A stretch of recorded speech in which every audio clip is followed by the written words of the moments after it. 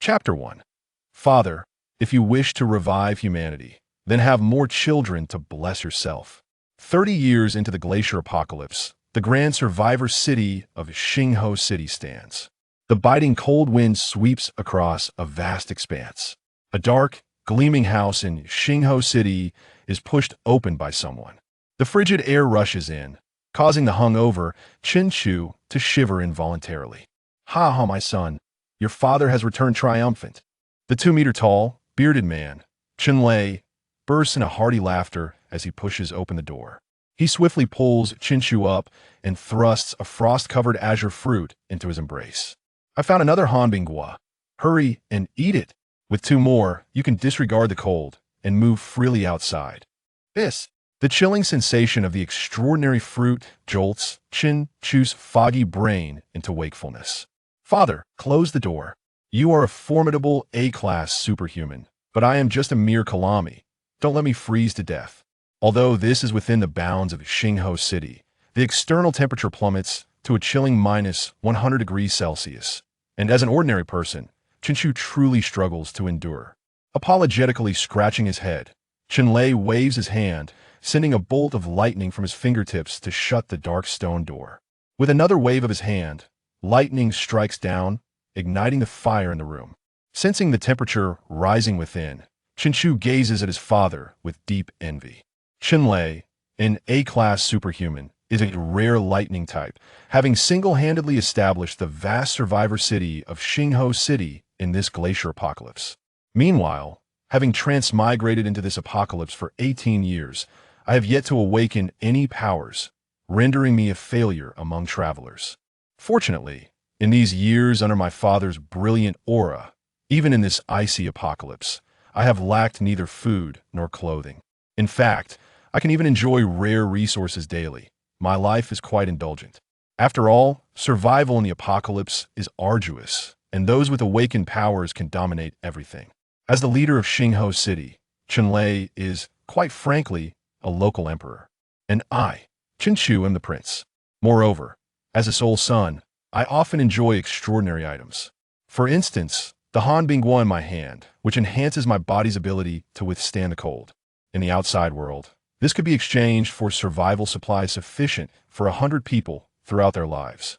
Remarkably, this is already the 3rd one I have consumed.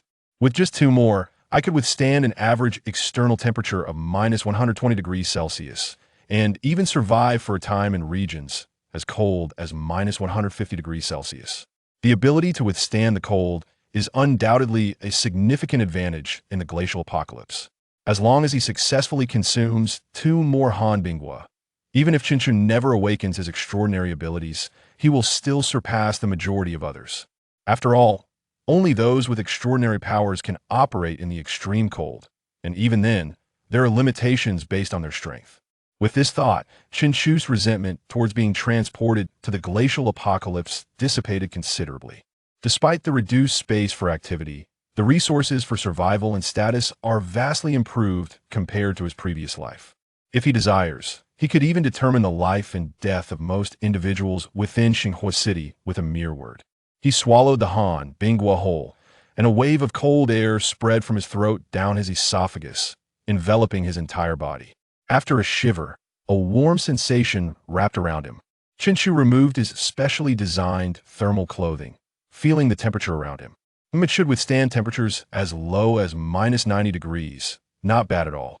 Chin-Lei squeezed Chin-Chu's arm, his gaze filled with satisfaction. "We have successfully captured another patch of Hami Tian, and soon, I will be able to spare some time to find you more extraordinary items." The glacial apocalypse has descended, although it has eradicated numerous life forms and brought forth the zombie virus. It has also provided the surviving organisms with opportunities for evolution. Human evolution is referred to as extraordinary beings, while animal evolution is labeled as monsters. Plants that evolve transform into extraordinary items endowed with various abilities. The hanbingwa that Chin-Chu just consumed is classified as a C-grade extraordinary item. The so-called Hanmi Tian, although considered unremarkable, is nevertheless the most vital source of resources for survivors in the glacial apocalypse. The Hanmi Tian enables the Hanmi rice to survive in the glacial apocalypse, although its yield is far inferior to that of the rice from Grandpa Yuan before the apocalypse. However, it remains a crucial strategic resource for most survivor camps. By occupying this patch of Hanmi Tian, the strength of Xinghua City has once again increased, enhancing its ability to withstand harsh environments and zombie attacks. It can be said that this Hanmi Tian has assured Xinghua City at least 2 to 3 years of stability. It is essential to recognize that in the apocalypse, surviving each day is a stroke of luck, and 2 to 3 years of security is an extravagant luxury. Alas, we have secured the Hanmi Tian, but we have also lost many brothers, lamented the robust Shenlei as he sat by the fire. In the eyes of the outside world, he is a formidable A-class ability user, a decisive and lofty leader of Xinghua City. Yet, only before his sole family member does this lion reveal its tender side.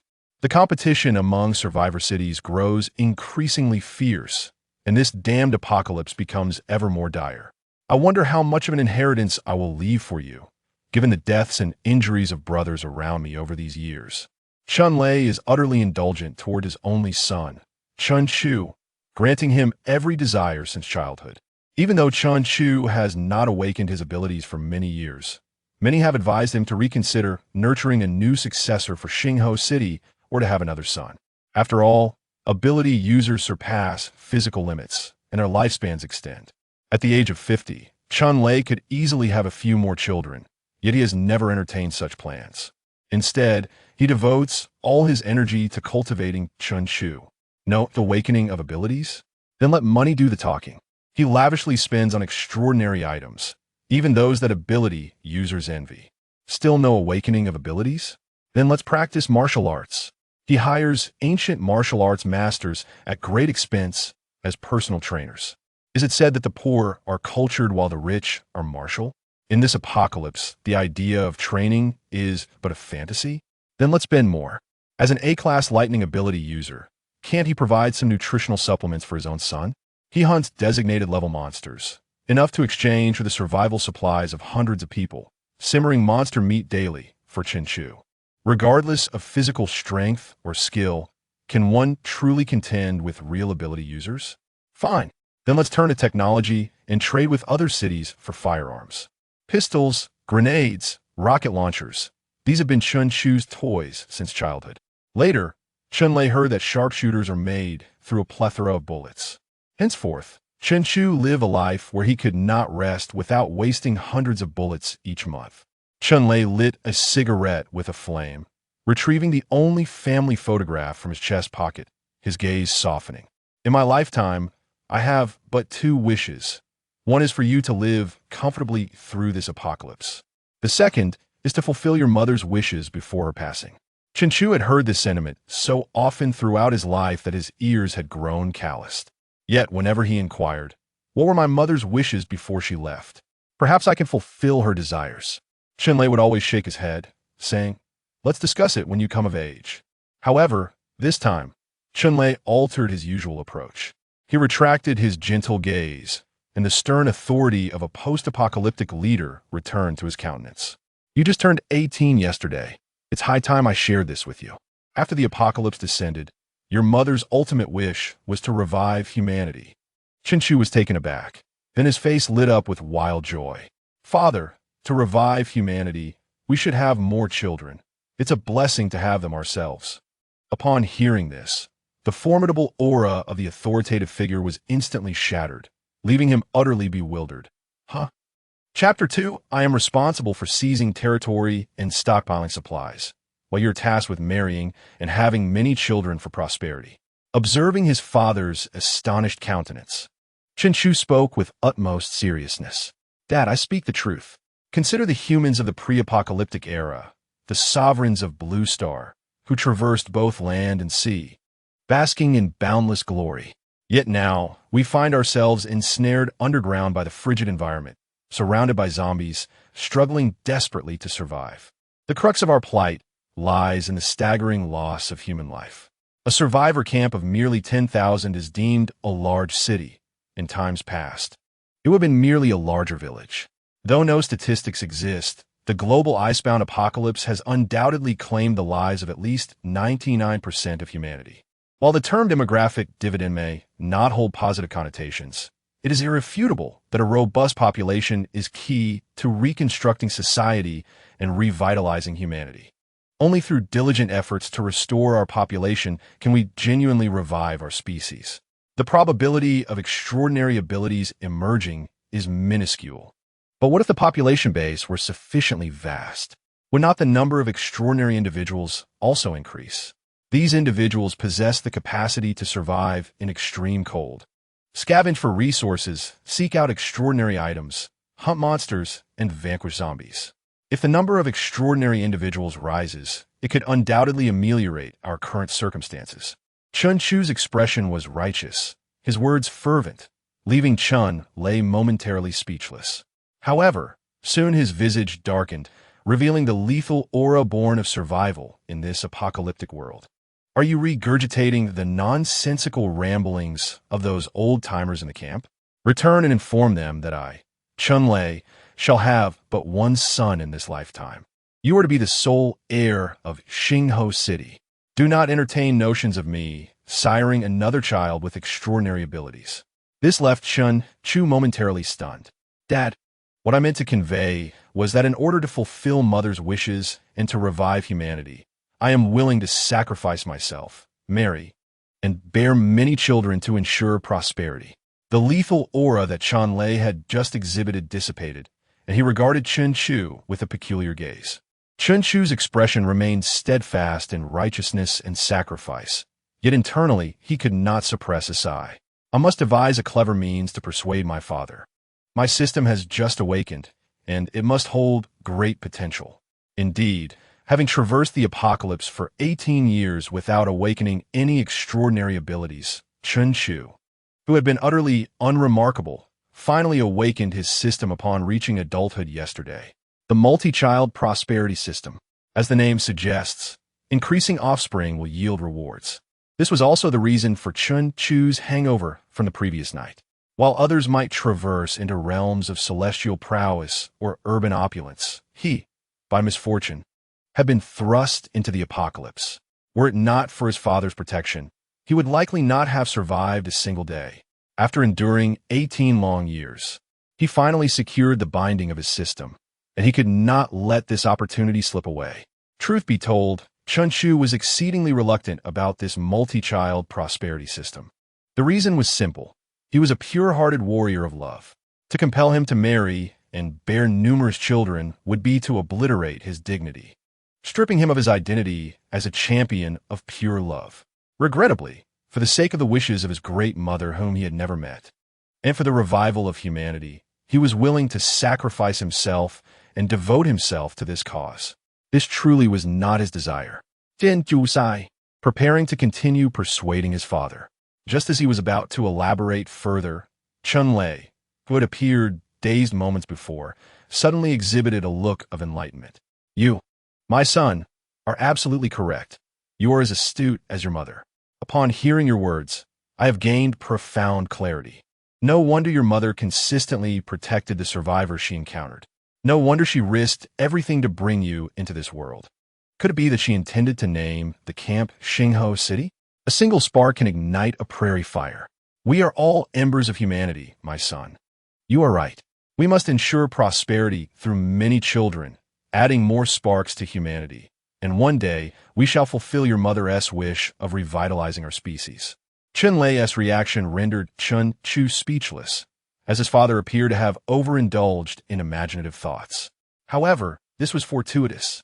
I shall utilize this to my advantage and stoke the flames further.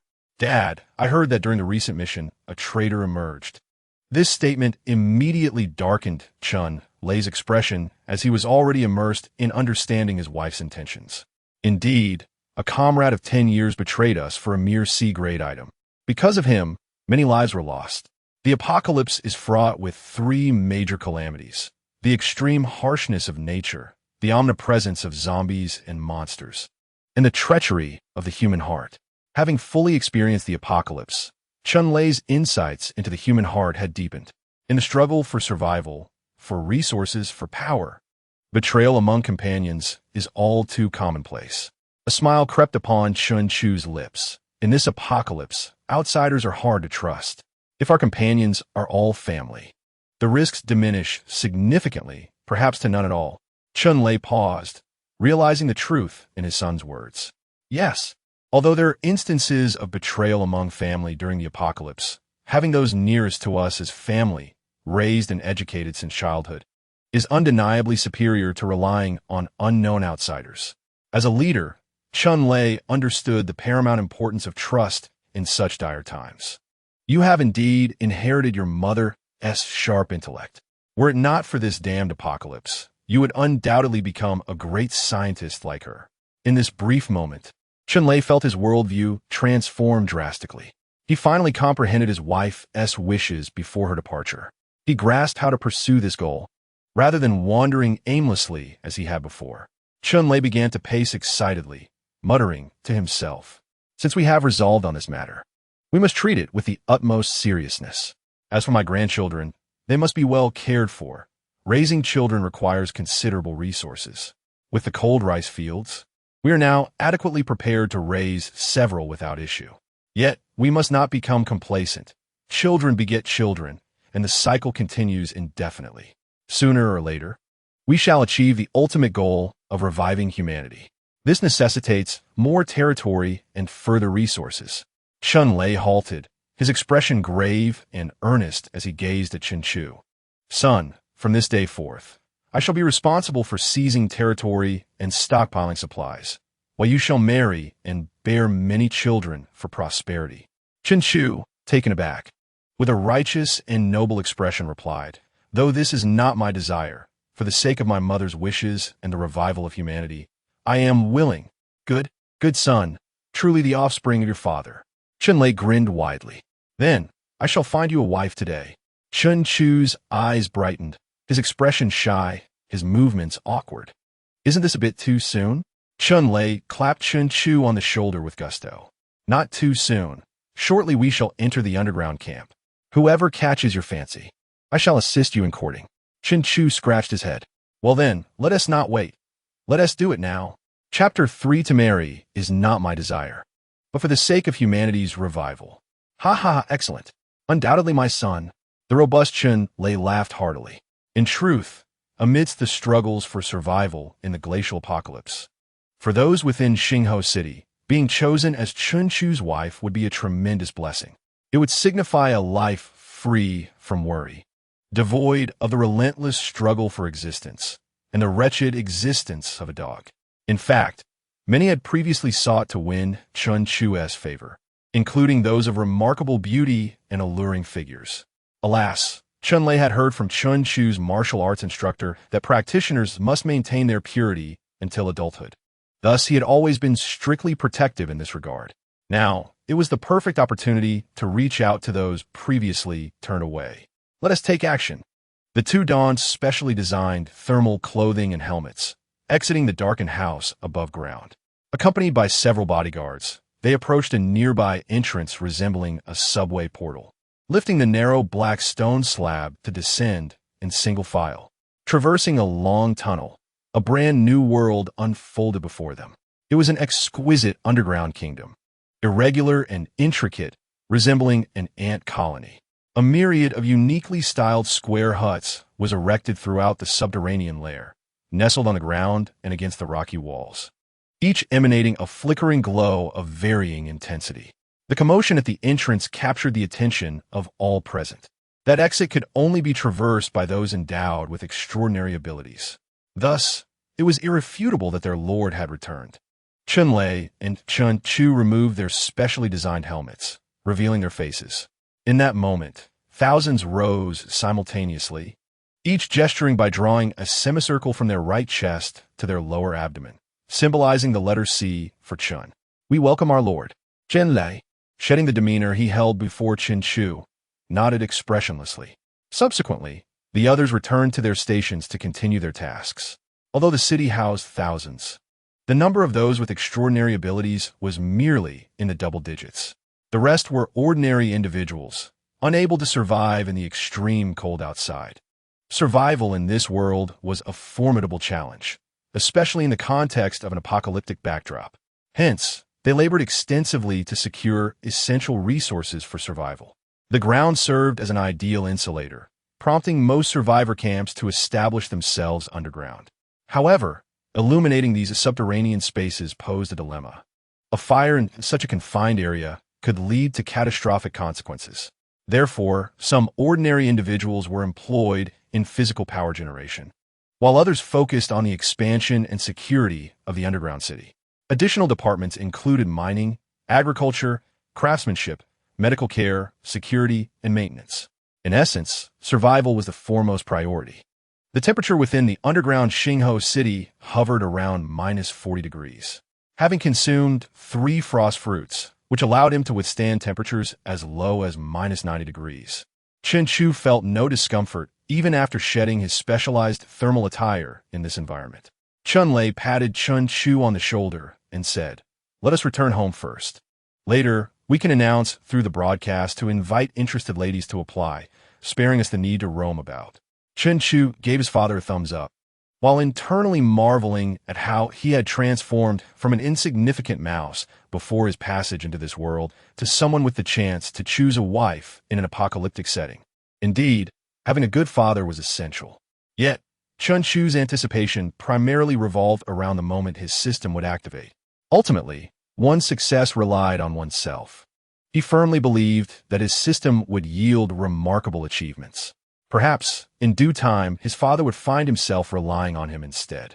Accompanied by guards, they entered the grandest villa of Xingho City, the Yaohe Villa.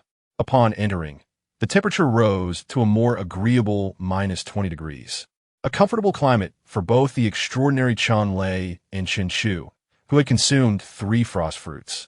They even donned vests, a true luxury in the glacial apocalypse. Has a Yao stone been applied outside? Chun Lei inquired, having been away for half a year in pursuit of frost rice fields. Chen Chu languidly reclined on the sofa, responding nonchalantly, "Yes, it was purchased from other cities." Apparently, during a massive city expansion, a vein of Yao stone was discovered, causing prices to plummet during that period. The mention of a Yao stone vein sparked envy in Chun Lei's eyes. Yao stone, discovered many years into the apocalypse, is a naturally occurring material that effectively insulates temperature. When ground into powder and applied to other items, it retains its excellent thermal insulation properties, making it a crucial strategic resource in the glacial apocalypse. The worth of a Yao stone vein far exceeded that of a frost rice field. If Xingho City could obtain a Yao stone vein, there would be no fear in securing as many wives for his son as he wished. Chen Chu remained silent. While a Yao stone vein represented wealth for a colossal city, it would be a calamity for a large city like Xingho. Keeping the frost rice field secure was already a considerable feat for Xingho City. His father ought to hasten the process of securing a wife for him to expedite the system's activation. Just as the two were preparing to draft an announcement regarding marriage, an unexpected visitor arrived. "Lord," the newcomer bowed respectfully to Chun Lei. "Xiaolon, we are family, so no need for such formalities. Gulme, my son and I have a significant matter to discuss, and I would appreciate your counsel." The head of the medical department of Xingho City, a B-grade wood-type ability user, Sulan, entered. With her striking features, serene demeanor, and impeccable figure, her white lab coat accentuated her almost sacred presence, prompting Chen Chu to instinctively think of her as a high-cold goddess each time he laid eyes on her. Upon hearing Chun Lei's plan, Su Lan's previously frosty countenance shifted to one of incredulity. She gazed at Chen Chu with wide eyes, a rare sight. Chen Chu maintained a smile on the surface. Yet internally, he felt a wave of panic.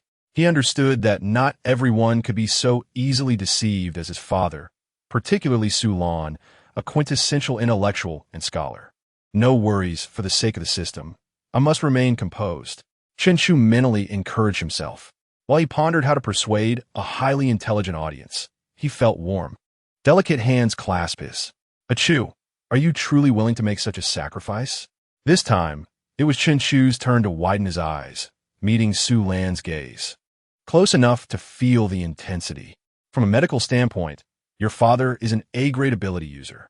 Although you have yet to awaken your abilities, the gene is present, and the likelihood of it manifesting in the next generation is high. Moreover, having grown up consuming various extraordinary items and the flesh of beasts, along with consistent training in ancient martial arts, your physical quality far exceeds that of the average individual in the apocalypse. In summary, if you are willing to make this sacrifice, your offspring will undoubtedly become the backbone of humanity in this dire time. The weight of her words resonated in Chun Chu's mind. His expression reflected a complex mix of anguish, desolation, and a hint of tragic nobility. Marriage is not my desire, but may humanity thrive. Su Lan regarded Chun Chu with admiration, her gaze filled with respect. She then turned to Chun Lei and stated, "Lord, this matter is of utmost importance and cannot be taken lightly. I propose that a Chu's first wife must be an ability user. Subsequent wives should also align with this criterion." Chun Chu remained silent, nodding slightly. "I shall heed the doctor's advice." In the following moments, Su Lan earnestly elaborated on the standards for Chun Chu's future spouse from a medical perspective. Although Chun Lei listened with a sense of uncertainty, he grasped the key points. If she is an ability user, her health must be excellent. Chun Chu interjected, and she should be attractive. Su Lan nodded in agreement. The appearance of both parents will influence heredity, which is significant. Moreover, cleanliness is paramount for the well-being of future generations. After all, places where people have perished are considered ominous. Chen Lai pondered deeply. This realization indicated that broadcasting a public announcement might not be feasible. While Xingho City had its fair share of beautiful, healthy, and clean women, the critical factor remained the rarity of ability users. Among thousands, there were only a handful of ability users, most of whom were male. Chun Chu and his father meticulously searched their minds for potential candidates, ultimately arriving at the same conclusion as they turned their gazes toward Su Lan. An ability user, beautiful, clean, and healthy. Xiaolan, you're 28 this year. Are you not? You're not so young anymore, Chun Lei remarked casually. Su Lan's typically calm face flushed slightly as she quickly crossed her arms before her chest. No. In this apocalypse, medical care is of utmost importance. I cannot afford distractions. Furthermore, if a Chu were to have a wife and children, our medical department would need to provide comprehensive care. Chun Lei nodded thoughtfully, stroking his chin. Indeed, the medical department cannot function without you. This statement caused Chun Chu, who had been lost in delightful fantasies, to sigh. I've got it, Chen Lai suddenly exclaimed. It seems I will not be leaving Xingho City for quite some time. You need not worry about your safety. Yi Miao, come in. With Chun Lei's command, a layer of mist rippled behind Chun Chu. As the mist dissipated, a petite figure clad in black emerged. Subordinate Yi Miao, greetings to the Lord. Yes, rise, Chun Lei nodded. Chun Chu was astonished. This was an ability user? He had been so close without realizing it. Indeed, the ability wielders are the answer to the apocalyptic version of fate. I must hasten to activate the system. Remove the mask and let this young man have a good look. Chun Lei issued the command. Understood. Dressed in black, Yi Miao rose to her feet, facing Chun Chu, as she removed the mask that concealed her face. At that moment, time seemed to freeze. Before them was a visage that could rival Su Lan's beauty. Bright eyes and pearly teeth, with rosy lips and a delicate face. With willow-like brows and large, glistening eyes like clear springs, she appeared pitifully charming, evoking a deep sense of protectiveness. Yet her gaze held an unyielding tenacity that accentuated her unique and independent aura. Well, what do you think? Chun Lei turned to Chun Chu. On this occasion, Chun Chu, unusually, suppressed his usual playful demeanor. His expression turned serious as he gazed at Yi Miao, responding earnestly, beautiful.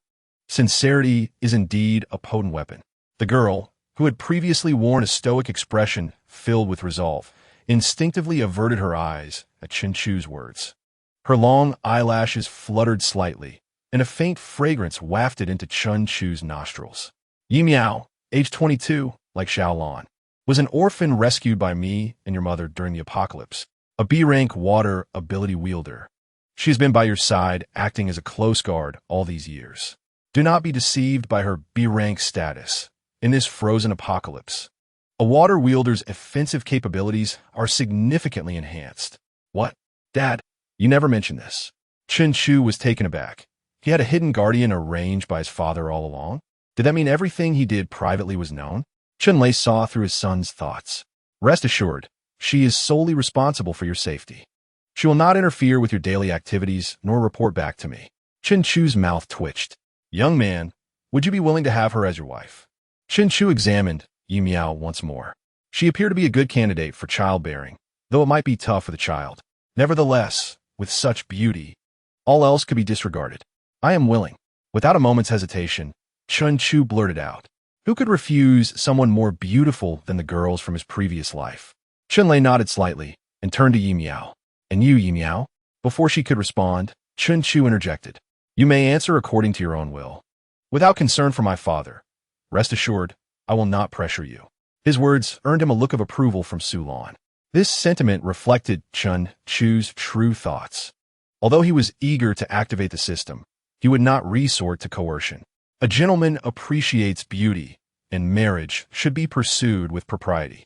After all, they were to live together, and what merit was there in forcing a decision? Furthermore, without Yi Miao, there would be countless others waiting outside. Why rush? Yi Miao was slightly moved, then softly replied, I am also willing. Hearing this warmed Chen Chu's heart, for she was responding to him, and not simply as a subordinate. Excellent. Today is the wedding, Chen Lei declared exuberantly. Chen Chu, with a gentle smile, took Yi Miao's small hand in his own. Yi Miao's body quivered slightly before she reciprocated the grip. Chen Chu's wedding was a monumental event for Xingho City.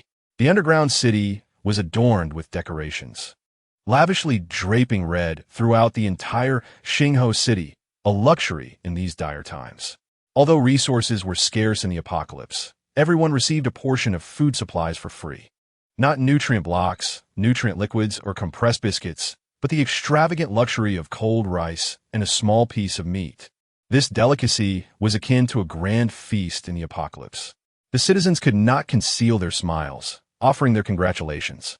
Naturally, there were abundant discussions hoping Chen Chu would take several wives, which would mean daily feasts. As for the bride, Yi Miao, Chen Chu accorded her the utmost respect. A C-rank extraordinary item served as the betrothal gift, while there was no grand wedding sedan. She was welcomed home with a 100-meter red carpet and the sound of drums and gongs. As night descended, within the festively decorated halls, a slightly inebriated Chen Chu swayed as he turned off the lights. Half a month later, with a noticeably tender gaze, Yi Miao caressed her abdomen and informed Chen Chu. I think I am with child.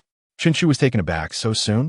Without further ado, he promptly took her to the medical department. After a series of examinations by Su Lan, they received a definitive answer. Yi Miao had been pregnant for half a month, and Chen Chu was to become a father. Simultaneously, a cold system notification suddenly echoed in his mind. Congratulations, host, you have a descendant.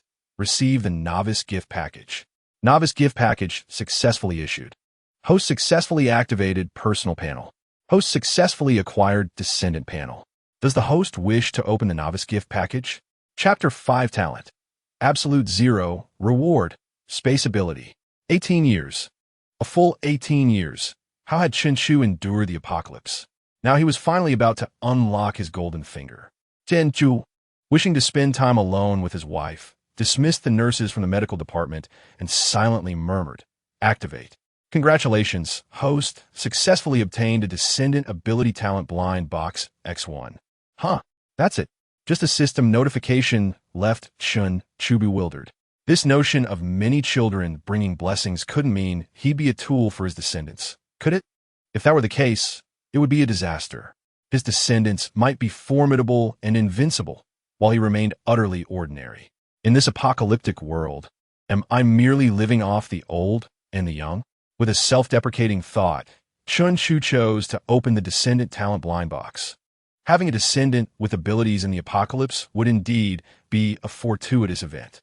The moment his words fell, a die covered in question marks appeared before him. The die spun, finally coming to rest. A flash of light illuminated a panel. Congratulations, host, blind box opened, successfully obtained descendant talent. S rank absolute 0. This, a sharpened take a breath, an S-rank ability talent.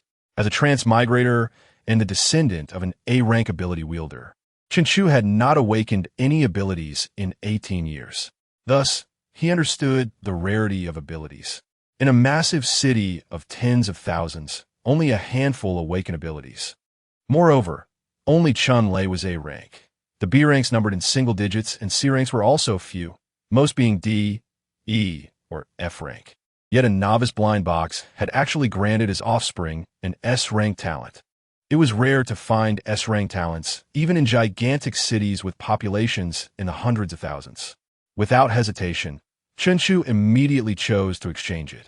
Instantly, a chill filled Yi Miao's abdomen, causing even her skin to frost over. What was happening? The first-time mother, Yi Miao, panicked upon witnessing this phenomenon. Chenchu quickly reassured her and called Su Lan to examine her.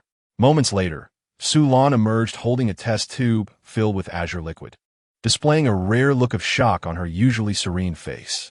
Your child has yet to fully form, but the concentration of ability energy is exceedingly high. It is undoubtedly above B rank, potentially stronger than the City Lord, or even higher. Su Lan's expression was animated, her cheeks slightly flushed. Chenchu's first child would be a naturally gifted ability wielder. This confirmed her previous theories. With Chenchu's powerful ability genes, combined with years of consuming extraordinary items and monster meat, along with ancient martial training, his genes had become even more superior. This meant that as long as he fathered offspring with women possessing abilities, there was a high probability of producing outstanding descendants. If Chenchu could have many children, he could truly revive humanity. I must communicate with the City Lord to ensure that your future wives are all ability wielders. This remark left Chenchu momentarily stunned. My wife just became pregnant, and you already wanted to take more wives? Wouldn't that place me in a position of disloyalty? Chenchu, have always been upright, a paragon of fidelity in the apocalypse, the foremost champion of pure love. How could I allow this? Chenchu's pained expression, however, was seen by Su Lan as an endearing gaze directed at her.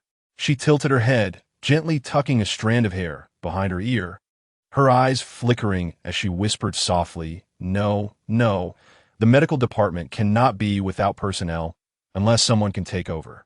Stunned, Chenchu's eyes widened as he watched Su Lan turn away, shyly stepping back. He lamented, Alas, this is not my original wish.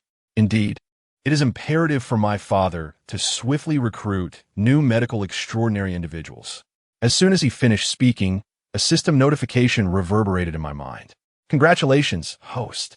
It has been detected that your offspring possesses an S-grade ability. You are now rewarded with an S-grade ability blind box. The emergence of this notification instantly made Chenchu forget his previous chaotic thoughts. So, this is how my reward is bestowed. Based on my current exploration, does that mean the stronger my descendants are, the stronger I become? If Yi Miao's child possesses an S-grade ability, can I also acquire an S-grade ability? If I were to marry multiple wives and have several children, wouldn't I soar to greatness? However, this child's S-grade ability emerged from a novice gift pack. Without it, what would the original ability be? System loading. Host, you may check your offspring's previous talents. The system promptly responded to Chenchu's thoughts. Following the system's prompts, Chenchu clicked to view the results and discovered that the child, like its mother, possessed a water-type ability, albeit only at C-grade. It seems that I may not always be so fortunate to receive an S-grade ability. Nevertheless, since the quality is unstable, let's focus on quantity. Striving for more children brings more blessings. With numerous descendants, wouldn't my strength naturally increase? Yet, I should first unlock the talent blind box. The matter of taking wives still primarily relies on my father. What is of greater importance now is awakening the extraordinary ability I have awaited for 18 years.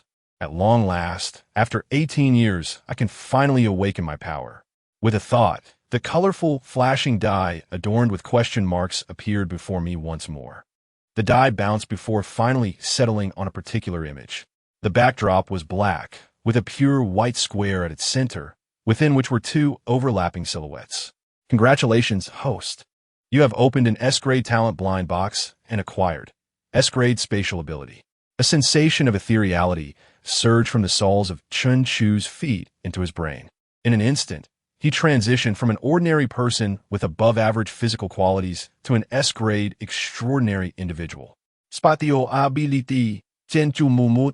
In a blink, his figure vanished, only to reappear 2 meters away. What a thrill! Teleportation. This is the first skill I have comprehended. The second skill is storage. With a wave of his hand, the medical department's trash can instantly vanish. Another wave, and the trash can reappear, roughly measuring around 100 cubic units. Feeling the vague spatial awareness in his mind, Chenchu mused. This space can only store inanimate objects, and time within it is stagnant. Whatever is placed inside remains unchanged upon retrieval, regardless of the duration. A splendid tool for the apocalypse. Such a storage space is invaluable in a world rife with peril, whether for plundering or treasure hunting. After reveling in his newfound abilities for a while, a wave of dizziness suddenly enveloped his mind. What is happening? I feel as though my body has been drained. Right? Extraordinary individuals are not only classified by ability level, but also by rank. Chun Chu had just awakened his abilities, and as a first-tier extraordinary individual, his capacity to utilize these abilities so frequently is entirely thanks to the S-grade classification. Just as Chun Chu leaned against the wall for support, a large hand landed heavily on him. My dear son, I heard that Xiao Miao is expecting. Moreover, the child might even be an A-grade extraordinary individual. This slap from Chun Lei nearly knocked the weakened Chun Chu to the ground. However, Chun Lei, clearly immersed in excitement, paid no heed to this fact. He proclaimed loudly, "Good lad, splendid. Next, I will secure several more wives for you. Put in some effort, and let us have more promising grandchildren." Chenchu, Hiu. Chapter 6. Seizing Resources. Capturing Wives. I have just married the primary wife, and Chenchu is at a loss. Why does everyone around me want me to hurry and take a secondary wife? Is my character so frivolous? Chun Lei nodded as if it were the most natural thing. We are now in the 30th year of the apocalypse. The previous order has long since collapsed. It is entirely normal for the strong to have multiple wives. As the only heir to my Chun Lei's legacy and the sole successor of the large survivor city, Xingho City, it is even more reasonable. Moreover, our Chun family has such exceptional genes, we cannot let them go to waste. Your mother's dying wish to revive humanity rests upon your shoulders. Well, it seems my father has successfully persuaded himself. Indeed, this is the apocalypse. It is not uncommon for the strong to have 3 or 4 wives, or even 300 or 400 wives, as long as one has the capability to support them. The apocalypse has always been a hell for the weak and a paradise for the strong. Very well then, father. You may choose, but remember to select wisely. Chenchu tacitly approved of this matter. He indeed requires more offspring to continually unlock the system's rewards. From the recent experience, it appears that this more children, more blessing system is a colossal boon. If utilized continuously, it could undoubtedly elevate him to the pinnacle of the apocalypse. Although he has a powerful father, the apocalypse is by no means absolutely secure. The extreme environment could obliterate Xingho City at any moment. Ferocious zombies and monsters could also shatter Xingho City. Even among humans, there are more formidable megacities looming overhead. Those S-grade monstrous extraordinary individuals hold the power to take the lives of both father and son at any time. Not to mention the groups of extraordinary individuals that thrive on killing and plundering. The apocalypse is fraught with danger. He must seize every opportunity to grow stronger and ascend higher, not to dwell on lofty ideals. Xingho City is merely an emerging megacity. Most people's stomachs remain unfilled. As the future city lord, Chun Chu bears the responsibility of strengthening Xingho City, ensuring that his family can live worry-free in this world of chaos. He certainly does not wish for his descendants to be born into such a wretched environment. Naturally, beauty is a requisite. His grandchildren must not be unattractive. Chun Lei wholeheartedly agreed. They must also be healthy, clean, and extraordinary individuals. Chun Lei recalled the instructions given by Su Lan very clearly. The first few requirements are manageable. However, as for the extraordinary individuals in Xingho City, there are only a handful, most of whom are male. The remaining females are currently preoccupied with tasks and are not suitable. After pondering for a moment, Chun-Lei slapped his forehead, his eyes gleaming with delight. What is it? Chen-Chu asked, his eyes darting. You are not suggesting that Sister Lan will finally be married to me as a secondary wife, are you? Chun-Lei's expression turned serious. Who said that one must find a wife within our own city? We can look outside. Humanity is not extinct. And there are more than just Xingho City. Outside? Would extraordinary individuals from outside agree to marry? Father, I am merely an ordinary person who has not awakened his abilities. Chen-Chu contemplated for a moment and decided to conceal his possession of an S-grade ability. After all, the circumstances surrounding it are difficult to explain. Moreover, more importantly, he has his father's substantial support, allowing him to develop at his own pace. Who says we need their consent? We can simply seize them. Otherwise, we can eliminate them. Chun-Lei declared with great authority. Chen-Chu opened his mouth, but ultimately refrained from voicing his thoughts. Indeed, he has been sheltered in the greenhouse of Xingho City for far too long and has yet to adapt to the brutal rules of the apocalypse. Individuals of Chun-Lei's caliber can indeed eliminate others without a second thought. In the apocalypse, this is entirely acceptable. Let us act swiftly. Wait for me. I will arrange for us to leave the city immediately. In the icy end of the world, the external temperature averages minus 120 degrees Celsius, necessitating considerable preparation for each excursion outside the city. Chen-Chu was already accustomed to Chun-Lei's domineering nature. However, he has also developed his own thoughts regarding this outing. Father, how about you take me with you this time? After consuming 3 ice fruit, he can withstand temperatures of minus 90 degrees Celsius on his own. More importantly, having awakened his S-grade talent and become an extraordinary individual, he can easily endure the extreme cold of minus 120 degrees Celsius by enveloping his skin with extraordinary energy. Additionally, he possesses a certain level of self-defense capability. He cannot help but yearn to explore the outside world. After all, he has spent 18 years in the ice-cold apocalypse, mostly confined to Xingho City. It is a rare occurrence to possess extraordinary abilities, and within his heart, Chun-Lei could hardly contain his excitement. He paused momentarily, then grinned in agreement. Very well. Since this outing is not a mission and poses no danger, I shall keep an eye on you. You have become a father now, a man indeed, and it is time for you to venture forth. I will have someone apply additional layers of radiant powder to your thermal attire. Chen-Chu note that, feeling a sense of relief wash over him.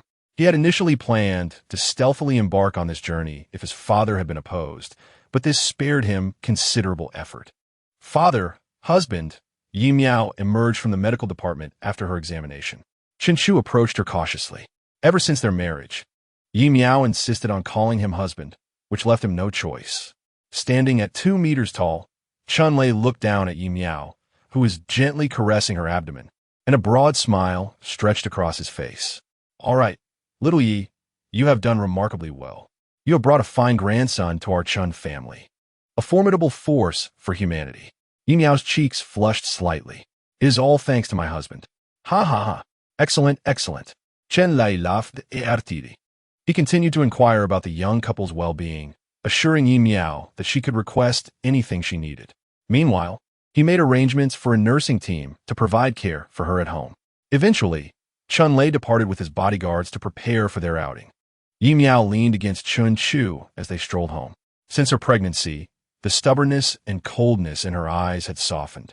No longer the assassin solely focused on killing and training.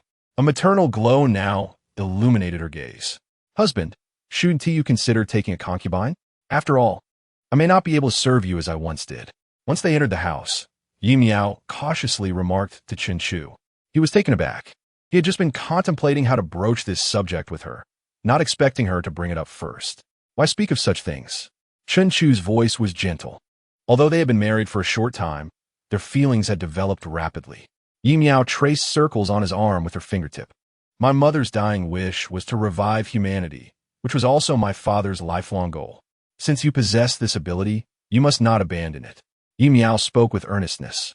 This topic had been thoroughly discussed with Su Lan in the medical department, and she found it to be quite reasonable. How could she monopolize such an exceptional man as her husband? That was not in her nature. Furthermore, it concerned the wishes of her parents and the monumental task of revitalizing humanity. Chen Chu gazed at Yi Miao, affectionately kissing her forehead. Who would not wish for a reasonable and understanding first wife, ensuring harmony in one's harem? Chapter 7. Treasure, Special Minerals. Lanxing, once a beautiful azure planet. It was now shrouded in a thick layer of white. The temperature plunged sharply, heralding the arrival of a glacial apocalypse. 99% of life was frozen and buried. Along with it lay the remnants of humanity's millennia of civilization. As Chen Chu stepped beyond the confines of Xingho City for the first time, he finally witnessed the brutal reality of the apocalypse. White, white, white. Wherever he looked, there was nothing but white, devoid of any trace of life. For social creatures like humans, merely encountering such an environment was enough to induce a feeling of suffocation. The snow was thick. Even if an ordinary person could withstand the extreme cold, they would struggle to traverse its surface. Chun Lei and his team of extraordinary individuals donned specially designed snow gear and goggles, racing across the snowy expanse. The entire team consisted of 10 members, forming a single line as they advanced through the snow. 2 extraordinary individuals cleared the path ahead, while 3 others directed a snow dog pulling their supplies. In the center, Chen Chu donned a warm helmet and goggles, comfortably seated on a snowmobile designed for one, with A-class lightning ability user Chen Lei at the front, pulling along with a chain. 2 extraordinary individuals flanked them for protection. This was the prestige of the Crown Prince of Xingho City. Though Chen Chu was entirely capable of maneuvering the snowmobile himself, he found delight in this efficient method that saved him time and energy.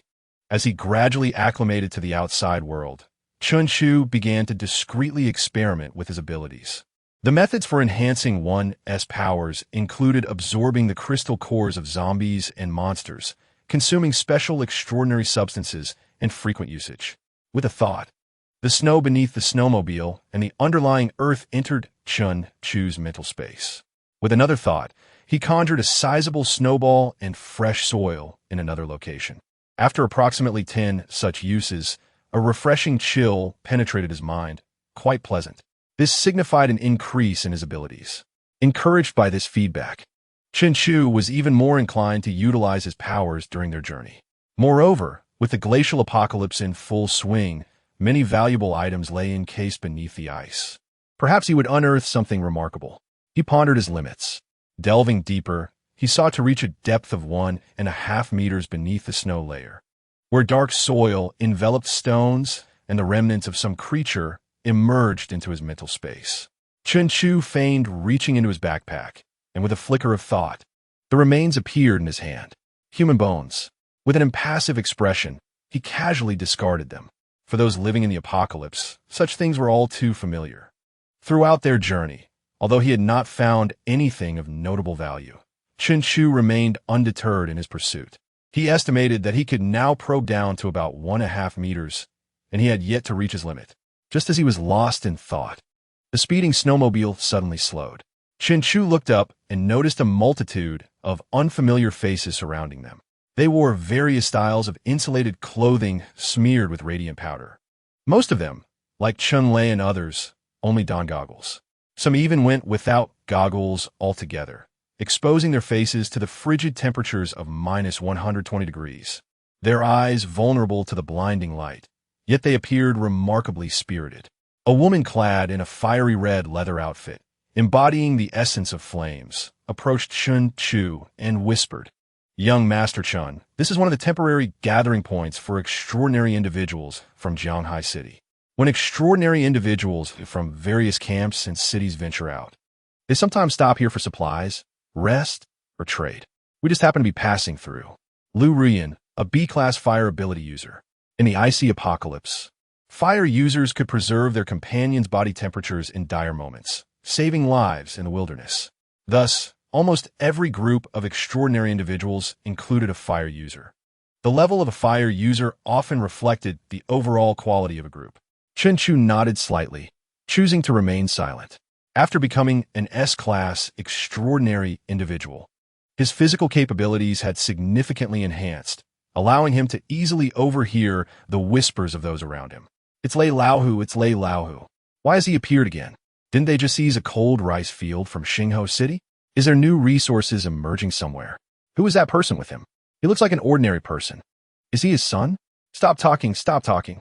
Do you want to die if Lei Laohu hears you? Meanwhile, the towering figure of Chun Lei paid no heed to their chatter. He effortlessly grasped the thick iron chain, his gaze distant as he smoothly pulled the snowmobile through the crowd, his teammates trailing behind him. The unfamiliar, extraordinary individuals instinctively parted to create a path for Chun Lei, bowing their heads in silence. This was the submission of the weak to the strong. Chun Lei could easily annihilate them all alone, let alone with his complete team by his side. As they moved through the throng, Chun Lei suddenly halted. The crowd trembled slightly, fearing this domineering Lei Laohu might unleash his wrath. This is my son. Chun Lei's cold gaze swept over the crowd as he pointed at Chen Chu. The extraordinary individuals on either side immediately nodded and bowed. Greetings, young Master Chun. Thank you for your hard work. Chen Chu nodded slightly, recognizing that these individuals were merely showing respect for his father. Chun Lei emitted a low, rising sound. The extraordinary individuals exchanged glances. Then, a clever one hurried to Chen Chu, pressing a small cloth bag into his hand. Chen Xiao, here are 20 blue zombie crystal cores, a modest offering for you. With this introduction, the crowd surged towards Chen Chu. Chen Xiao, pre-apocalypse, the Fu Ron Wang 3-pack. This item is quite aromatic. Chen Xiao, a flashbang. Remarkably effective against certain monsters. Do give it a try. Chen Xiao, a subpar extraordinary item, a bone whistle, capable of controlling some low-level zombies, not of great value. But take it and don't be disdainful. Chen Xiao, an F-grade extraordinary item, the King Kong fruit, which can enhance physical strength. Please accept it. In no time, Chen Chu found himself cradling a plethora of resources. Chen Lei, wide-eyed, nodded in satisfaction after confirming that everyone present had contributed, laughed heartily, and led the team away. With his exceptional hearing, Chen Chu faintly caught the voices behind him. You scare me. Did you not see? That Lei Laohu had lightning crackling in his hands. Thankfully, we were here for a trade. Otherwise, if we had nothing to offer, it would have been disastrous. This A-grade lightning ability user is terrifying. I felt as if I was targeted just now. My hair stood on end and my scalp tingled. The corner of Chen Chu's mouth twitched, realizing that even his father had placed his skills over them. Is this the nature of strength in the apocalypse? In this brutal world where the weak are preyed upon by the strong, let alone Chun Lei robbing them, even if he were to massacre them all, no one would find it amiss. Chen Chu meticulously organized the items in his arms and stowed them in his backpack, many of which would be beneficial to him. For instance, the zombie crystal cores that could enhance his supernatural energy and the F-grade extraordinary King Kong fruit that could bolster his physical strength. He planned to use these items to elevate his abilities upon returning to Xingho City. After tidying up, he resumed his exploration of the ground with his mind, diligently seeking treasures with his powers. Eventually, he reached his limit 3 meters underground. With a thought, a chunk of approximately half a cubic meter of soil ascended into his space. Subsequently, his extraordinary energy enveloped the soil. All the information contained within the soil was transmitted back to Chen Chu's mind. Stones, bones, rusted iron, minerals, plastic. Wait, something seems off. It appears I just glimpsed a special mineral. Chapter 8. The Twin Sisters of Double D. Today's wedding. Stop. Chen Chu called out abruptly. The entire team came to an immediate halt. The robust and meticulous Chun Lei turned his head. What's wrong? Is it too fast? Are you feeling unwell? Chen Chu, suppressing his excitement, shook his head. Utilizing his powers, he maneuvered that special mineral to the snow layer at his feet. Then, he reached down and retrieved an irregular silver-white mineral from the snow. Dad, a mineral! As soon as he grasped the mineral, an uncontrollable surge of extraordinary energy flowed into it. Straining to conceal his powers, Chen Chu tossed the mineral to Chun Lei. Dad, take a look. The moment Chun Lei held it, he sensed something unusual. This was a type of mineral never seen before in the apocalypse. Since the arrival of the apocalypse, Blue Star had seen many previously unseen materials and minerals, such as the cold-resistant Yao stone. They all fell under the category of apocalypse minerals. What functions does it have? Chen Chu inquired curiously. Chun Lei shook his head, not sure. We'll have to wait until we return to the city for someone to study it before we could draw a conclusion.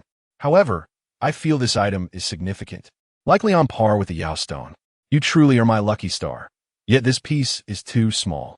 If only there were more, it could be exchanged for quite a few good items. Chen Chu replied, finding it this easily might suggest there is a special vein nearby. Ha! You really dare to dream. Chun Lei chuckled heartily, but still waved for a crew-cut man to examine the area. The man approached, crossing his arms and reaching towards the ground. The earth surged, exposing everything buried within several meters below. Various stones, bones, and irregular iron pieces emerged. An Earth-type ability user. Chen Chu observed the crew-cut man, narrowing his eyes. However, he found nothing even after sweating profusely. A bit of luck, but not much, Chen Lei joked. Dad, let us have someone note down this location, Chen Chu suggested. Although uncertain whether there would be a vein, noting a special spot wouldn't incur any loss.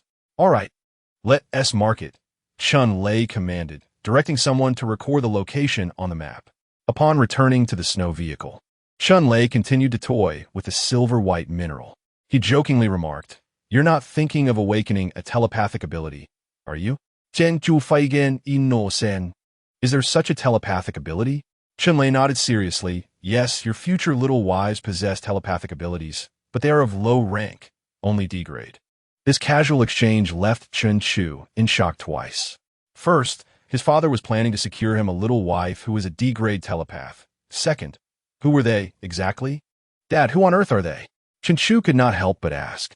The information was overwhelming, and he struggled to digest it. Chen Lai responded nonchalantly. Aren't you called the Prince of Xingho City? So, I'm securing you a couple of princesses. The target, the twin daughters of the lord of the medium-sized survivor camp, Wei Guang City. Chen Chu exclaimed, what? Wei Guang City. A small, several square meter, Yao black cabin stood solitary on the ground. Surrounding it were several underground passages resembling subway entrances. Chun Lei removed his goggles, his body crackling with lightning. I am Chun Lei from Xingho City, here to visit Xiao Jie of Wei Guang City. His booming voice reverberated like rolling thunder. Two ability users clad in warm clothing and helmets tumbled out of the Yao black cabin. Lord Lei, welcome to our humble abode. Forgive us for not receiving you properly. Before he could finish his sentence, a lightning bolt as thick as an arm struck beside him. I'm looking for your lord. Just a moment. One of the ability users replied, scrambling to the farthest entrance and disappearing underground. Each city has its own unique method of opening entrances, as they are wary of intruders. However, in cities of this level, the Lord could easily breach them. Lu Ruyin usually explained this to Chen Chu, who had just stepped into the wilderness. Moments later, an entrance opened, and a few individuals scurried out. A medium-built man quickly approached Chun Lei. Lord Chun, you honor us with your presence. Why didn't you inform us in advance? I could have arranged for people to escort you. Xiao Jie's voice trembled, his calves shaking. In the apocalypse, it is unusual for ability users to visit one another, especially among city leaders. Wei Guang City is merely a medium-sized city with around 2,000 inhabitants, and the number of ability users is limited, with the highest being B grade. How could they withstand the famous A grade Lightning Tiger? Seeing Chun Lei accompanied by a complete 10-person ability team nearly caused Xiao Jie to collapse. These individuals could wipe out the entire Wei Guang City. Chun Lei glanced at him and then waved his hand, pointing at Chen Chu, stating bluntly, "This is my son. He wishes to marry your daughter." Oyoya, bowing with a face more sorrowful than a cry, immediately forced a smile towards Chen Chu. "Good day, Chen Xiao. May I inquire if you intend to marry my eldest daughter or my youngest?" While this was an overt abduction, Xiao Jie felt a sense of relief. As long as it wasn't a massacre of the city. Both, Chen Lai proclaimed dominatingly. Huh? Both? Xiao Jie's smile froze on his face. Underground, Wei Guang City. This area is approximately 1/10 the size of Xingho City and rather dim. The buildings are chaotic and disorderly, with a foul odor permeating the thin air. Under Xiao Jie's guidance, they arrived at his villa. Here, the conditions were significantly improved: warmth, fresh air, and bright spaces. Xiao Jie busily attended to Chun Lei and his entourage, fearful of any neglect, lest a bolt of lightning should strike down. Brother Lei, Chun Xiao, please wait a moment. I will summon my youngest daughter. Xiao Jie, quite the character, had already thickened his skin to address Chun Lei as Brother Lei. The Xiao, come out. He called out toward the upper floor. The door to the room swung open, revealing two similarly built young girls who, under the guidance of a middle-aged woman, nervously descended the staircase. As they came into view, Chun Chu observed them closely. The two girls matched in height and beauty. Even their outfits were identical. They appeared as if they were two halves of a whole, twin sisters, and undoubtedly of degradability. The only distinction between them was that one bore a shy gaze, while the other exhibited a spirited glint in her eyes, curiously studying Chen Chu. Chun Lei casually glanced at Chen Chu and remarked, "Boy, are you satisfied?" Chen Chu assessed them from head to toe.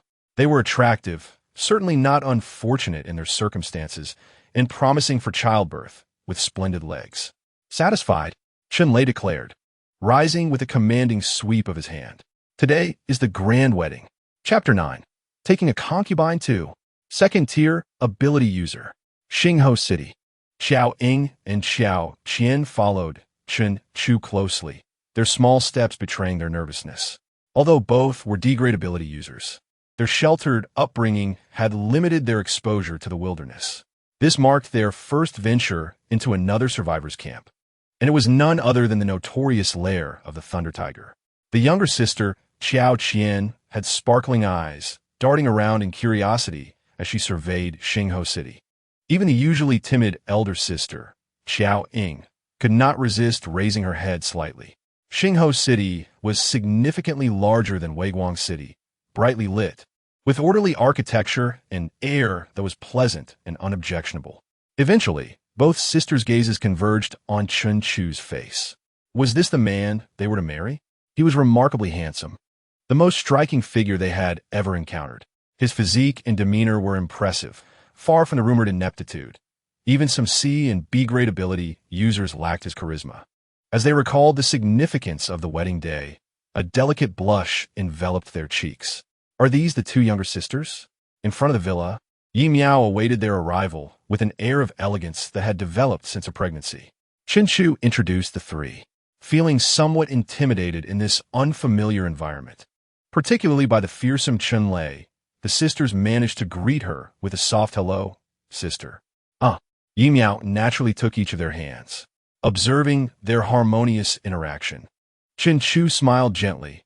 They're a bit frightened in this strange setting. With a smile, Yi Miao responded, "Husband, leave them to me. I will guide them, and it will not delay today's grand wedding."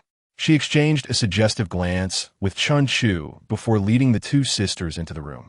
With his younger wives being taught by his primary wife, Chen Chu felt a wave of contentment. Xingho City was once again adorned with festive decorations in preparation for his wedding. Seizing the opportunity, Chun Chu retreated to his usual practice space for ancient martial arts. Reflecting on his recent acquisitions, he had gathered 20 blue zombie crystal cores. Opening a black cloth bag, he revealed 20 thumb-sized, blue glowing crystalline shapes. Recently promoted to an ability user, Chun Chu's understanding of this realm was limited. He knew that the lowest grade zombie crystal cores were white, followed by blue, and then red. Beyond that, he was uncertain. Absorbing crystal energy could expand one's abilities and elevate their rank. As he held one of the crystals, curiosity sparked in his eyes.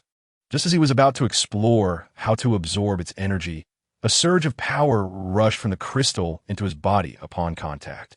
Within moments, the originally blue crystal transformed into a transparent hue before crumbling into dust. Chun Chu felt a pure energy circulating within him. At this rate, 10 blue crystals would suffice for him to ascend to the second tier of ability. With eager fingers, he grasped another crystal. The energy within his body swirled, and in mere moments, the crystal dissolved into powder. A radiant glow flickered across his skin. A second-tier ability user. I have achieved it. Chen Shu's face lit up with joy as he sensed a remarkable enhancement in both his physical prowess and ability energy, far exceeding the effects of over a decade of ancient martial arts training. Indeed, in this apocalyptic era, the true answer lay in abilities. He did not waste any of the remaining crystals, consuming them all. However, the efficacy of the blue zombie crystal cores diminished significantly with each subsequent absorption. It would likely take 100 to reach the third tier, leaving him 90 short, a daunting task ahead. Sai. If only Chun Lei could witness his progress. He would surely be astounded by his son's extraordinary absorption speed and efficiency with the crystals. Who would dare label him ordinary? This was clearly the mark of a prodigy. In his hand appeared a small, bronze fruit resembling a mulberry about the size of a fist. Chen Shu had previously tasted this extraordinary fruit, so he tossed it into his mouth and chewed before swallowing. The initial bitterness transformed into sweetness. A bronze hue radiated from his skin, which, having been pale from prolonged underground dwelling, now glistened with a healthy glow. He looked more vibrant and handsome than before. This fruit proved to be quite effective, surpassing the benefits of the F-grade items he had previously consumed. Yet, he quickly realized that ability users had a significantly higher utilization rate for extraordinary items compared to ordinary individuals. Initially, he had only heard of this disparity, but experiencing it firsthand brought clarity. The enhancement effect for ordinary people consuming 3 extraordinary items equated to that of an ability user consuming just 1. Oh man, you truly wasted much. Chen Chu clicked his tongue, reflecting on the extraordinary items he had ingested throughout his life. With your diligent efforts, I ought to ensure you become a world-class powerhouse. Chen Chu glanced at the system, contemplating his next steps. However, the immediate priority was to explore the mineral veins. 2 pieces of silvery white, unique or materialized in his hand, findings from his journey back. After the wedding, he planned to discuss it with his father. If he could master a unique mineral vein, Xingho City would soar to new heights. Dressed in vibrant red, adorned with festive decorations, the city buzzed with excitement. Within a mere half-month, Xingho City was once again abuzz with activity. Though the elder and younger Qiao sisters had been brought here against their will, Chen Chu ensured they were treated with utmost respect. The wedding featured a ceremonial red carpet and a formal union. Each citizen of Xingho City was provided 2 bowls of cold rice and 2 pieces of meat, prompting a collective desire for Chen Chu to marry daily. Even women who deemed themselves strikingly beautiful frequented the places where Chen Chu was often seen, hoping to catch his attention. After all, based on Chen Chu's previous marital experiences and care for his wives, marrying him was akin to entering a life of luxury in this apocalyptic world. No worries for sustenance, a respectable status, a remarkably handsome husband, and the possibility of bearing children with abilities. Overnight, Chen Chu became the dream suitor of every young woman in Xingho City, and his reputation began to spread to neighboring settlements. Chapter 10. Out to Mine, Encountering a Band of Thieves. In this glacial apocalypse, human activities were confined to underground realms, and entertainment options were scarce. However, with the addition of concubines, Chen Chu's circumstances had notably improved. Yet, blissful days seemed to pass swiftly. A month later, Chen Lei announced that preparations were complete for an expedition to explore and excavate mineral veins. Father, so the purpose of these ores is to manufacture weapons for ability users? In the wilderness, Chen Chu sat on a snow vehicle, toying with a palm-sized silver dagger. Chen Lei laughed heartily indeed. This material can effectively conduct ability energy, and if fashioned into weapons, it could enhance an ability user's combat prowess by at least 30%. If we can establish a supply, Xingho City will prosper. There is no doubt that this was a mineral far more precious than Yao Stone. Since the properties of this ore had been discovered, Chen Lei had swiftly sealed the information and only brought trusted associates along on this expedition. Such entities are coveted even by the colossal city-states and S-class supernatural beings. If mishandled, they could lead to catastrophic consequences. Here it is. Chen Lei held the map marked during their previous expedition. City Lord, there is someone. spoke a lean man standing beside Chen Lei. He was Wu Wu, a C-class special supernatural being and a spirit medium. Chen Lei looked up at Wu Wu's spirit eagle circling above and coldly inquired, in which direction and how far? In the snowy terrain. It was easy to lose one's sense of direction, and visibility was compromised. Wu Wu served as the eyes of the team. To the southwest, 500 meters, behind a large boulder. It turned out to be a pack of hunting dogs. Chen Lei scolded. This distance was practically negligible for supernatural beings. Their concealment clearly indicated a plan to ambush. Suddenly, a thunderous bolt of lightning struck, shattering the boulder and revealing a small team of supernatural beings behind it. The leader, a bald man with a scar running diagonally from his left forehead to the back of his right ear and a white film covering his right eye, appeared extraordinarily menacing. Lei Lao, who long time no see. Upon being discovered, the man showed no embarrassment, laughing heartily as he stepped forward. He was Hu Zhenghe, a notorious bandit. Chen Lei's expression remained impassive, his tone cold. Ha! That's just the chatter of the brothers on the street. What banditry? I'm just a human survivor, like you all. Chen Xiao. This Hu Zhenghe is an A-class, 6th-tier rock-type supernatural being with formidable strength. However, his gang specializes in arson, murder, and plunder, having harmed many supernatural beings and city-states. His reputation is vile, and he is a despicable person. If a conflict arises, stay behind me, Lu Ruyan advised, positioning herself protectively behind Chen Chu. Chen Chu shook his head helplessly. Though he was a 2nd-tier S-class space-type being, he was not entirely useless compared to his father. Meanwhile, Hu Zhenghe, who had been observing, noticed Chen Chu sitting on the snowmobile. Oh, so this is the infamous useless nephew, huh? Come, let Uncle get close to you. Hu Zhenghe grinned as he approached Chen Chu. Suddenly, a flash of lightning and a torrent of flames struck him simultaneously. As the smoke cleared, Hu Zhenghe was revealed. His hands transformed into rocky shields, unharmed. He bellowed with laughter. Ha ha, Lei Lao, your temper remains as explosive as ever. I was merely smiling at my dear nephew. His gaze then fell insidiously upon the voluptuous Lu Ruyan. This little girl is quite fiery, he thought, his eyes roaming unrestrainedly. Lu Ruyan furrowed her brow, unleashing a series of flames, all of which Hu Zhenghe effortlessly blocked. Just as he was about to snicker, he suddenly found himself surrounded by arcs of lightning on the snow. In an instant, the lightning flickered, paralyzing his legs. A bolt of lightning, the width of a finger, pierced through his calf. Hu Zhenghe, it seems you harbor a lack of respect for me. Chen Lei, towering at 2 meters, looked down at Hu Zhenghe with a cruel smile. Known as Lei Lao, his fearsome reputation was well earned through countless battles in the apocalypse. Don't think you can boast just because you're at the 7th tier.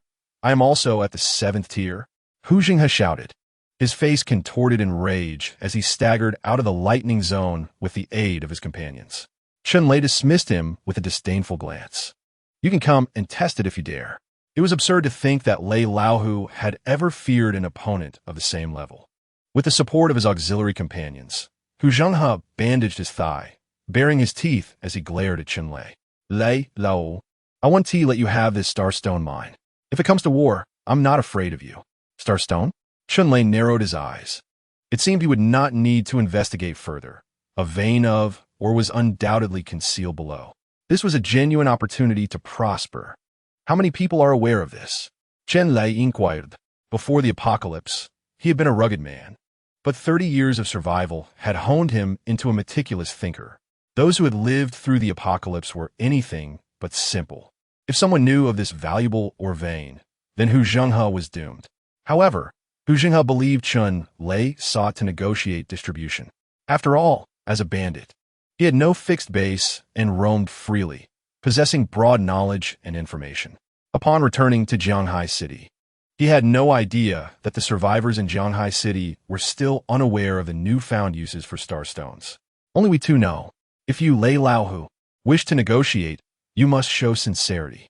I believe you understand the value of starstones. Chen Lei smiled innocently. Do you know the bounty on your head in Liehua City? Liehua City was the only massive city-state in Jianghai. At this mention, Hu Zhenghe's face displayed a smug grin. That wretched woman is truly something.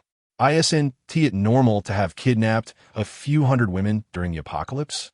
Why the relentless pursuit and such a high bounty? It's almost as if I want to report myself. If it weren't for the Starstone mine, I wouldn't want to return to Xingho City at all. Why does Lei Laohu have to work for that wretched woman? Chun Lei fixed his gaze on Hu Zhenghe, licking his lips. His voice was icy.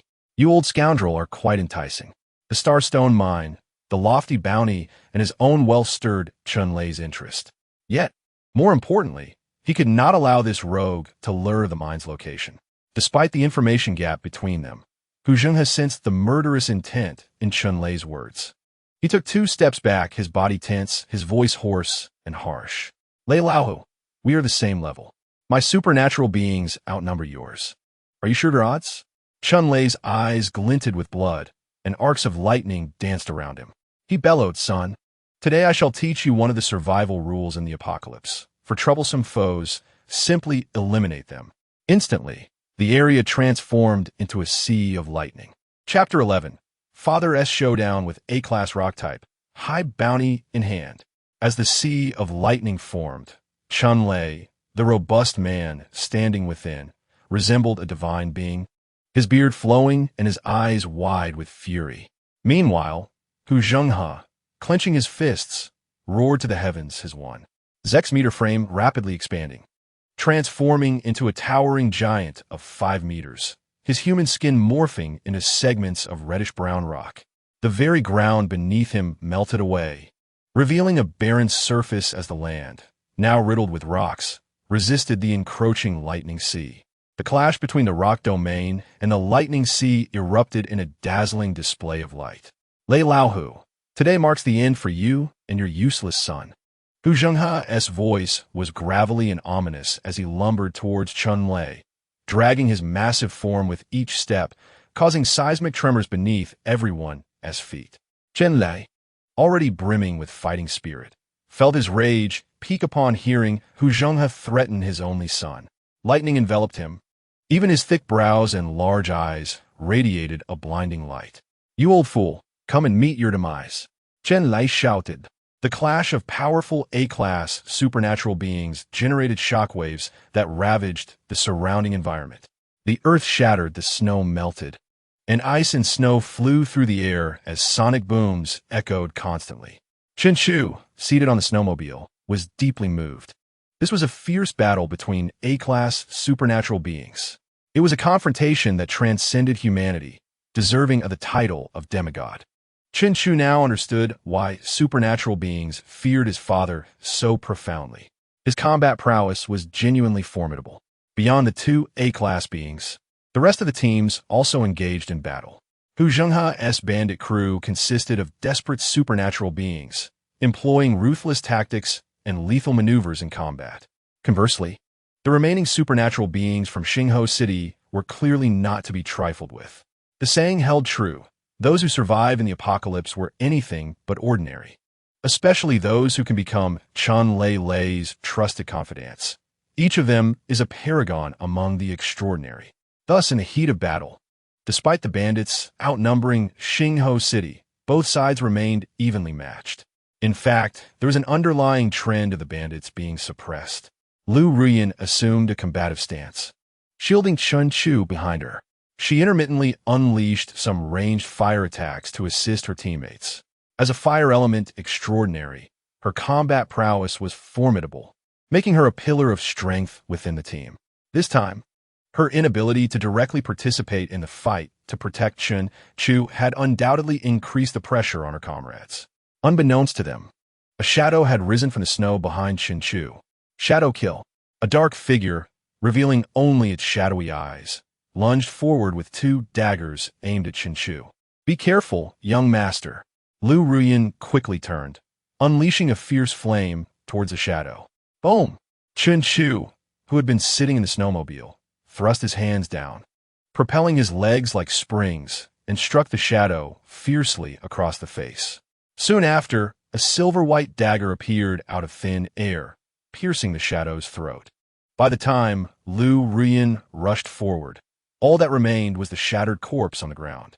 In the glacial apocalypse, Although extraordinary beings could traverse the wilderness upon death, their powers dissipated, and the extreme cold would freeze their bodies into brittle chunks. Thus, the fallen figure had shattered into pieces. "Young master," Lu Ruyan exclaimed in surprise. Although this ambusher was rather incompetent, he was still an extraordinary individual and a ruthless bandit. She never expected that her young master could handle him with such ease. Chen Chu, with his hands clasped behind his back, wore an expression of a seasoned expert. "My years of training in ancient martial arts were not in vain, and the extraordinary items my father provided were not merely for show." The survivors of Jianghai City were well aware of the great lengths Lei Laohu went to for his only son, Chen Chu. He practiced ancient martial arts daily, consuming extraordinary items without reserve. This explanation ultimately won Lu Ruyan's trust. As Chun Lei's confidant, she understood how much her boss spent on the young master daily. However, feeling a sense of failure in her protection, Lu Ruyan knelt on one knee, bowing her head in apology.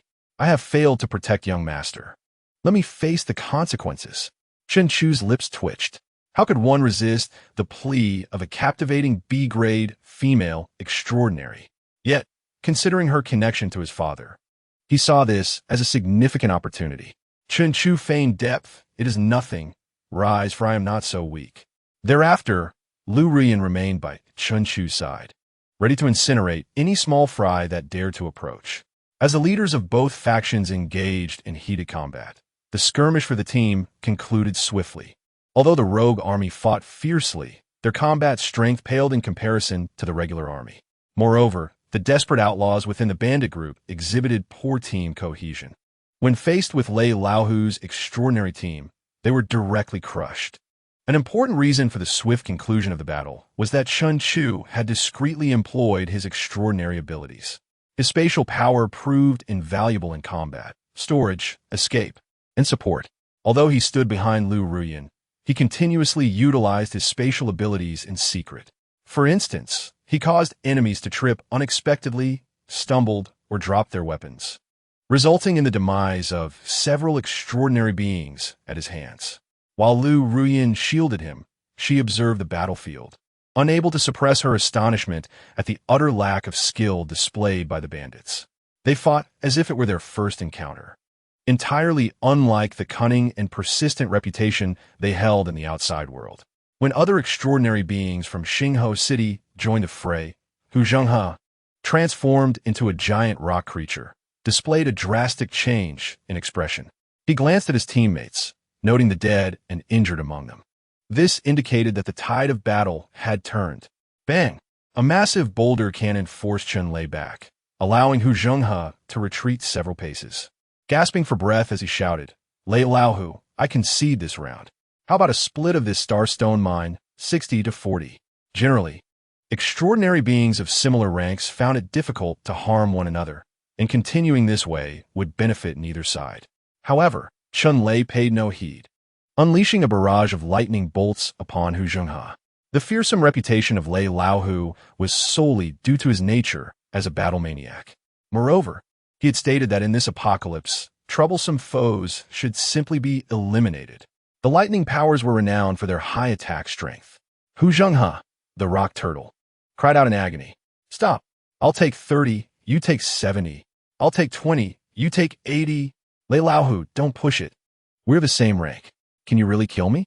With fervor coursing through him, Chen Lei gripped his spear of thunder and thrust it viciously at Hu Zhenghe. The spear met resistance, leaving only a white mark on Hu Zhenghe's rock-like body. "I am known for my defense. Even if you besiege me for 3 days and nights, you cannot break my fortifications. Just wait until I get the chance. Otherwise, I will ensure that peace eludes Xingho City. I will devour your worthless son." Seeing that appeasement was futile, Hu Zhenghe revealed his true intentions. As a bandit, he had nothing to lose against the powerful Lei Laohu. He aimed to disturb Lei Laohu's peace. Consequently, Hu Zhenghe embedded his feet into the ground, turning his entire body to stone and curling up, allowing Chen Lei to unleash his relentless attacks. "Father, catch!" Chen Chu had a sudden flash of inspiration, hurling the silver-white star-stone dagger. surrounded by crackling lightning. Chunlei leaped to catch the star-stone dagger. The immense power of the extraordinary surged within it, transforming him into a celestial deity descending from the heavens. Chunlei bellowed, "Your bounty is now mine." Chapter 12. A-class mine, S-class materials, wealth awaits. The thunder dissipated. The surrounding rock shattered. Chunlei raised his hand high, holding Hu Zhenghe's bloodied head. "Wow, our leader is mighty. The city lord is powerful." The extraordinary beings of Xingho City cheered incessantly. In a massive fortress city of Zhanghai, a considerable bounty for Hu Zhenghe hung prominently. It was a more enticing reward than the cold rice fields. This time, Chunlei had truly struck gold. He casually tossed the grotesque head to one of his team members, encasing it in extraordinary energy and sealing it in a temperature-controlled safe to prevent it from freezing solid. "Yes, yes, leader." The team member gingerly cradled the head, aware of its immense value. "Xiao Wu, search this old fellow for anything of value, and check around for any hidden items." "Yes." The recently summoned spirit master formed hand seals, summoning a shaggy dog to circle around Hu Zhenghe's corpse and sniff. Excavation team, begin searching for the mine.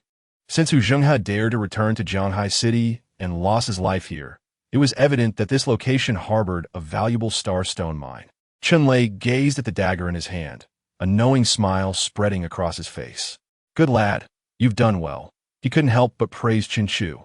Shortly thereafter, he learned from Lu Rian about Chen Chu's feat of single-handedly defeating an extraordinary being. Chunlei was genuinely astonished, followed by hearty laughter. "Ha ha ha, truly my son. Leader, we've found something," Xiao Wu exclaimed with excitement. The group gathered around. Behind a massive boulder, a large modified snowmobile laden with abundant supplies awaited them. As expected, this was the entirety of Hu Zhenghe's bandit group's wealth. The bandit group thrived on plunder, lacking a fixed base, so most of their resources were transported wherever they went. Chunlei extended his hand to pat the heavily modified snowmobile, unable to suppress his grin. "Ha ha! With this, you won't have to ride a sled every day. Safety is greatly assured now." Hu Zhenghe's modified vehicle featured 3 large, sealed compartments, employing ample insulation materials. It was practically a mobile camp. "Leader, we found a map on the corpse." The diviner, Xiao Wu, presented a piece of yellowed parchment, inscribed with the locations of Hu Zheng's various supply caches and the precise site of the Xingshi mine. Hu Zheng was a formidable A-grade ability wielder commanding a band of supernatural practitioners who thrived through plunder. It was evident that his wealth was substantial. Should they manage to acquire all the resources marked on the map, Xinghua City would undoubtedly double its size, taking a significant stride toward becoming a colossal metropolis. Prosperity was upon them. Xinghua City was truly on the path to flourishing. In just 5 years, or perhaps 10, there would be no worries for Xinghua City. Recently transformed into a large city, it was already sprinting towards becoming a giant city. The young master was indeed a magnificent harbinger of fortune. Those around him were consistently filled with joy. As the backbone of Xinghua City, they understood all too well what such immense wealth meant for their settlement. Beyond the riches of an A-grade bandit group, the true prize was the Xingshi mine. Following Hu Zheng's map, Chunlei pinpointed the mine's exact location. Soon after, 2 Earth-type ability users unleashed their powers, causing the ground to tremble and crack, revealing an expanse 5 meters below. There lay a glimmering silver white, or quietly nestled within. A lean man with a mechanical eye excitedly leapt into the mine, extracting a device to assess the vein. "Boss, it's an A-grade mine. Xingshi is an A-grade material. We are set for life." The bespectacled man grinned widely. Chunlei patted his head, beaming with delight. "Ha ha! Xinghua City will never have to worry about sustenance again. An A-grade mine, if its yield were sufficient, could directly foster a giant city or even elevate it further." "Father, I'm not mistaken, am I?" Chen Chu also smiled. Xinghua City was his own domain. The city's strength would enhance his own future prosperity. He could linger longer under his father's protective wing. "Good lad. Who would have thought your father's camp, built over 30 years, would be expanded multiple times by you in an instant? Now you could take more concubines." If this batch of goods was consumed, he would certainly arrange for his son to have an A-grade ability concubine. A-grade ability users were the elite of the apocalypse. Akin to his father truly dared to dream. Each A-grade ability wielder was a formidable figure. Yet, Chun Chu held a tiny flicker of hope. As long as he helped his father grow stronger and Xinghua City flourish, nothing would be impossible. Moreover, as an S-grade ability wielder, how could he not marry an A-grade ability user? Even an S-grade would dare to wed. Speaking of S-grade, the image of the Lord of Laihui City surfaced in Chun Chu's mind. She seemed to be the only S-grade ability wielder in Jianghai City. Boss, the mine essence, the leader of the excavation team exclaimed excitedly. Soon after, an irregular rectangular prism, radiating a golden glow akin to gold, was extracted from the mine. The bespectacled man measured it with his instrument, gasping in astonishment. S-grade material. They have spent decades in the apocalypse, having only heard of it but never seen it. If this Xing Shermine essence were forged into a weapon, it could enhance the wielder's strength by at least 50%. If precious materials were added, the enhancement could reach 60%. Everyone was astounded, their mouths agape. An A-grade wielder's wealth, an A-grade mine, and now S-grade mine essence. In the realm of abilities, there's an old saying, below S-grade, all are but ants. Now they had truly struck gold. Chun Lei seized the heavy mine essence, and immediately, his body crackled with electricity, transforming the essence's form. Subsequently, a long staff, slightly shorter than Chun Lei, materialized. With a casual swing, he shattered a boulder the size of a small mountain into dust. Ha! This probably boosts my power by 70%. It's truly a fine weapon. The astonishing destructive force left everyone wide-eyed. The notorious Lei Laohu had increased his strength by 70%. This was genuine prosperity. Son, you are truly my lucky star. When we return to the city, ask for whatever you desire, Chun Lei said, in high spirits. Firstly, he had acquired the most suitable weapon for himself, significantly enhancing his power, allowing him to contend with the Lord of Laihui City. Secondly, the immense wealth garnered would facilitate both territorial expansion and the enhancement of the city's overall strength. Most importantly, he could provide his son with more high-quality wives and concubines. Many children bring great fortune. The revival of humanity is just around the corner. Chapter 13, A Bountiful Harvest. Once again, a father with twins. Chun Lei's increased strength signified a boost for Xinghua City. This also meant that Xinghua City could acquire more resources, greatly elevating the standard of living for its citizens. In the apocalypse, seizing such a significant opportunity, the best way to celebrate was to distribute resources to the citizens for free. Each person received a small bag of cold rice porridge, a piece of meat, and several fresh cherry tomatoes. Fresh vegetables were a rare delight in the apocalypse. That day, the entire Xinghua City was enveloped in laughter and joy, a rare sight in the harsh reality of the apocalypse. The citizens held Chun Lei in even greater esteem. After all, it was unheard of for a city to distribute resources for free, especially fresh vegetables. The Lord was truly the best leader in the apocalypse. Indeed, in other cities, citizens were treated as livestock, exploited by the upper echelons. It was rumored that there was a city where the citizens subsisted on nutrient blocks, dark and made from cockroaches. They were truly fortunate to join Xinghua City amidst the apocalypse. How many people had never seen a cherry tomato in this dire time? They were indeed blessed. In recent days, Chun Shao had been marrying and taking concubines, while the Lord returned triumphantly, causing everyone to feast heartily. Life quality had improved so much that they no longer wished to return to the days of gnawing on compressed biscuits. Your daughter is so charming. Why not marry her off to Chun Shao? We could benefit from the association. Great idea. I'll send her seek out Chun Shao right away. At the Lord's residence, Chun Lei and the other ability users of Xinghua City reveled in merriment. The table was laden with fresh fruits, succulent meats, hardly resembling survival in the apocalypse. Hu Zheng's wealth was indeed substantial. 3 large trucks filled with supplies, 1 truck of fruits and vegetables, another of fresh meats, and the last brimming with fine wines and cigarettes. One ability user gulped down strong liquor and spoke with a scowl. They had toiled relentlessly in the apocalypse, managing to develop their city into a large one, yet their lives remained tight. Meanwhile, Hu Jing's gang thrived on plundering, amassing such a fortune. Truly, a case of killing and looting for riches. But that was not all. Hu Jing had several storage bases for supplies. If they could clear them out, Xinghua City's wealth would double. Huh? What do you mean by ordinary supplies? You lack vision. Just wait until the boss trades heads for bounties in Lihua City. That will be the true windfall. The crowd chattered excitedly, creating a lively atmosphere. Today's harvest was immense, even surpassing the savings accumulated over more than 20 years of development in Xinghua City. Chunlei, seated at the head of the table, laughed heartily. Ha ha ha, la. Eat and drink to your heart's content. Having taken down Hu Jing, we need not hold back at all. Furthermore, his younger brother was right. These supplies were trivial. The real prizes were Hu Jing's head and the Xing Shi mine. One could fetch a hefty bounty in Lihua City, while the other was an A-grade mine.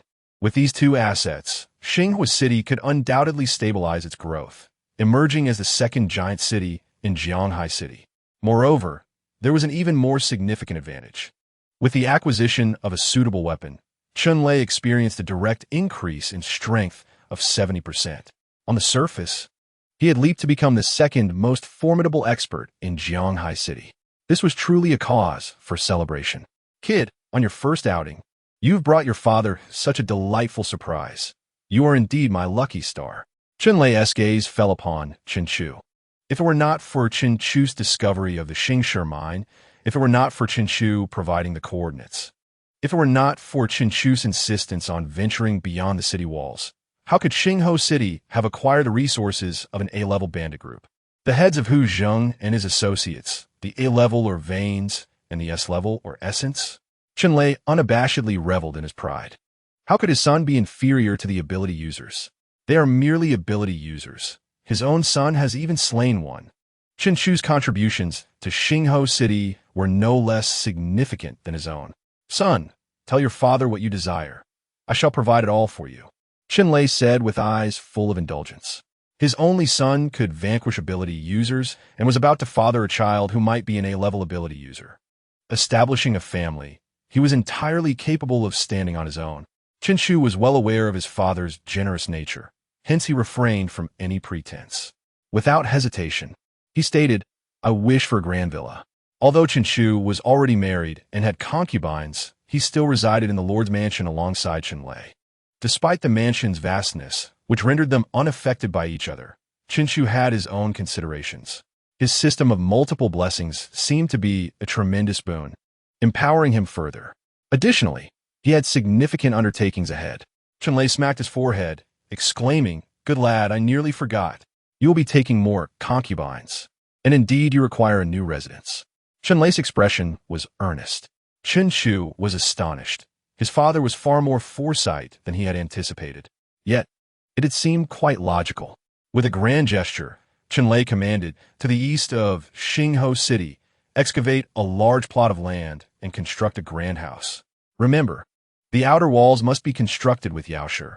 If insufficient, trade with Lihua City. With his pockets filled, he spoke with authority, insisting on the use of Yaoshi for the outer walls. It should be noted that Yaoshi was a strategic resource during the glacial apocalypse, bearing considerable value. Grateful for his father's support, Chen Chu did not hold back. A Yaoshi residence was well within Chunlei's capabilities to provide. Moreover, his current identity in the outside world was that of a mere frivolous man, which aligned perfectly with his persona. This would allow others to lower their guard against him while he thrived in the apocalypse, marrying and having children, reaping the blessings of many offspring. Chunlei, being of a free-spirited nature, promptly ordered 2 Earth-type ability users to lead the construction team to swiftly commence the excavation of Chen Chu's new abode. Husband, my sister feels unwell and wishes to return home to rest, the grand and imposing Da Qiao said, supporting the frowning Xiao Qiao. In the glacial apocalypse, illness was a common occurrence. Chen Chu was quite attentive to his wives, refusing to let the 2 sisters return home alone. Instead, he personally accompanied them to the medical department, seeking out Sulan for a comprehensive examination. While waiting outside the medical department, Chinchu's consciousness delved into the space within his mind. After ascending to the second tier of ability users, his original 100 cubic meters had expanded to 1,000 cubic meters. At that moment, the space was filled with silvery stone blocks. The Xingshi mine. Chinchu had discreetly relocated a significant portion of the outdoor Xingshi vein. Such a crucial resource was ultimately unsafe, left exposed in the wild. Thus, he planned to move it closer to Xingho City, and excavating underground to create a new residence was the first step in executing this plan. Just as Chinchu was deep in thought, the door before him swung open. Sulan rushed towards him, her face alight with excitement as she waved a test tube in her hand. Xiaochu, you're to be a father again, twins. Chapter 14. Journey to the Giant City to marry an ability user. Sulan was utterly exhilarated, given the powerful ability exhibited by Miao's unborn child. She held high hopes for these twins as well. Upon hearing this news, Chinchu's pupils contracted. Twins? Was he truly that formidable? Did he possess hidden talents? Was his success guaranteed? No, it was more like a 200% success rate. Nevertheless, the fact that his concubine was pregnant was undoubtedly a joyous occasion. Moreover, with twins, the rewards he would receive upon their birth would be doubled. With this thought, a broad smile spread across Chinchu's face. Sulan, shaking the test tube before him, remarked, although these two little ones have not yet displayed their abilities, I have detected that their life force is several times stronger than that of ordinary infants, indicating a 99% likelihood that they too will be ability users. That is splendid, Chinchu exclaimed, although these two offspring would not benefit from the novice gift package. He had already attained the status of an S-level ability user when marrying Da Qiao and Xiao Qiao, both of whom were D-level ability users. It was not unexpected for their offspring to be ability users. What level of abilities would they possess? Chinchu pondered, stroking his chin in curiosity. After all, the higher the ability level of his offspring, the greater his rewards would be. However, even if the twins did not have high levels, Chinchu could fully accept it. Furthermore, even those without talents could live a life of luxury and wealth in Xingho City given its current strength. If they were boys, they could be raised until 18, arranged to marry and have children. After all, as long as offspring with his bloodline were born, he would receive rewards from the system. If they were girls, they would live in splendor, free to pursue their desires. Despite the apocalypse, strength was everything. Achoo! A pair of soft, fair hands clasped Chinchu's. Sulan gazed at him with starry eyes. All your offspring will be ability users, so your plan to revive humanity through multiple offspring is indeed feasible. Although it is truly arduous for you, Achoo, both your wives are already pregnant, and it is essential for you to consider taking more concubines. Chinchu had fully accepted the rhythm of his life. With Yin Miao and Xiao Qiao both expecting, he indeed needed to take more concubines. However, it seemed challenging to find suitable female ability users in Xingho City. Chinchu cast a charming glance at Sulan. Her cheeks flushed, and despite her usual cold demeanor, she could not help but avert her gaze. After clearing her throat twice, she said, I just remembered there is a procedure I must attend to. As for your concubine situation, I will discuss it with the city lord. As she brushed past Chinchu, her voice, delicate as a whisper, reached him. The medical department of Xingho City still requires my expertise. With his experience from 2 lifetimes, Chinchu understood the implications of her words. Watching Sulan's retreating figure, a smile crept onto his lips. He must ensure that his father quickly recruits powerful medical ability users. Husband, not long after, Da Qiao assisted Xiao Qiao out of the infirmary. Chinchu stepped forward, taking hold of both their hands. Husband, are the children truly ability users? Xiao Qiao looked up at Chinchu, her eyes sparkling with joy. She was aware that Yin Miao was carrying a child who might be an A-level ability user. The prospect that her own children could also be ability users filled her with excitement. In the glacial apocalypse, ability users were the pinnacle of humanity. A maternal lineage elevated one's status. If both children in her womb were ability users, her standing in Xingho City would rise significantly. Chinchu gently patted her head.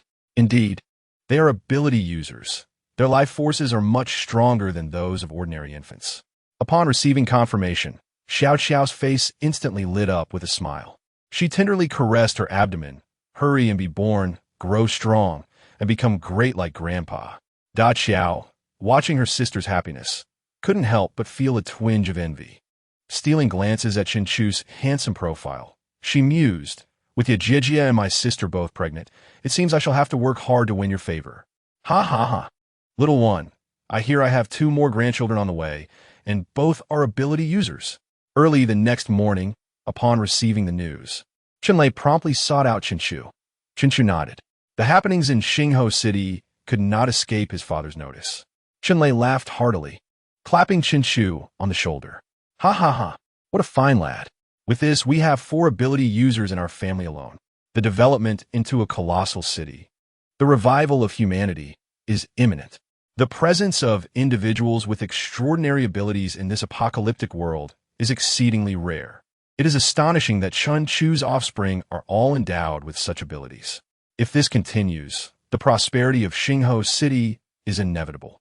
Since your concubine has swiftly become pregnant, you must consider taking another wife, Chun Lei suggested. Observing the familiar expression mirrored in his father and Su Lan, Chun Chu's lips twitched, though he ultimately acquiesced. Indeed, the pool of suitable candidates appears rather limited. There are only a handful of extraordinary individuals in Xingho City, predominantly male.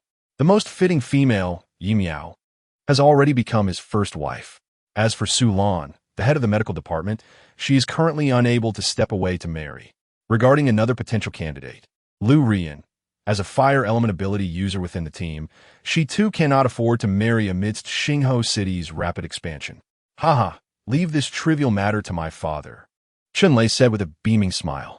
Father, you won't attempt to snatch someone else's daughter again, will you? Recalling how Qiao and Xiao Qiao came to be, Chunlei waved his hand dismissively. No, the old fellows in the nearby medium-sized cities have no daughters. Besides, it's merely a matter of marrying an extraordinary wife. I'll take you to Liuhua City and acquire dozens. Chen Chu's eyelids twitched at the thought. Dozens of extraordinary wives. Subsequently, Chun Lei introduced Chun Chu, who had never visited a colossal city, to Liuhua City. Thus, it is true that extraordinary ability users are sometimes sold as slaves in colossal cities. Chen Chu was taken aback. Aren't extraordinary individuals the answer to the apocalyptic dilemma? Indeed, this is the apocalypse, where human life is worth less than a can of food. Even extraordinary individuals are subject to the oppression of more powerful ones. Through Chun Lei's explanation, Chen Chu understood that some rogue extraordinary users could be captured by stronger ones and sold as slaves. Due to their abilities, they command high prices. Moreover, extraordinary individuals in cities that have been attacked by enemies are often sold at exorbitant prices. The harsh realities of the apocalypse unfolded before Chun Chu once more. However, having lived 2 lives, his mindset was not so dismal. In fact, he found it somewhat reasonable. In an apocalypse, the survival of the fittest reigns supreme. I shall exchange Hu Zhenghe's head for a bounty. Once prepared, I will take you to Liuhua City to marry and acquire concubines. Chapter 15, Offspring 1. Arrival at the underground trading market. After discussing with his father, Chun Lei proceeded to plan the route and make necessary preparations for the journey. The 2 most crucial tasks for this trip to Liuhua City were to collect the bounty on Hu Zhenghe and to acquire an extraordinary concubine for Chen Chu. Additionally, they aimed to scavenge supplies hidden by Hu Zhenghe in the wilderness and to establish a market for star stones. The yield from this starstone vein was greater than anticipated. After equipping all the extraordinary individuals of Xingho City and stockpiling a considerable amount, they continued to unearth more. Chun Lei intended to seize the opportunity of traveling to Liuhua City to sell these stones for other scarce resources, thereby enhancing the strength of Xingho City. After settling to Qiao and Xiao Qiao, Chen Chu made his way to the residence he was constructing. Selecting a suitable location, he utilized his abilities to transfer 1,000 cubic meters of star stones from his space. This was his plan. The original vein of star stones was situated at a considerable distance from Xingho City, making extraction costly and perilous. It easily attracted the attention of other factions, posing unnecessary risks to Xingho City. Therefore, he utilized his spatial abilities to relocate the majority of the star stones and bury them near Xingho City. Subsequently, during the city's expansion, they could be discovered in a reasonable manner, thus mitigating the greatest risks for Xingho City. After completing this, Chen Chu leisurely returned to the city lord's residence to enjoy a joyful life with his wives and concubines. Following the acquisition of 3 full carriages of supplies from Hu Zhenghe, Chen Chu's lifestyle significantly improved. After years of plundering, Hu Zhenghe had accumulated many valuable items, even managing to procure top-grade Wagyu beef. A serving of this exquisite beef, a lavish green salad, a platter of fresh fruits, and a bowl of fish soup comprised his daily meals. To encounter fish in the glacial apocalypse was truly an eye-opening experience. As he savored the sweet fish meat, Chen Chu marveled at the situation. In the glacial apocalypse, even vast oceans had frozen over, yet fish had managed to survive. Yi Miao smiled as she looked up, "Husband, although the glacial apocalypse is approaching, some fish species originally from the land have indeed been preserved, such as those protected by visionary extraordinary users in fish markets, supermarkets, and the shelters built by the wealthy before the apocalypse. However, in the glacial apocalypse, fresh fish is an absolute luxury, diminishing with each serving." Yi Miao delicately sipped the fish soup, her expression endearing. She was an orphan saved by Chen Lei during the apocalypse, later becoming a dark guard. She clearly understood the significance of such food in the apocalypse. The piece of fish she had just consumed could purchase 10 beautiful women in chaotic regions. This is the nature of the apocalypse. As Yi Miao gently sipped the fish soup, she cherished this way of life. Fully aware that it was her husband who provided her with it, she silently vowed to become a good helper to him. Chen Chu casually tossed a plump grape into his mouth. "Thankfully, I have a good father." Suddenly, De Qiao, dining alongside them, emitted a light retch and covered her chest with her hand. "Sister, what's wrong?" Xiao Qiao hastily supported her. "What happened?" Chen Chu turned his gaze toward the chef standing nearby, his eyes filled with a hint of menace. He would not allow any harm to befall his family. The chef's eyes widened in panic. He always exercised great caution while cooking and was particularly attentive to hygiene. There could be no issue. "Young Master Chen, it wasn't me. Truly." The chef immediately knelt down. "Quick, call a doctor." Yi Miao commanded kindly. After her pregnancy, Chen Lei had assigned a resident doctor to her. In a moment, a medical team arrived at the dining hall to conduct a comprehensive examination of De Qiao. "Young Master Chen, congratulations, your wife is pregnant," the masked female doctor announced. "Pregnant?" Chen Chu was momentarily taken aback. However, considering De Qiao's diligent efforts during this time, he quickly grasped the situation. "Yes, young Master Chen. The child in your wife's womb is already half a month along." "Good. Please take good care of her," Chen Chu said with a smile, gazing at his 3 wives. He had not anticipated that all 3 would become pregnant so swiftly. Moreover, Xiao Qiao was carrying twins. Yi Miao had already been pregnant for 4 months. Xiao Qiao for 2 months, and De Qiao for half a month. He was about to be the father of 4 children, a truly wondrous feeling. Half a month passed in this manner. Chen Lei sent word to Chen Chu that all preparations were complete, and they could set off for the only colossal city in Jianghai, Liuhua City. This time, with Hu Zhenghe's modified vehicle, traveling became much more convenient. 3 carriages were prepared, one converted into Chen Chu's bedroom, one filled with survival supplies for the team, and one designated for trading star stones. The star stones buried in Xingho City were unearthed by the construction team shortly thereafter. Chen Lei immediately sealed the information and mobilized all resources to excavate the star stones. Because Chen Chu had chosen an excellent location, with the help of Earth Element ability users, more than half of the stones were excavated within half a month. As a result, the wealth of Xingho City surged, and Chen Lei's confidence soared. With a full carriage of star stones, Yang Yin aimed to arrange for Chen Chu to acquire a carriage full of wives in Liuhua City. As for the possibility of being robbed in Liuhua City, Chen Chu felt no concern. His father was already a renowned powerhouse in Jianghai City, and with the enhancement of new weapons, his strength had increased by 70%. Currently, Only the city lord of the colossal city Liuhua could contend with his father. "Kid, get out of the car, we've arrived." After traversing the vast expanse of snow for an entire month, the vehicle finally came to a halt. Chen-Chu donned his specialized helmet and stepped out of the cabin. Before him stood dozens of imposing black three-story buildings, reminiscent of several quaint towns from a bygone era. In this apocalyptic world, the mere existence of such constructions was astonishing. Was this truly a colossal city? Chen-Chu's gaze flickered with intrigue.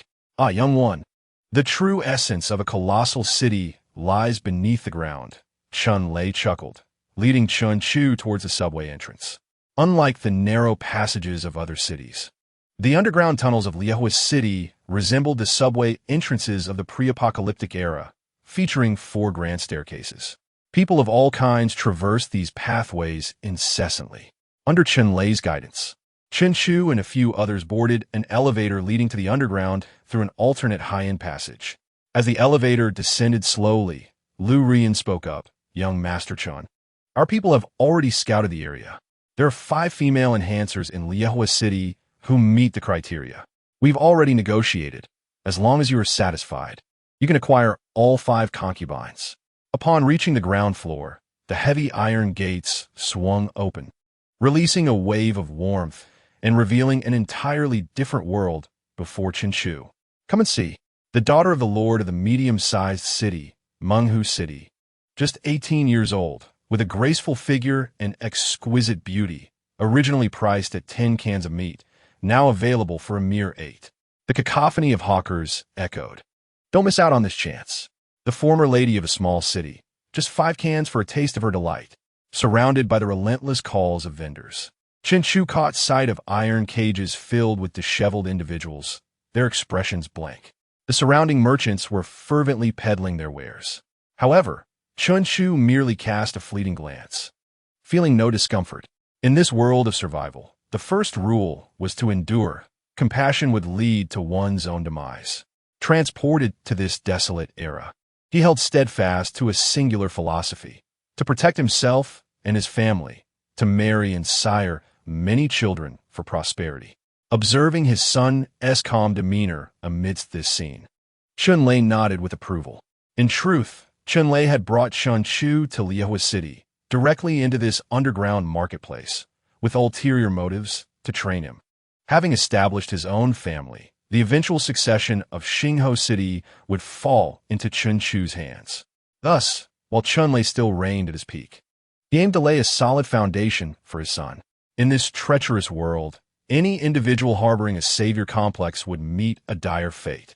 Yet, Chun-Lei found his son's mental fortitude far surpassing his expectations, filling him with pride. "Ah, Chun-Gu, young Master Chu, your presence is a grand honor." A gaunt, middle-aged man with golden teeth and a slick hairstyle approached with a sycophantic smile. "Ha, Zhang Yazai, you assured me my son would be pleased. If not, I shall have your skin." Chun-Lei laughed heartily, shaking Zhang Yazai's hand. Lu Ruyan leaned closer to Chen-Chu, whispering sweetly, "Zhang Yazai is not only the largest meat trafficker in Jianghai City, but also in several surrounding cities. He can procure anyone." Feeling the warmth of her breath, Chen-Chu nodded slightly. Individuals engaged in such trades undoubtedly possessed significant influence. He might find himself collaborating with him multiple times in the future. Zhang Yazai bowing grinned. "Rest assured, Brother Chun, this batch is premium quality, guaranteed to satisfy young Master Chu." Chun-Lei chuckled even louder indeed. In this apocalyptic realm, there is no such thing as brotherly affection. It is all business. A starstone discreetly exchanged hands. Zhang Yazai's eyes lit up, his smile becoming more genuine as he approached Chen-Chu. "This must be young Master Chu, renowned for your talents. Today, I see you are indeed a fine young man." After exchanging pleasantries and flattery, they followed Zhang Yazai into a dimly lit chamber within the underground market. Despite Chun-Lei's robust physique, he was astute. The display of a starstone was not mere bravado. It was a signal to Liuhua City that he had a significant deal, with the highest bidder winning. As for the risk of being robbed, that was a question for the hefty club in his possession. An A-grade special lightning ability, level 7, wielding a starstone weapon that enhanced his strength by 70%, accompanied by a fully equipped team of enhancers. Even if the Lord of Liahua City himself appeared, he would face the consequences. Such was the nature of the apocalypse. Strength reigned supreme. Young Master Chu, behold. Upon entering the warm, yet somewhat odorous room, Zhang Yizai proudly unveiled a black cloth. Beneath lay a small iron cage housing 5 stunning women adorned with distinctive bracelets and anklets. Curled up with expressions of either numbness or terror, Zhang Yizai, with his neck craned and head held high, resembled a rooster flaunting its feathers. What do you think? Are you satisfied? This batch required immense effort to gather from several cities. They are not only enhancers, but also possess remarkable beauty. Pausing for dramatic effect, his expression turned lewd. Most importantly, they are all quite clean. Chun Lei, with an impassive expression, turned to Qin Shu, seeking his opinion. Beyond his late wife, he held little interest in women. Qin Shu nodded in approval. Although Zhang Yizai appeared untrustworthy, the reality matched his claims. The women in the cage were indeed exquisite in both beauty and form. Seeing his son's satisfaction, Chun Lei hesitated no longer. With a sweeping gesture, he commanded, "Take them." Upon hearing this, Zhang Yizai's face lit up with joy. He had prepared a plethora of price-inflating dialogues, but now it seemed unnecessary. 3 F grade, 1 E grade, and 1 D grade. Zhang Yizai grinned, revealing his teeth. Enhancers were exceedingly rare in the apocalypse, especially of this caliber, thus commanding high prices. Chun Lei offered a subtle smile, extending his hand to present his price. He was no fool. Prior to his arrival, he had discreetly gathered intelligence on market prices. His offer was slightly below market value, allowing room for negotiation. Perhaps due to Chun Lei's formidable presence or his possession of starstones, the notoriously stingy Zhang Yizai surprisingly acquiesced. The 5 timid beauties were led away by Zhang Yizai's muscular enforcers, tethered by unique iron chains. Zhang Yizai, with a lewd smile, handed a dark key to Qin Shu. "Young Master Chu, enjoy thoroughly." During the payment process, Chun Lei furrowed his brow, double-checking, "Are they all clean?" Zhang Yizai thumped his frail chest. "I guarantee they are clean. If not, you can come find me." With this assurance, Chun Lei generously waved his hand, placing 500 pounds of starstones before Zhang Yizai. Upon inspecting the bag, Zhang Yizai's eyes transformed into symbols of currency. "Brother Chun, young Master Chu, do visit often. I have a steady supply of clean enhancers." After settling the 5 beauties into the transformation vehicle, Chun Lei, puffing on a lit cigar, gazed at Qin Shu with satisfaction. "Son, exert yourself to bring us more delightful grandchildren." Qin Shu's lips twitched. Perhaps it was better to wait until after the wedding. Although these 5 concubines were acquired through trade, they would ultimately become his wives, destined to share his bed.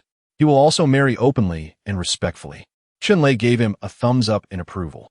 "Your mother used to say I was a rough man, and indeed, she was not mistaken. I will have to learn more from you in the future. Now, take a moment to gather yourself. We will head to Liahua City soon to collect Hu Zhenghe's bounty." Chapter 17, S Rank. Jiang Fanzhu, Jiang Qingshe, the 2 sisters. They were the extraordinary beauties with abilities purchased from Zhang Yazi. Due to the considerable fright they had endured recently, Qin Shu arranged for Lu Rian to stay in the modification vehicle to care for and guide them. Lu Rian confidently declared that she would surely complete the task successfully. Subsequently, Chun Lei led Qin Shu and several team members back to the expansive entrance of Liahua City. As the rolling stairs descended, a massive black iron gate came into view. Above the gate, a fiery red plaque bore the words Liahua City in an elegant script. After the fully armed guards recorded the identities of the group, they opened the grand gates of Liahua City. "Welcome to Liahua City." As they stepped inside, the heavy sound of the door closing echoed behind them. A wave of heat, surpassing that of the underground trading markets, swept over the group. Qin Shu removed his specialized helmet, absorbing the sights before him. This was the only colossal city in Jianghai City, its area 20 times larger than Xingho City. The resident population was tenfold that of Xingho City. In addition, there was a substantial transient population. A glance revealed dazzling lights, throngs of pedestrians resembling mountains and seas, and bustling shops. The temperature was a chilling -20 degrees. Even ordinary people were bundled in thick cotton coats as they strolled about. Were it not for the rock layer above, Chun Chu would have thought he had traversed into a post-apocalyptic dream. For this Liehua city bore no distinction from cities before the cataclysm. Seeing Chun Chu lost in thought, Chun Lei laughed heartily. Huh? Do you think every city is as splendid as this? That is because the city lord of Liehua City, Jiang Fanju, is an S-rank fire-type ability user. Chun Chu understood the rarity of fire-type ability users in this ice-capped apocalypse.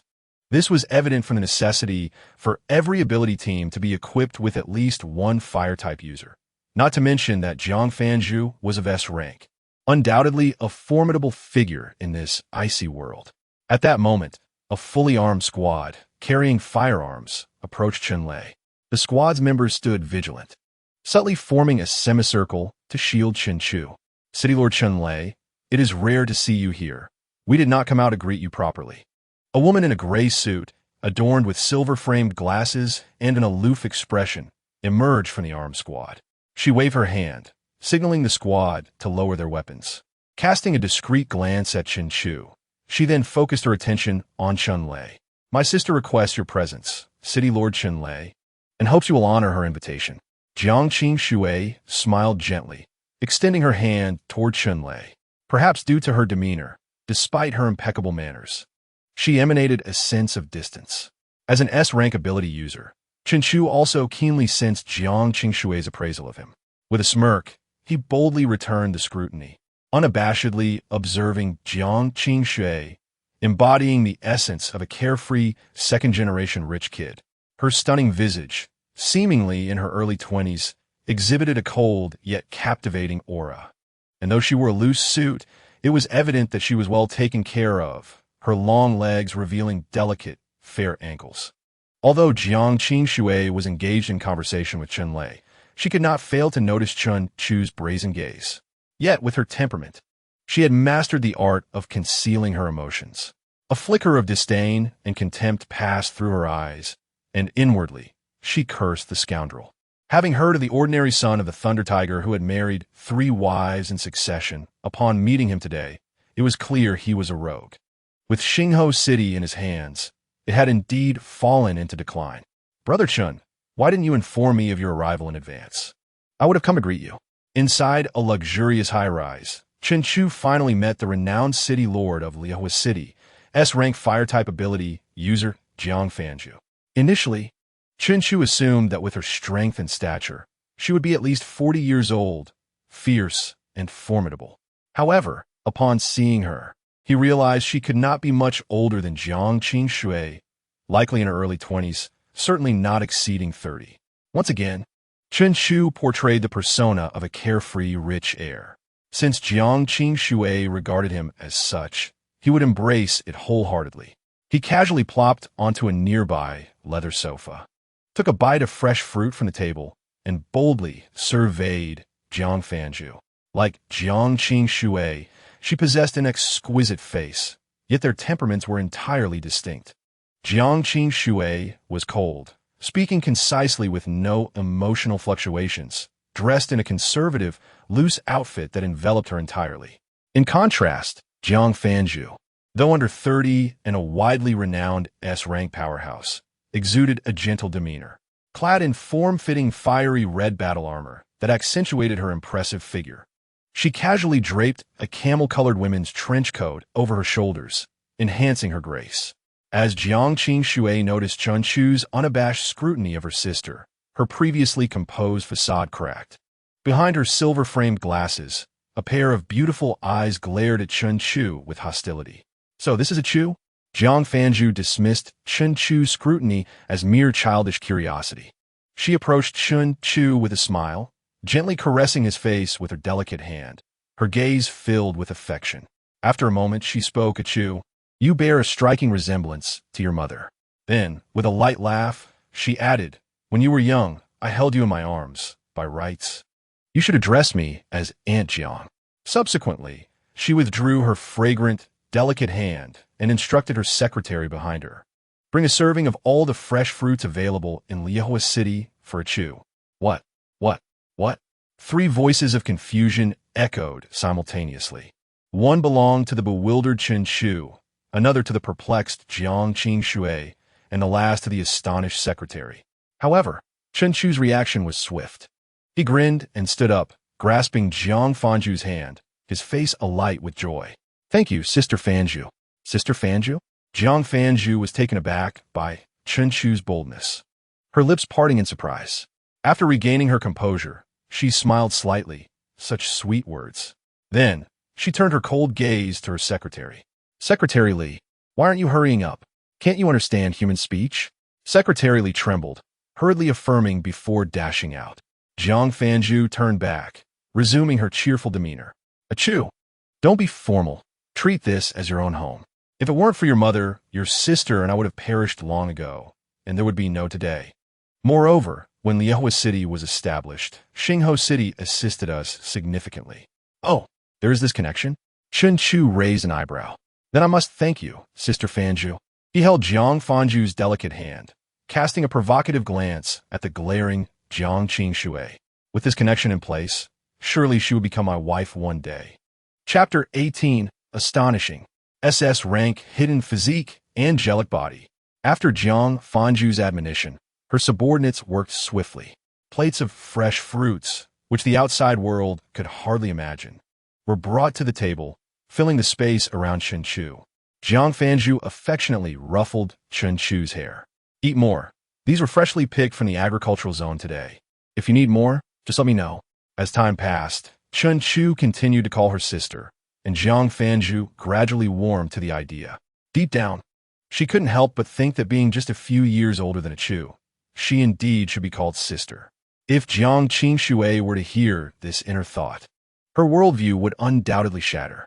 Isn't my sister a decisive S-rank ability user? Is my elder sister not the formidable lord of a towering city? Is she not the cold-hearted overlord of the apocalypse? As I witnessed Chen Chu tossing fresh, succulent grapes into his mouth while casting a provocative glance in my direction, I feel a surge of frustration. Jiang Qing clenches her fists, her silver teeth biting down lightly. After much inner turmoil, she resolutely strides over to the sofa beside Chen Chu, rolls up her sleeves, and begins to indulge in the fruit, almost as if to provoke him in return. Whatever Chen Chu eats, she follows suit. Li's secretary, standing quietly to the side, is astonished by this unexpected scene. My goodness, Jiang Zhongwan has always been an ice-cold beauty, never engaging in any outlandish behavior.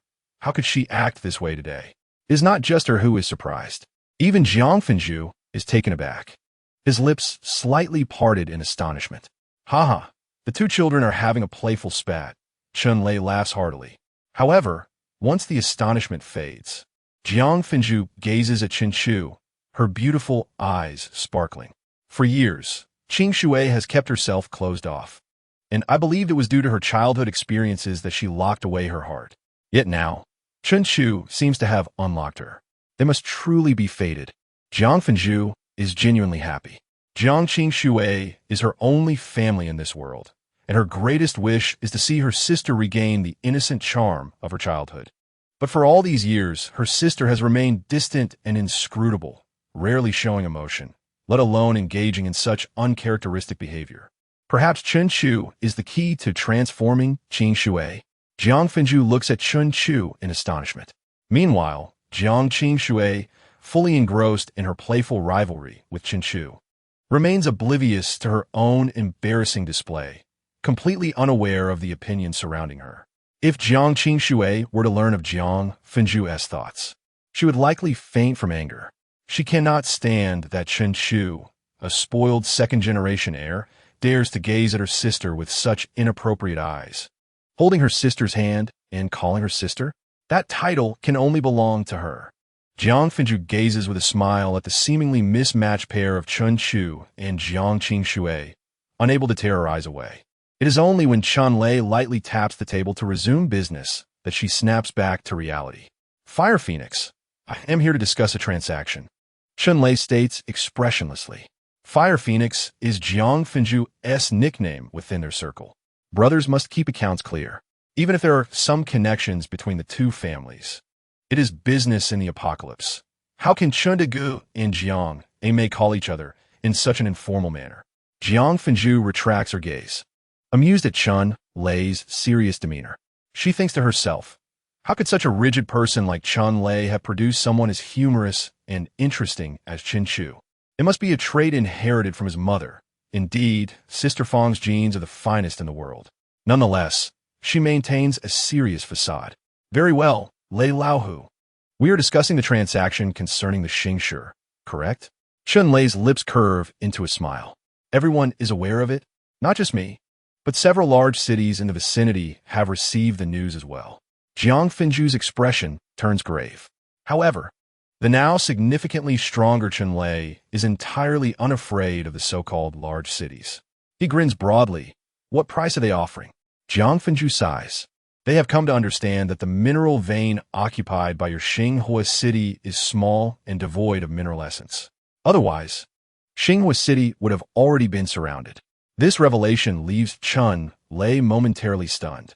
That mineral vein clearly contains mineral essence, and in considerable quantity. However, he keeps this information to himself. He is not foolish enough to sabotage his own interests. It must be an internal error on their part leading to this misjudgment.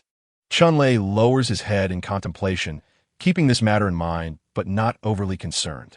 With a 70% increase in strength, he no longer fears the once mighty large cities.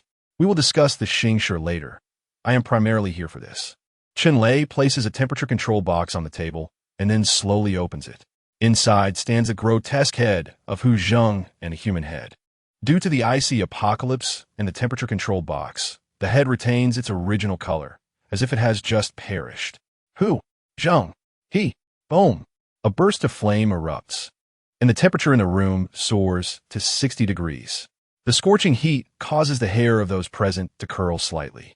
Sister, calm down. Jiang Qingshui's face flushes, beads of sweat forming as she weakly leans against the table. As the flames recede, the temperature in the room drops to 0. Phew! Jiang Qingshui exhales deeply, adjusting her dark suit. You are an ordinary person?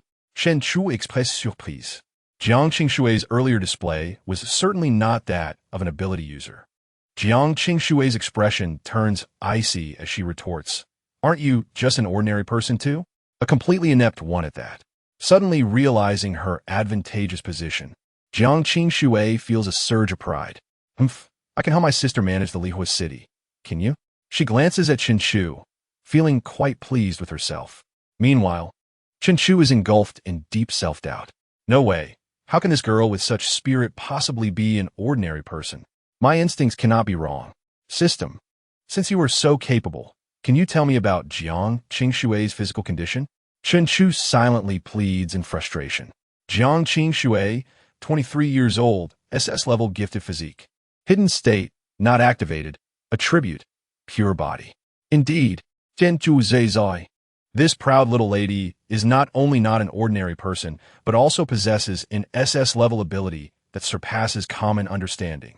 I must make her my wife. Qin Chu gazes at Jiang Qingshui with satisfaction.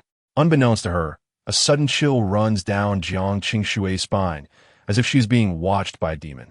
Apologies for my lack of decorum. Jiang Fenju fixes her icy gaze on Hu Zheng, and, at this moment, her demeanor is colder than ever. Simultaneously, she comprehends the true intentions of Lei Laohu and his party. 1. 10 acres of B-grade cold spirit fields. 2. A B-grade medium-sized mineral vein. 3. A vial of gene serum effective against A-grade and lower ability users. 4. A starstone weapon forged by an A-grade blacksmith that can enhance the user's strength by 40. What is your choice? These are the rewards Hu Zheng has in Lihua City. Any single item would make the apocalypse as powerful coveted. A substance that could incite fierce competition. This is also why Hu Zheng has not dared to return to Jiang Haishu for so many years. Yes, this woman is ruthless. Jiang Fenju pauses. She turns to Qin Chu, who sits beside her, bearing a resemblance to his mother. A hint of softness emerges on her cold face. She continues, 5. 1 A-grade extraordinary item, Leihigua. Leihigua. Chun Lei is slightly taken aback, a rarely seen seriousness appearing on his face. Chapter 19. Leihigua. Father advances to an 8th-tier powerhouse. Lehigua. For ability users of other attributes, this is merely a rare A-grade extraordinary item. But for lightning-type ability users, it is akin to a divine elixir. Not only does it have the potential to enhance one's lightning ability, but it also increases the energy storage within the body. Moreover, there's a slight chance it could grant the lightning talent new capabilities. Although Jiang Fenju is uncertain why she added this option in this apocalypse, Chunlei would not overlook an item that could significantly enhance his power. After all, only by increasing his strength could he seize more territory, stockpile more resources, and secure higher quality wives for his son. Haha, I choose option 5. Hu Zheng's head is yours. Chunlei laughs heartily as he pushes the temperature-controlled box containing Hu Zheng's grotesque head towards Jiang Fenju. Jiang Fenju's beautiful eyes glimmer with vengeful light. This man, before she had developed, had bullied and murdered hundreds of sisters in Lihua City. This vendetta runs deep. Closing the temperature-controlled box, she collects Hu Zheng's head. Jiang Fenju steadies her emotions and gathers her thoughts. Clapping her hands, a sci-fi wall in the office unfolds, revealing a silver-blue wall behind it. Jiang Fenju steps inside and scans her iris. Subsequently, a transparent constant temperature box emerged as a recess in the wall. Inside the box lay a fabric pit filled with fruit adorned with lightning symbols, constantly shimmering with arcs of electricity. Your bounty, Jiang Fenju said with a smile as he handed the constant temperature box to Chunlei. As a long-established master of lightning abilities, Chunlei immediately confirmed the authenticity and quality of the item upon receiving the box. The Lei Higua, an exceptionally rare A-grade extraordinary item, was a coveted elixir sought after by lightning ability users. Chunlei erupted in hearty laughter, then generously tossed out 50 gene of star stones.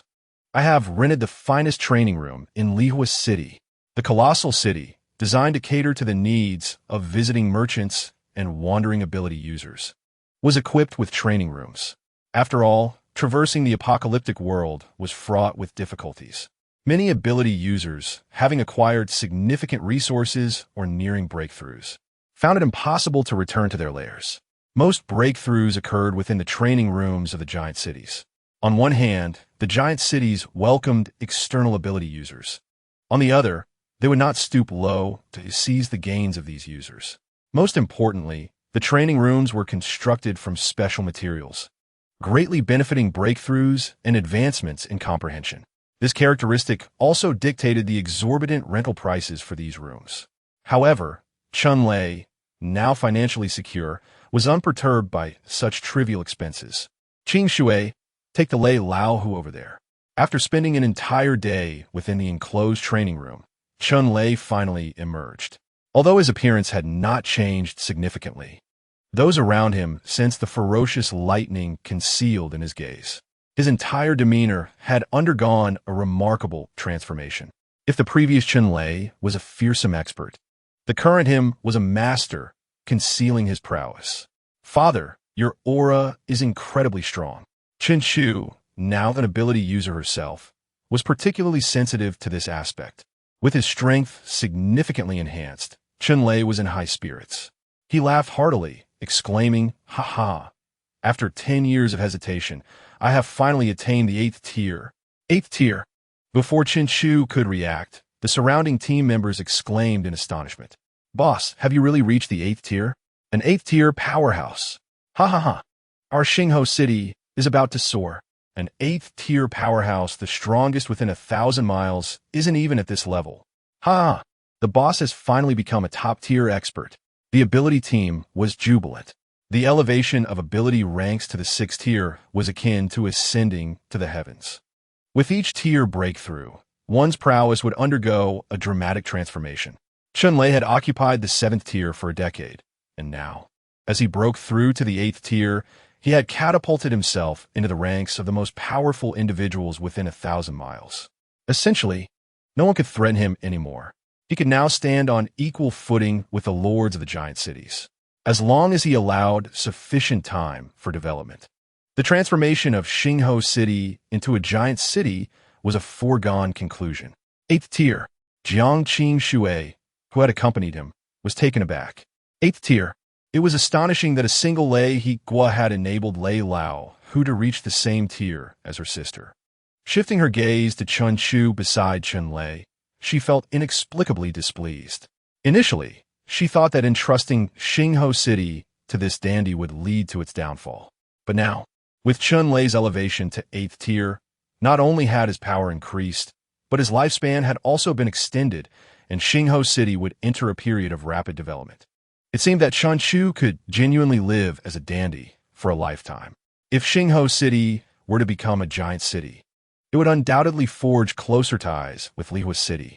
Moreover, Chun Chu would encounter her sister more frequently. Realizing this, Jiang Qin Shui became anxious. This rascal, Chun Chu, would steal away her sister's affection. Although Chun Chu was inexperienced and did not fully comprehend what the 8th tier signified, she understood from the astonished and ecstatic expressions of those around her that her life as a dandy would only improve. Ha! Once you bring in these 5 concubines, I'll arrange for you to marry even more. Chen Lai laughed et. As an 8th tier powerhouse, his strength, abilities, and resources would far exceed what they once were.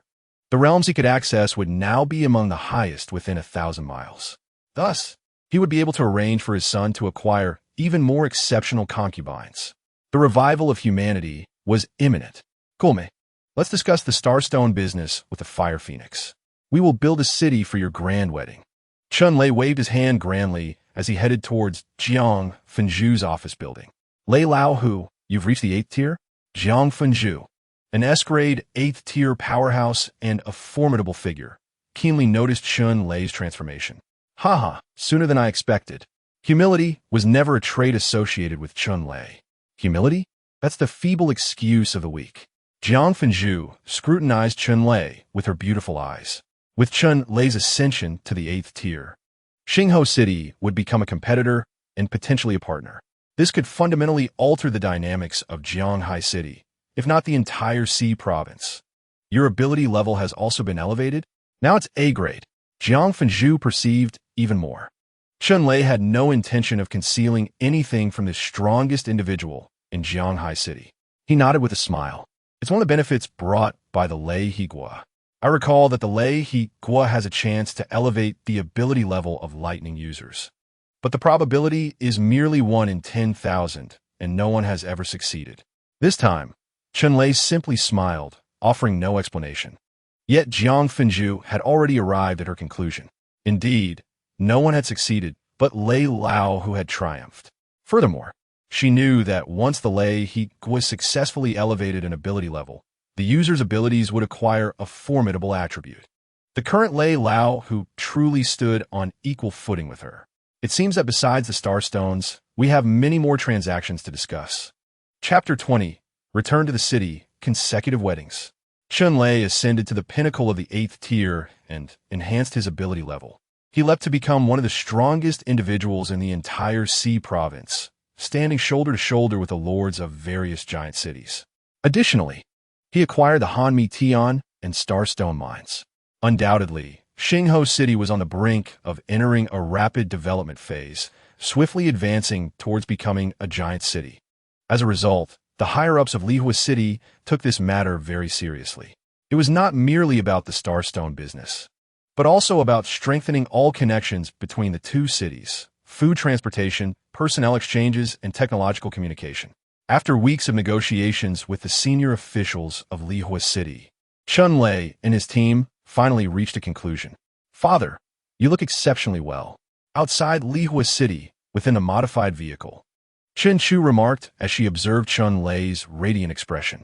Chun Lei let out a couple of hearty laughs before sitting beside Chen Chu. If things continued in this manner, it would not be long before Xingho City developed into a giant city. A giant city required an underground base capable of housing 200,000 residents, and it also needed to be able to construct residences above ground. The standard of living and economic level would increase dramatically. A giant city was essentially a small nation, and its lord was akin to a feudal lord. From now on, it will be much easier for you to take concubines. No more degrade for us. Chun Lei waved his hand with great pride. Chen Chu shook her head with a smile. She still had 5 concubines yet to enter the household, and she was already contemplating more. However, if they were degrade, she would be willing, as no one should suffer while her child thrived. Young rascal, what do you think about the 2 sisters of a Lihua city lord? Chun-Lei suddenly leaned closer to Chen-Chu. Chen-Chu pondered thoughtfully, not bad, but aren't they C-grade? She recalled the distinctive traits of the 2 sisters. Chun-Lei playfully tapped him on the head. What do you mean by C? Jiang Fenju is an S-grade powerhouse, and even I must tread carefully around her. Chen-Chu was taken aback, then enlightened. Ah, father, are you referring to them? The Jiang sisters are quite impressive, especially Jiang Qing Shui. While the world recognized Jiang Fenju as an S-grade supergenius, what many did not know was that her sister, Jiang Qing Shui, was an SS-grade prodigy. Moreover, not to mention that her appearance and figure were top-notch. If 2 individuals were to bear offspring, their innate talents would undoubtedly be remarkable, and the system would surely bestow a bountiful reward. Regarding why Chen-Chu held such a keen interest in Jiang Qing Shui, Chen-Lei did not inquire further. As long as the son was content, that sufficed. Although Jiang Qing Shui was merely an ordinary person, we cherish the notion of double happiness.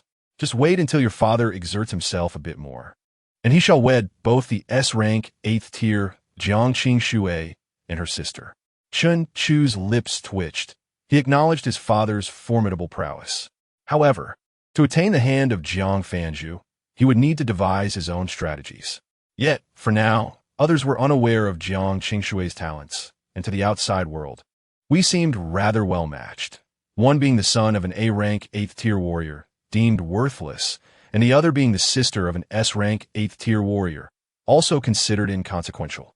Perhaps, while Jiang Qingshui had yet to awaken her abilities, he could persuade her to become his wife. Chen-Chu deemed this entirely feasible. Furthermore, an SS-level talent was the highest he had encountered. It must not fall into the hands of others, and he ought to seize every opportunity thereafter. After Chen-Lei and his team returned to the modified vehicle, it wasn't long before they embarked on their journey home. On the return trip, the 3 spacious carriages, save for the one in which Chen-Chu resided, were brimming with items traded in Lihua City. These included various rare foods, powerful weapons, extraordinary artifacts, and information concerning other regions of the apocalypse. Lihua City was the sole colossal city in Jianghai City and served as the hub for information exchange with the outside world. In the glacial apocalypse, travel was arduous, and the transmission of information was equally challenging. The extreme cold and relentless storms had rendered many communication devices inoperative. The most primitive form of human labor had once again become the new darling of this post-apocalyptic era. Compared to the outside world, Jianghai City remained relatively tranquil. Inside the carriage, Chen-Chu perused the information report in his hands, which predominantly detailed the fall of various cities and the emergence of several powerful individuals in certain areas. It seemed imperative to assist his father in the rapid development of their city. The competition for survival resources, the scarcity of supplies, and conflicts among superpowered individuals rendered this apocalypse a realm where a moment's inattention could lead to death. The key to enhancing his father's strength and expediting development lay in marrying and taking concubines. Chen-Chu's gaze settled on the 5 beauties seated not far away. Under the guidance of Lu Ruyan over the past few months, the 5 had shed their initial fear and numbness. Moreover, due to Chen-Chu's kindness, providing them with the best food and clothing, they had gradually grown accustomed to their new lives and even felt immensely fortunate. As superpowered individuals, they knew that being captured as livestock rarely ended well. Such inhumane treatment was unbearable for any human. However, now, not only had their living standards significantly improved, but it also seemed as if this handsome young man before them might become their future husband. Though he was an ordinary person, his demeanor was extraordinary. This life seemed to hold a glimmer of anticipation. Thanks to his father's significant improvement in strength, there was no need to avoid previously treacherous areas on their return to the city. This enhanced the team's travel speed considerably. What once took a month was now accomplished in 3 weeks, arriving at Xingho City. Within the city gates, the expectant Yi Miao had long awaited their arrival. Chen-Chu hurried forward to assist her. With such a large belly, Weren't you supposed to be resting at home? When Chen Chu set out, Yu Miao was already 4 months pregnant. The round trip, along with trading and resting in Lihua City, had consumed 3 months. Now, Yu Miao was 7 months along. With the day of delivery drawing near, Yu Miao smiled gently, her cherry lips close to Chen Chu's ear. Do you miss your husband? Moreover, regarding the matter of taking concubines, I have already made arrangements for you. You need only set the date. Chen Chu felt warmth spread in his heart as he grasped Yi Miao's delicate hand and planted a kiss on her exquisite face. Yi Miao was adept at managing affairs. Under her guidance, Chen Chu's grand wedding proceeded seamlessly. As for the 5 new concubines, Chen Chu treated them equally, affording them the respect they deserved. Instead of a grand ceremony, he wed one every 2 days, complete with dowries, relatives, celebratory feasts, and formal marriage contracts. Thus, 10 days passed before Chen Chu's wedding concluded. In the days that followed, Xingho City experienced explosive growth, while Chen Chu remained oblivious to the outside world. Wholly devoted to his new home and diligently working with his newly acquired 5 concubines. Joyful days flowed seamlessly for over 2 months, and Yi Miao was on the verge of giving birth. Chapter 21, Yi Miao gives birth. First son, Chen Han. Potential, SS. Do not be afraid, do not be anxious. Take a deep breath. You are the best. In Xingho City, at the medical department, as Chen Chu watched Yi Miao being wheeled into the delivery room, he offered her his final encouragement. All right, Chu, wait here. Rest assured, I will take care of everything. Observing Chen Chu, who appeared even more anxious than Yi Miao, Su Lan chuckled and comforted him. Subsequently, the delivery room door closed, leaving Chen Chu outside. Husband, sister, you will be fine, assured Xiao, Xiao Qiao, and the other 5 concubines as they surrounded Chen Chu to offer their support. Chen Chu waved his hand dismissively. I'm fine, not anxious. Xiao Qiao produced a handkerchief and gently wiped the sweat from Chen Chu's forehead. Sister Su Lan is a powerful B-rank wood-type healer. Assisting in childbirth is a breeze for her, so you should not worry, husband. Chen Chu forced a smile. Indeed, he was quite nervous, and exceedingly so. Though he had lived 2 lifetimes, he had never been a father. This feeling was indescribable, filled with both fear and anticipation. So, I hear your daughter-in-law is about to give birth. A thunderous voice echoed from the other end of the corridor. It was Chun Lei, who had hurried over. Yes, she has already entered the delivery room. Chun Lei sat beside Chen Chu, observing him drenched in sweat. With a nonchalant smile, he lit a cigar and spoke confidently. Son, don't be anxious. When your mother gave birth to you, conditions were harsh. There was no high-end delivery room like this, nor a B-rank healer to assist. It was just an elderly woman with scissors and hot water. I watched you emerge from your mother without so much as blinking. Chen Chu's lips twitched. Father, could you please refrain from shaking the hand holding the cigar before saying that? Chun Lei looked down at his trembling hand, nearly extinguishing the cigar. He chuckled awkwardly. Who wouldn't be anxious about welcoming their grandchild? This surge of excitement, stemming from deep within the bloodline, was an instinctive reaction. Furthermore, this child would be Chun Lei's first grandchild and Chen Chu's first offspring. Thus, the two anxiously awaited outside the delivery room. Chun Lei finished one cigar after another, while Chen Chu could not help but pace back and forth outside the room. After an indeterminate amount of time, suddenly, several exclamations erupted from within the delivery room. What happened? Chen Chu dashed toward the delivery room door and pushed it open. Upon entering, he was enveloped by a chilling sensation. The temperature inside the delivery room was at least 20 degrees lower than outside. Fortunately, Yi Miao was unharmed. To his astonishment, a nurse cradled a tiny infant in her arms, her eyes wide with disbelief, unable to speak. A child? Chen Chu stepped forward, only to see a slick, shivering newborn emanating coldness, while the nurse's hands had become stiff and frozen. Detection of host offspring birth. Talent. S. Potential. SS. Reward for the host has been successfully granted. Please check. The system chimed in Chen Chu's ear. S-rank talent. Absolute 0. Chen Chu recalled the rewards from the beginner's gift pack. This child's talent was of the ice element at the S rank. The child was gently transferred from a nurse's hands into Chun Chu's embrace. Subsequently, she placed her palm over the nurse's hand, which had been frozen solid, and a radiant green light emanated from her touch. The nurse's arm restored to its original form. "Achu, your child possesses remarkable abilities." Solan exclaimed, her voice frail yet tinged with excitement. This marked the birth of Chun Chu's first child, prompting Sulan to utilize her powers throughout the delivery process. She alleviated Yi Miao's pain, safeguarded both mother and child, while simultaneously monitoring their physical conditions to ensure their safety. This endeavor drained a considerable amount of her energy, and the recent healing of the nurse's arm had left her utterly depleted. Yet, she felt an overwhelming astonishment. Despite her dwindling energy, it was astonishing to witness an infant capable of consuming it entirely. An S-rank talent in ice abilities. Gazing at the child in her arms, Chun Chu smiled. An S-rank. An ice-based. Sulan gasped, her eyes wide with awe. In a post-apocalyptic world, an S-rank ability user was akin to a colossal fortress, and ice power users were undeniably favored in a world dominated by glaciers. Achu truly has the potential to revive humanity, Sulan thought, her eyes sparkling as she looked at Chun Chu. It was imperative for him to strive to take multiple wives and concubines. "Is my little grandson doing well?" Chun Lei approached, and upon seeing the infant, he was momentarily taken aback before bursting into laughter. "Haha, it's a boy.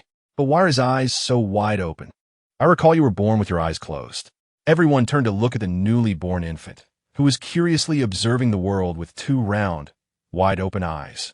Upon seeing Chun Chu and Chun Lei, he even let out a delightful giggle. Chun Lei, a man of simple nature, was not perturbed by this peculiarity. His hearty laughter declared, "Without a doubt, my grandson is a genius." To be born with open eyes and a smile. Beside them, Sulan's expression turned serious. "Yes, Achu, your child's life force is several times stronger than that of an ordinary infant."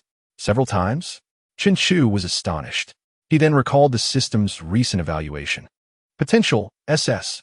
Undoubtedly, this child was a prodigy, surpassing even his father and Jiang Fenju. "Husband, let me take a look," came Yi Miao's weak voice from behind. Chun Chu squatted beside her, cradling the child, looking adoringly at the two. "What a beautiful child, just like his father," Yi Miao remarked, her eyes filled with joy. "Husband, you should name the child." "A name?" Chun Chu paused. He glanced at the nurse, whose hands had just been frozen, at the frost cascading through the air, and felt the noticeably lower temperature surrounding them. "Let's call him Chen Han." Yi Miao gently played with the baby in her arms. "Han, Litelan." Chen Han giggled cutely. "Haha, splendid. My dear grandson is an S-rank genius." Chen Lai laughed artidi. Previously, they suspected he might be an A rank. To discover he was actually an S rank was a delightful surprise. With such a wonderful grandson, Xingho City could thrive for another century. At that moment, Chen Lei shared the same thought as Sulan. It was essential to encourage Chun Chu, this cheeky lad, to take multiple wives and concubines for abundant blessings. As for Chun Chu, after settling on the child's name, the system's voice resonated again. Child's name confirmed. Child attribute panel activated. Child's attributes generated. Chapter 22. Ascending to the third tier. Enhanced physique. Increased longevity. Child panel name. Chen Han. Identity. Eldest son. Talent. S-rank ice system absolute 0. Potential. SS. Skills. None. Host panel name. Chun Chu. Talent. S-rank space system. Potential. D. Skills. Teleportation, storage, cutting. The system now displayed two panels, the newly born eldest son, Chun Han, and Chun Chu himself. Comparing the two panels, Chun Chu couldn't help but let out a sound of discontent. Everything looked fine until he noticed his potential was merely D. Chun Chu had come to understand the distinction between talent and potential. Talent, in simple terms, referred to the level of awakening and the type of abilities one possessed. Meanwhile, potential represented an individual's physical caliber. Eldest son Chun Han, with an SS-level potential, possessed a life force density several times that of his peers, and upon birth, he opened his eyes, smiled, and exhibited abilities. Such potential rendered his body monstrous, allowing him to learn rapidly, possess superior physical qualities, and grasp concepts more profoundly than others. In contrast, Chen Chu's potential was D. No wonder, despite years of training in ancient martial arts, he remained mediocre. He could only execute a few techniques, adequate against ordinary strongmen, but utterly inadequate against ability users. Moreover, Chen Chu suspected that a significant portion of his D-level potential stemmed from his father's years of providing him with extraordinary resources. Otherwise, he would have been an utterly ordinary person. He chuckled wryly, half-jokingly shaking his head.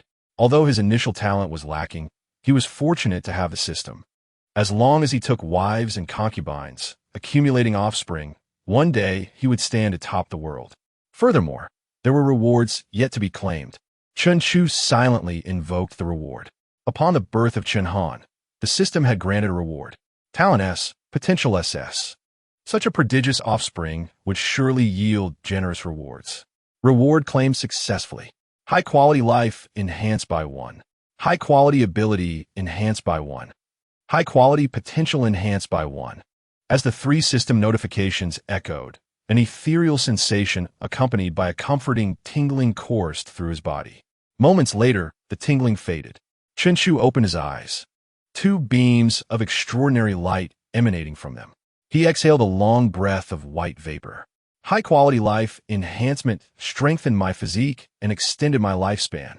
High-quality ability enhancement not only promoted me to a third-tier ability user, but also optimized my ability energy, purging impurities from the previously absorbed zombie crystal cores and compressing it. Now, the quality and quantity of my ability energy exceeded that of others by over tenfold. The high-quality potential enhancement elevated my potential from D to B, a leap across 2 significant tiers. After accepting the rewards, Chen Chu felt a palpable transformation within his body. Checking the attribute panel, he confirmed that his potential indeed changed from D to B. With enhanced abilities and a fortified physique, this was the boon brought by the birth of his eldest son, Tianhan. Chen Chu was overjoyed, for he did not have only Chen Han as his offspring. Xiao Qiao was merely 2 months away from delivering twins, while the Qiao would give birth in 3 months. Moreover, the other 5 concubines were also diligently preparing. These were merely immediate prospects. His father was also planning for his next marriage. Thus, the number of concubines would increase, and so would the offspring. Consequently, the rewards would multiply as well. Accumulating all of this, it was almost inconceivable. Reaching the pinnacle of the post-apocalyptic world seemed an attainable goal. With this thought, a smile crept onto Chen Chu's lips. Not only had his physical potential and talent been enhanced, but even his lifespan had increased. Taking wives and concubines, accumulating offspring and blessings, was undoubtedly imperative. Due to the system's concealment and the attention of those around focused on the eldest son, Chen Han, no one noticed Chen Chu's remarkable changes. They merely sensed that he appeared even more handsome and radiant than before, attributing it to the joy of fatherhood. What a wonderful grandson, truly a wonderful grandson. Chen Lei held his grandson tightly, his lips softly murmuring. A man notorious in the apocalypse, his eyes now shimmered with a thin veil of tears. Son! Chen Lei's broad hand landed heavily on Chen Chu's shoulder. The glimmer of excitement in his eyes sparkled under the light. You have brought forth a splendid child. With him, Xingho City could thrive for another 50 years. You, my boy, can continue the legacy, ha ha ha. Chen Lei boisterously laughed. A smile crept onto Chen Chu's lips as he understood that the birth of his eldest son, Chen Han, had resolved a significant concern for his father. The glacier apocalypse was indeed merciless. In his youth, Chen Lei had carved out a formidable reputation, but it also earned him a host of enemies. Over the years, with his presence, adversaries dared not show their faces. However, his son Chen Chu was but an ordinary man. If, decades later, he were to depart from this world, what fate awaited Chen Chu? It was a thought he could easily surmise. Thus, Chen Lei had tirelessly sought extraordinary items for Chen Chu, eliminated dissenters within Xingho City, and nurtured trusted confidants. He selected gifted orphans, training them to be loyal shadows for Chen Chu. All of this was to ensure that, after a century, Chen could still enjoy a few more years of fortune. Now, his son had gifted him an S-class talent grandson, and he himself had ascended to an 8th-tier powerhouse. With ample time to cultivate his grandson into someone surpassing him, he felt a profound sense of joy. With his protection above and a promising grandson below, Chen could enjoy a century of peace in the apocalypse. How could Chun-Lei not feel elated? How could he remain unexcited? He cradled Chun-Han as if holding the world's greatest treasure.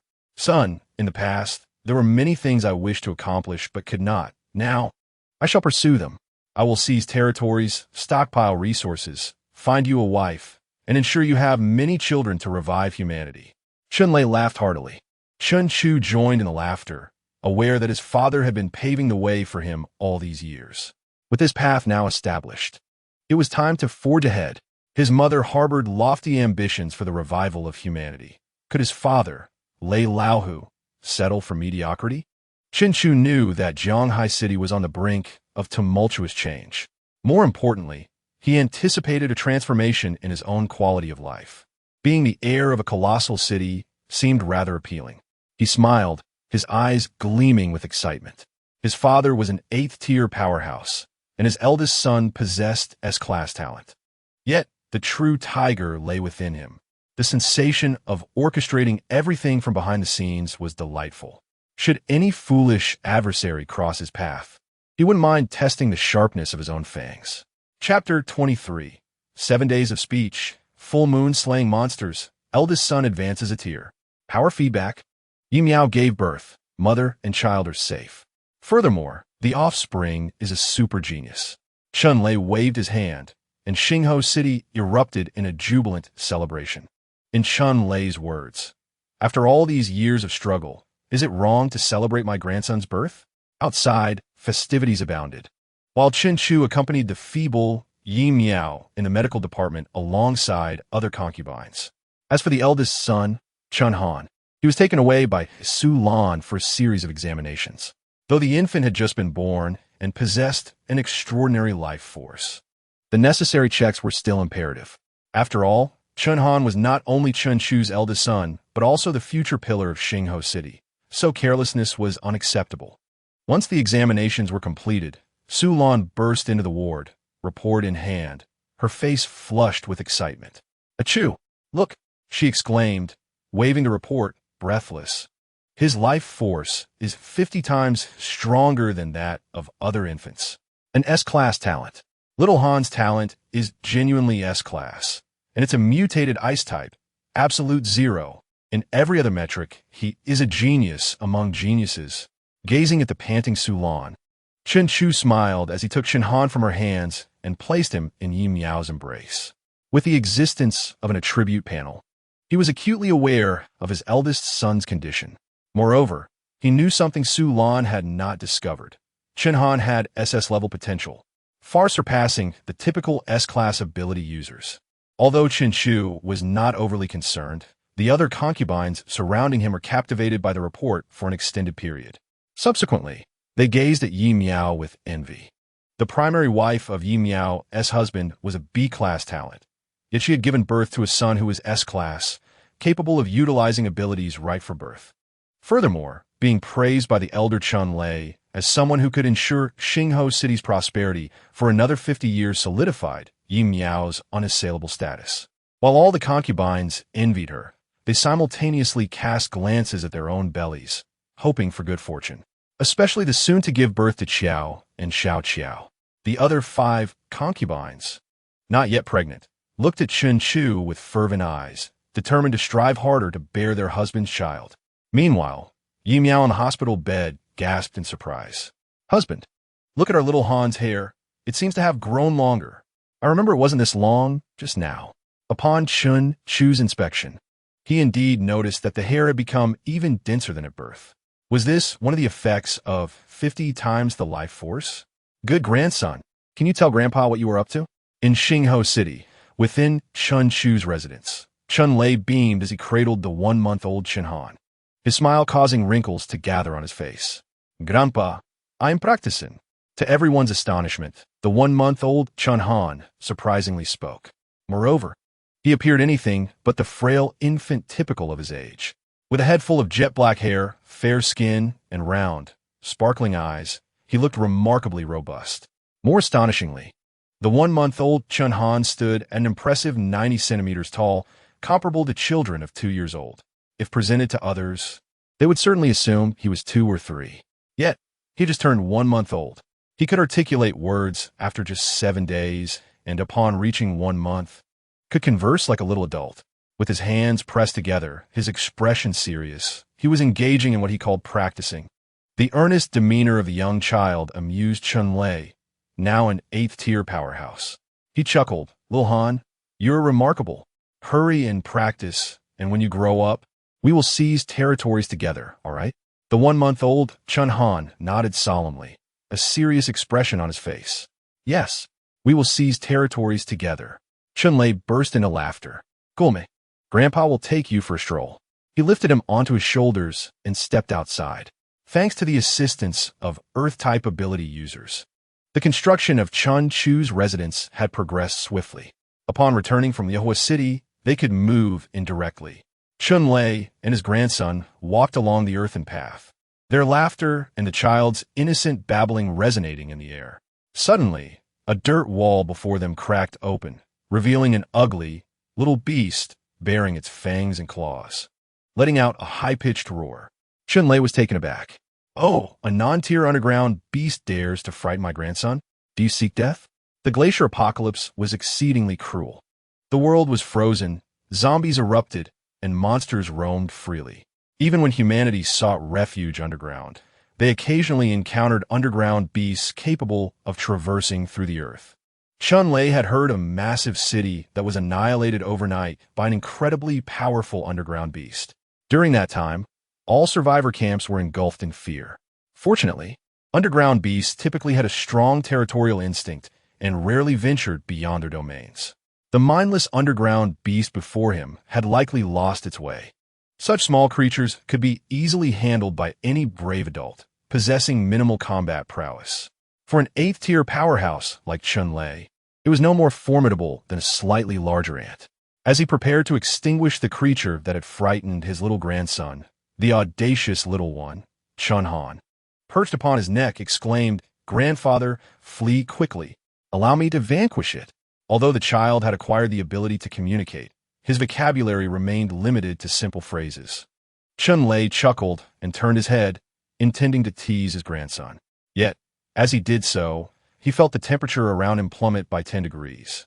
The previously cheerful child now bore a serious expression, his eyes radiating a blinding white light. "I must protect grandfather," a tenor voice declared. Instantly, 3 sharp ice spikes materialized behind Chun Han. With a swift motion of his small hand, the ice spikes were thrust forth, accompanied by a chilling scream. The diminutive creature was pierced through by the icy projectiles. Astoundingly, Chun Lei witnessed his barely 1-month-old grandson slay a monster, and a radiant glow enveloped him. Could it be that he had become a level 1 supernatural being? This glow was a sign of ascension for supernatural beings. His grandson, just a month old, had killed a monster with his bare hands and ascended to become a level 1 supernatural being. Chun Lei, a formidable level 8 expert, was utterly bewildered. He had a 1-month-old grandson who was a level 1 supernatural being, and his aptitude was rated S-class. The realization left him astounded, soon followed by overwhelming joy. His rugged face continuously drew closer to Chun Han's. "Grandfather, stab." Little Chun Han attempted to evade, but to no avail. "Ha ha ha. This is no genius. This is clearly a monstrous prodigy." He laughed heartily. Meanwhile, Chun Chu, still lost in slumber, stirred. "What is it, my husband?" asked his 2 concerned concubines, drawing nearer. Their complexions were flushed, and their eyes held a hint of regret. Had their activities the previous night exhausted him too much? However, upon awakening, Chun Chu wore a bewildered expression, as he had just received a system notification.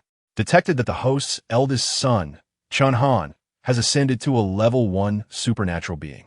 Feedback reward for the host's supernatural enhancement. Host current supernatural level, mid-level 3. Chapter 24. Transformation of Power and the Expansion Plans of the Patriarch. In the training room, Chun Chu stood proudly, radiating vitality. In recent days, while the number of concubines had increased, ever since the birth of Chun Han and the acquisition of the system's supernatural rewards in life, potential, and power, he had undergone a remarkable transformation. Particularly in terms of masculinity, managing relationships with 8 wives was no longer an issue. The enhancement of his progeny's strength even reflected back upon him. Chun Chu mused, feeling the space in his mind expand once more.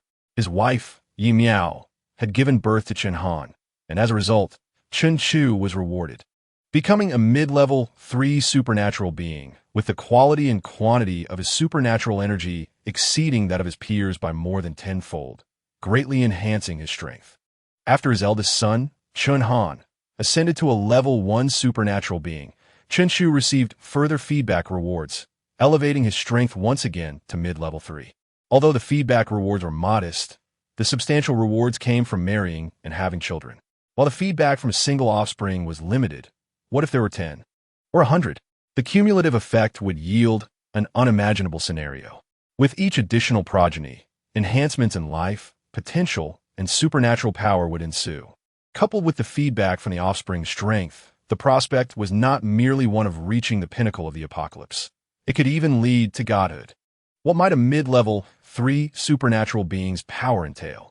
Chun Chu pondered, observing his increasingly formidable physique. With a mere thought, he activated teleportation. In an instant, he found himself at the edge of the training room. When he attempted to teleport again, the environment behind the walls of the training room vividly appeared in his mind. This was a new skill, perception. He could now transform his surroundings within a 10-meter radius into a mental model, facilitating better combat strategies. The synergy of this new skill with teleportation rendered him virtually invincible. In an apocalyptic world blanketed by snow, where visibility was hindered, survival in caves could lead to treasures or the lairs of underground beasts. With the skill of perception, Chun Chu could navigate such dangers. With a surge of inspiration, he visualized the circumstances beyond the thick walls of the training room. Teleportation. As his supernatural ability activated, he found himself outside the training room in the blink of an eye. Teleportation. In an instant, he returned to the training room. With just these 2 skills combined, it was evident that even a level 4 supernatural being would not stand a chance against him, and he could hold his ground against several level 6 opponents. A wave of profound confidence washed over Chun Chu's eyes. His supernatural energy concentration and quantity were 10-fold that of his peers. This alone enabled him to contend against higher level 4 supernatural beings. His ability was of a rare spatial nature, rated S-class. Perception, teleportation, and cutting. A sequence of skills that would make even level 6 supernatural beings wary. Next, Chun Chu experimented with several other skills, all of which exhibited significant enhancements. His cutting ability could sever zombie cores harder than diamonds. Yet there was more. Chun Chu carefully contemplated the state of his body following the enhancement of his supernatural abilities. I can conceal myself within the storage space. A flash of insight struck him. The storage space, now expanded to 10,000 cubic units, was filled with various supplies and firearms. Previously, the storage space could only contain inanimate objects, incapable of holding living beings. Items placed within would experience a halt in time, remaining unspoiled. Everything remained exactly as it was upon entry. For example, food stored a month earlier would still be steaming when retrieved a month later. Chun Chu had always considered this a personal warehouse. Now, he realized that his body could also enter it. In an apocalyptic scenario, this was akin to possessing a trump card. If he attracted formidable foes, he could retreat into this space and wait for them to tire out. Alternatively, during battle, he could hide within, leaving enemies confounded. Chun Chu continued to explore this powerful skill. Subsequently, he discovered a remarkable skill combination: spatial perception and teleportation. He could hide within the space while using perception to observe the external environment, then teleport to safety. This trio of skills bolstered Chun Chu's confidence immensely. He now felt he had a fighting chance against level 6 supernatural beings. With such formidable capabilities, he could assert that even when facing a level 6 supernatural being alone, he could maintain the upper hand.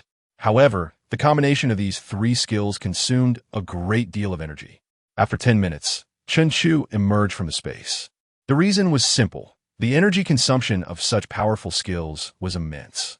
Moreover, Chen Chu had been utilizing all three formidable skills in tandem. Sustaining this for 10 minutes was only possible due to the superior quality and quantity of his supernatural energy. Were any other supernatural beings of the same level to attempt this, they would likely struggle to last even a minute. His supernatural prowess was approximately equivalent to that of a mid-level 6 supernatural being, while his physical capabilities, strength, agility, and defense were comparable to those of level 4 supernatural beings. Through a series of experiments, Chen Chu gained clarity regarding his strength. Overall, he was likely among the top-tier experts within the ranks of level 6 supernatural beings. How astonishing it was to think that just a year prior, he was an ordinary person who had consumed an extraordinary substance. In a mere year, he had ascended to a status comparable to the pinnacle of level 6 experts. It was said that the transition from level 6 to level 7 was akin to crossing a chasm. Though his strength had greatly increased, he recognized the need for caution. However, with his father, a level 8 powerhouse, standing guard outside, he could focus on his own development with peace of mind. Chen Chu nodded in agreement with himself, determined to strive for progress until he surpassed all others. In the pursuit of progress, one must adhere to the 12-character mantra, marry and take concubines. More children bring more blessings, and toil diligently. Ah, has that mischievous lad finally emerged? In the grand hall, Chun Lei held his grandson, Chun Han, engaging in playful antics. Upon seeing Chun Chu exit the training room, he couldn't resist teasing him. Your father has already ascended to the 8th tier, and with such an extraordinary grandson, you should abandon that ancient martial arts practice and simply enjoy life. Chen Chu took a seat beside him, smiling without uttering a word. If his father were to discover that his strength was on par with a top-tier 6th-tier warrior, it would surely leave him astounded. Chun Lei gazed at his grandson with adoration, for this was a prodigious talent who had advanced a level shortly after his first month. Are the other two daughters-in-law about to give birth as well? Chen Lei inquired. Chen Chu casually stuffed a banana into his mouth, responding with a mouthful, yes. Xiao next month, and to Xiao the month after. I heard from Xiaolon that all three soon-to-be-born children are endowed with special abilities. Chen Chu affirmed, indeed. Sister Lan mentioned so. Wonderful. 4 delightful grandsons all at once. Chen Lei's eyes squinted with joy. Originally planning a gradual expansion, he realized that with so many grandsons, they could no longer be confined to this limited territory. Chun Lei cautiously placed his grandson into Chen Chu's hands. You wait here. I shall go out and conquer territories, claim wives and concubines. With that, he rushed out the door, leaving a bewildered Chen Chu in his wake. What was that all about? Meanwhile, little Chun Han revealed his tiny sharp teeth, giggling and waving his delicate hand, calling out to Chun Lei's retreating figure, Grandpa fights. Grandpa fights. Seize the territory. Seize the territory. Chapter 25. Xiao Qiao gives birth, twins of dragon and phoenix, since leaving Chun Chu's residence last time. Chun Lei commenced an ambitious consolidation of all combat forces within Xingho City, mobilizing equipment and organizing logistics. It was evident that he was preparing for a significant undertaking. Father, I thought you would keep your advancement to the 8th tier a secret for a surprise attack, but unexpectedly, you revealed it early, Chen Chu remarked at the dining table, glancing at his father. Ever since his father decided to expand Xingho City to secure extraordinary wives and concubines for him, their time together had diminished considerably. Now, they could only steal moments to gather during meals. Ha ha ha. Chun Lei laughed heartily. You rascal, that's called strategy. The locations we plan to attack are medium-sized and small cities, with a couple of larger ones. There's no need for subterfuge against such opponents. By announcing my advancement, all the cities will be thrown into disarray. I remember reading before the apocalypse that this is known as conquering without battle. Chun Lei heartily devoured food and wine. Chen Chu chewed thoughtfully. That's true. What is most vital in the apocalypse? Talents. Those capable of establishing cities are, after all, endowed with some abilities. Moreover, those who have survived for so long in the apocalypse tend to cherish their lives. Once the news of your advancement spreads, These ability users will think, oh, an 8th-tier power wants to attack our small city, and will hastily reveal their secrets and kneel at the city gates, begging for mercy. And indeed, that was the case. Even before Chun-Lei could set out, he received a multitude of surrender letters. Trucks filled with supplies were sent into Xingho City. Nevertheless, Chun-Lei still planned to embark on a journey. After all, could such a grand gesture be satisfied with just a few trucks of supplies? Furthermore, who could guarantee that these cities were genuinely surrendering? What if it was a delaying tactic? In addition to resolving some pressing issues, winning over ability users, and enhancing the combat strength of Xingho City, he also needed to assess the actual conditions of these cities. The cities targeted for attack were all in the vicinity of Xingho City. If Xingho City aimed to develop into a colossal city, it required more than mere supplies. It needed the number of ability users, the size of the encampments, and the population. This outing was crucial for those matters. Didn't you take 5 concubines last time? Why is it no news at all? You knucklehead, step up your game. After a hearty meal, his father suddenly urged him to procreate. As my territory expands and my power grows, I expect you to give me more grandchildren to inherit the family legacy. Moreover, during this expansion, I also plan to secure a few more concubines for you. Of those 5 concubines, 3 were already pregnant, and the other 2 had gone to find Sister Lan that very morning. It was likely that they were expecting 2.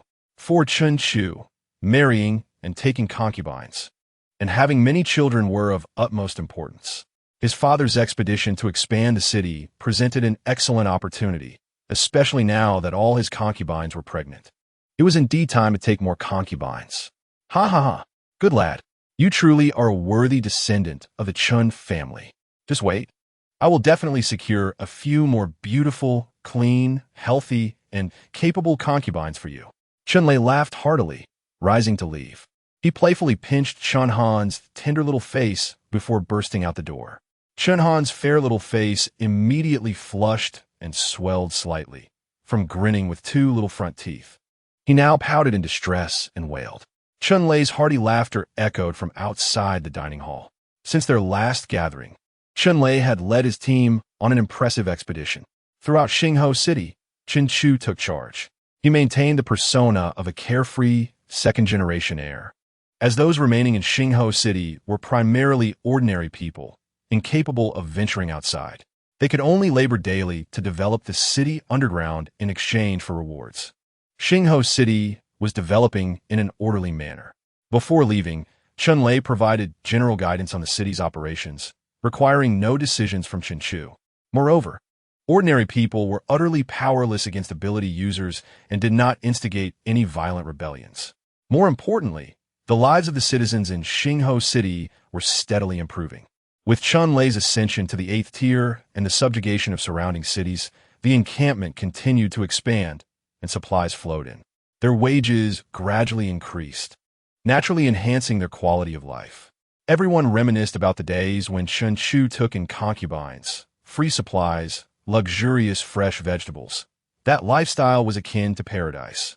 As for Chun Chu, he was indeed in paradise, passing his days in leisure, frolicking with his wives and concubines. However, since the other concubines were all expecting, he could only enjoy time with Yi Miao, who had already given birth. Being a B-grade 4th-tier ability user and receiving comprehensive care from Su Lan, Yi Miao's body had recovered swiftly after childbirth.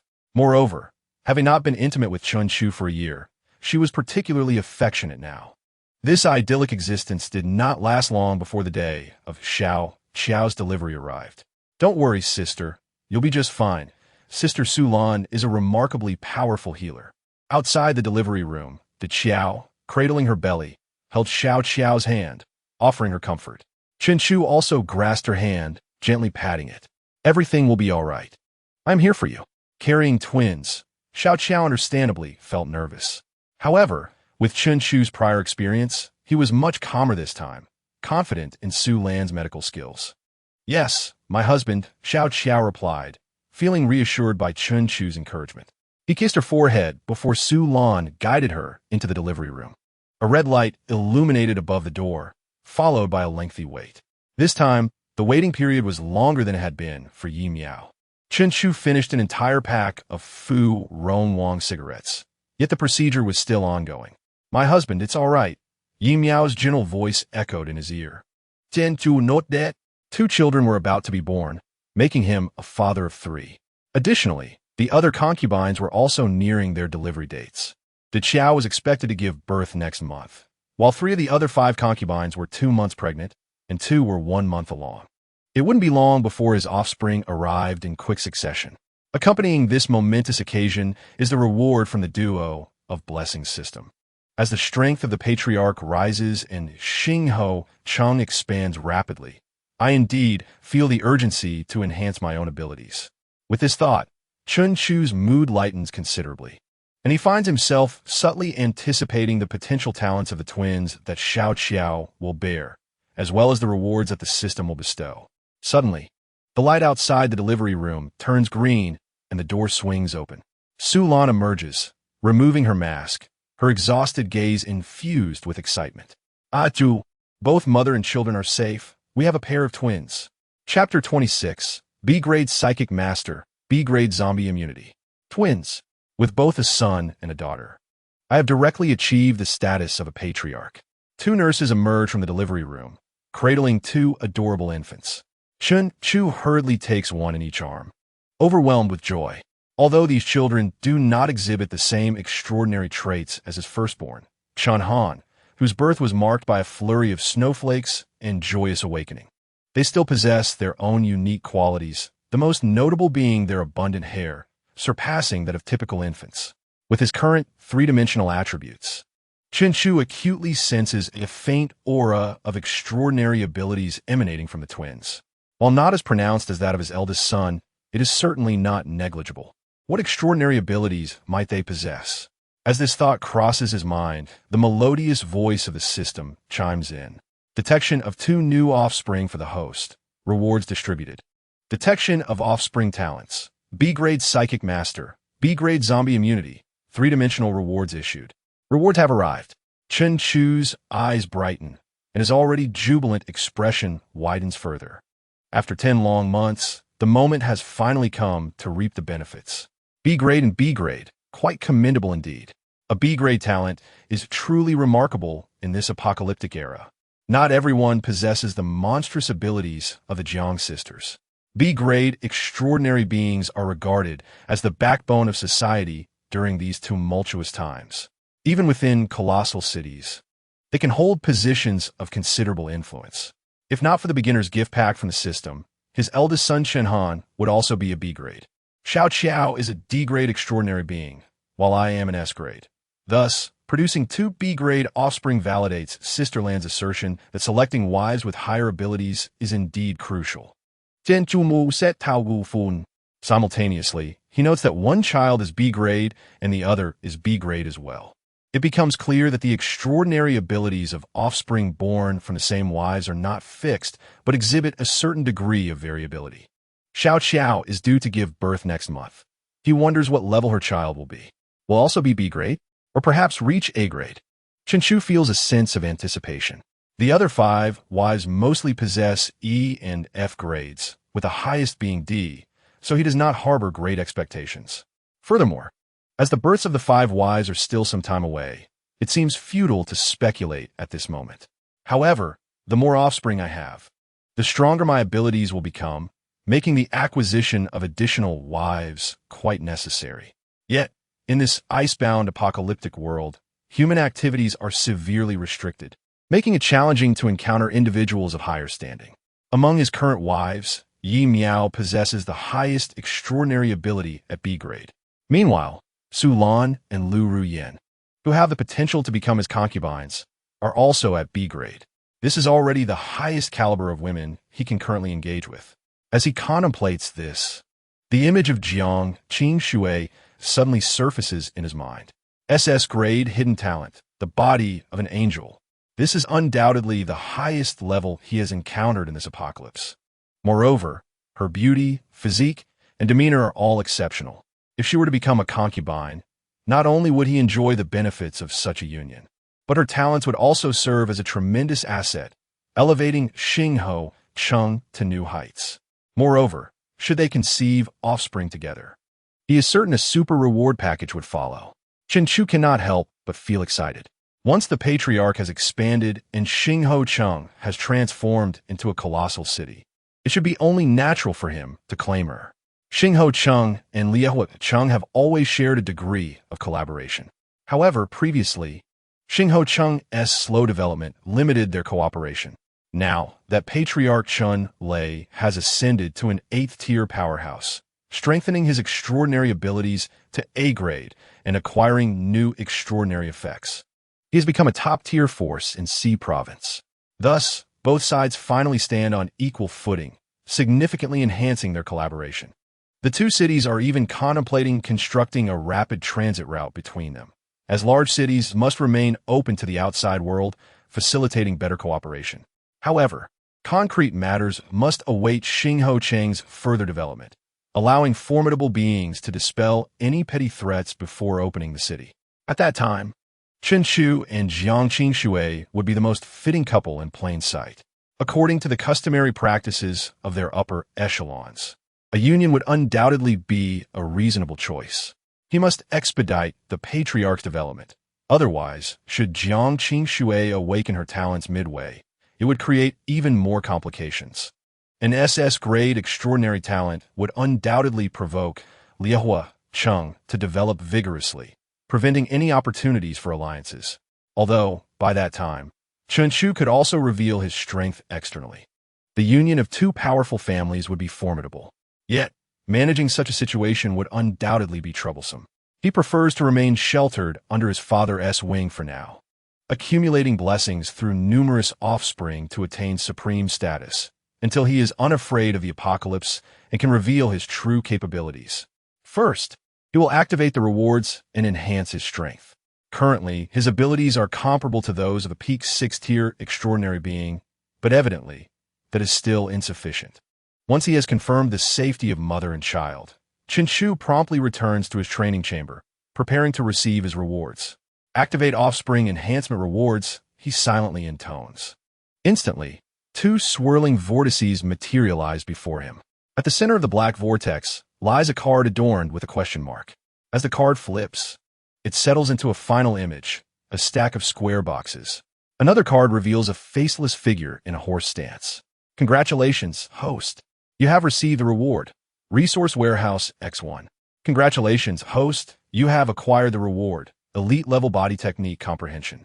As the two melodious notifications resonate, Chen Chu's mind fills with a staggering array of resources, flooding his previously empty space of 10,000 square units.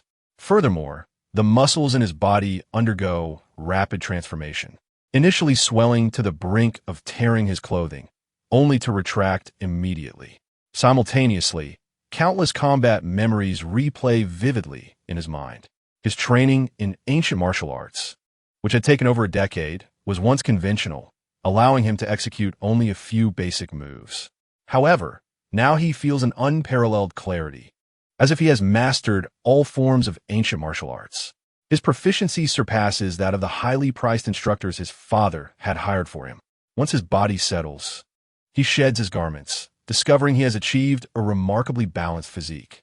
While his muscles may not rival those of power-oriented extraordinary beings, they harbor immense, explosive potential. With a casual strike, the air erupts with a series of sonic booms. He approaches a leather punching bag, delivering a measured blow. With a dull thud, a perfectly formed fist-sized hole appears in the center of the bag. Is this what elite-level body technique comprehension entails? Chen Chu gazes at his fist, murmuring. As the saying goes, a brute's punch can shatter stone, while a true martial artist focuses their strength into a single point, ensuring precision and control. Not only has my control over my strength improved, but I also sense a substantial enhancement in my agility, cognitive acuity, and technique comprehension. It feels as though I have absorbed the lifetime experiences of a seasoned warrior. Chapter 27. Elite-level body technique, precious resource warehouse. My explosive muscle power has greatly increased, and my striking techniques have been refined. This is manifested in the attacks, allowing me to exert force without leakage, significantly enhancing my offensive power while conserving stamina. But what if I apply this to agility? The moment this thought crossed Chun Chu's mind, the most perfect techniques and methods of exertion appeared in his mind. Move. The muscles in his thighs contracted. His feet struck the ground with a thunderous sound, kicking up a cloud of dust. In the next instant, he found himself 2 meters above the ground. And he could continue. Move. A sonic boom resonated in the air. Chun Chu surged forward again, soaring to 4 meters in the air. Upon landing steadily, Chun Chu's face lit up with astonishment. He could actually advance into midair and continue to propel himself. It resembled the technique of ascending a cloud ladder. Following this, Chun Chu merged the ancient martial concepts in his mind and conducted a few experiments. He discovered a remarkable enhancement in his physical prowess, similar to the technique of ascending a cloud ladder. This martial art allowed him to not only ascend into the air, but also remain airborne by continuously exerting force through his thighs.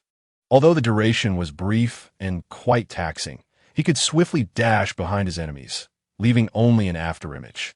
The drawback, however, was the loud noise generated by the forceful exertion of his thighs, which unleashed a surge of energy in an instant. Nevertheless, as a spatial ability user, Chun Chu's teleportation skill surpassed this technique. Yet, the significant improvement in martial arts still propelled his overall strength to new heights. Enhanced exertion, greater power, improved agility, and heightened combat awareness, especially combat awareness, which is forged through experiences in the crucible of battle. Yet, Chun Chu achieved it effortlessly, with elite-level martial skills.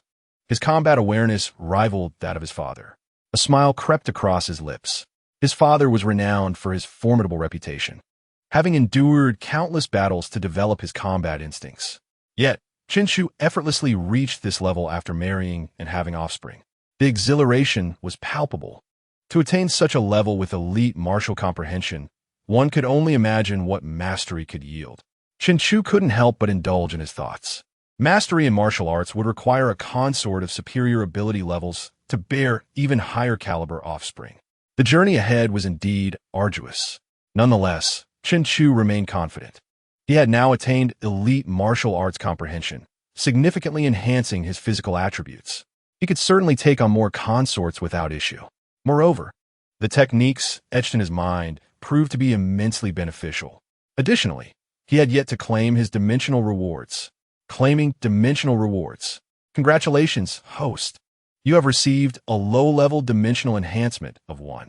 Congratulations, host. You have received a low-level dimensional enhancement of 1. Utilizing dimensional enhancements. After issuing the command, 3 tingling sensations surged within Chun Chu's body. However, it did not last as long as the reward from the birth of his first son, Chen Han. Dimensional attributes, life, talent, potential. After absorbing 2 low-level dimensional rewards, Chun Chu immediately opened his panel. Host panel. Name, Chun Chu. Talent, S-rank spatial system. Potential, B. Strength, late stage of tier 3. Skills, teleportation, storage, cutting, perception, elite martial arts.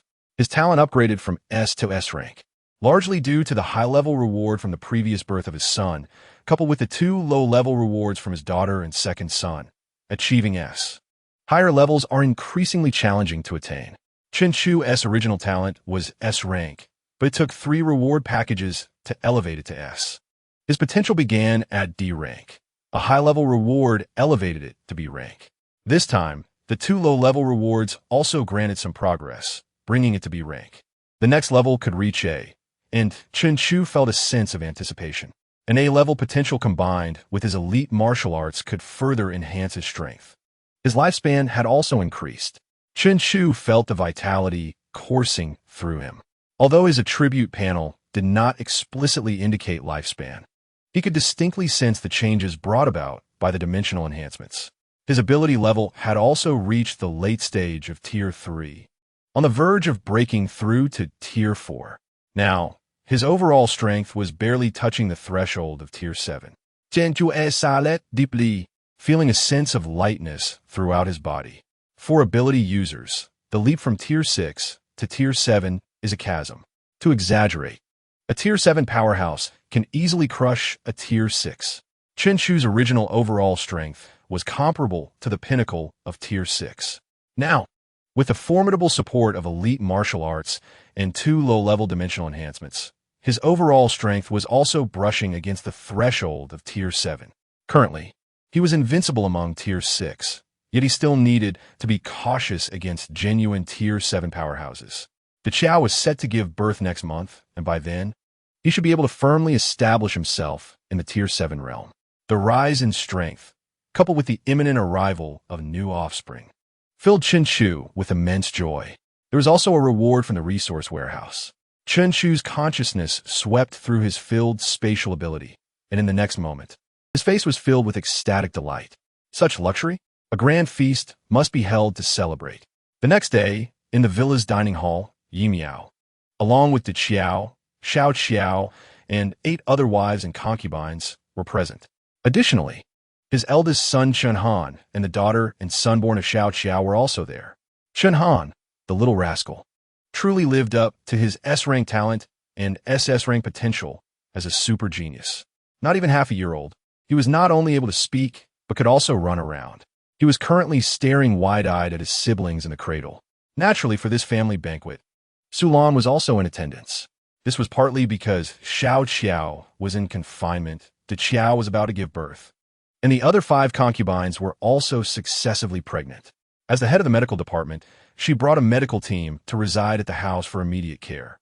On the other hand, Chen Chu had grown up with Su Lan, considering her family, and thus she was indispensable at the family banquet.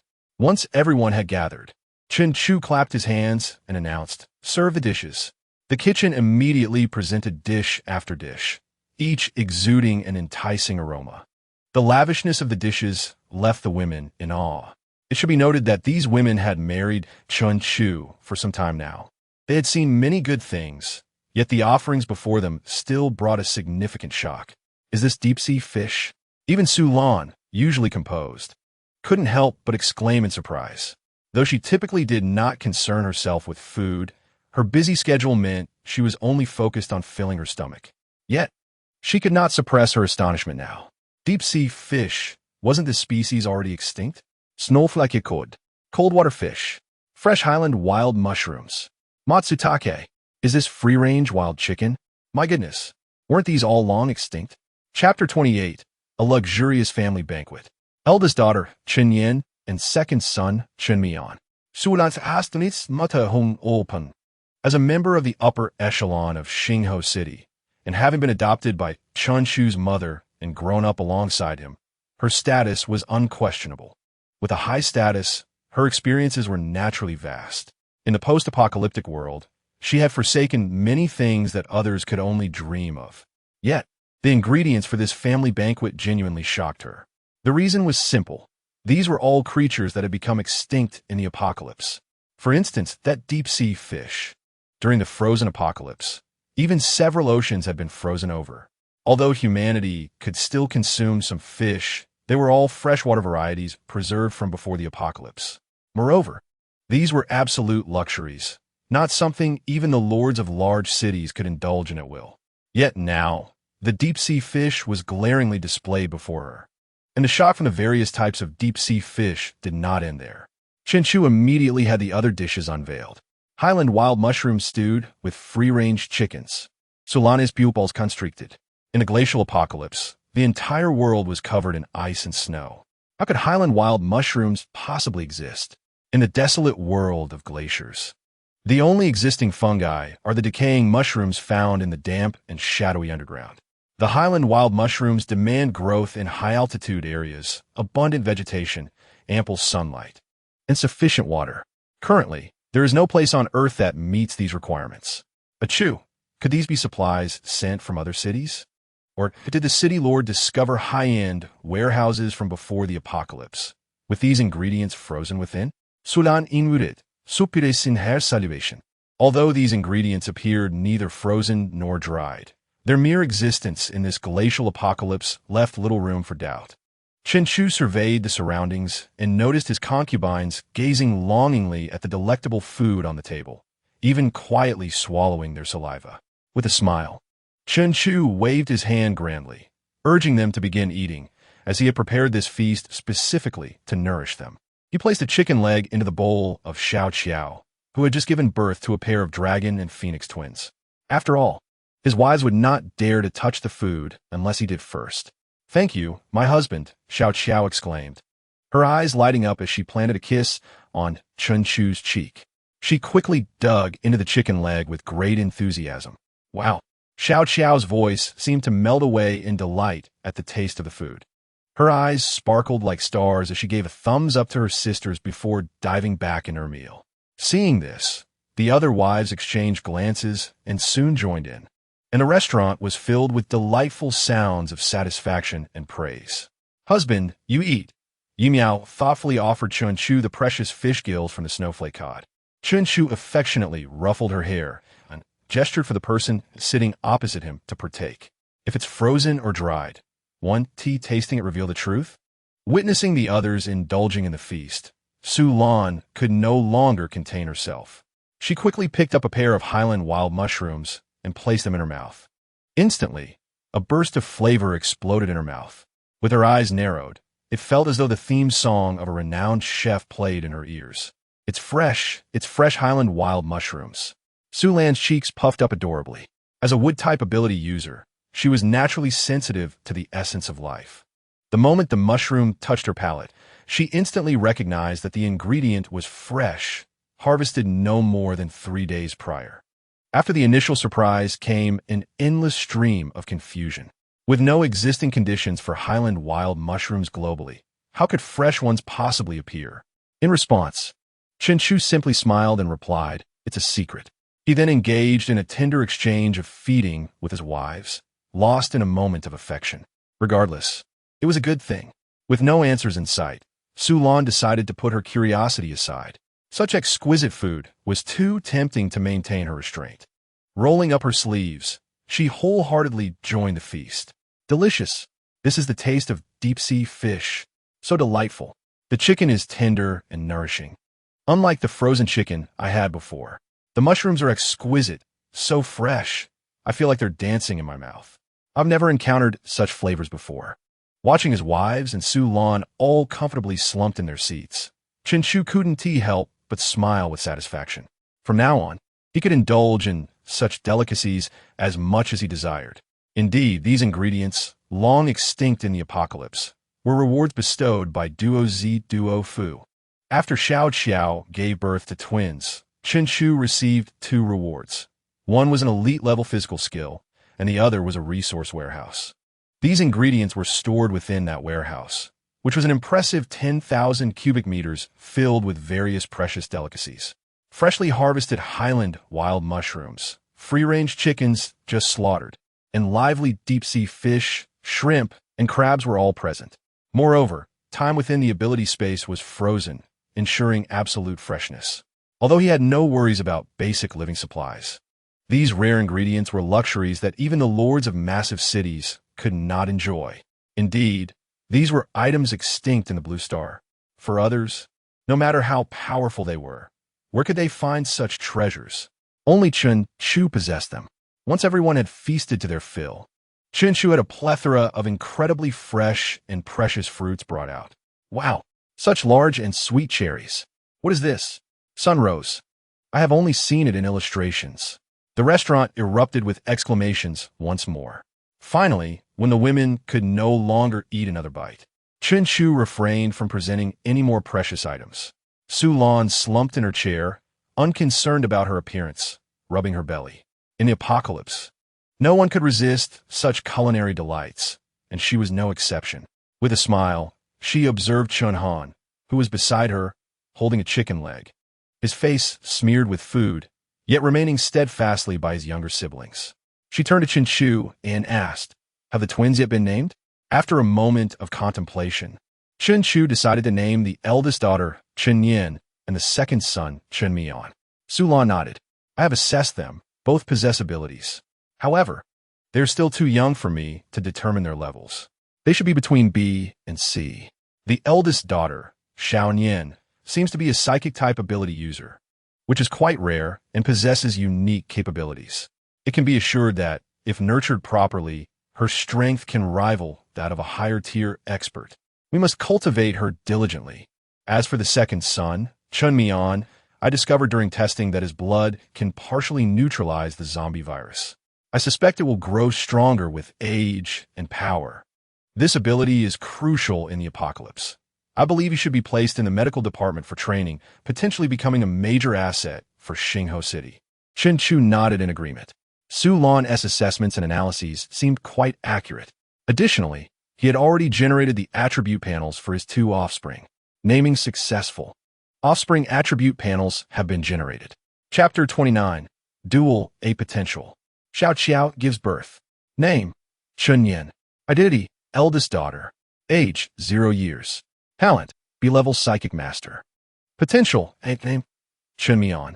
Identity: second son. Age: 0 years. Talent: B-level zombie immunity. Potential: initially, Chen Chu intended to merely take a cursory glance, but this casual observation left him astounded. He had thought his daughter and son possessed only B-level talents, destined to grow into foundational pillars for Xingho City. Yet, how could their potential be rated as A?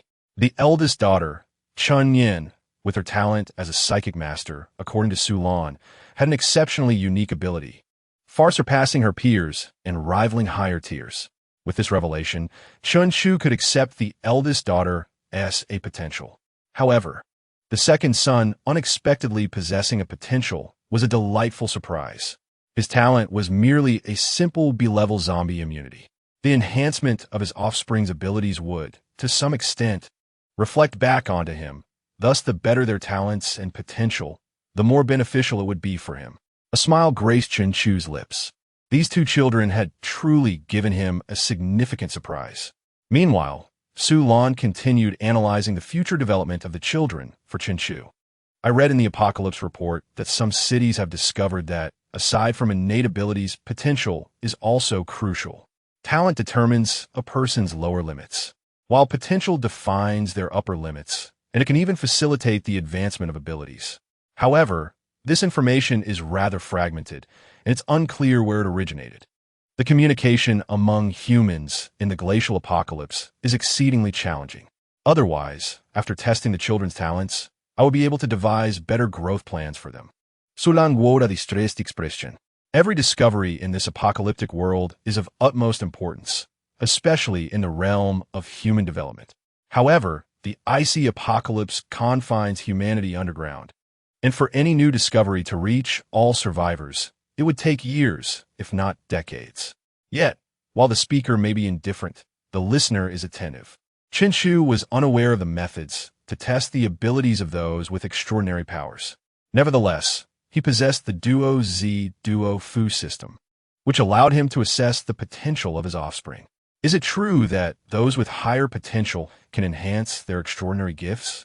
Chen Chu pondered for a moment and then inquired within his mind. The system, being more powerful, should have no difficulty with such a trivial question.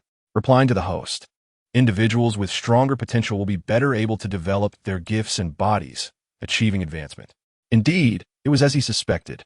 Chen Chu then asked, for my second son, Chen Mian, whose talent is merely B-level, but whose potential is A, what level of development can he achieve?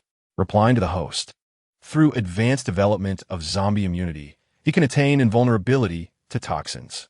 In the final state, his body will resist all adverse factors, viruses, extreme cold, and extreme heat. So this is the essence of A-level potential. It allows one to develop their gifts to a terrifying extent. Subsequently, Chun Chu's gaze fell upon his eldest son, Chun Han, who was happily munching on a chicken leg, leaving his face smeared with food. This lad's potential seems to be SS level. What kind of monster will he grow into? No, he's already a monster. He spoke at 7 days old and single-handedly defeated a beast by the time he was a month old. Now, at less than 6 months, he is already bouncing around and causing havoc. Just these 3 offspring ensure that Xingho City will have no worries for future development. At the same time, Chen Chu understood the immense power of the Duo Z Duo Fu system. A single person's strength is ultimately limited, but the power of a family is extraordinarily formidable. The city lord will bring you a new concubine upon his return. Sulan turned her gaze toward Chinchu. He was taken aback. How did you know? He recalled that his father had merely mentioned this casually the last time. Compared to Chinchu's surprise, Sulan was quite astonished. Covering her mouth, she exclaimed, "You really didn't know?" This time, the city lord not only took the combat team, but also took the nurse team and several testing devices from medical department. He said he would choose a few beautiful and clean, extraordinary wives for you. The nurse team and testing equipment are to ensure that your concubines are absolutely clean and healthy. Additionally, the nurses must not only guarantee cleanliness, but also provide beauty ratings to ensure that your wives are stunning. This revelation left Chun Chu in a daze. However, he soon thought about his father, a battle fanatic, and wondered how he could have such thoughts. Surely he was incited by others to do such a thing. Chun Chu chuckled as he looked at Sulan. Sister Lan, this proposal was your idea, wasn't it? You also provided the nurse team and testing equipment to father, didn't you? Caught in the act, Sulan blushed and stuck out her tongue. Extraordinary powers, cleanliness, beauty. These are the absolute standards for our Chu to take wives and concubines, and there must be no negligence. Moreover, look, the concubines you selected based on these standards have already given birth to a bunch of talented offspring. As she spoke, Sulan's face radiated pride. Beautiful, clean, extraordinary. Chu's standards for choosing a partner were established by her from the very beginning. Time and again, this standard proved to be remarkably accurate. Chun Chu gazed at Sulan, who had previously maintained a cold and scholarly demeanor, now resembling a child seeking praise after winning a game. It was amusing to him. A smirk crept across his lips, and with a twinkle in his eye, he jested, "I wonder how long it will be before father returns to the city. Yet my concubines are already pregnant. I believe Sister Lan is currently the only one in all of Xingho City who meets this standard." His gaze swept over Sulan. Filled with satisfaction, Sulan's face flushed a deep red. She hadn't anticipated digging her own grave. Her small eyes, hidden behind golden-framed glasses, darted around in search of a change of subject. "I've got it," she exclaimed, grasping De Qiao's hand. "De Qiao is about to give birth, and I will perform a thorough test to ensure everything is perfect." With that, she quickly assisted De Qiao and left the dining hall. Hearing that it was for the sake of her unborn child, De Qiao cooperated willingly. Watching Su Lan's departing figure, victorious Chun Chu felt a surge of relief. However, Sister Lan, soon you will become my concubine. As father expands the city, Xingho City is on the verge of becoming a colossal metropolis.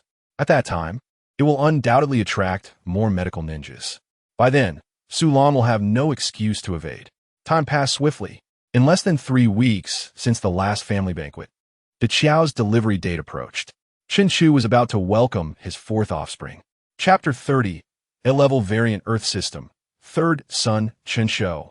De Qiao's delivery was much smoother than the previous 2 with Yi Miao and Xiao Qiao. By this time, Chen Chu had already become the father of 3 children, so his mindset had also calmed significantly. Soon, with the sound of a baby's cry, the delivery room door opened. Sulan emerged, her face beaming with joy. "Achu, it's a chubby little boy. Look, I will carry him for examination." Chen Chu took the baby into his arms. The weight was substantial. Indeed, De Qiao had given birth to a robust son, heavier than the first 3 children at birth. After confirming the child's health, Chen Chu handed him back to Sulan for a comprehensive checkup. He then visited De Qiao with his concubines. Husband De Qiao, drenched in sweat, greeted Chen Chu with a sweet smile. He sat beside her, affectionately stroking her hair. "Everything is well." De Qiao nodded in relief. "Our child?" Chen Chu replied with a smile. "It's a big, healthy boy, heavier than Chun Han, Chun Yin, and Chun Mian when they were born. He is very healthy. Sister Lan is currently conducting a physical examination. Barring any surprises, he should also be an extraordinary being." With the assurance of a healthy, extraordinary boy, De Qiao's previously anxious expression transformed into a radiant smile. She had been quite nervous these past few days, worried that she would give birth to an ordinary child and lose Chun Chu's affection, especially since his first 3 children all had considerable gifts. Chen Chu, who spent every day and night with her, could not have been oblivious to her worries. He planted a gentle kiss on her forehead and whispered, "Silly girl, are you at ease now?" De Qiao nodded. Chen Chu spoke softly. Even if the child is not extraordinary, I will always take good care of both of you. This statement was not just for Qiao, but also for his other concubines. His system was one of many children bringing fortune, not one that required extraordinary offspring. As long as the number of children increased, rewards would follow. However, if the offspring possessed exceptional talents, the rewards might differ in magnitude.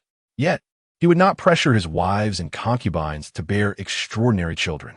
As the saying goes, it takes 100 years of cultivation to share a boat and 1,000 years to share a bed. Although taking multiple concubines was motivated by the duo fu system to enhance strength, Chen Chu could confidently say that he loved each of his concubines. Moreover, as an S-level extraordinary being, the likelihood of his offspring also being extraordinary was high. Furthermore, his powers would continue to grow stronger, alleviating any concerns.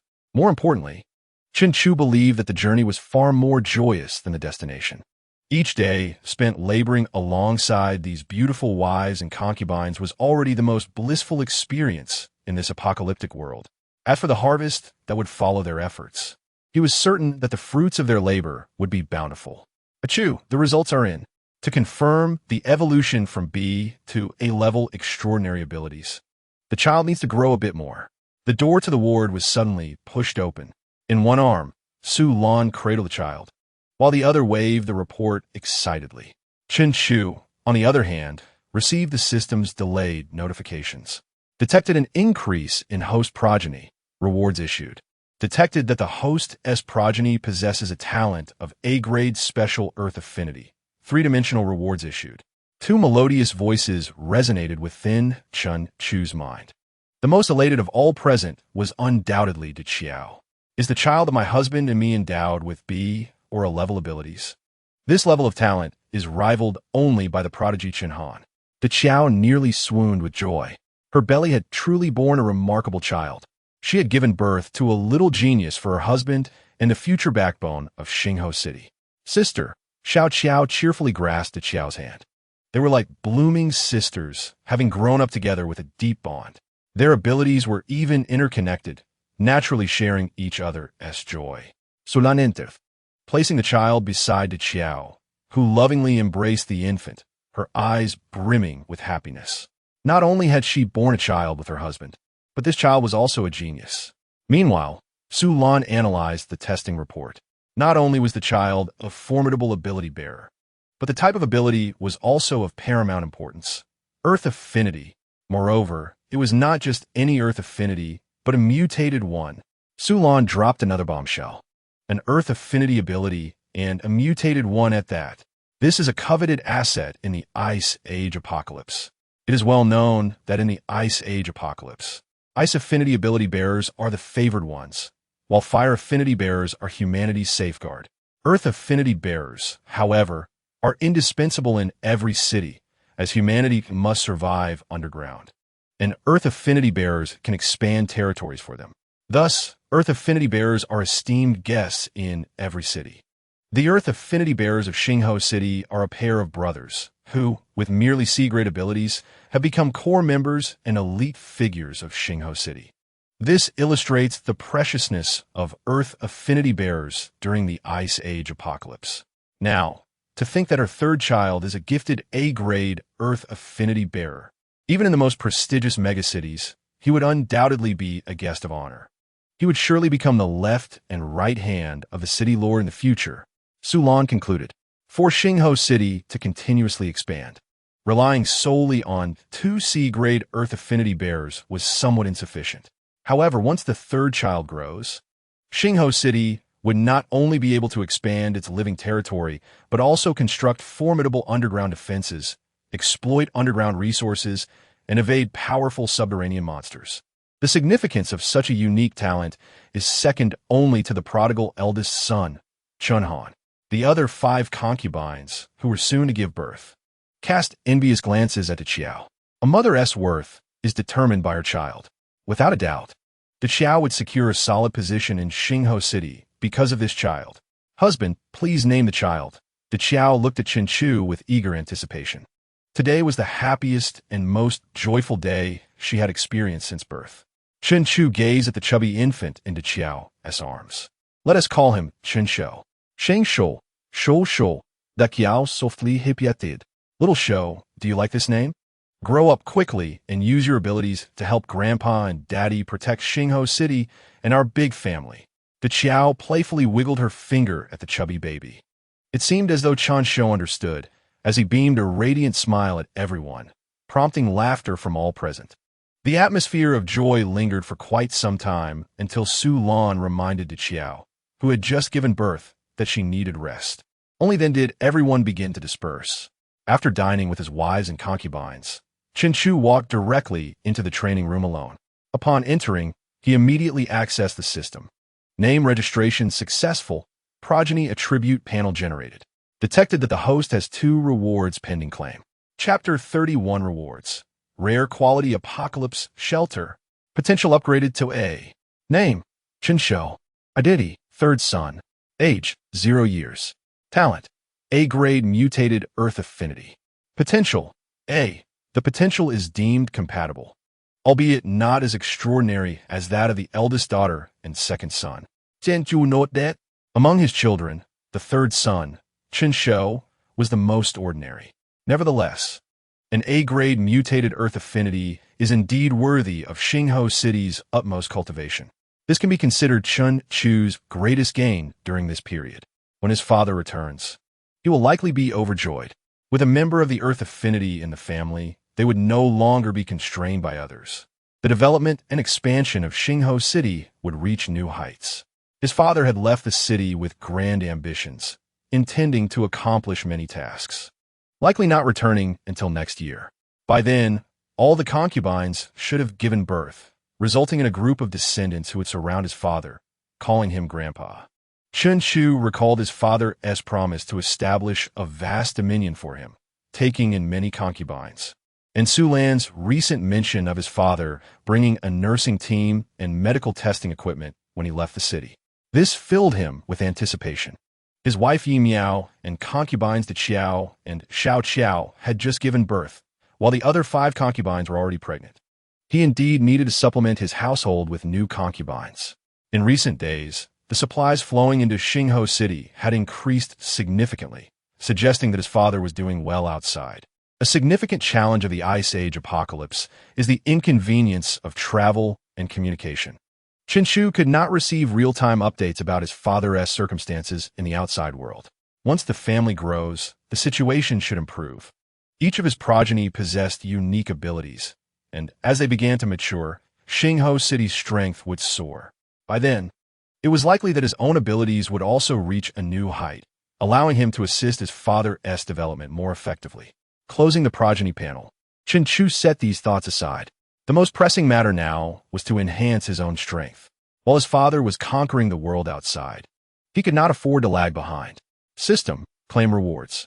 Congratulations, host, for successfully claiming the reward. Rare quality apocalypse shelter. Congratulations, host, for successfully claiming the reward. Intermediate 3-dimensional enhancement. Rare quality apocalypse shelter? This was the first time Chen Chu had received such a reward, and he felt a sense of novelty. However, he prioritized using the 3-dimensional enhancement, as his strength was fundamental. Initiating intermediate 3-dimensional enhancement. Intermediate life enhancement, 1 intermediate talent enhancement, 1 intermediate potential enhancement, 1 a familiar and delightful tingling sensation surged from his soles to the top of his head. Chen Chu could not help but shiver. He felt that this time, the increase in lifespan was greater than before. His strength had finally advanced from the late 3rd tier to the early 4th tier. His potential had also received a significant boost. The tingling sensation dissipated, and the enhancement concluded. Chen Chu promptly opened his attribute panel. Host attribute panel name: Chen Chu. Age: 19. Talent: S-grade space affinity. Potential: A. Strength: early 4th tier. Skills: teleportation, storage, cutting, perception, concealment, elite-level body techniques. An A-grade potential. Chen Chu clenched his fist in excitement. After having 4 progeny, his potential had finally transitioned from the initial D-grade to A-grade. With potential upgraded to A-grade, he immediately sensed that his ability energy was easier to mobilize. Simultaneously, His control over his body had improved. Furthermore, his thoughts were clearer than before. Indeed, A-grade potential was significantly stronger than B-grade. His ability level had finally advanced to the 4th tier. The 4th tier ability user, in the 31st year of the apocalypse, is already considered an elite. In this dire world, he possesses the capital to establish himself firmly. Moreover, Chen Chu is an S-class spatial ability user of the 4th tier. When it comes to abilities alone, he stands as a paragon among the elites of the glacial apocalypse. However, Chen Chu's overall strength extends beyond mere abilities. It encompasses physical prowess as well. His continuous enhancement in all dimensions, coupled with elite-level martial arts, allows him to consolidate his position among 7th-tier ability users. He can contend with those who have just ascended to the 7th tier. With a more adept application of spatial abilities in combat, he is capable of eliminating early 7th-tier ability users. At last, he has begun to follow in his father's footsteps. Although Xingho City has developed rapidly, it still remains a large urban center. With his overall strength comparable to that of an early 7th-tier user, Chen Chu is now capable of safeguarding Xingho City. In just over a year, he has transformed from an ordinary individual with no power to this formidable state, which fills him with great joy. His spatial ability has expanded to 100,000 cubic meters, creating a vast space of 100 by 100 by 100. After surveying his surroundings, a smile crept onto Chen Chu's lips. This recent surge in strength is remarkable. His attack power has intensified, his agility has increased, and his time spent within the spatial ability has lengthened. Previously, he could only remain in the spatial realm for 10 minutes, but now he can last at least an hour. After thoroughly testing his skills in the training room, he finally paused to focus on another reward, the rare quality refuge of the apocalypse. Through his investigations, Chen Chu has grasped the utility of this refuge. It serves as a sanctuary in the apocalypse and is exceptionally robust. Its overall size is comparable to the 2,000 square meter villa he currently resides in. Yet it is constructed entirely from special metals. According to the system's description, it can withstand attacks from 10th-tier ability users. However, Chen Chu harbors doubts about the existence of 10th-tier ability users in this world. He has never heard of one. In the entirety of C province, not even 9th-tier ability users are present. Furthermore, this so-called rare quality refuge is equipped with a surveillance system, an enemy extermination system, and a biological system. The system indicates that even if a 10th-tier ability user were to enter, they would face defeat. After thoroughly reviewing the manual for the refuge, an enigmatic smile appeared on Chen Chu's face. He is unaware of the external circumstances due to the challenges of information dissemination, but he comprehends that the pinnacle of combat power in C province remains at the late 8th tier. This implies that Chen Chu possesses the safest refuge within the entire province. Consequently, the safety of his wives is assured. Although his wives are all exceptionally talented ability users, their strength is somewhat lacking. Now, with a refuge capable of withstanding 10th-tier ability users, Chen Chu can finally ease his mind. After all, in this apocalypse, conflicts often lead to annihilation. Now, the safety of his family is perfectly secured. However, how should he arrange this refuge? Chen Chu furrowed his brows in thought. Materializing a massive refuge within the city would undoubtedly be astonishing. At this moment, the system interjected. The host can choose to integrate the refuge with the host's residence. The system will facilitate the transformation. Chapter 32, The Indestructible Refuge. Is such a maneuver possible? Chen Chu's eyes gleamed with excitement. Truly, his system is formidable. Without hesitation, he opted for the transformation of his current residence. As night fell, and with his wives resting early due to their pregnancies, the system masked the sounds of the transformation process, ensuring that no one was disturbed. The transformation was swift. Within an hour, his residence had morphed into the safest location in C province. Now, even if all the top-tier powers in C province were to converge in an assault, they would be unable to breach it, for this rare quality refuge can withstand attacks from 10th-tier ability users. Currently, not even 9th-tier ability users exist within C province. Additionally, the system revealed to Chen Chu that this rare quality refuge can be upgraded to an epic quality. Beyond epic quality lies legendary quality. Each upgrade significantly enhances various aspects, especially in terms of defense.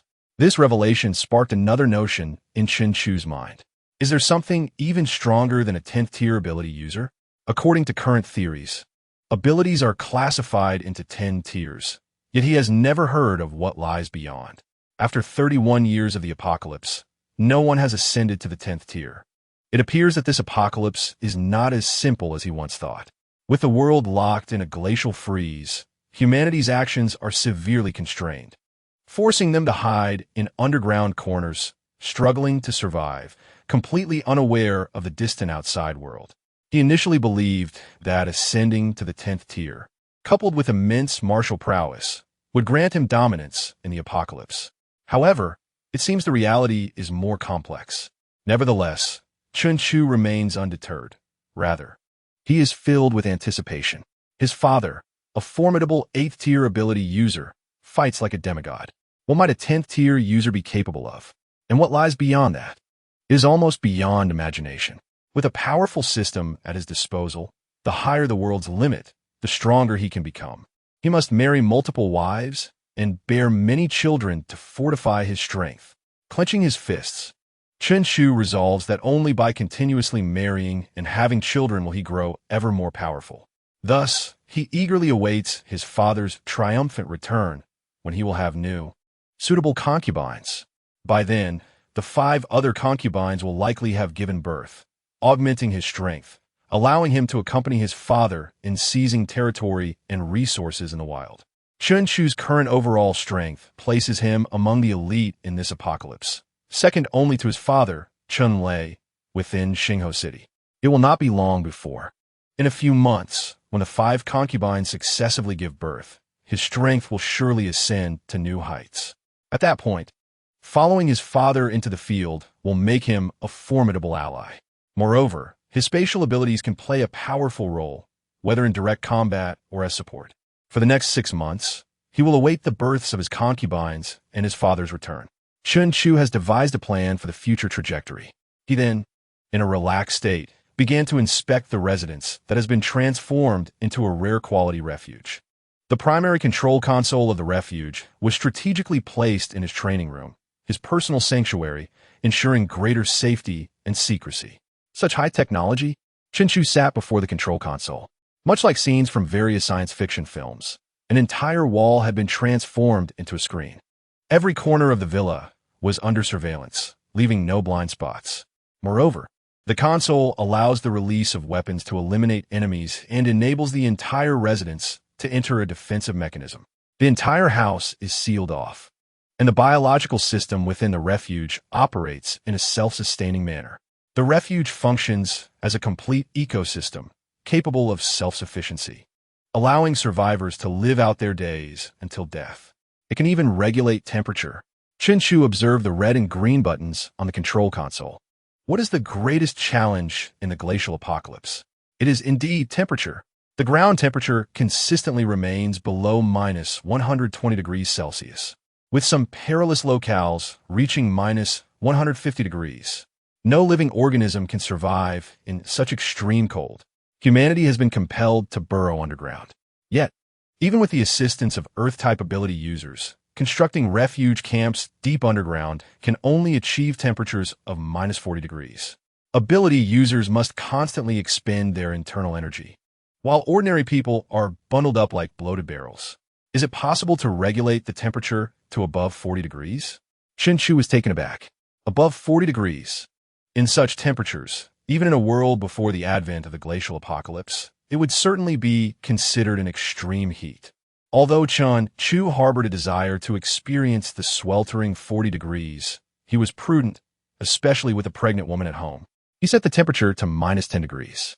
His residence was already enveloped by a layer of radiant stone insulation, maintaining an indoor temperature of minus 20 degrees.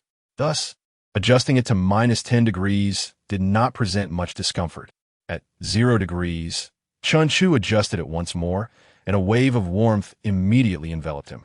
Ultimately, he settled on a comfortable 18 degrees Celsius, the optimal temperature he had discovered through repeated adjustments. After familiarizing himself with the control panel, He stepped out of the training room. The air was refreshingly crisp. Chen Chu inhaled deeply, feeling an immense sense of tranquility wash over him. At this moment, his residence had already developed an ecological self-circulating system, with oxygen levels and freshness surpassing that of the surface. Furthermore, the additional plants indoors enhanced the villa's environment. Feeling unburdened, Chen Chu strolled into the master bedroom, shared with his lawful wife Yi Miao. Currently, however, the 5 concubines were all pregnant. Enda Qiao and Xiao Qiao had recently given birth, leaving only Yi Miao in the bedroom. Having spent too long arranging the shelter, it was now deep into the night. Yi Miao, who had been reading at the desk waiting for Chen Chu, had dozed off against her chair. He tiptoed over and gently cradled the petite Yi Miao in his arms. Drowsily, Yi Miao opened her eyes. "Husband, you're back. Let me fetch you some hot water so you can relax." Rubbing her eyes, she gazed at her husband's charming visage, prompting a subtle smile from Chen Chu. Chapter 33. Offspring 5. In the villa's living room, the concubines who had risen early were pleasantly surprised by the indoor environment. While Chen Chu and Yi Miao had not slept a wink all night, they had just emerged from the bathroom, feeling rejuvenated. "Wow, it feels so warm. I've never experienced such warmth since my birth. I haven't even had to activate my powers. The air is so fresh, far better than the surface air. Wow, are these trees? The leaves are so vibrant." The Xiao Qiao, and the other 5 concubines marveled at the transformed villa, eagerly exploring every corner. Leaning against the bathroom door, Chen Chu wore a gentle smile.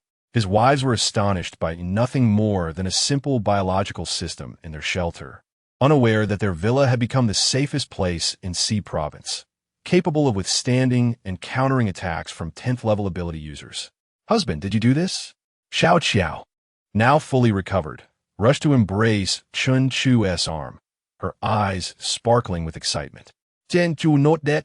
Using the excuse of relocating all the good supplies his father had brought back home, his wives were unconcerned about how the transformation occurred. They simply understood that their husband had significantly elevated their standard of living. As they caressed their gently rounded bellies, the concubines rejoiced, feeling fortunate to have married well, believing their husband to be the best in the world. Having witnessed the grim realities of the glacial apocalypse, they felt their current lives were almost surreal. They sighed, acknowledging themselves as the happiest women in this post-apocalyptic world. Xiao Qiao, fully recovered, cast a sidelong glance at Chen Chu, contemplating how blissful it would be to rest in his embrace in such a warm environment. The other 5 pregnant concubines gazed at her enviously, yearning for their own children with their husband, desiring moments of intimacy in this warm setting. After indulging in their envy, they caressed their bellies, filled with joy and anticipation, knowing that in just a few months, they too would bear children. Soon, they would also enjoy solitude with their husband in this warm environment.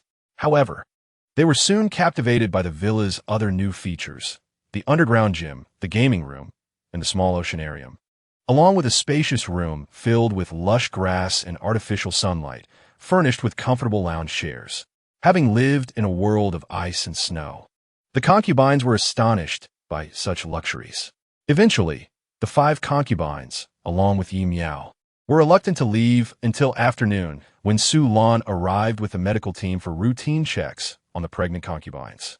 As a B-level 5th-tier ability user, Su Lan had a heightened sensitivity to her living environment. Upon entering the villa, she immediately exclaimed in surprise, "How warm it is! The oxygen content in the air has increased. The subtle life energy is so much richer." She gazed in awe at the transformed villa. At that moment, Chen Chu emerged from his side.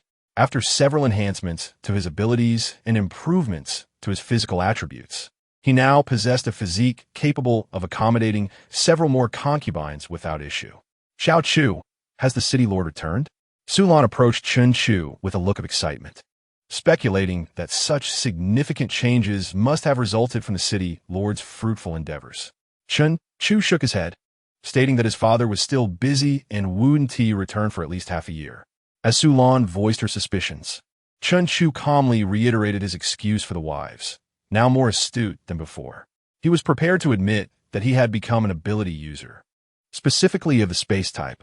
After all, the space abilities were not only formidable in combat, but also exceptionally supportive. Modifying their living space was merely a matter of thought.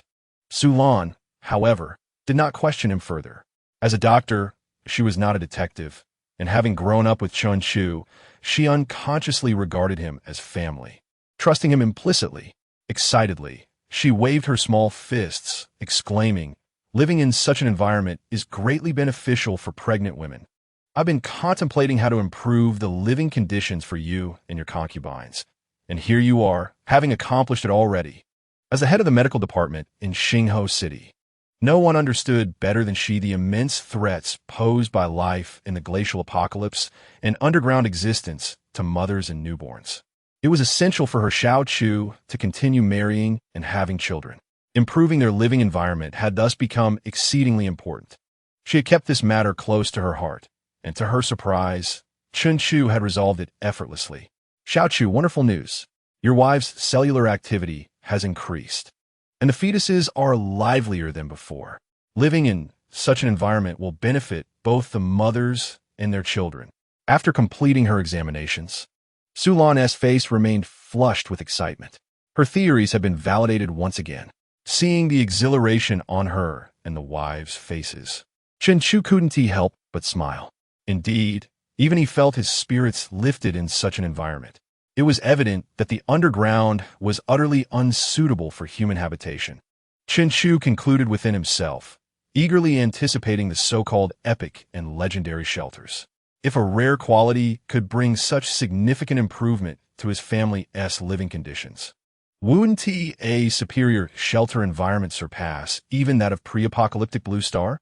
To enhance his strength and improve his life, the most crucial aspect remained marrying more wives and having more children. In the days that followed, Chun Chu looked forward to his father's return while accompanying his wives, enjoying leisure and nurturing in the beautifully enhanced shelter. Time passed swiftly, and in the 32nd year of the apocalypse, his concubines began giving birth one after another, bringing him 5 children, 3 sons and 2 daughters. Chapter 34. The birth of 6 sons and 3 daughters, the family prototype. Name: Chun Wu. Identity: 4th son. Age: 0 years. Talent: B-class Heavenly Fog. Potential: B. Name: Chun Xing. Identity: 5th son. Age: 0 years. Talent: C-class Speedster. Potential: C. Name: Chun Yi. Identity: 6th son. Age: 0 years. Talent: C-class Swordsmanship Prodigy. Potential: C. Name: Chun Mu. Identity: 2nd daughter. Age: 0 years. Talent: C-class Wood Element. Potential: C. Name: Chun Yi. Identity: 3rd daughter. Age: 0 years. Talent: C-class Nightwalker. Potential: C. With the birth of 3 sons and 2 daughters, 4th son Chun Wu, 5th son Chun Xing, 6th son Chun Yi, 2nd daughter Chun Mu, and 3rd daughter Chun Yi. The arrival of these 5 offspring bestowed upon Chun Chu 5 rewards and 5 distinct dimensional enhancements. However, due to the closely timed births of the concubines, Chun Chu did not have the opportunity to claim them from the training room, resulting in all rewards accumulating together. Awakens simultanéu usage. Chu. All have undergone thorough examinations, and without exception, they're all extraordinary beings, Sulan announced, removing her mask. Beads of sweat dotting her forehead and clinging to her hair. Despite the exhaustion of recent days, she was overwhelmed with excitement. 100%. The probability of my Chu's offspring possessing extraordinary abilities is 100%. If before there was 1 as a coincidence, 3 or 4 could also be coincidences.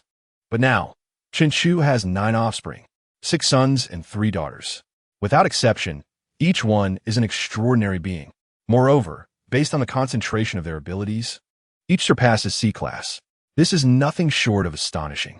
It is worth noting that among the 5 concubines Chun Chu later took, the highest ability was a D-class extraordinary being, while the rest were of E and F ranks. Yet, the children born after marrying Chun Chu all exhibited powers that exceeded those of their mothers. These extraordinary offspring could form a formidable combat team. Chu, you must take a high-ranking concubine, Su Lan said, her eyes gleaming with anticipation. Indeed, she realized that each of Chun Chu's children possessed abilities superior to those of their mothers, especially the eldest son, Chun Han, whose mother is B-class. Yet he astonishingly ranks as S-class. What sort of child would be born if a B-class concubine were chosen? Or an A-class? Or even an S-class? The more she thought about it, the more exhilarated she became. I am B-class, Su Lan mused, stealing a glance at Chun Chu, her face turning crimson. A-class beings could rely on the city lord, Chun Lei, an 8th-tier A-class lightning user. Once Xingho City developed into a colossal city, it was highly probable that he would be capable of finding an A-class extraordinary concubine for Chun Chu. However, as for S-class beings, Su Lan felt troubled. After all, S-class extraordinary beings are renowned powerhouses, often standing alongside Chun Lei, leaving little opportunity for pursuit. Yet, the image of Jiang Fenju inexplicably emerged in her mind. Chun Chu's mother had saved the Jiang sisters' lives, and during the early development of Liahua City, the Xingho family also offered considerable assistance. Currently, the ties between the two families have deepened further. Moreover, Jiang Fenju is still young and unmarried. Considering this, she would undoubtedly be the best choice. Furthermore, if this endeavor were successful, wouldn't both Xingho City and Liahua City fall under Chun Chu's dominion, merging into an even larger city? At that time, possessing two 8th-tier powerhouses and abundant population resources would render the entirety of C province within reach. Su Lan was elated. If Chun Chu could govern the entire C province, wouldn't the search for extraordinary concubines become utterly unobstructed? Perhaps he could even acquire higher-tier concubines, surpassing Jiang Fenju. At worst, Jiang Fenju could be elevated to a prominent position. Su Lan's heart raced with excitement. Meanwhile, Chun Chu observed Su Lan, who was both discussing taking concubines and laughing heartily. Her delicate face flushed as she spoke to herself. He could tell that Su Lan was concocting some scheme.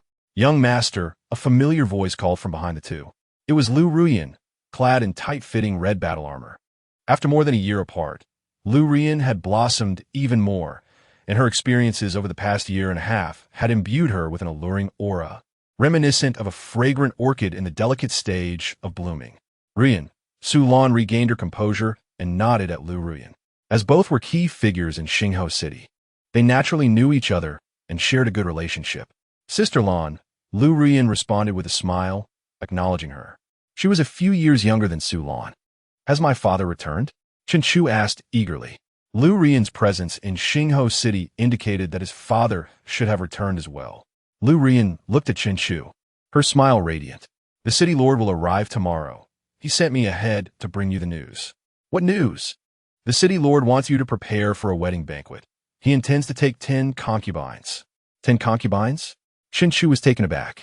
One of his father's primary purposes for traveling was to acquire concubines for him, but he had not mentioned taking 10. Were there truly that many extraordinary beings in Jianghai City who met the criteria? Was he simply going to buy them? Tianju Inguit? Lu Ruyan proudly shook her head. No, Zhang Yaji does not possess that capability. Then I see. Chun Chu nodded. Given his father's nature, if it wasn't through purchase, it must have been through force. Surely he wouldn't need to seek a matchmaker?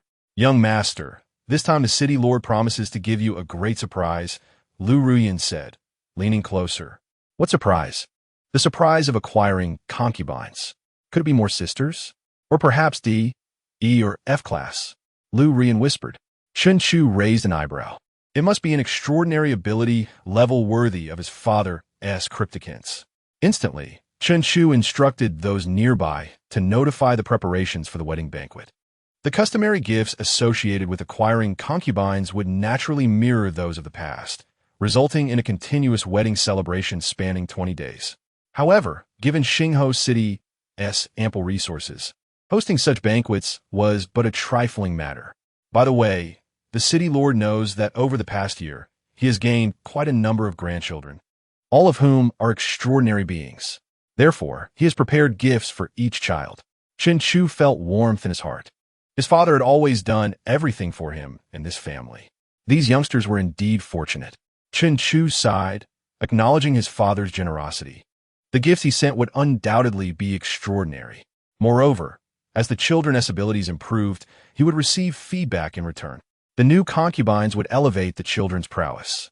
Chen Shu eagerly anticipated his father's return. Young master, shortly, a large quantity of supplies will be brought in, and I must attend to it. I take my leave, Lu Rian said with a smile before departing.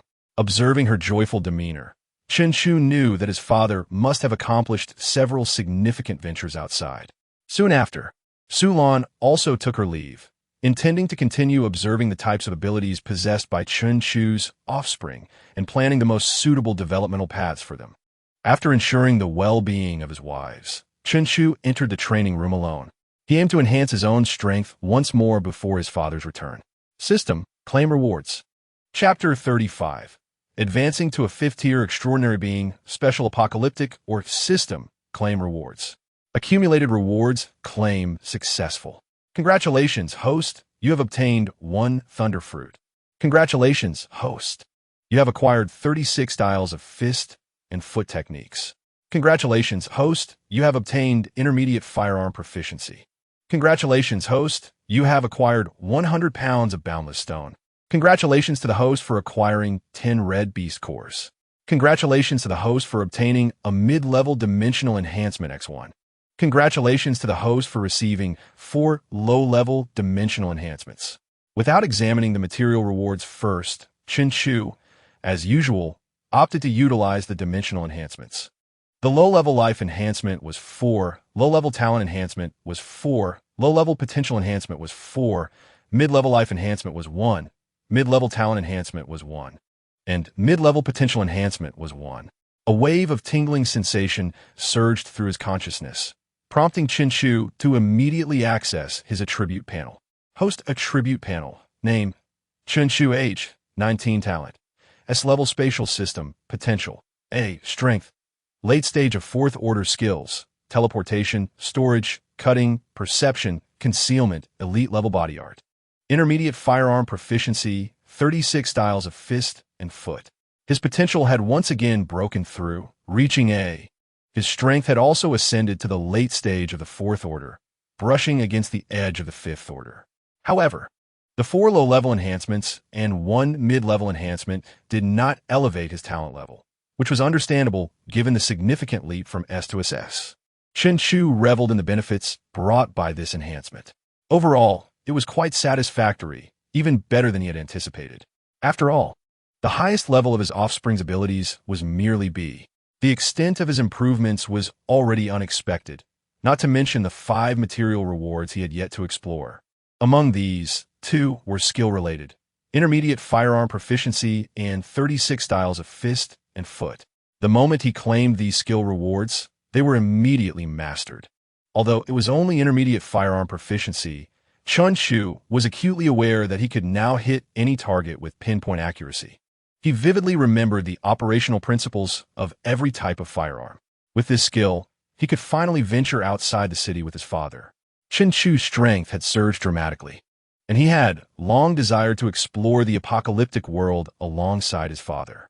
On one hand, with his newfound strength, he was no longer content to remain underground all day. Moreover, his exceptional abilities could significantly aid his father. The stronger his father became, the better their lives would be, making it a necessity. On the other hand, it was unreasonable to expect his father to always choose wives for him. He should select his own partner. Furthermore, if he encountered a genius like Jiang Qingxue, who had hidden talents, having him around would ensure that no opportunities were missed. Having consumed an abundance of ice fruits, he had no issues with cold resistance. And now, with his impressive firearm skills, he could easily join an ability team elsewhere. Currently, Chen Shu had no intention of directly revealing his strength. On one hand, he was not invincible enough, revealing that he had transformed from an ordinary second-generation individual, merely surviving 2 years ago, to someone with power comparable to a 7th-order ability user would undoubtedly raise suspicions in this perilous world. The hearts of people in the apocalypse were treacherous, and he could not afford to test them. After casually drawing his sidearm and firing a few shots, Chen Shu shifted his gaze to another skill, 36 styles of fist and foot.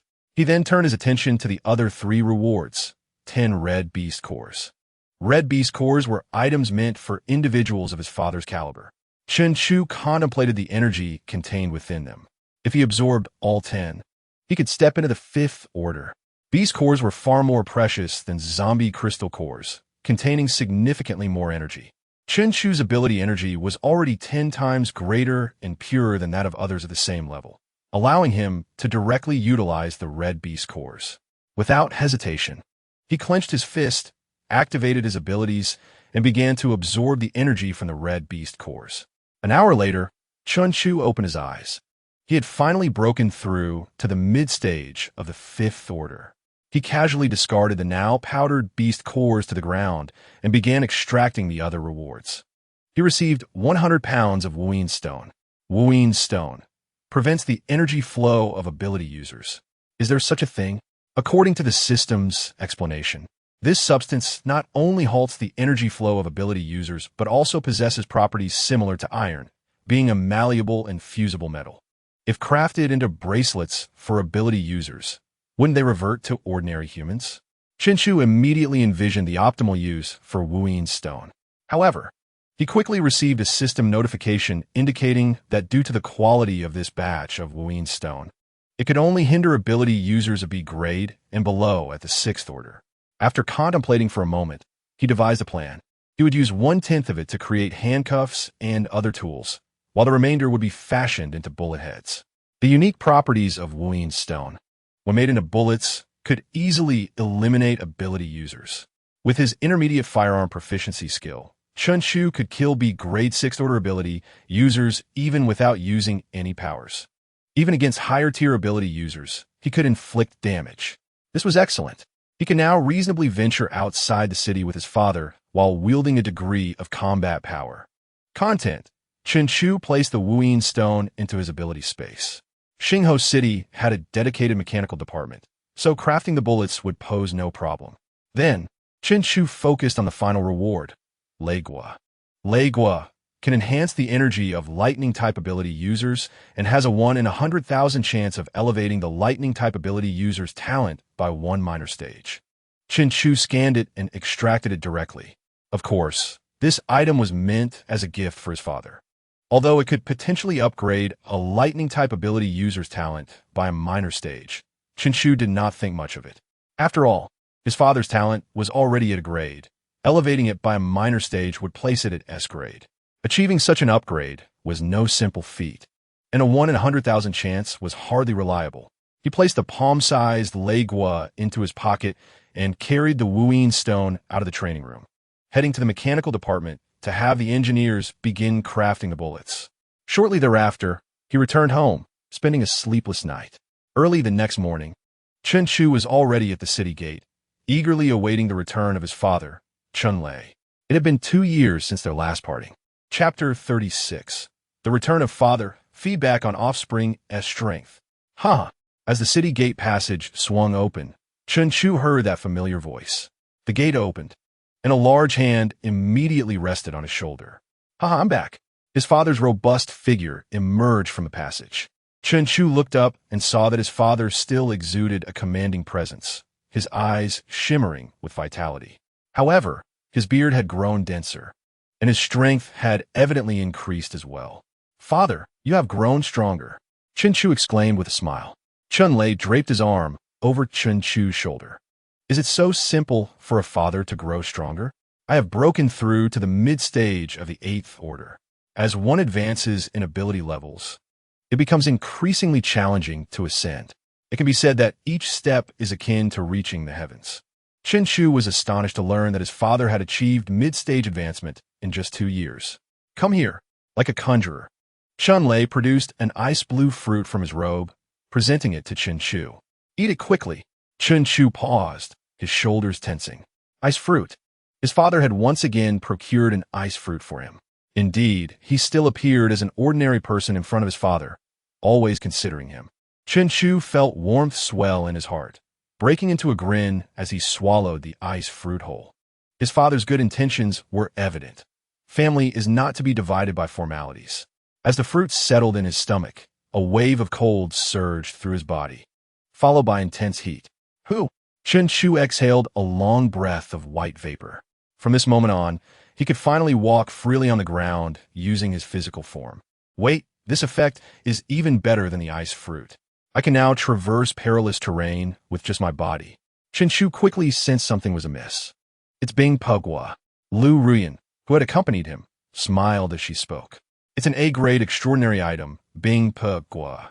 The boss spent half a year in the field for this fruit. To give an ordinary person an A-grade extraordinary item? This would be an extraordinary occurrence, even in the entire apocalypse. An A-grade extraordinary item. Even for an S-rank powerhouse, the lord of a colossal city. Such treasures are exceedingly precious. If placed among large cities, it would certainly incite a bloodbath. However, Chun Lei paid little mind to these matters. Is it not entirely normal for a father to bestow gifts upon his son? With a grand gesture, he urged Chen Chu to lead him to meet his beloved grandchildren. It is said that I now have 9 grandsons? Ha ha ha! Who would have thought that our Chun family, which has passed down through 8 generations, would flourish through you? Moreover, all 9 of them are extraordinary beings? Hurry, take me to see them and share some affection with the little ones. Chun Lei strode towards his residence, while Chen Chu chuckled and shook his head, following closely behind. Having lived 2 lives, Chen Chu naturally understood the affection that grandparents hold for their grandchildren. His father's round, bulging pocket brimmed with a rich array of extraordinary energy. It was needless to guess that these were gifts for his grandchildren. Young master, the new concubine has been arranged to freshen up and learn the rules from Madame Yi Miao, Lu Ru Yin whispered to Chen Chu as they walked. It was evident to all that Chun Lei intended to pass down this vast territory to Chen Chu. As a man of generous disposition, he left the smaller details to Lu Ru Yin and her companions to communicate and assist Chen Chu. Chen Chu nodded, initially looking forward to the new concubine. However, upon seeing his father, he yearned to reminisce instead, for it had been 2 years since they last met. Is the Bing Pugwa an advanced version of the Han Bingwa? On the way, Chen Chu expressed his new curiosity. He felt that this Bing Pugwa was more than merely enhancing cold resistance. After all, it was an A-rank extraordinary item, comparable to dozens of ordinary Han Bingwa. Lu Ru Yin cautiously glanced ahead at Chen Lei, lowering her body and leaning in close to whisper in Chen Chu's ear, her breath fragrant. The Bing Pugwa can imbue an extraordinary being's powers with formidable freezing effects. But young master, as you are not an extraordinary being, you will not experience this effect. Lu Ru Yin spoke in such a hushed tone that it took Chen Chu several listens to fully comprehend her words. Understanding dawned upon him. After grasping the information, Lu Ru Yin reluctantly withdrew her upper body.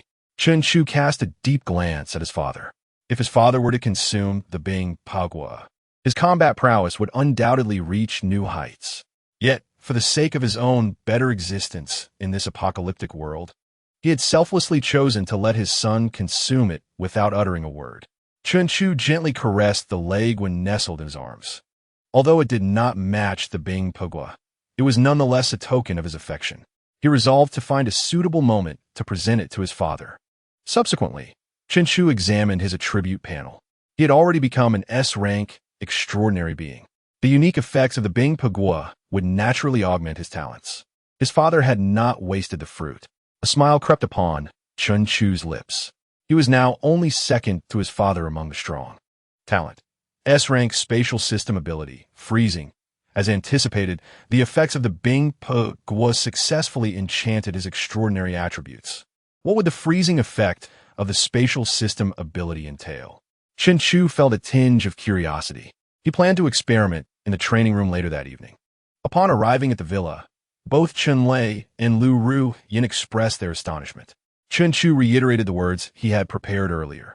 Having traveled extensively, his father was accustomed to such matters and was only concerned with combat. Thus, he casually complimented a few things before eagerly seeking out his grandchildren. Lu Ru Yin, on the other hand, wore a curious expression, her gaze drifting. The underground level 3 is filled with various simulated environments and entertainment rooms. Feel free to enjoy yourself. My father will not be leaving anytime soon. Is it really all right? Lu Ru Yan's face lit up with delight. Chen Chu nodded with a smile, fully aware of her intentions. Sooner or later, she would be his.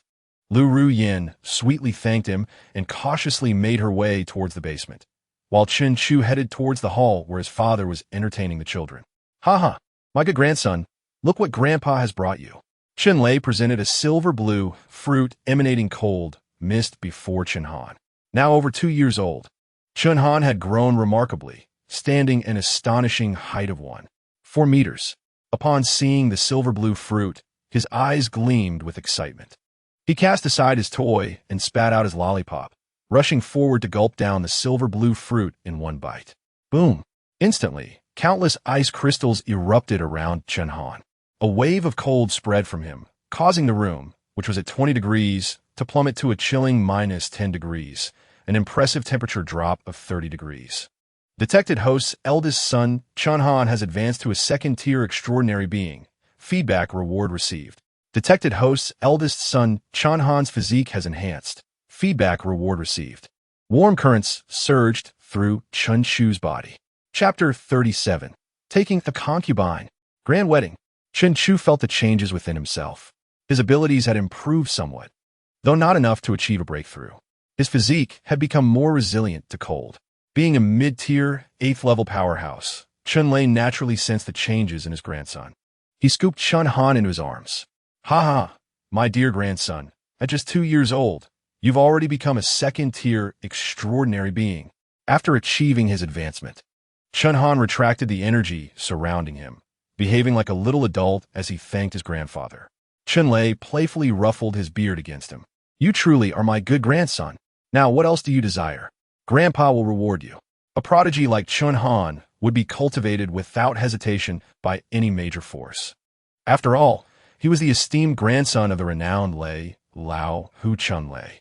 Even if it meant hunting down 8th-tier monsters, Chen Lei would do so to provide for him. Chen Han's eyes sparkled with determination. "I want to hunt monsters. I want to hunt monsters." Chen Lei paused for a moment before bursting into laughter. "All right, in a couple of days, Grandpa will take you out to hunt monsters and personally teach you how to fight." Chen Han had already achieved remarkable feats of defeating small monsters barehanded, while Chen Lei was one of the most formidable figures in Xi Province. Hunting a few monsters would pose no problem at all. Moreover, Chen Lei planned to begin training his eldest grandson, Chen Han. After setting Chen Han down, Chen Lei turned his gaze to the other 3 children, his eldest daughter, Chen Yin, second son, Chen Mian, and third son, Chen Shou.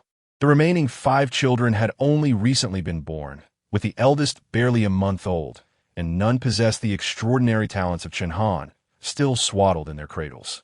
Only these 3 children, now over a year old, could walk and speak. The 3 children hid behind their mother, gazing curiously at their grandfather, whom they were meeting for the first time. "Come here, come." Chen Lei beckoned with a smile that he believed to be warm, though it appeared somewhat fierce. Yet, being his own grandchildren, the bond of blood did not instill fear in them towards the towering figure before them. Instead, they drew closer. Ha. Chen Lei reveled in the joy of having a large family. With a sweeping motion of his arms, he gathered all 3 children into his embrace. After some affectionate interaction, he produced 3 extraordinary fruits corresponding to their abilities and gifted them to the little ones. After they consumed the fruits, Chen Chu immediately received feedback. Detected host's eldest daughter, Chen Yin, has experienced an enhancement in mental strength. Feedback reward. Activate spiritual awareness. Detected host's second son, Chen Mian's blood has evolved. Feedback reward. 5 resistance to the zombie virus. Detected host's third son, Chen Shou, has advanced to a first-tier extraordinary being. Feedback reward. Defense 1, Ability 1. All 3 children received a notable enhancement. Particularly, the third son, Chen Shou, advanced directly to a first-tier extraordinary being. Chen Shu also received a plethora of feedback rewards, with the most significant being the activation of spiritual awareness provided by his eldest daughter, Chen Yin. Spiritual awareness is unique to mental-type extraordinary beings and serves as their core, capable of storing mental energy and allowing them to stand tall in the world. Chen Shu sensed his divine consciousness, located at the center of his brow, within a space no larger than a fingernail. At present, it was devoid of any mental energy. The mere ability to awaken his divine consciousness was an unexpected joy, marking the acquisition of an extraordinary power. Further exploration would ensue later. The reward from offspring feedback was inherently the weakest among all rewards. However, its capacity to assist him in unlocking his divine consciousness was equivalent in value to an A-grade extraordinary item, a delightful surprise indeed. You must be Qinshu, right? Chunlei turned his gaze towards the youngest yet tallest Qinshu. He had sensed the child's breakthrough in extraordinary abilities. Qinshu nodded obediently. An A-grade, Earth-type, extraordinary user.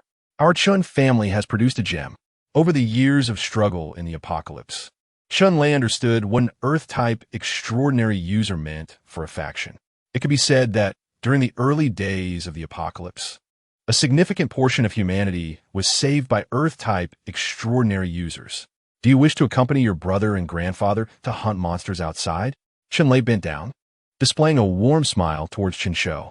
Qinshu glanced at the animated Chun Han and then solemnly nodded, indicating his desire. Splendid. Grandpa will take you to hunt monsters. Chunlei laughed artily. Taking his two grandsons to hunt monsters was essentially akin to a top-tier expert assisting novices in leveling up. The eldest son, Chun Han, was the powerhouse in combat, while the third son, Qinshu, possessed a treasure-like ability. It was indeed necessary to train both of them together. As for Chen Yin and Chen Mian, it was not favoritism on Chunlei's part. Their extraordinary abilities had better developmental paths, and he had already arranged for specialized personnel to assist them. Later, Chunlei visited the 5 other grandchildren in their cradles, his smile unwavering until bedtime approached. Finally, he and Qinshu were left alone. With the territory secured, within a year, Xinghu City could evolve into a colossal metropolis. Chunlei lit a cigar, pride evident in his tone. He vividly recounted the events of the past 2 years, including the enemies encountered, territories seized, and resources obtained. The resources acquired in these 2 years surpassed those gathered in the previous 20. For the upcoming year, he would remain at home to nurture his grandsons and enjoy the blessings of family. Qinshu chuckled, knowing that his father was not one to remain idle. It wouldn't be long before he stirred up more endeavors. By the way, I procured 10 concubines for you this time.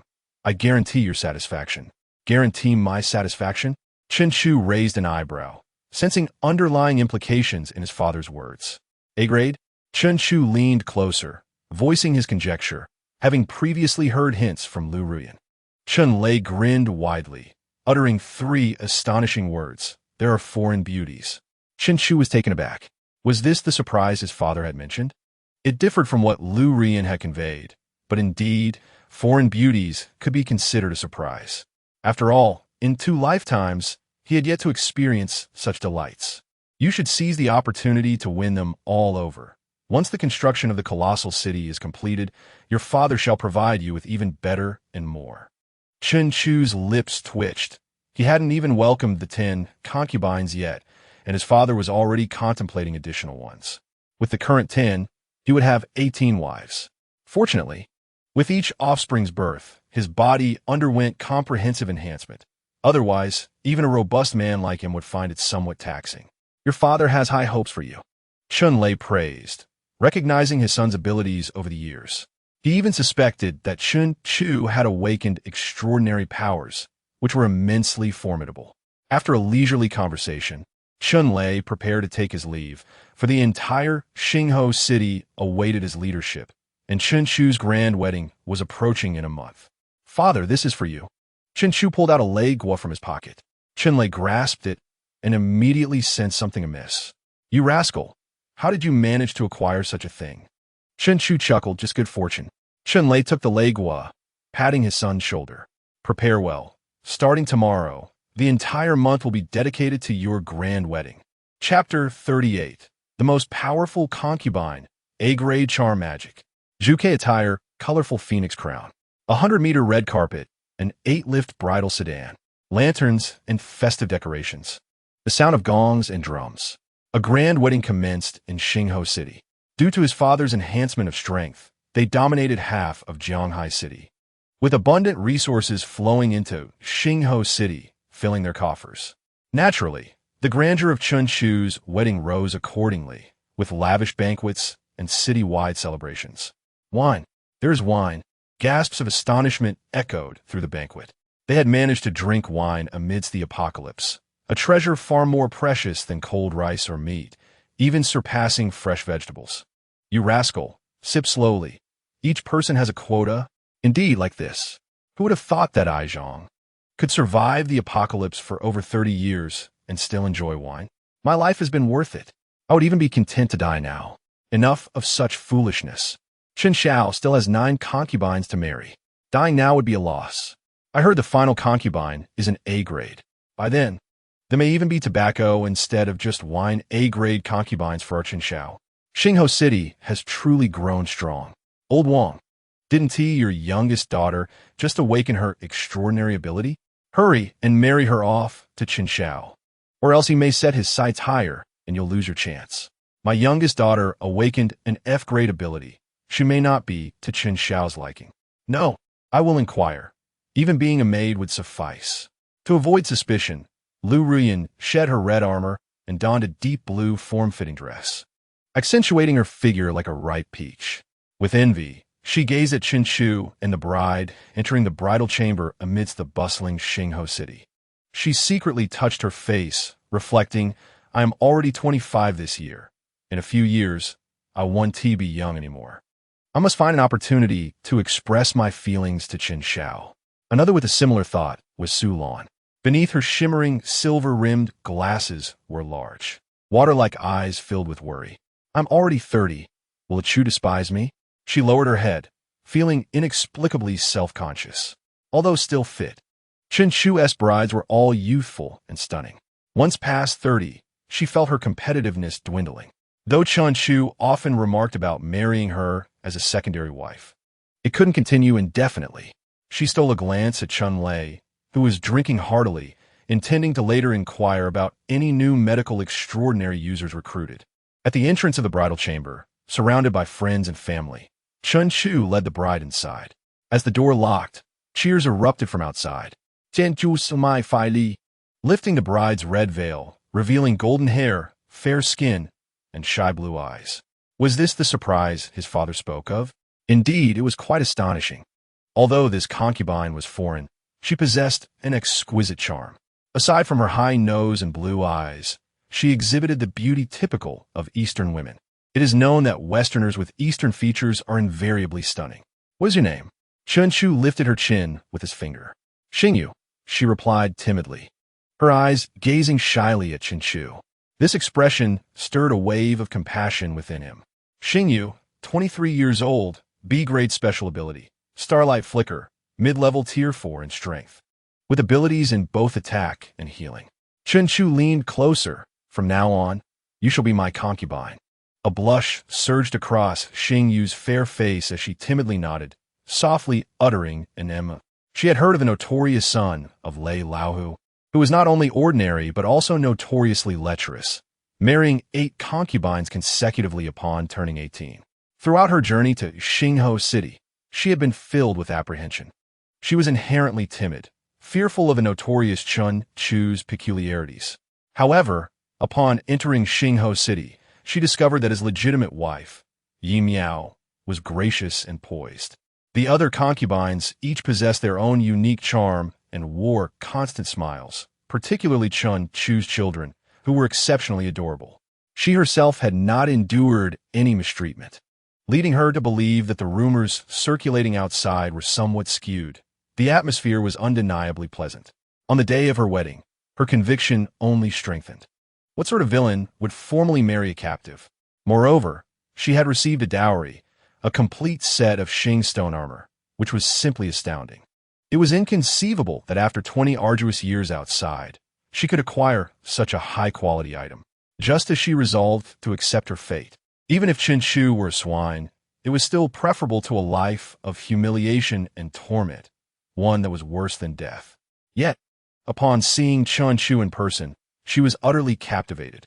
His countenance, striking enough to provoke jealousy from the heavens, his powerful physique, and his noble, courteous demeanor made him the most aesthetically pleasing and charming individual she had encountered in the apocalypse. Even without being a captive or receiving a dowry, she would willingly marry him. In that moment, she felt as if she had been showered with a torrent of good fortune, and now, his face, which made her blush, was less than a centimeter away. Rest now, Chen Chu instructed as he dimmed the lights. Xingyu, nervously clutching her clothing's hem, nodded gently. Moments latte. She timidly called out to her husband, using the title Yi Miao had taught her. From this moment forth, she was officially Chen Chu's 9th concubine.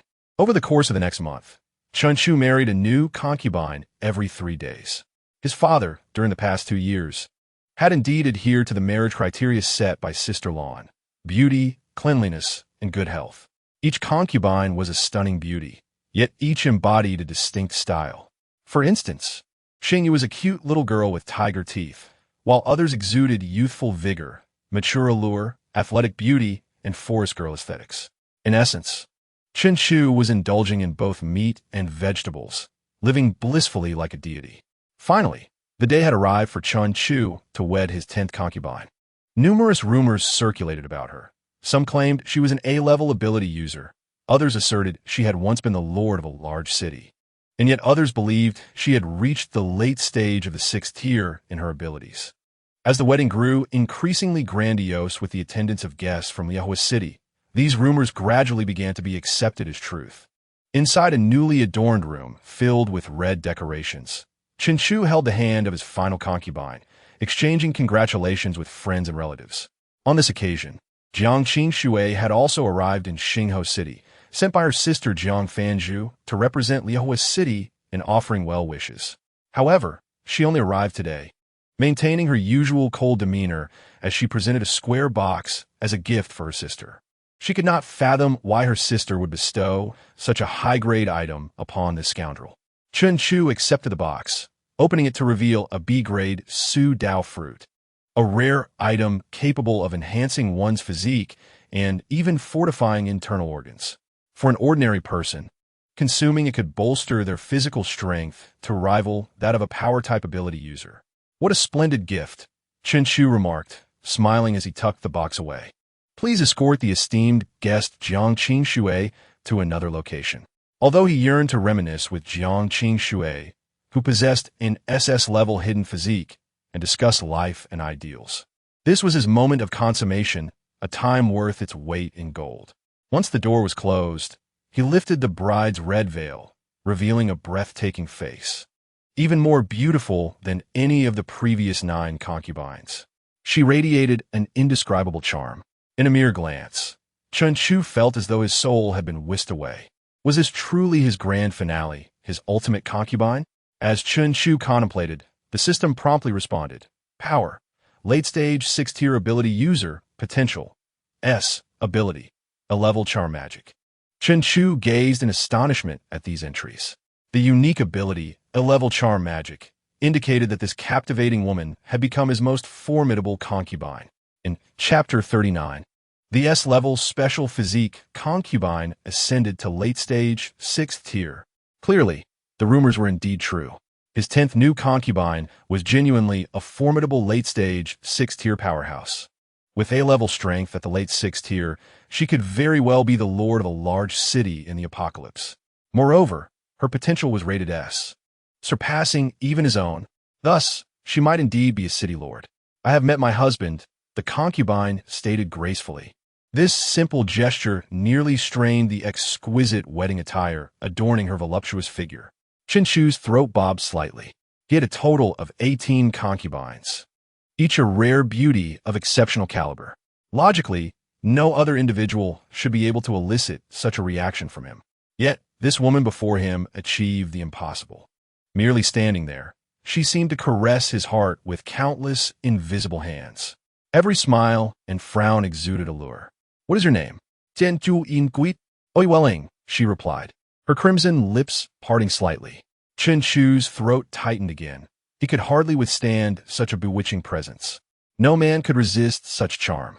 The aura of her every expression revealed a depth that could not be attained without having borne several children. Chen Chu even questioned whether his father had mistaken her for a maiden, as the enchanting woman before him seemed far too captivating. After a moment of contemplation, he extended his finger to dim the lights. After all, she was his concubine. There was no need to make it overly strenuous. He resolved to venture into the depths of the tiger's lair and personally ascertain if his concubine was as formidable as she appeared. "Husband, rest now," Oyueling said, taking the initiative to speak. As Chun Chu reached out, he immediately felt a surge of ability energy flooding toward him. A-level charm magic. He recalled the name of her ability. From its name, he could surmise a few things. Clearly, she was employing her ability on him. However, his own prowess was comparable to that of a late-stage 7th tier, making Oyueling a late-stage 6th tier an easy challenge. "Why isn't she coming?" Chun Chu thought. "Husband." Oyueling's gentle voice echoed as she noticed Chun Chu's dazed expression. A smile crept onto his lips as he was eager to see what his charming concubine intended to do. Chun Chu continued to advance, feeling an increasing influx of ability energy envelop him, yet it had no effect whatsoever. "Husband," Oyueling's lips parted slightly, just as Chun Chu was about to make contact. A large hand intercepted the pink glow, seizing Oyueling's delicate arm. What was happening? Oyueling's eyes widened in alarm, followed by an overwhelming weight pressing down on her. A gasp escaped her lips, and then night fell. In the early hours of the morning, the vibrant city of Xinghe remained lively. Today marked the grand wedding of Oyueling and Chun Chu. The following day, Oyueling, with her disheveled hair, clutched the crimson quilt with her alabaster arms. She cast a helpless glance at the slumbering Chun Chu, her heart heavy with despair. Alas, she had truly become the 18th concubine of this notorious scoundrel. It was a disheartening realization that she was no longer a maiden. The rapidity of her capitulation stemmed not only from her inability to contend with Lei Laohu, but also from her ambition to dominate Chun Chu, and, consequently, the entire city of Xinghe. Now, it seemed she had unwittingly fed the tiger. As Oyueling's mind spiraled into chaos, a large hand approached her. Startled, she gasped. 2 hours later, she gazed at the impeccably dressed Chun Chu with a mournful expression. This little rascal, where had he learned such techniques? He had utterly exhausted her. Meanwhile, Chun Chu wore a smile, radiating warmth. He had just received a notification from the system, detected that the host concubine possesses a special constitution, breakthrough successful. Current strength, late 6th stage. To his astonishment, Oyueling had, alongside the celebratory festivities, achieved a significant breakthrough.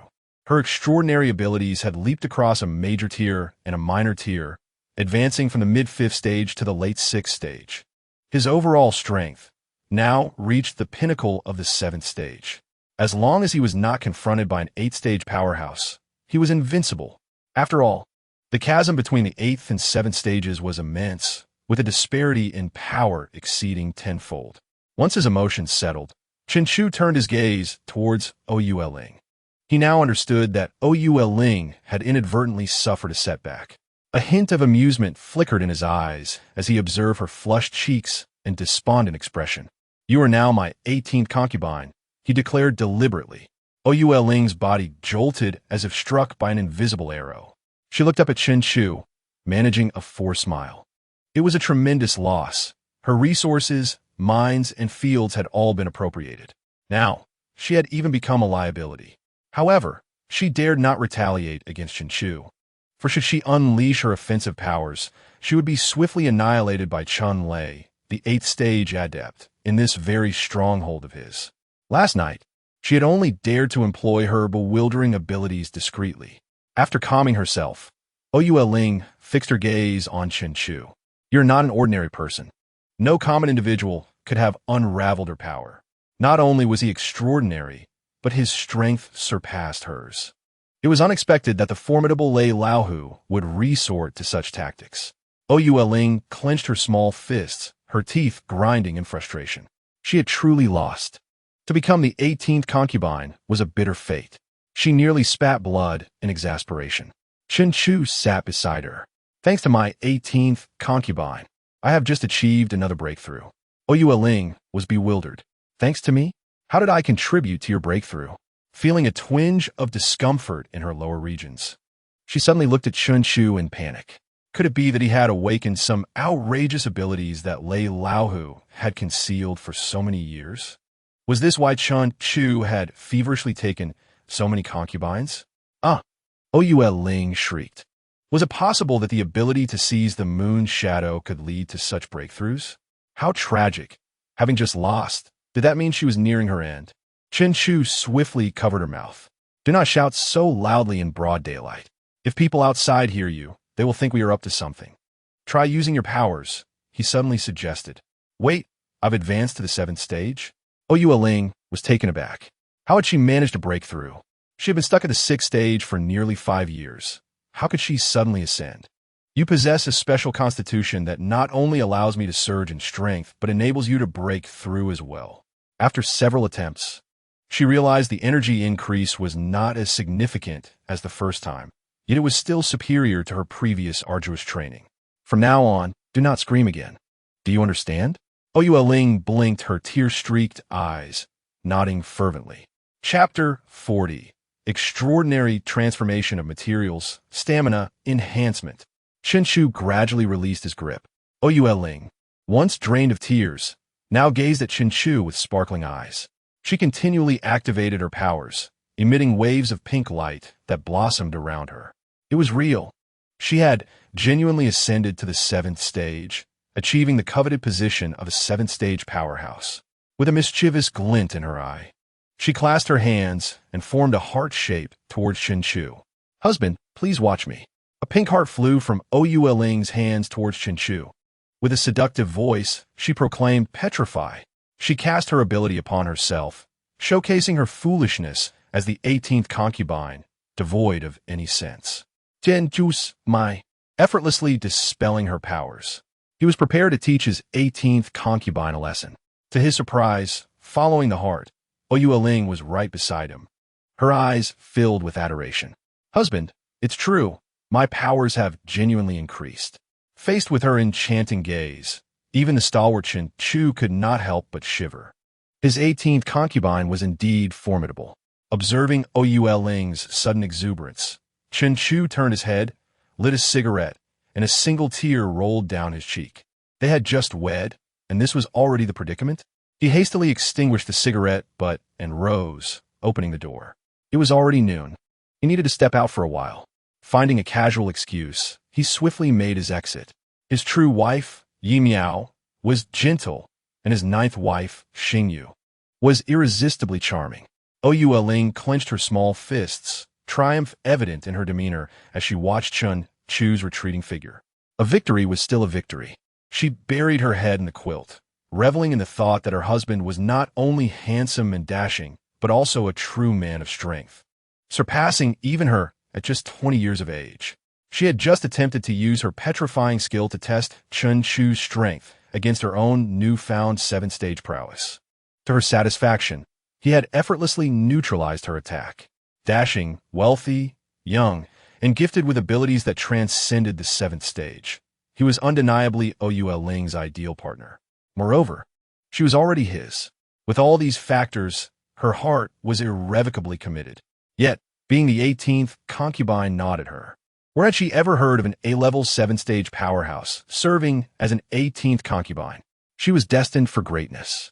Ouyue Ling had set her sights high, determined to secure more of her husband's affection. Husband, you must be exhausted. Here is a nourishing ginseng and deer antler chicken soup I prepared for you. Please replenish your strength.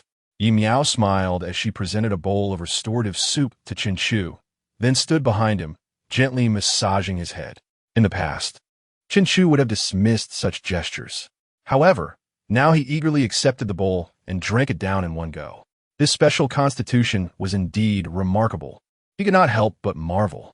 As an A-level enchantress, Ouyue Ling inherently possessed some alluring attributes, and her unique constitution was even more powerful. Not even someone as formidable as Chen Chu could resist it. When he first observed her S-level potential, he should have suspected her remarkable constitution. It was evident that the S-level potential was entirely a reflection of her innate qualities. Ouyue Ling's unique constitution surpassed even her talents. Fortunately, her strength had increased significantly. Chen Chu sighed in relief.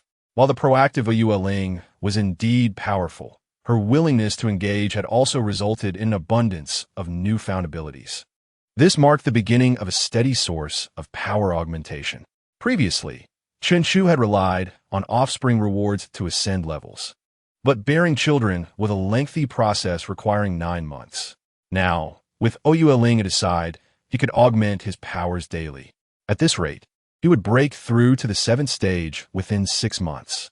A confident smile spread across Chu's face.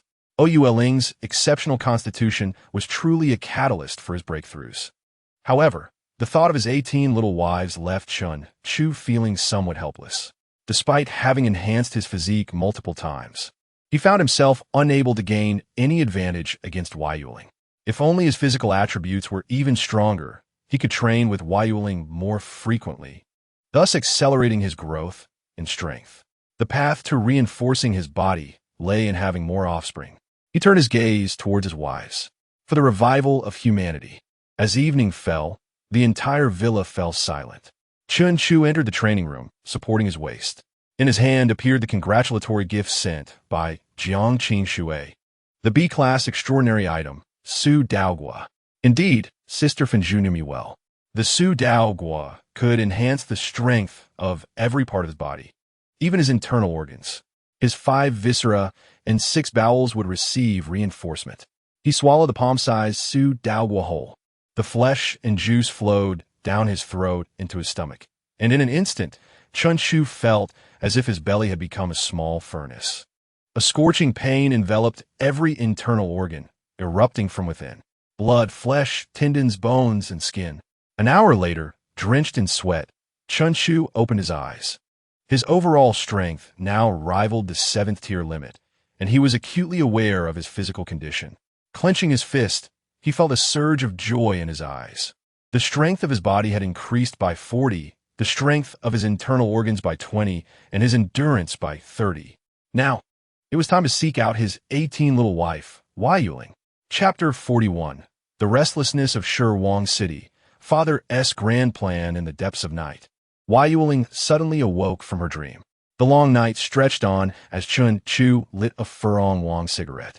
The white smoke enveloped his handsome face, casting a hint of melancholy upon him. "Husband, you seem to be slightly more formidable than during the day," Ling remarked, pinching her thumb and index finger together to convey a small gesture. Chu turned his head through the smoke, a tear trickling from the corner of his eye.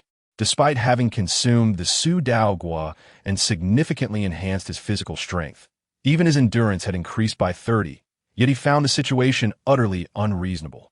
He meticulously replayed the battle in his mind. It wasn't that he had grown weaker. Rather, his opponent had become stronger. What kind of physique was this? It was too brutal. Was this the power of an S-class physique? Uncertain of Ling's specific abilities, he simply named her unique talents based on her extraordinary gifts. The enhancements to her abilities had also increased compared to before, as Ling's physique matured and evolved.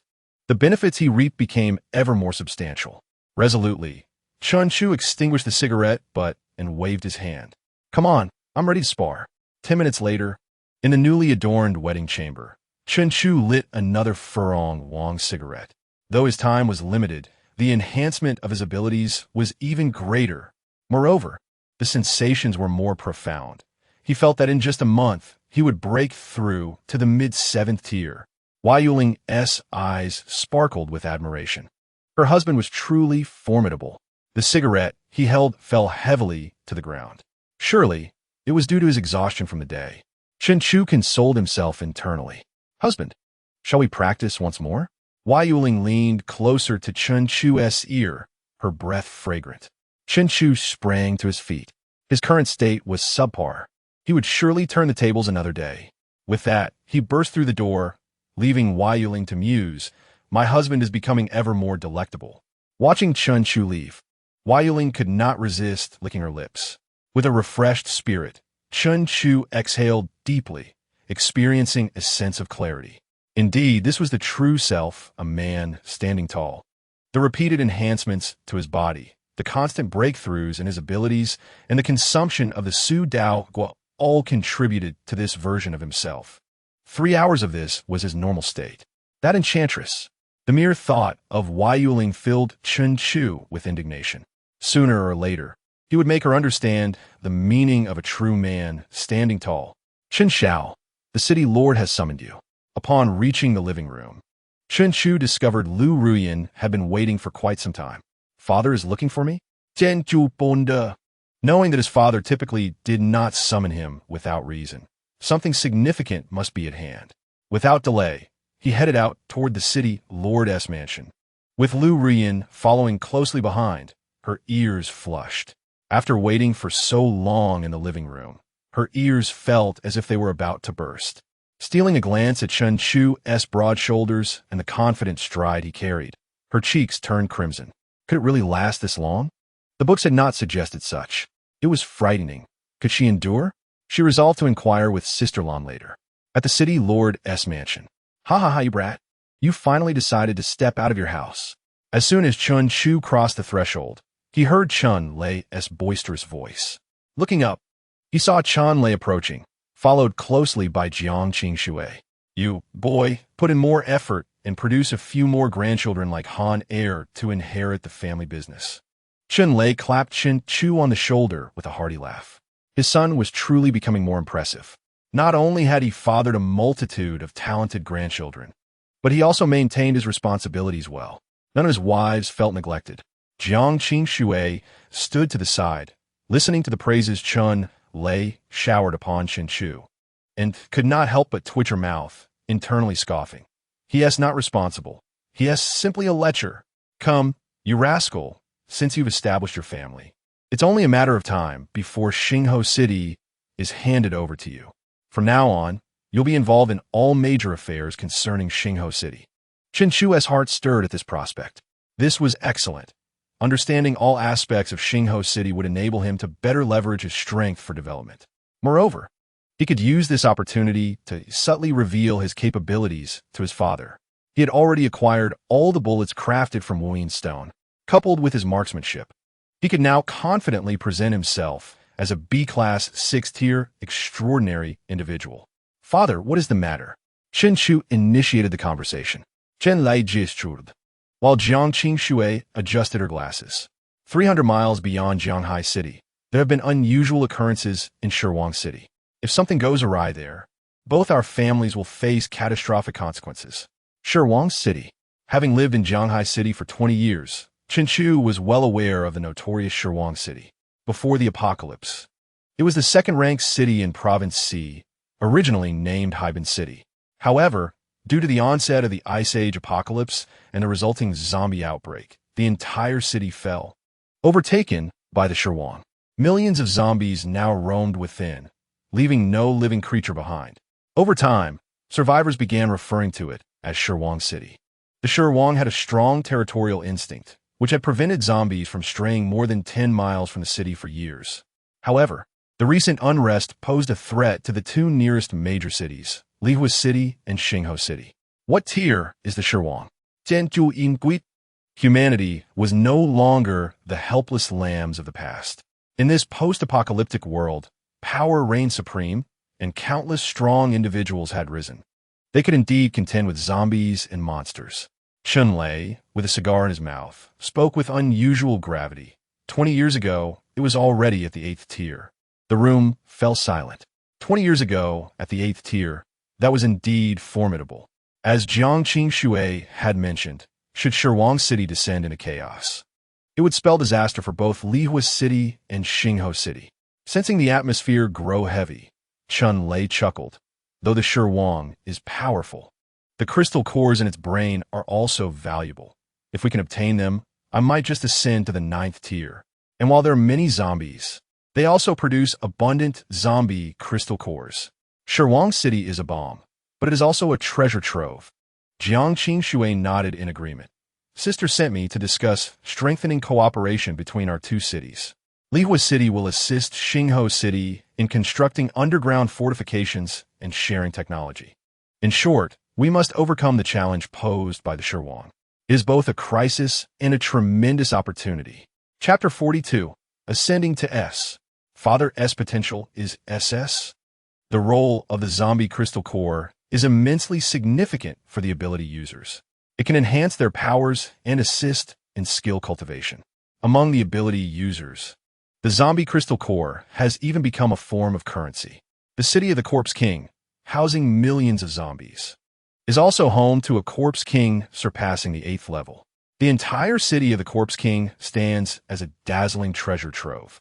However, this treasure remains untouched by anyone. Setting aside the formidable Corpse King, the mere thought of a million zombies sends shivers down one's spine. Consequently, ability users typically maintain a considerable distance from the city of the Corpse King. Yet, it has recently become inexplicably restless. The cities of Lihua and Xinghe are compelled to take notice. Do we have any assurance? Chen Chu inquired. If there is no certainty, it would be prudent to prepare for a retreat. He possesses spatial abilities, which guarantee the safety and security of his family. However, the city of Xinghe is, after all, the culmination of his parents' lifetime efforts. Chun Lei grinned widely. Lihua City has recently unearthed a cache of various models of heavy machine guns and artillery shells. With the mountains at our back, we plan to use Earth-type ability users to create a barrier, leaving only a single exit. At that point, low-level ability users will guard the entrance with heavy machine guns while we encircle and eliminate the Corpse King. Should we capture the city of the Corpse King, the entirety of Province C would be ours. That is quite risky, Chen Chu remarked with a slight frown. A million ordinary zombies, if they were to coordinate, as my father suggested, could utilize the terrain to minimize their threat. However, the critical concern is the Corpse King. After reaching the 7th level, ability users ascend to higher realms with each step. Each elevation signifies a transformation in power exceeding tenfold. It is not merely a multiplication of 10. The near tenfold increase in strength can result in a profound metamorphosis of an ability user's capabilities.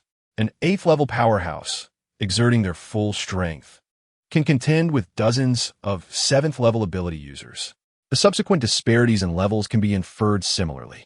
If that Corpse King truly advances to the 9th level, the challenges to our plan will escalate dramatically. Is the situation in the city of the Corpse King truly urgent? Perhaps we should flee immediately. Chen Chu's true thoughts emerged. With his progeny augmenting system, he could simply marry and procreate, ensuring his legacy without taking such risks. Chun Lei interjected with a chilling remark. All other major cities in Province C are watching us. If a mass exodus occurs, they will undoubtedly intercept us. Upon hearing this, Chen Chu's brow furrowed deeper. They were at an impasse. Nevertheless, regardless of the danger, he could utilize his spatial abilities to safeguard his family. We suspect that the unrest in the city of the Corpse King may be the handiwork of other major cities, Jiang Qingshui stated coldly. Why would the other major cities take action against Lihua City and Xinghe City? Jiang Qingshui cast a penetrating glance at Chen Chu. Our families have collaborated too frequently of late. My sister and your father are both renowned powerhouses. Should our cooperation deepen further, there would be no room for them in all of Province C.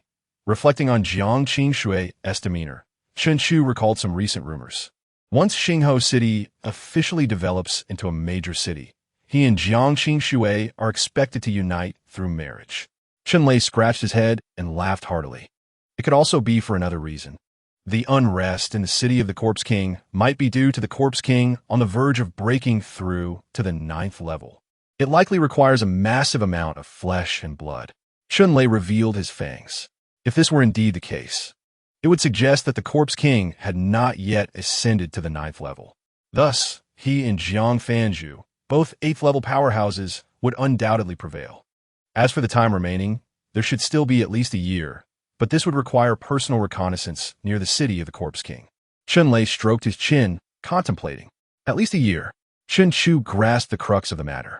Unless unforeseen circumstances arose, a year from now, he would welcome a new offspring, significantly enhancing his own strength. Even if the Corpse King were to break through to the 9th level, it would not incite fear. Moreover, with his spatial abilities as a safeguard, if things turned dire, he could simply retreat with his family. The imminent upheaval in the city of the Corpse King posed a dilemma. If they were to flee en masse, it would play directly into the hands of the other major cities. Chen Chu carefully weighed the pros and cons of the two options. To gamble on the city of the Corpse King. If they emerged victorious, they could acquire a vast quantity of zombie crystal cores, including the Corpse King crystal core, thus claiming all of Province C as their own and seeking retribution against the currently aggressive major cities. If they lost the gamble, Chen Chu would still utilize his spatial abilities to retreat with his family. He calculated that the risk was worth it. Additionally, time was on his side, and his strength could advance significantly during this period. Within this year, we shall establish a subterranean passage between Lihua City and Xingho City. Furthermore, both cities will focus on constructing underground fortifications. Jiang Qingxue adjusted her glasses. Fortifications? Upon hearing this term, Chen Chu's eyes immediately brightened. Indeed, his villa is a rare quality refuge capable of withstanding 10th-level creatures. The issue of his family's safety would be resolved. Let us do it. Chen Chu raised his hand in agreement, feeling unburdened. Even if the Corpse King were to break through to the 9th level and breach Xingho City, as long as he entered the confines of his refuge, it would be annihilated. Fortunately, he had a trump card. Chunlei took his son's words very seriously. He laughed heartily. Rest assured, my son, I have a premonition of another breakthrough. Perhaps I will surpass the Corpse King. Chen Chu turned to his father. I want to join this plan. Without waiting for Chun Lei's refusal, he immediately disclosed his acquisition of the Wuyin Stone and his intention to fashion it into a projectile. You mean you're now equivalent to a B-level, 6th-level ability user? Chun Lei's expression transformed with surprise. He held an unwavering trust in his son's words. Chun Chu nodded and retrieved the pistol he carried at his waist. Huaping. He casually tossed it back, and the vase shattered upon impact. Chun Lei used lightning to draw the projectile into his hand. Indeed, this projectile restricts ability users. Well done, my boy. You truly have the prowess of a B-level, 6th-level ability user now. Chun Lei's face flushed with excitement. Meanwhile, Jiang Qingxue looked equally astonished. Wasn't he, this rascal, just an ordinary person like herself? How had he suddenly attained the strength of a B-level, 6th-level ability user? Moreover, seeing how elated Lei Laohu was, it was undoubtedly genuine. Jiang Qingxue felt inexplicably aggrieved, being the only one left feeling inadequate. Well done, my boy. In a few days, I will lead a team to investigate the area surrounding the city of the Corpse King. You should join us. A B-level, 6th-level ability user is top tier in any ability team in Province C. This journey will also allow them to empty out some resource caches from Huzheng and enhance their strength. Chun Lei outlined his plans. To enhance my father's strength? A thought struck Chen Chu. Father, have you consumed the Legua? It can augment the strength of lightning-type ability users and has a 1 in 10,000 chance of upgrading one's abilities. Chun Lei slapped his forehead. I have been eating your food every day during this time. With that, he quickly retrieved the Lei Gua from his drawer and swallowed it. Instantly, countless tiny lightning snakes erupted from within him, swirling around his body. Boom!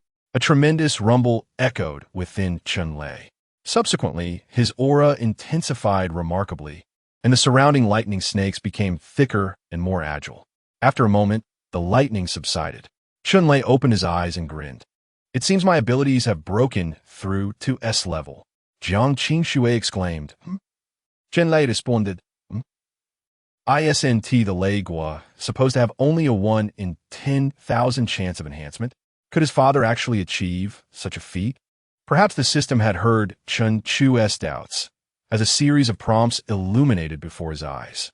Chun Lei, 52 years old, ability, S-level potential, SS, strength, mid-8th level.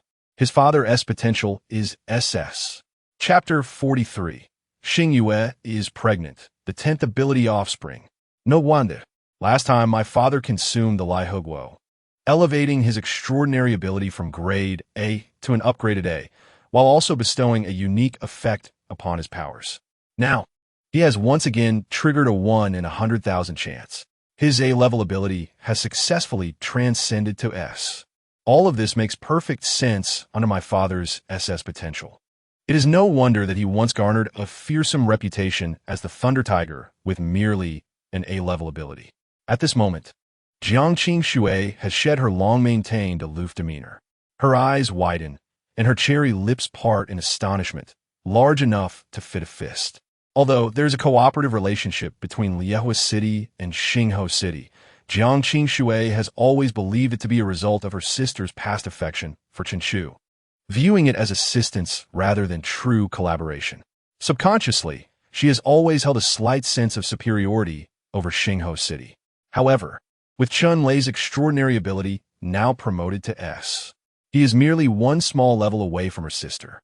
But let us not forget that Chun Lei's lightning ability comes with special effects. This alone compensates for that minor level difference. Chun Lei now stands on equal footing with her sister in every meaningful sense.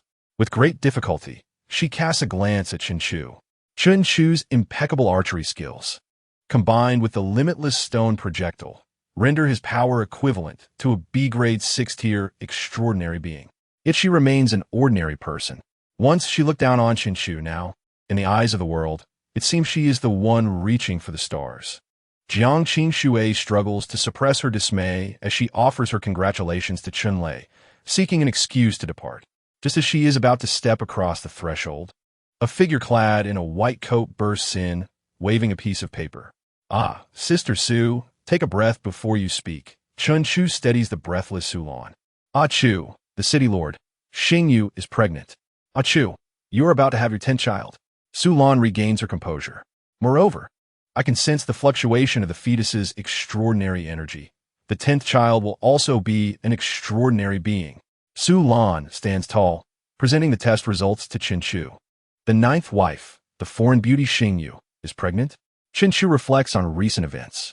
The one he spends the most time with is indeed Xing Yu, so it is quite normal. According to the report, she has been pregnant for over half a month, indicating that the conception occurred on their wedding night. What a stroke of luck. Ha ha ha, splendid. I am about to have 10 extraordinary grandchildren. Chun Lei bursts into hearty laughter. Good fortune seems to come in waves. Chun Chu has acquired strength comparable to a B-grade 6-tier extraordinary being.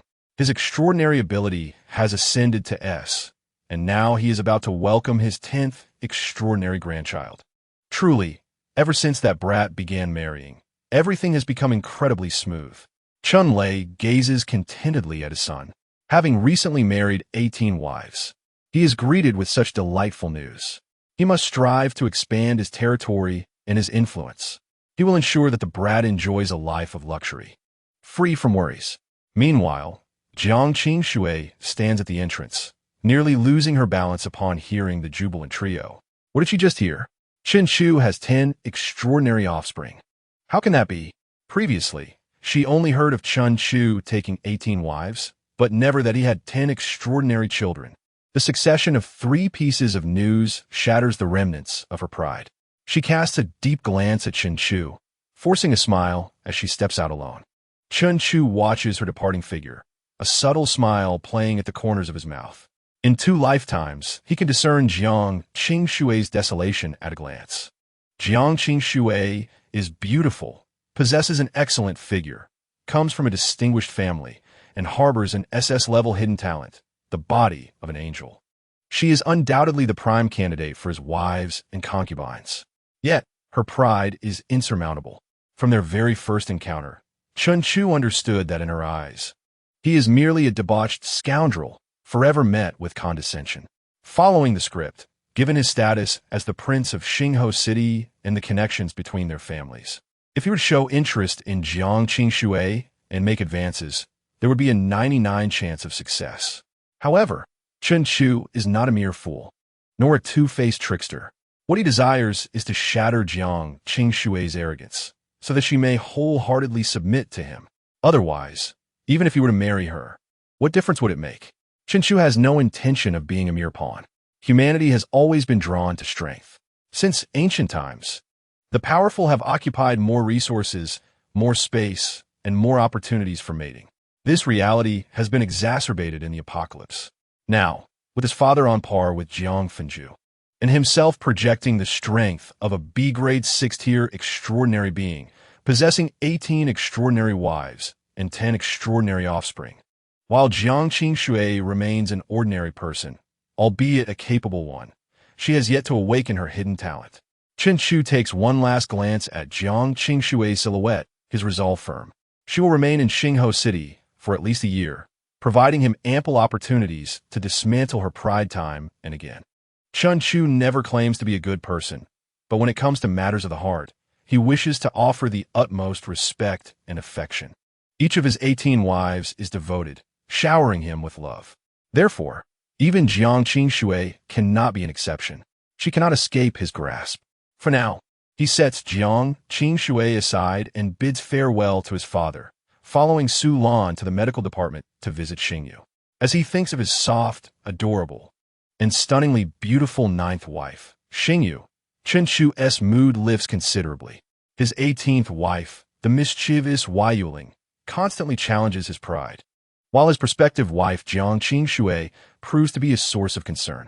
Yet, it is his ninth wife, the sweet and gentle Xingyu, who brings him the greatest joy. As the saying goes, everything can be forsaken, but a soft and sweet girl must never be abandoned. With this thought, Chen Chu's steps grow lighter. Meanwhile, Su Lan, walking alongside him, is utterly stunned. She has just learned that Chen Chu now possesses the strength of a B-grade 6th-tier extraordinary being. While she feels immense joy, a hint of worry creeps in. This year, she will turn 30, while Chen Chu is young and accomplished, with no shortage of beautiful wives. Sudan Bitis Hadip, determined to inquire whether the city lord is recruiting new medical extraordinary beings. If not, she must persuade him to do so. At 30, she feels the pressure of time. Women are often very sensitive about their age. Xingyu, Chen Chu exclaims in delight. Unbeknownst to them, they have already arrived at the medical department. Husband, Xingyu beams, revealing her adorable little tiger teeth, equally surprised. Through their time together, her affection for Chen Chu has deepened, and she wishes to be with him every moment. Upon learning that she is expecting her husband's child, and one with extraordinary potential at that, she nearly faints from happiness. Yet, after the excitement, she feels conflicted, realizing that for the next 10 months, she cannot be by her husband's side. Leaning her small head against Chen Chu's chest, she says, "Husband, I won't be able to take care of you for a while." Chen Chu gently brushes her little nose, laughing, "Silly girl."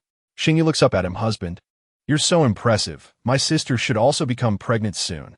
It will be so hard for the concubines without you around. You should prepare to take in more wives soon." Chapter 44. Wives and concubines becoming pregnant in succession. Arrival at the city of the corpse king. Observing Xing Yu's serious demeanor, Chen Chu realizes it must be the influence of his wife, Yi Miao. Now that Chen Chu is marrying and taking concubines, his wife Yi Miao instructs the rules and methods of service prior to their wedding. Coupled with Chen Chu's abundant affection for them, the harem remains harmonious. Of course, aside from the little demon, Wai Yuling, who is full of mischief, Chen Chu felt an overwhelming urge for daily discipline. As it was the only way to quell the tumult within, he resolved to settle the score with you once I ascend to the 7th tier of my abilities and attain an overall strength of the 8th tier. The thought of Yuling tightened his fists. For now, he would endure her arrogance, as he was presently outmatched. The matter of taking concubines would be addressed later. For the moment, he must ensure the well-being of your other sisters. Chen Chu gently pinched the soft, adorable face of Xingyu. Although he intended to take 10 concubines this time, only little Xingyu was currently with child. Soon, he would embark on a journey with his father to Shirwang City, and it was time to exert greater effort. As for the initial 8 wives and concubines, Chen Chu noticed that after they bore their first child, the probability of conceiving a second child significantly decreased. Of course, it could also be attributed to the increase in the number of concubines, resulting in a lower average frequency of his attentions. Nevertheless, since they had already borne him a child, Chen Chu would not press the issue. His primary focus remained on the 9 newly acquired concubines. Not only did the new concubines boast a higher probability of conception, but they also possessed superior talents, likely leading to offspring of even greater potential. This would, in turn, yield higher quality rewards for him. After all, with such a formidable adversary as the Shi Huang looming overhead, he needed to hasten his strength. My dear husband, while you journey with father, you may very well encounter someone who captures your heart, Xingyue declared, playfully shaking Chen Chu's arm. Moreover, I think Sister Sulan is quite splendid. With a mischievous glint in her eye, Xingyue leaned closer to Chen Chu's ear. He glanced at the somewhat dazed Sulan nearby, cognizant that the day he would claim her was drawing near. You little rascal, he teased, playfully tapping Xingyue's little nose. After bidding farewell to Sulan, they strolled back to the villa, their affection palpable. Since Xingyue was pregnant, it was prudent for her to avoid prolonged exposure outdoors and to rest. Shortly after Chen Chu returned home, a guard from his father arrived with the news that they would depart for Shirwang City in a month. Given the lengthy journey ahead, there was much to prepare.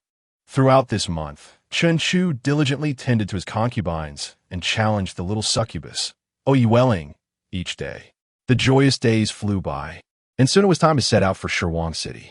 My husband, please be cautious and stay close to father, Yi Miao advised, wrapping her arm around Chen Chu's. He nodded in acknowledgement, assuring her, do not worry, I shall. Although he now had 18 wives and concubines, his deepest affection remained with his primary wife, Yi Miao. My husband, Xingyue will miss you, she said, her azure eyes glistening with unshed tears. Calculating the time, she realized she was already 2 months pregnant, her abdomen gently rounded. We shall await your return. The other 16 concubines bid farewell to Chen Chu, reflecting on the joyous times they had shared since their union. The thought of separation weighed heavily on their hearts. Turning to face his concubines, Chen Chu smiled, reassured by the knowledge that the new concubines had all begun to conceive. Of the 10 new concubines, with the exception of Oyueling, the other 9 were already pregnant. Before the impending turmoil in Shirwang City, he would welcome 9 children into the world.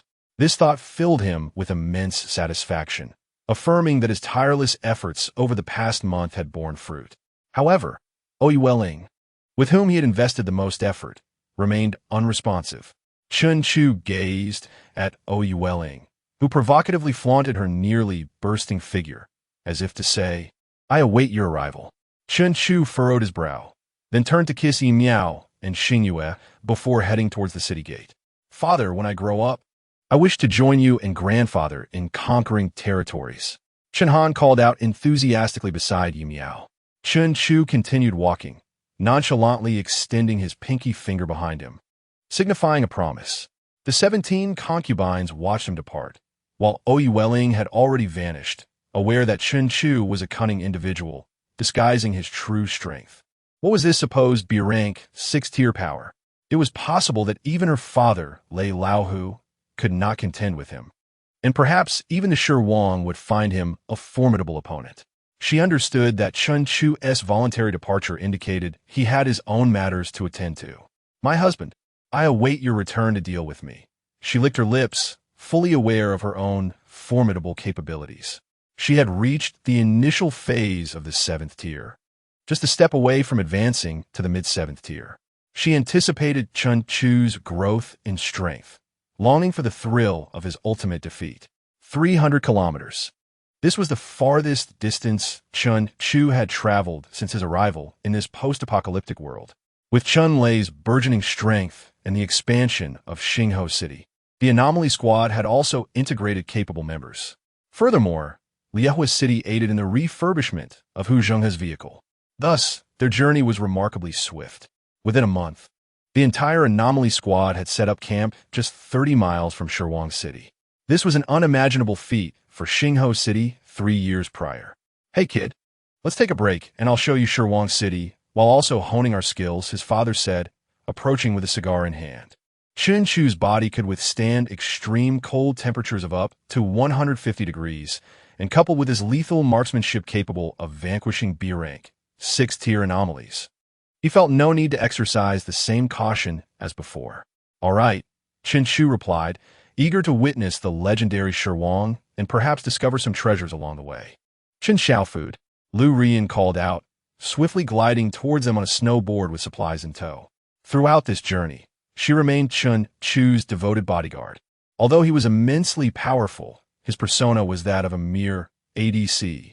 His father had thoughtfully assigned Lu Ruyan, a fire element anomaly user skilled in both offense and defense, to accompany him. Suddenly, 5 meters ahead of Lu Ruyan, a towering gray figure emerged from the pristine snow, lunging towards her with alarming speed. An elite zombie. Lu Ruyan's pupils dilated.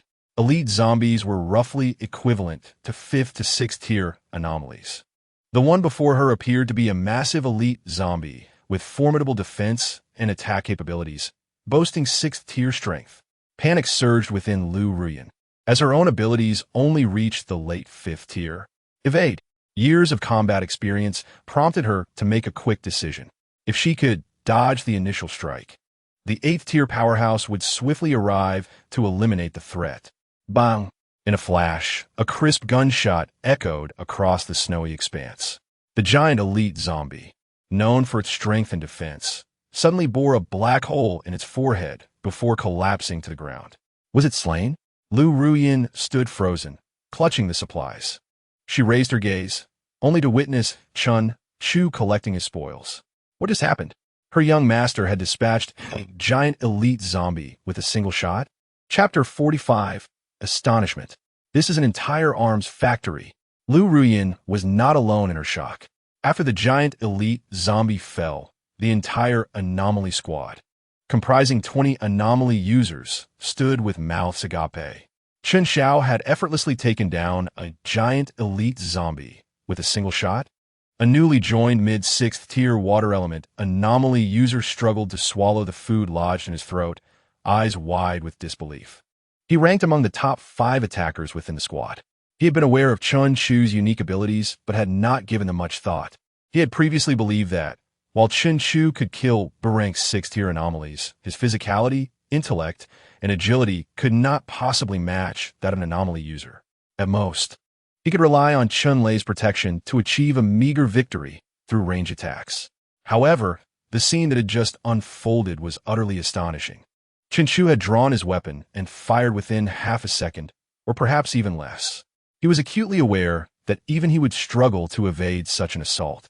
Yet, what truly astonished everyone was Chun Chu's sheer firepower. Not only he, but all the extraordinary beings in Xingho City believed that Chun Chu's so-called B-class level 6 strength was merely the result of long-range shooting to whittle down his opponents. It was certainly not a one-hit kill as witnessed just now.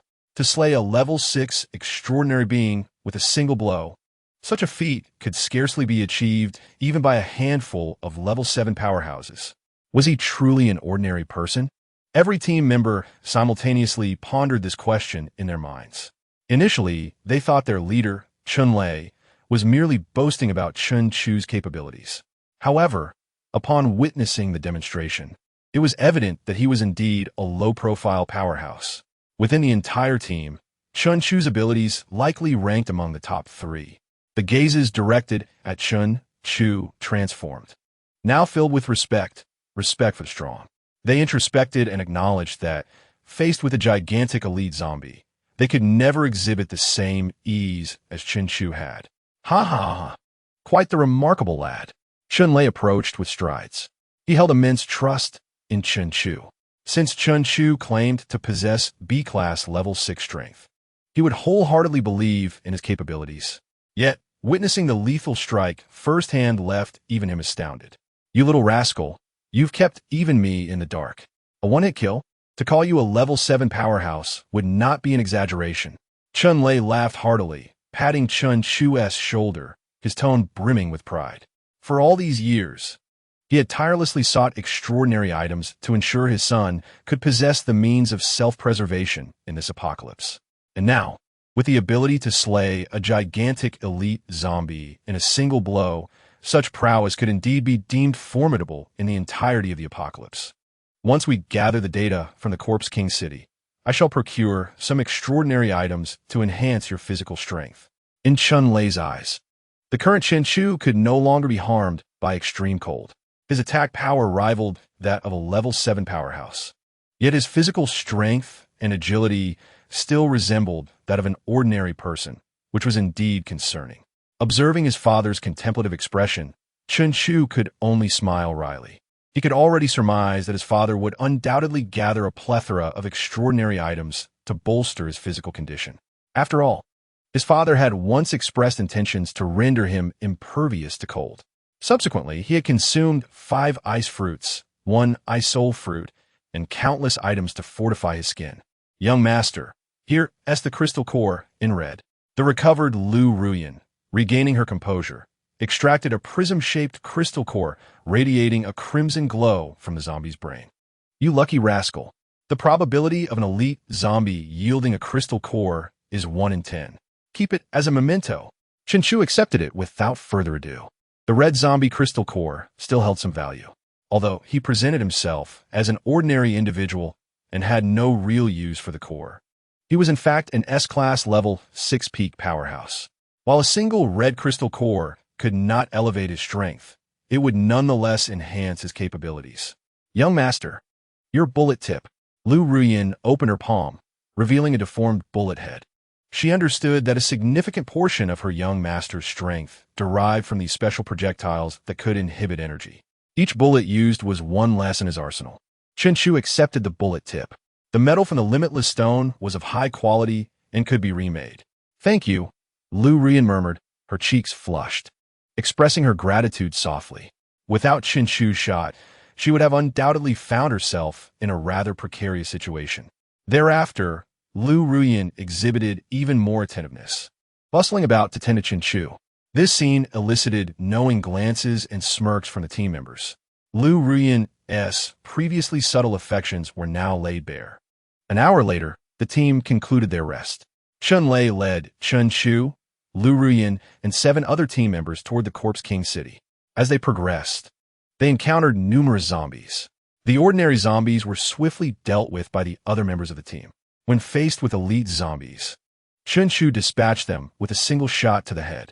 After yet another pursuing zombie fell, the other team members were left in disbelief. Was this truly an ordinary person? Throughout their journey, this question reverberated in their minds countless times. As an ADC with extraordinary attack power, being able to eliminate gigantic elite zombies from a distance was one thing. After all, while these elite zombies possessed immense strength and high defense, they were slow, making them susceptible to Chun-Chu's ADC attributes. However, the pursuers were the fastest and most unpredictable among zombies, a direct counter to ADCs. Even a level 5 extraordinary being would struggle to track their movements with the naked eye. Yet here was Chun-Chu, an ordinary person. Just a moment ago, they had barely caught a glimpse of the pursuer's afterimage, and the next second, the pursuer lay gunned down. Meanwhile, Chun-Chu had already begun to repeat his looting actions. Young Master S strength undoubtedly ranks second in Xingho City, only surpassed by the captain. This sentiment echoed in the hearts of all team members. They unanimously believed that, even without his father, Chun-Chu could become a top-tier powerhouse in the apocalypse. Throughout this journey, Lu Ruyan trailed closely behind Chun-Chu, collecting zombie crystal cores and reclaiming limitless stone bullet tips. The affection in her eyes was so palpable that even a blind person could perceive it, as if she yearned to devour Chun-Chu whole. Hush! Suddenly, Chun-Lei's head bent down, lowering his voice. We must suppress our breaths and climb this hill to observe the entire situation of Corpse King City. Everyone held their breath. Corpse King City, with its millions of zombies and formidable Corpse King, was no laughing matter. A misstep could result in total annihilation. Chun-Chu followed the team, holding his breath as they crouched and ascended the hill. Once atop, the entire expanse of Corpse King City unfolded before his eyes. The frost-laden human city teemed with an overwhelming mass of gray zombies, resembling maggots in their dense clustering. They moved sluggishly, some gnawing on human bones while others chewed on the limbs of their own kind. Among them were colossal zombies that could crush a dozen ordinary zombies with a single hand, roaring as they pounded their chests. There were also elusive pursuers darting through the horde, along with tongue-flicking lickers. This grotesque tableau painted a scene more terrifying than hell itself. Perception. Chun-Chu silently maneuvered past his father, unleashing his powers upon Corpse King City. Their purpose in this zombie city was to ascertain the condition of the Corpse King. As his abilities expanded, a 3D model of the entire Corpse King city continuously formed in Chen Chu's mind. However, upon discovering a peculiar building, he sensed something amiss. An abundance of firearms. Hundreds of warehouses brimming with various types of weaponry. As his exploration deepened, Chen Chu uncovered not only firearms, but also numerous manufacturing machines. Machines designed to produce firearms, cannons, and various military equipment. Chen Chu's pupils constricted. It appeared he had stumbled upon a monumental secret. Thus, this Corpse King city had once been an armory before the apocalypse. Chapter 46. The Corpse King and the Blood Demon Tree. Gathering supplies, preparing for battle. Chen Chu's pupils constricted. He was no fool. He understood precisely what an armory signified for a faction in the apocalypse. It meant virtually unlimited weaponry. It meant immense wealth. It meant the ability to arm ordinary individuals into a formidable army. It implied a substantial enhancement of strength. Chen Chu's thoughts coalesced as he began to contemplate how to make his father aware of this discovery. Having been a leader for 30 years in the apocalypse, his father was far more cognizant of the strategic significance of an armory. "Father, what is that place?" "The architecture is so peculiar, unlike anything else." After all, having traversed the apocalypse for 20 years, it was his first time venturing so far from home and witnessing the original form of a human city. The environment of an armory was inherently distinct from other locations, so expressing curiosity was quite reasonable. Chun Lei glanced over, his brow slightly furrowed, a hint of perplexity in his eyes. After all, the bustling human cities existed solely in his memories from 30 years ago. It must have been a military camp before the apocalypse, Chun Lei surmised, as he could only discern the general layout and appearance of the buildings. The original inscriptions had long been obscured by ice and snow. Before the apocalypse, Xiagua was a formidable nation, with military forces stationed in every city. Chun Lei's face was a canvas of infinite memories. At that time, he was merely 20 years old, a promising military student at the National Defense University. However, the sudden onset of the glacial apocalypse disrupted everything. In his recollections, the bustling human cities intertwined with the grotesque Ji Wang city, teeming with zombies. His gaze regained the coldness and ruthlessness characteristic of the strong in this desolate world. "Cursed be this apocalypse," he silently cursed. Bang! Suddenly, amidst the crowd's attention, an explosion erupted from the original military encampment. Several buildings were engulfed in flames, and a multitude of zombies exploded on the spot, transforming into a puddle of green flesh and blood. A roar erupted. A significant zombie riot ensued. A horde of zombies greedily crowded the ground, feasting on the flesh of their kind. "Get down!" Chun Lei quickly commanded his team to lie flat, peering out with only their eyes to observe the situation in Ji Wang City. What was that? A colossal machine loomed. Chen Chu continued to lead the way. Just moments ago, he had utilized his spatial abilities to execute a devastating cut through the structures and zombies in the arms factory. Amidst the chaos, several massive machines were revealed. Machines? Chun Lei, a high-achieving student before the apocalypse, had some recollection of such machinery. They were machines used for manufacturing military equipment. A lean, scruffy man with mechanical glasses spoke up. Chen Chu recognized him. He was an elder from Xingho City. He had previously appraised the Xingshi stone and crafted his own infinite stone warhead. Liao Shisan, also known as Liao Gong, was the head of the machinery department. A B-grade ability user with an innate talent for machinery, and at the initial stage of the 6th tier. At that moment, Liao Gong's typically dry, dark complexion flushed with an unusual hue.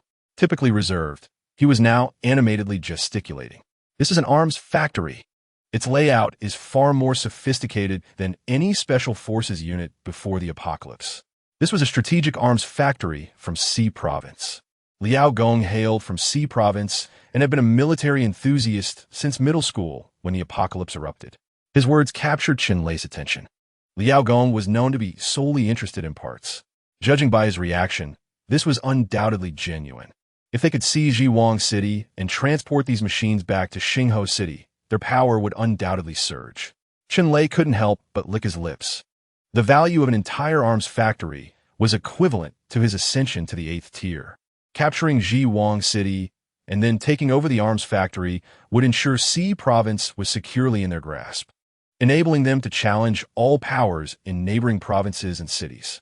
Xingho City was truly on the verge of prosperity. Jiwang City must be taken. Lei issued a death order, initiating a covert deployment here.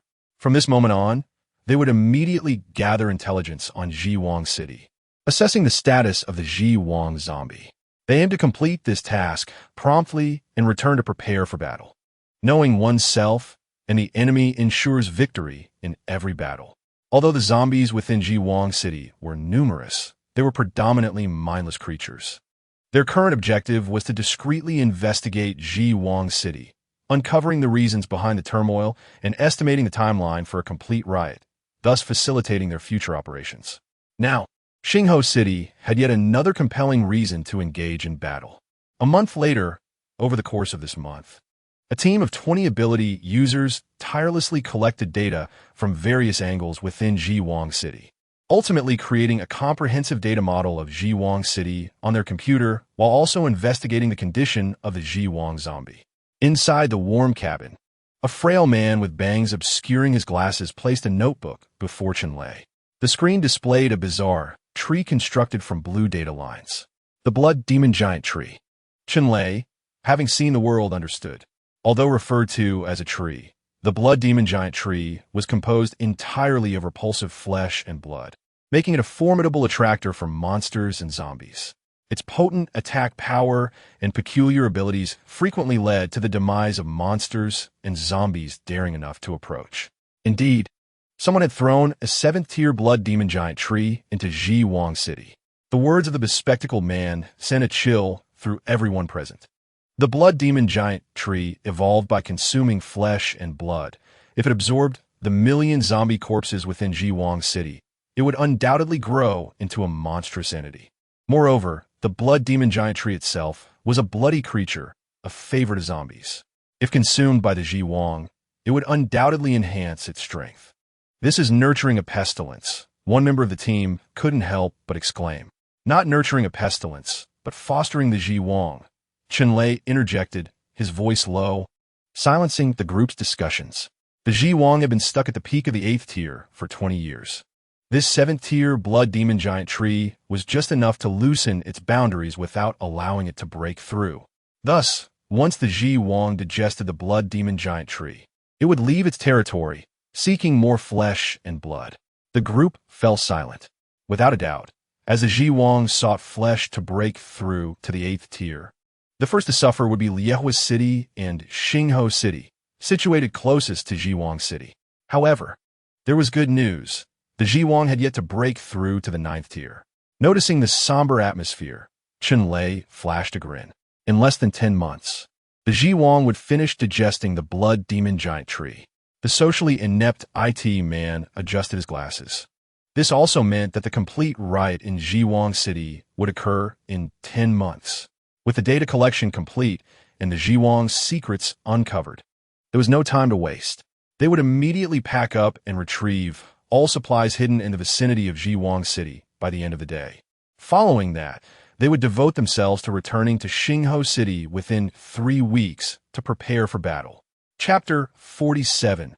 A Bountiful Harvest, 100 Extraordinary Items. The modified giant truck sped through the vast snowy landscape, kicking up countless ice and snow, leaving a long white trail on the ground.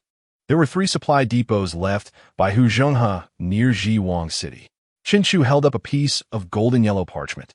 Huzhenghe was a notorious 7th-tier robber with strength spanning multiple regions during the apocalypse, and his wealth was undoubtedly immense.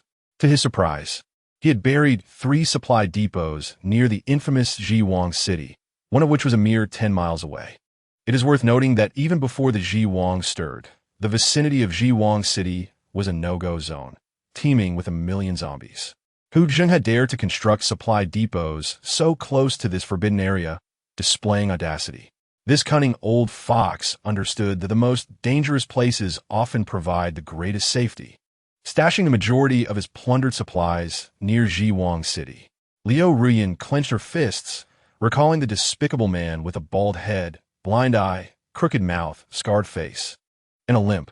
The effort he expended to establish supply depots near the Jiwang City Forbidden Zone piqued her curiosity about what treasures lay within. Chenchu wore a strange smile. In the apocalypse, what could possibly warrant such concealment, such risk? The answer could only be one: extraordinary items. Hu Jinghe, an A-grade 7th-tier rock-type ability user, believed that no one else in C Province possessed the ability to access these supply depots. However, he underestimated Chenchu, an S-grade spatial ability user. The ability to obtain items from a distance was child's play for him. The supplies Hu Jinghe painstakingly hid would soon be his. A brief separation could feel like a reunion. Just in time to bring gifts for his wives, Chenchu's smile broadened. "Stop!" The voice of the medium, Wu, echoed from outside. They had successfully arrived at the first supply depot, the farthest from Jiwang City among the three. A few team members disembarked, and shortly after, they began loading supplies onto the truck. "Hiss! Huazi, this is great stuff. Goodness, Red Star Erguo 2. I never thought I would see this in my lifetime. Not to mention fine spirits like Remy Martin." Boxes of rare supplies were loaded onto the truck. These items, due to their scarcity, were considered absolute luxuries in the apocalypse. Many individuals of higher status were willing to pay exorbitant prices for them, or even exchange extraordinary items. The substantial cargo, occupying more than half of the vehicle's compartment, undoubtedly represents a considerable fortune. After loading the supplies onto the vehicle, the team hastily proceeded to the next location. Within the second warehouse lay an assortment of heavy weaponry, including artillery shells and machine guns. The collective mood was somewhat lackluster. After all, a munitions factory awaited collection in Xingho City, rendering these heavy armaments less enticing to the inhabitants of Xingho City. Nevertheless, selling them to other cities remained a viable option. After swiftly packaging the weapons, the group eagerly made their way to the final warehouse, which was situated adjacent to the forbidden area of Shirwang City. "Stop!" Chun-Lei commanded the team when they were still 10 kilometers away from the last warehouse. Following the unrest in Shirwang City, the range of zombie activity had expanded.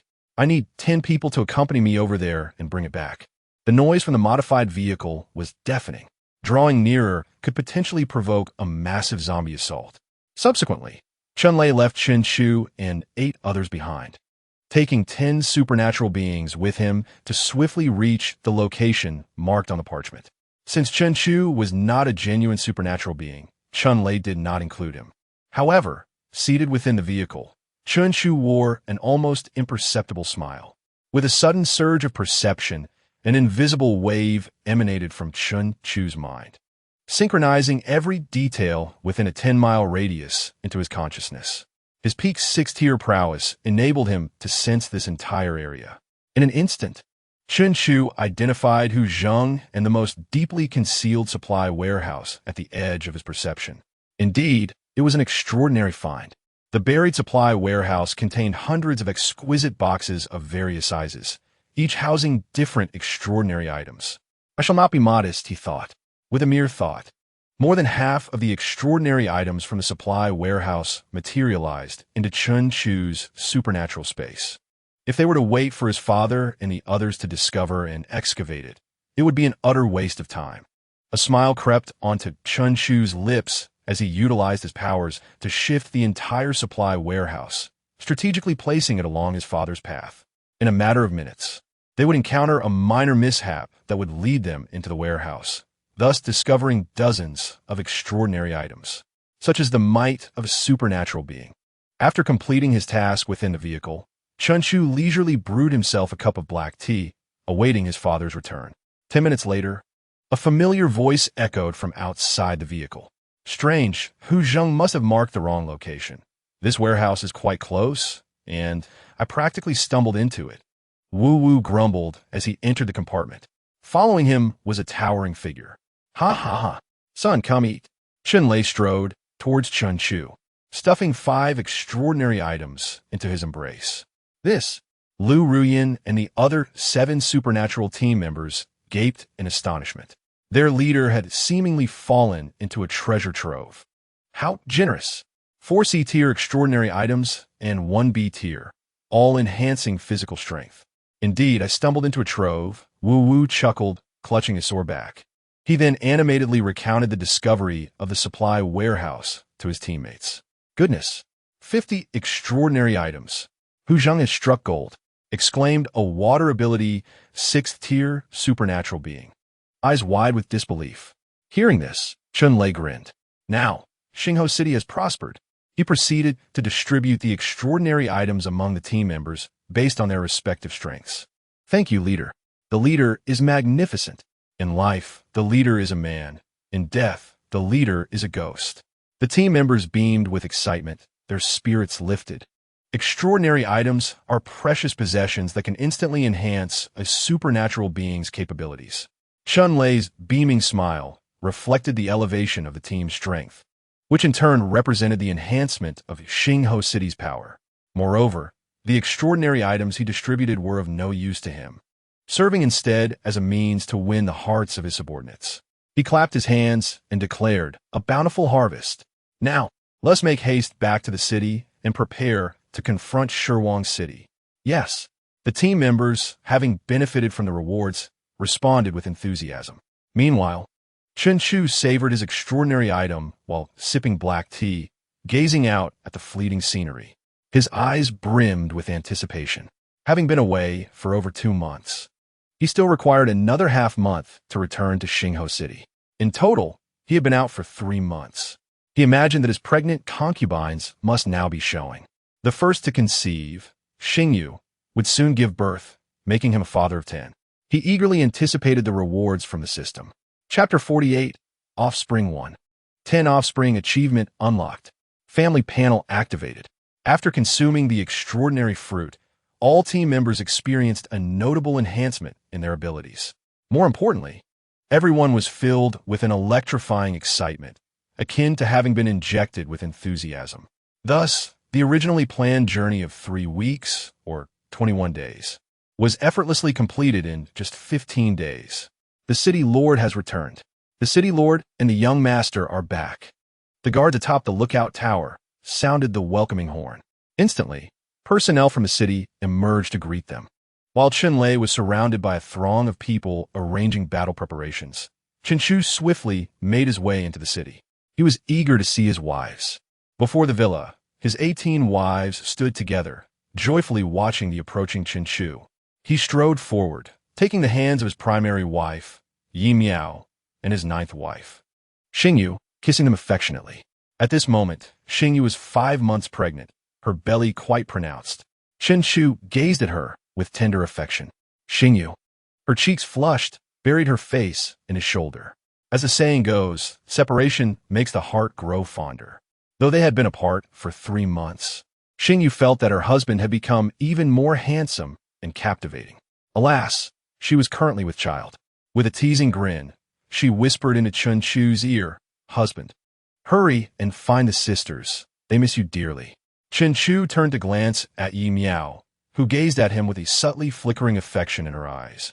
Stirring something within him, he kissed Xingyu's forehead and exchanged an apologetic glance with the other 8 pregnant concubines before leading them into the villa. As for the non-pregnant young Oiweling, upon seeing Chen Chu's safe return and newfound strength, she retreated to her room alone.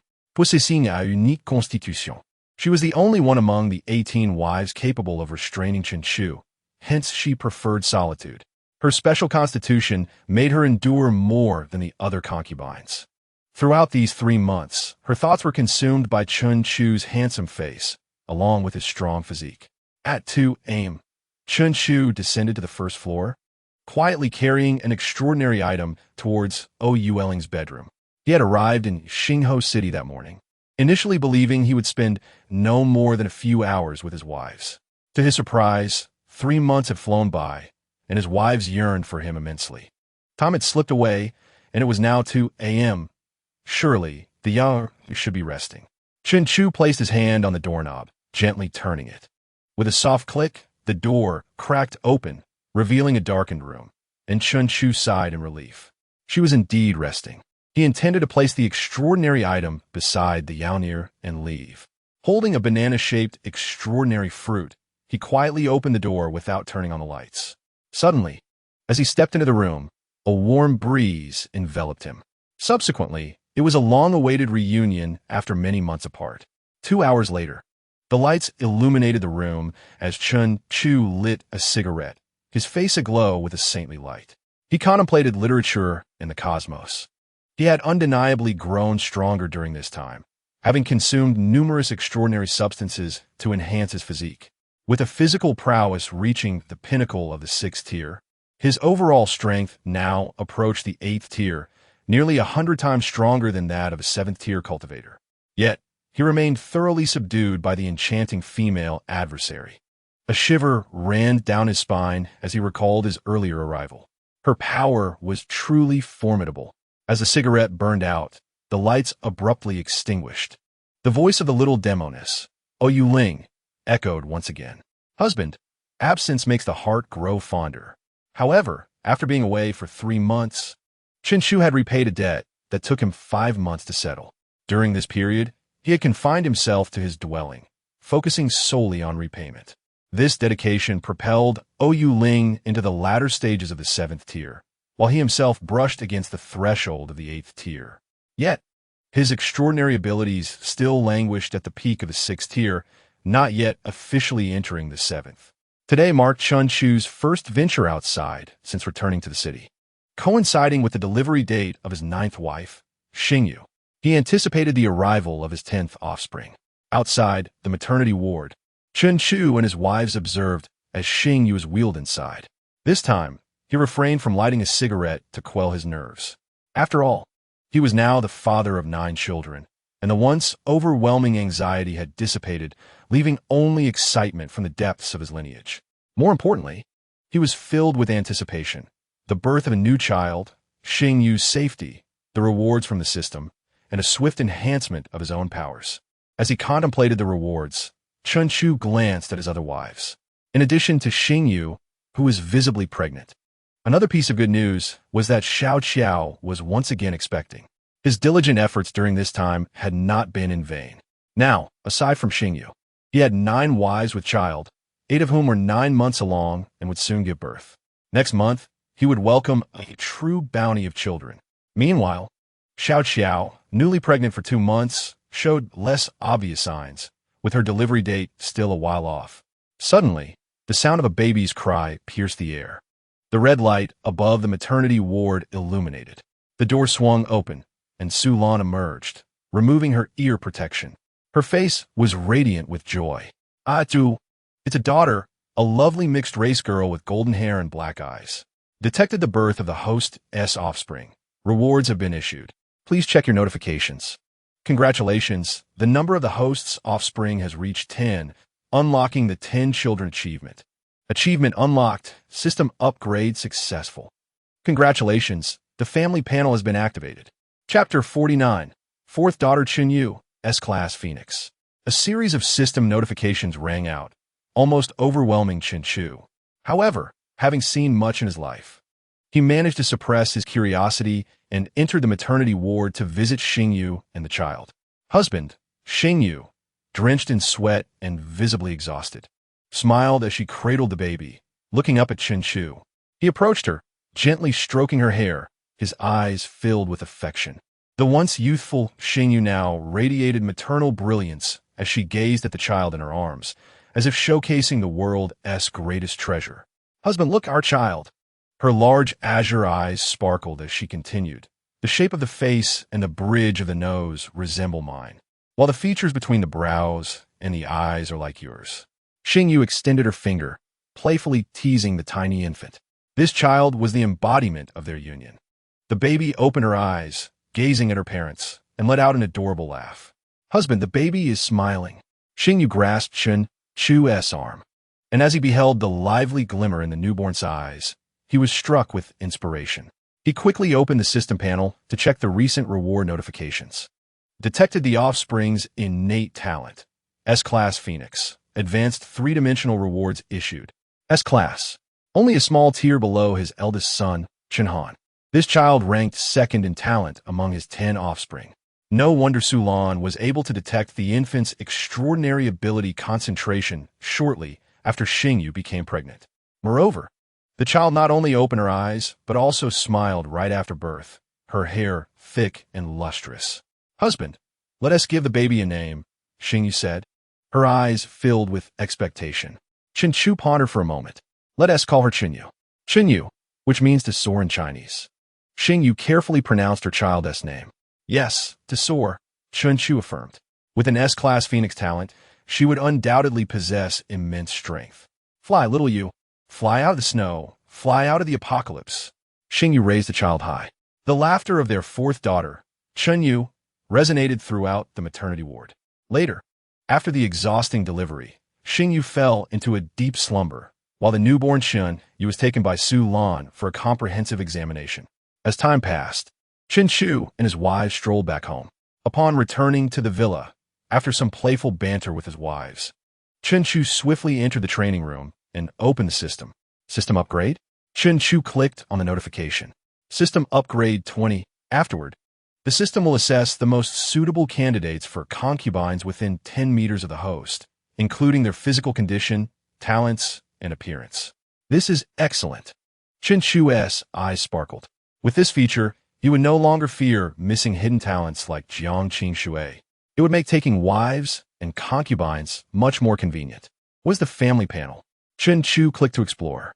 Family panel activated. Within this panel, the host can query information and status regarding all individuals with blood ties.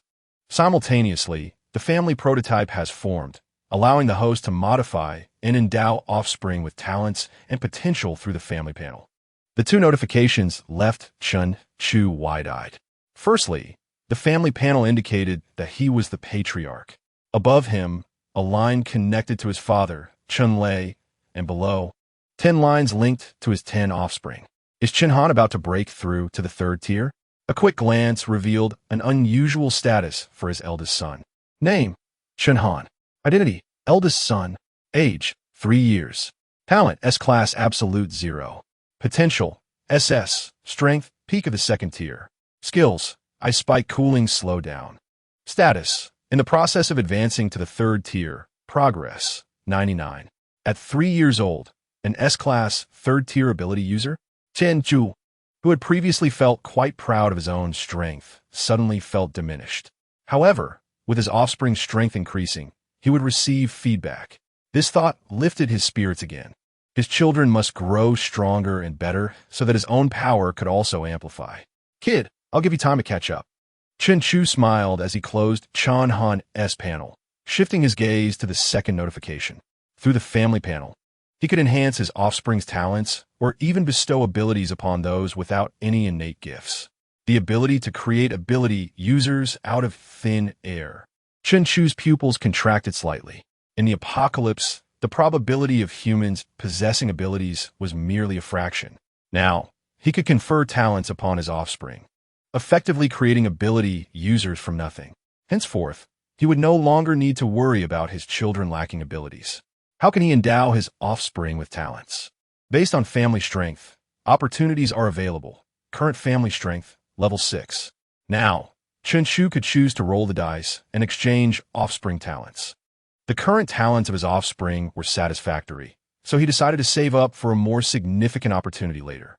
The changes following the 10 children achievement were indeed substantial. It has also become increasingly advantageous for me. Chen Chu has disabled the system notifications. The functions of spouse inquiries, offspring status checks, and enhancements to offspring talents have been newly added following the unlocking of this achievement. Once he comprehended these features, Chen Chu set them aside and began to receive his rewards. Reward received successfully. Congratulations to the host for obtaining S-rank physical characteristic healing. Reward received successfully. Congratulations to the host for obtaining advanced 3-dimensional enhancement. The S-rank healing characteristic is now conferred. Without a moment's hesitation, Chen Chu opted for the enhancement. Instantly, every fiber of his being, from flesh to blood, from bones to marrow, from scalp to nails, was engulfed in an unbearable itch, as if countless ants were feasting upon him. Chen Chu gritted his teeth, drenched in sweat, his body trembling. His hair rapidly grew long, only to fall out again. His skin continuously shed, flaked away, and new skin emerged in a relentless cycle for half an hour. The training room was strewn with hair and shed skin and nails. Yet, a wholly revitalized Chen Chu emerged. His height increased from 180 centimeters to 183 centimeters. His physique became more balanced and aesthetically pleasing, and his limbs grew more coordinated, enhancing his combat abilities. His body was adorned with robust, muscular contours, exuding an aesthetic of raw power. His facial features sharpened, becoming even more handsome. Moreover, Chen Chu discovered that his senses, sight, hearing, and touch, had become significantly more acute. Most importantly, his body's healing capacity had improved. With a mere thought, he activated his skill. A deep wound, exposing bone, appeared on his thumb. Miraculously, the wound healed at a visibly rapid pace, scabbing over and returning to its original state in under 10 seconds. Chen Chu's brow furrowed. As long as it was not a fatal injury, his body would fully recover within 10 seconds. Is this the essence of an S-rank physical characteristic? With this ability, his overall strength had ascended to the ranks of an 8th-tier powerhouse. Chapter 50. Strength at 8th tier. Potential elevated to S. Clenching his fist, feeling the potent vitality coursing through his cells, a smile crept across Chen Chu's lips. The S-rank physical characteristic had successfully propelled his overall strength to the 8th tier. At last, he had reached a level of power comparable to that of his father. What his father accomplished in 30 years, he achieved in 3. His abilities seemed to grow increasingly intriguing. As Chen Chu surveyed his body, he suddenly realized that his extraordinary ability was an S-rank spatial power.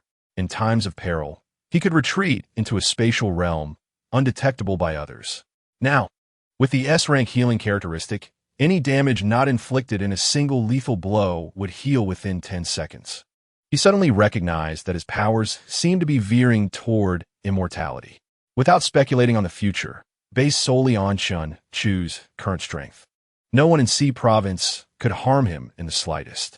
Even if his father and sister Fenju joined forces, or if he were cast alone into the city of the dead kings, surrounded by 1,000,000 zombies, he would emerge unscathed. Besides the prospect of immortality, there was also his longevity. Each time an offspring was born, Chen Chu received not only tangible rewards, but also various levels of 3-dimensional enhancements. These enhancements included life, talent, and potential. Among them, the increase in life not only fortified his body and deepened his life essence, but also extended his lifespan.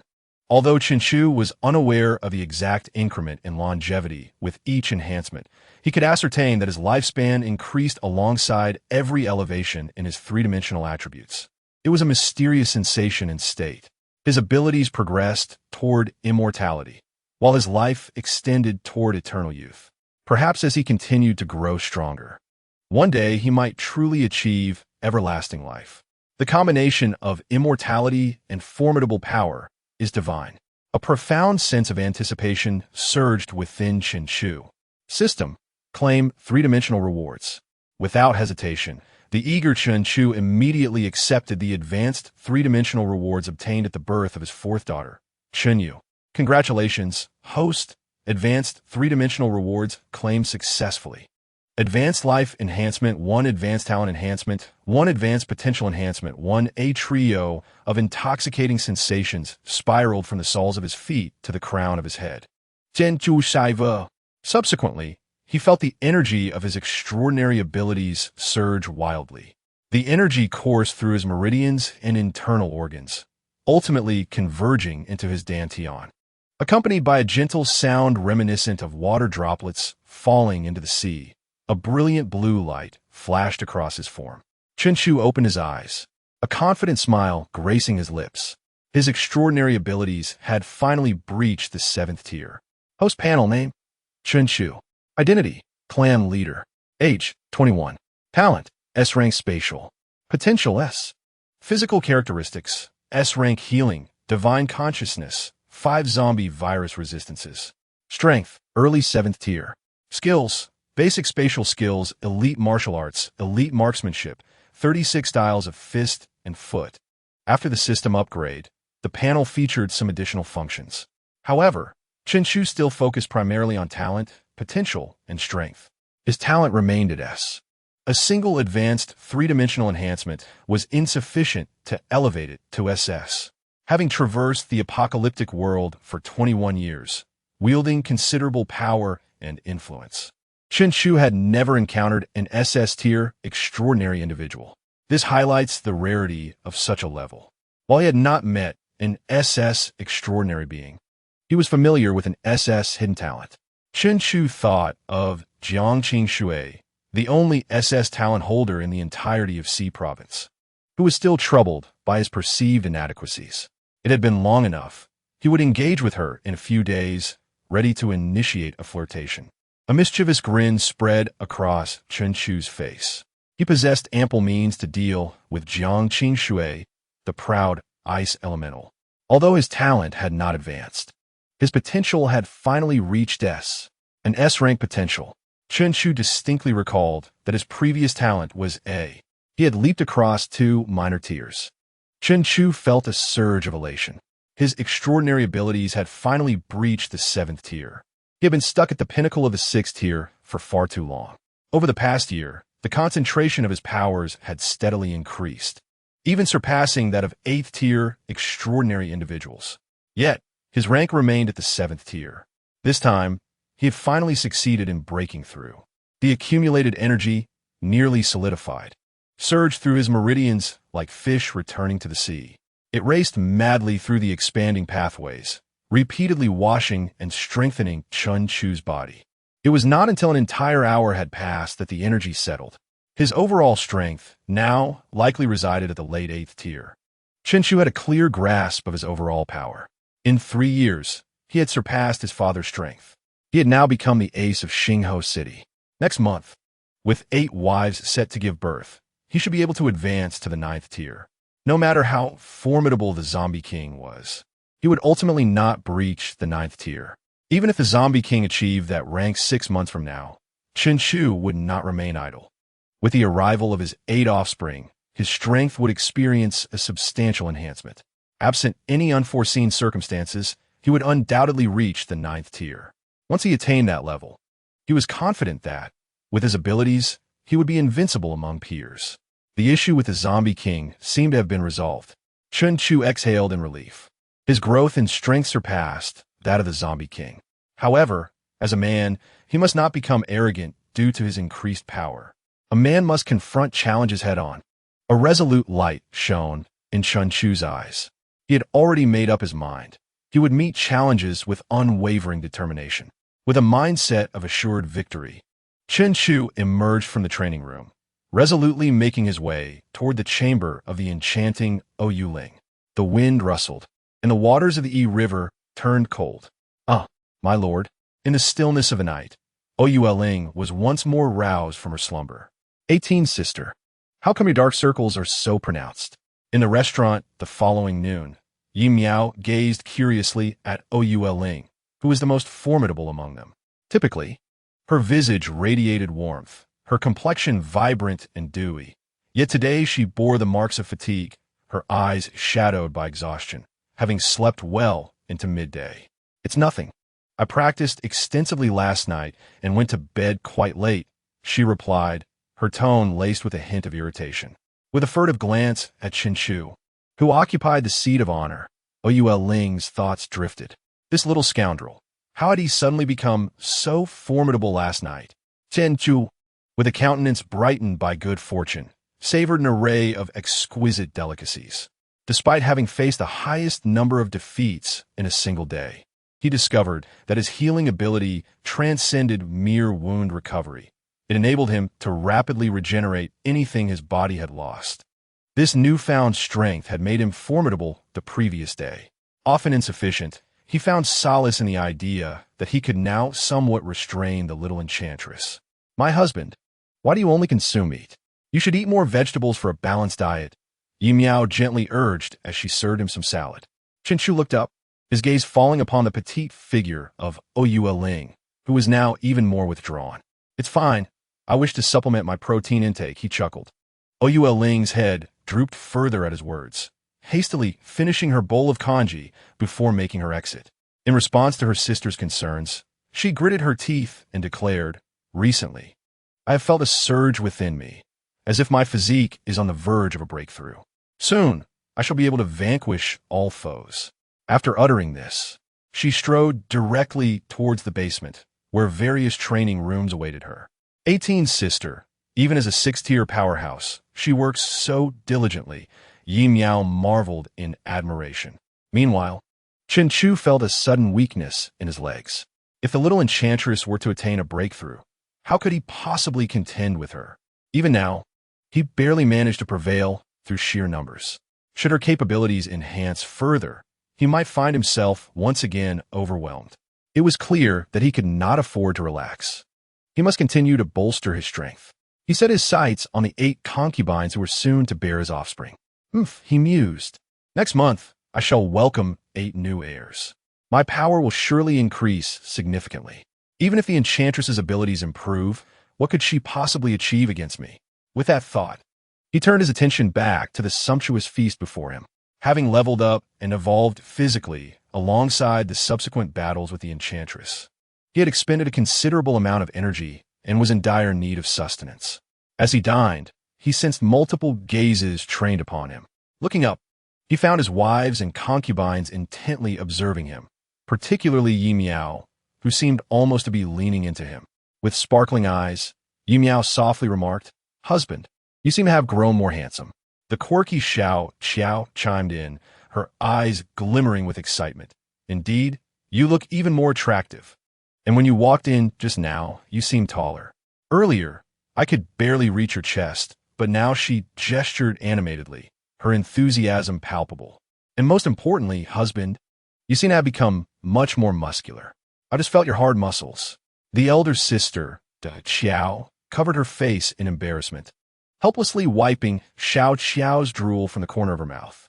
Xiao Qiao glanced between Chen Chu and her noticeably rounded belly, her expression suddenly despondent. "Sister, you must help me tonight," she implored earnestly. The Qiao, one hand shielding her face, attempted to stifle her sister's exuberance. Yi Miao poked Chen Chu gently. "Husband, have you been working out? You seem to have gained muscle." Chen Chu's physique was not akin to the hulking forms of strength-type superhumans. Rather, it was a sculpted musculature that exuded both power and agility, lending him an air of elegance both in and out of clothing. He understood that the enhancements stemmed from receiving the S-level physique traits and the subsequent evolution, which had subtly altered his appearance. His muscles more defined, limbs more harmonious, and overall demeanor transformed. "Perhaps it's just growth," he offered nonchalantly, unwilling to disclose the truth of his newfound strength. He finished his meal, feeling utterly at ease. In the post-apocalyptic world, food was the greatest source of comfort. After wiping his mouth clean, he surveyed the table, noting the eager gazes of his wives and concubines, akin to hungry wolves eyeing sheep. "Shall we indulge in an afternoon rest?" he proposed, to which they all nodded enthusiastically, especially the pregnant Xiao Qiao, whose eyes sparkled with delight. However, he playfully tapped her on the head. "Not for you." He then departed with the others, leaving Xiao Qiao in tears at the table. In the evening, after dining, Chen Chu strolled towards the city lord's mansion, taking a leisurely walk to aid digestion. He was to attend a meeting with his father, the current city lord. Chu," a cheerful voice called from behind. Wearing gold-rimmed glasses and a white coat, Su Lan hurried towards him. "Sister Lan." Chen Chu greeted with a smile, but Su Lan, her face alight with joy, suddenly froze. She approached him closely, measuring him with her gaze. "Chu, you seem taller." As the head of the medical department, Su Lan had always been particularly attentive to Chen Chu's health. Any small change in him was immediately noticeable to her. She circled around him, observing not only his height, but also his posture, which had become more upright, his facial features now more defined and handsome. She extended a delicate finger, gently poking his abdomen, 8-pack abs. "Chu, you've matured again. You're only 21. It's perfectly normal," she declared, her excitement unabated as she linked her arm with his. "Our Chu has truly become a man now." "Indeed, a true man," Chen Chu replied with a playful tone, though Su Lan remained blissfully unaware of the underlying meaning. "Chu, Your potential is remarkable. Look at your father, a powerful S-level 8th-tier superhuman, and your offspring all possess abilities. You are undergoing a second maturation. Perhaps one day, you will awaken your own powers. Maybe your abilities are too potent for your body to handle, hence they remain dormant. You are still young, the opportunities are abundant. Just as with this second maturation, if there are any changes in your body, you must inform me. Do you understand? Chin-Chu, caught in her enthusiastic embrace, found himself drifting in thought. You wouldn't know about the state of other aspects, he muttered absent-mindedly. Sulan suddenly froze, her expression turning grave. Is the situation with your body serious? She inquired earnestly. If there are any changes, you must tell me, and I will check on you. Where exactly did you say the changes were? Please tell me. Her concern was palpable, for Chin-Chu was the only person she cared for in this tumultuous world. To her surprise, her casual remarks had struck a chord with him. A smile of unexpected depth graced Chin-Chu's lips as he feigned trepidation. Sister Lan, my body has undergone significant changes. Seeing his demeanor, Sulan immediately panicked. Where's the problem, Chu? She extended her delicate hand, eager to examine him. Not here. Not here either. Definitely not here. Yes, it's right here. What is wrong? Sulan asked, her palm glowing with green light, readying herself to administer treatment. However, upon realizing that the place Chin-Chu mentioned was remarkably healthful, and after catching a glimpse of the smirk at the corner of his mouth, her face instantly flushed crimson, and she became acutely aware that she had been played. With a dismissive huff, she muttered, "Little rascal," before swiftly turning on her heel and departing. Observing Sulan's retreating figure, Chin-Chu's smile widened further. Sister Lan, you cannot escape. Chapter 52, Constructing the Underground Passage. Launching an assault on Jiangqing Shui. Brat, come quickly. As soon as Chin-Chu stepped into the Lord's manor, his father waved him over from the main hall. Father, Chin-Chu greeted as he approached. With the unrest in the Corpse King city becoming increasingly palpable, his father's outings had also become more frequent. It had been several months since the two had last seen each other. Eat this, his father said as he handed him a fruit. Chin-Chu looked down to find an apple-sized fruit, its surface shimmering with golden light. B-class extraordinary item, having successfully broken through. Chin-Chu's perception of energy had become remarkably acute. This extraordinary item enhances physical constitution. Consume it quickly. We need to ensure you give your father more grandchildren. Chin-Chu swallowed the fruit whole, satisfied with the enhancement it provided. However, his father's comment caused his mouth to twitch. He already had 10 offspring, with 8 more expected next month, and Xiao Qiao was pregnant again. That made 19 in total. Was that not enough for his father? His father scoffed. Brat, that is hardly sufficient for the revival of humanity. Once we resolve the issues in Corpse King City, I will arrange for you to take several concubines. At that point, you can focus on having more children and the revival of humanity. Chin-Chu sighed, realizing how resolutely his father spoke, as if it were a foregone conclusion. Fortunately, his strength and constitution were continually improving. Otherwise, he would have long since succumbed to the overwhelming burden of having numerous concubines. Thankfully, he had acquired the healing trait, which alleviated his concerns. With the existence of the S-class healing trait, he would never need to worry about exhaustion leading to his demise. He even discovered a method to counter the little demoness. He hoped that one of the 8 system rewards next month would be something similar. Raising an eyebrow, Chin-Chu asked, Father, did you summon me for something significant? Chun-Lei chuckled heartily, of course. Didn't you have your eye on Jiangqing Shui? His father continued. With the matters concerning Corpse King City demanding my attention, I cannot arrange for you to take a concubine at the moment. Thus, I want you to spend more time with Jiangqing Shui. It will facilitate our 2 cities' future union. Having said this, Chun-Lei lowered his voice. It would have been simpler to seize her directly, but given our cooperation with Lihua City and their willingness to consider a union, we cannot resort to force. Just treat it as a normal courtship. Young men your age were doing the same before the apocalypse. Chin-Chu felt a shiver run down his spine as he listened to his father earnestly propose the idea of abducting Jiangqing Shui, seizing the sister of an S-class, late-stage level 8 powerhouse, capturing the overseer of a colossal city, snatching an SS-class hidden talent.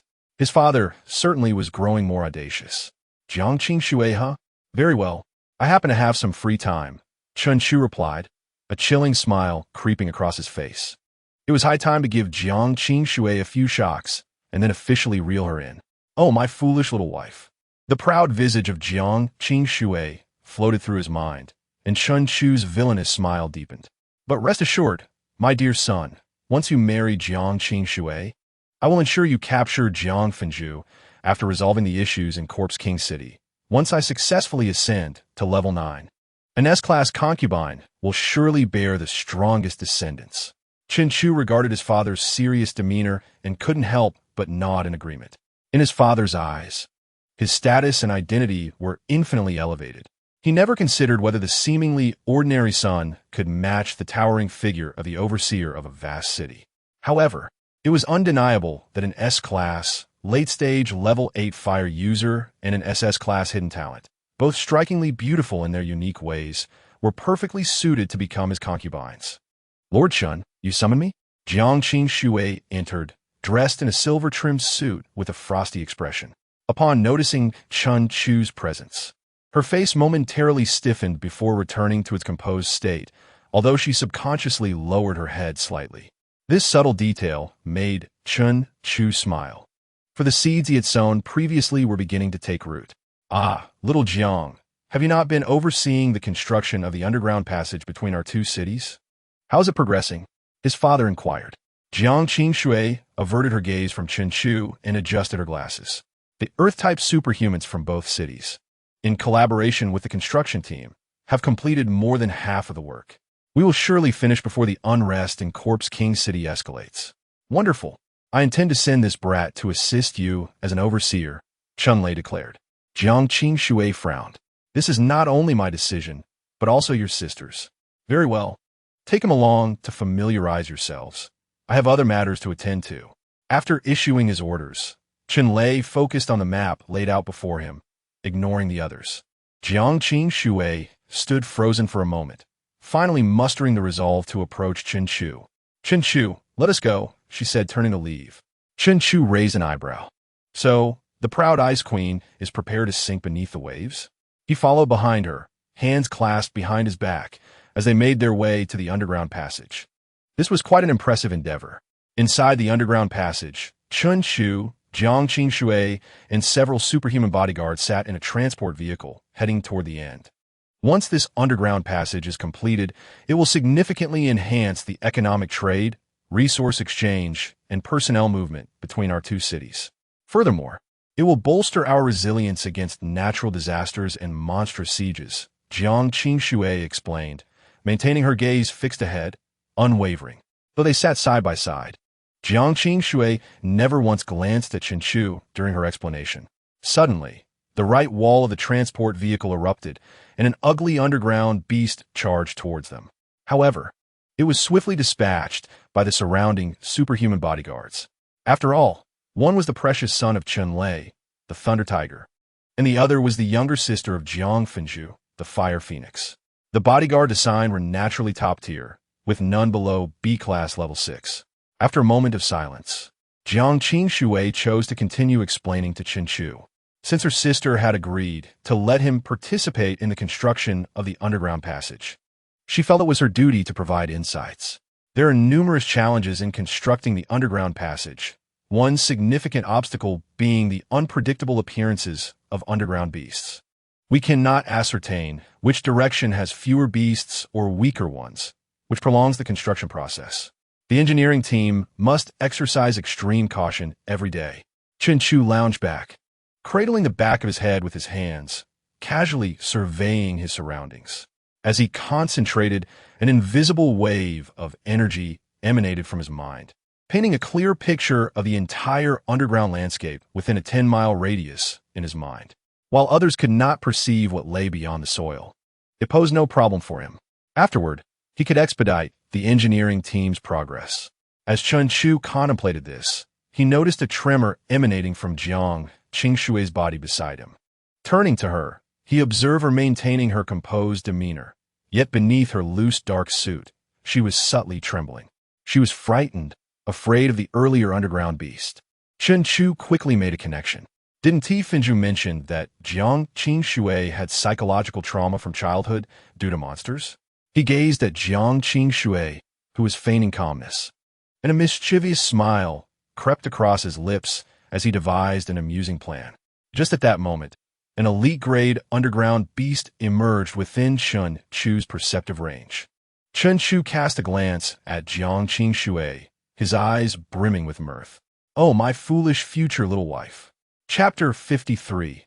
The elite-grade underground beast and the misguided Jiang Qingxue. 5 kilometers away from their location, an elite-grade underground monster lay in slumber.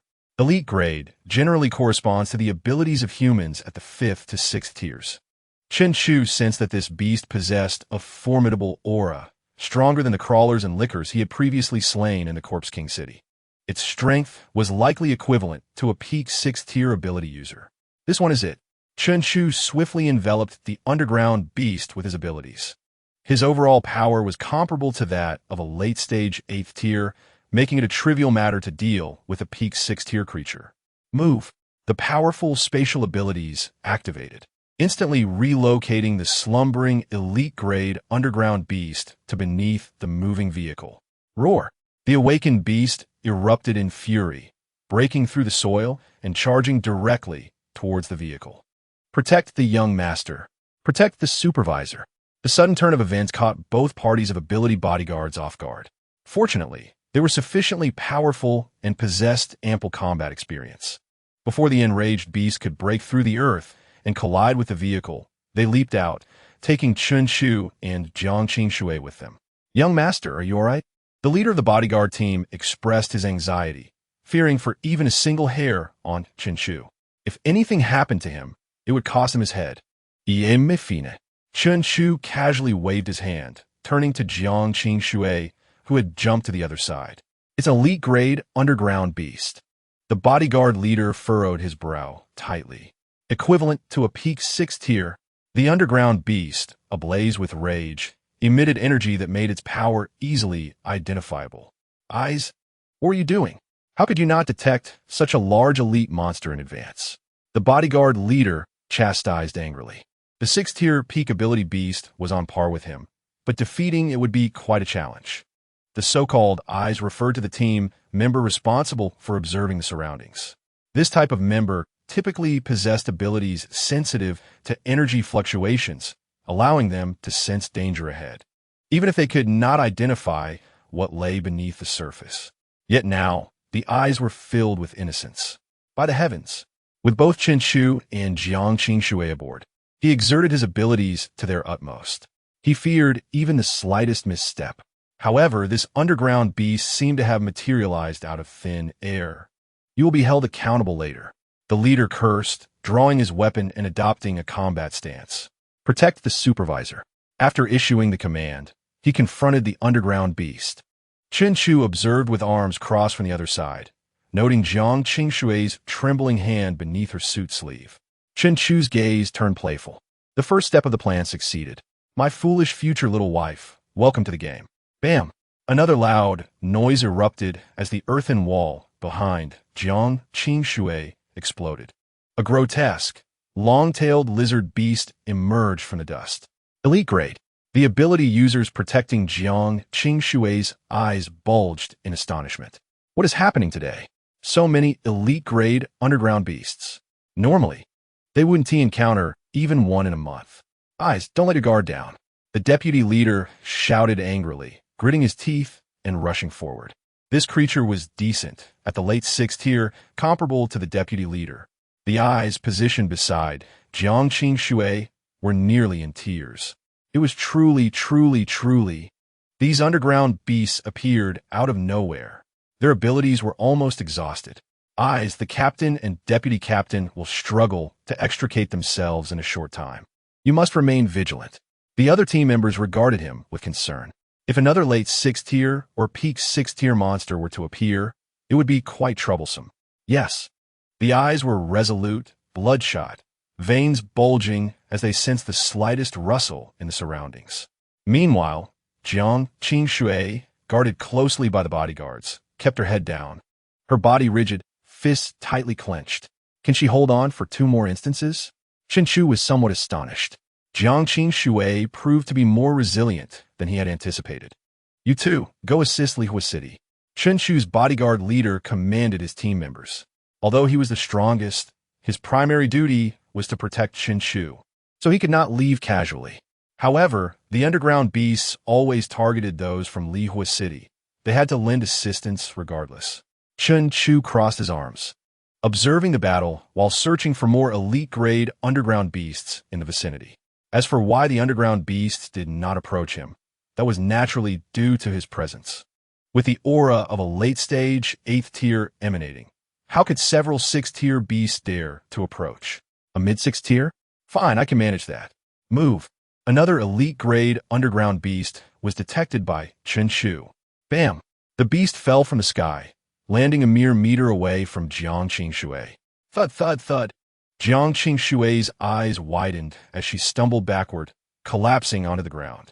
The visible tremors of her body were alarming. Damn it, eyes, pay attention.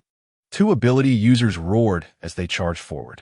2 early 6th tier members could handle a mid-6th tier beast. Jiang Qingshui sat on the ground, her hair disheveled, her glasses askew, trembling uncontrollably and gasping for breath. Supervisor! Supervisor!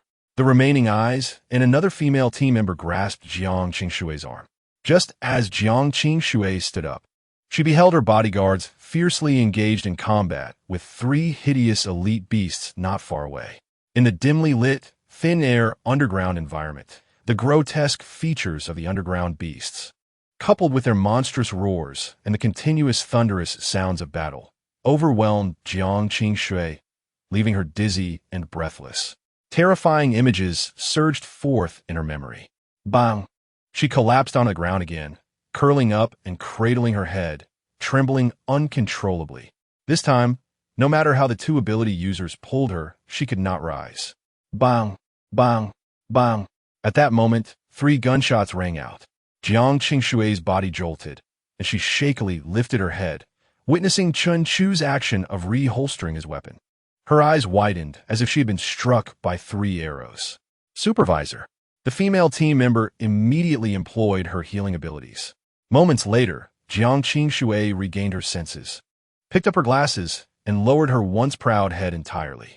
After the underground beasts were subdued, both sides would reconcile. Jiang Qingshui, head down, whispered to Chen Chu, "Thank you." She clutched her sleeves tightly. In her current state, she was covered in dirt, her hair a tangled mess. In contrast, Chen Chu appeared immaculate, standing tall and handsome. "I'm glad you're all right." Chen Chu flashed a radiant, sunny smile. Then his eyes sparkled with excitement. "Ha ha ha! Look at what I discovered.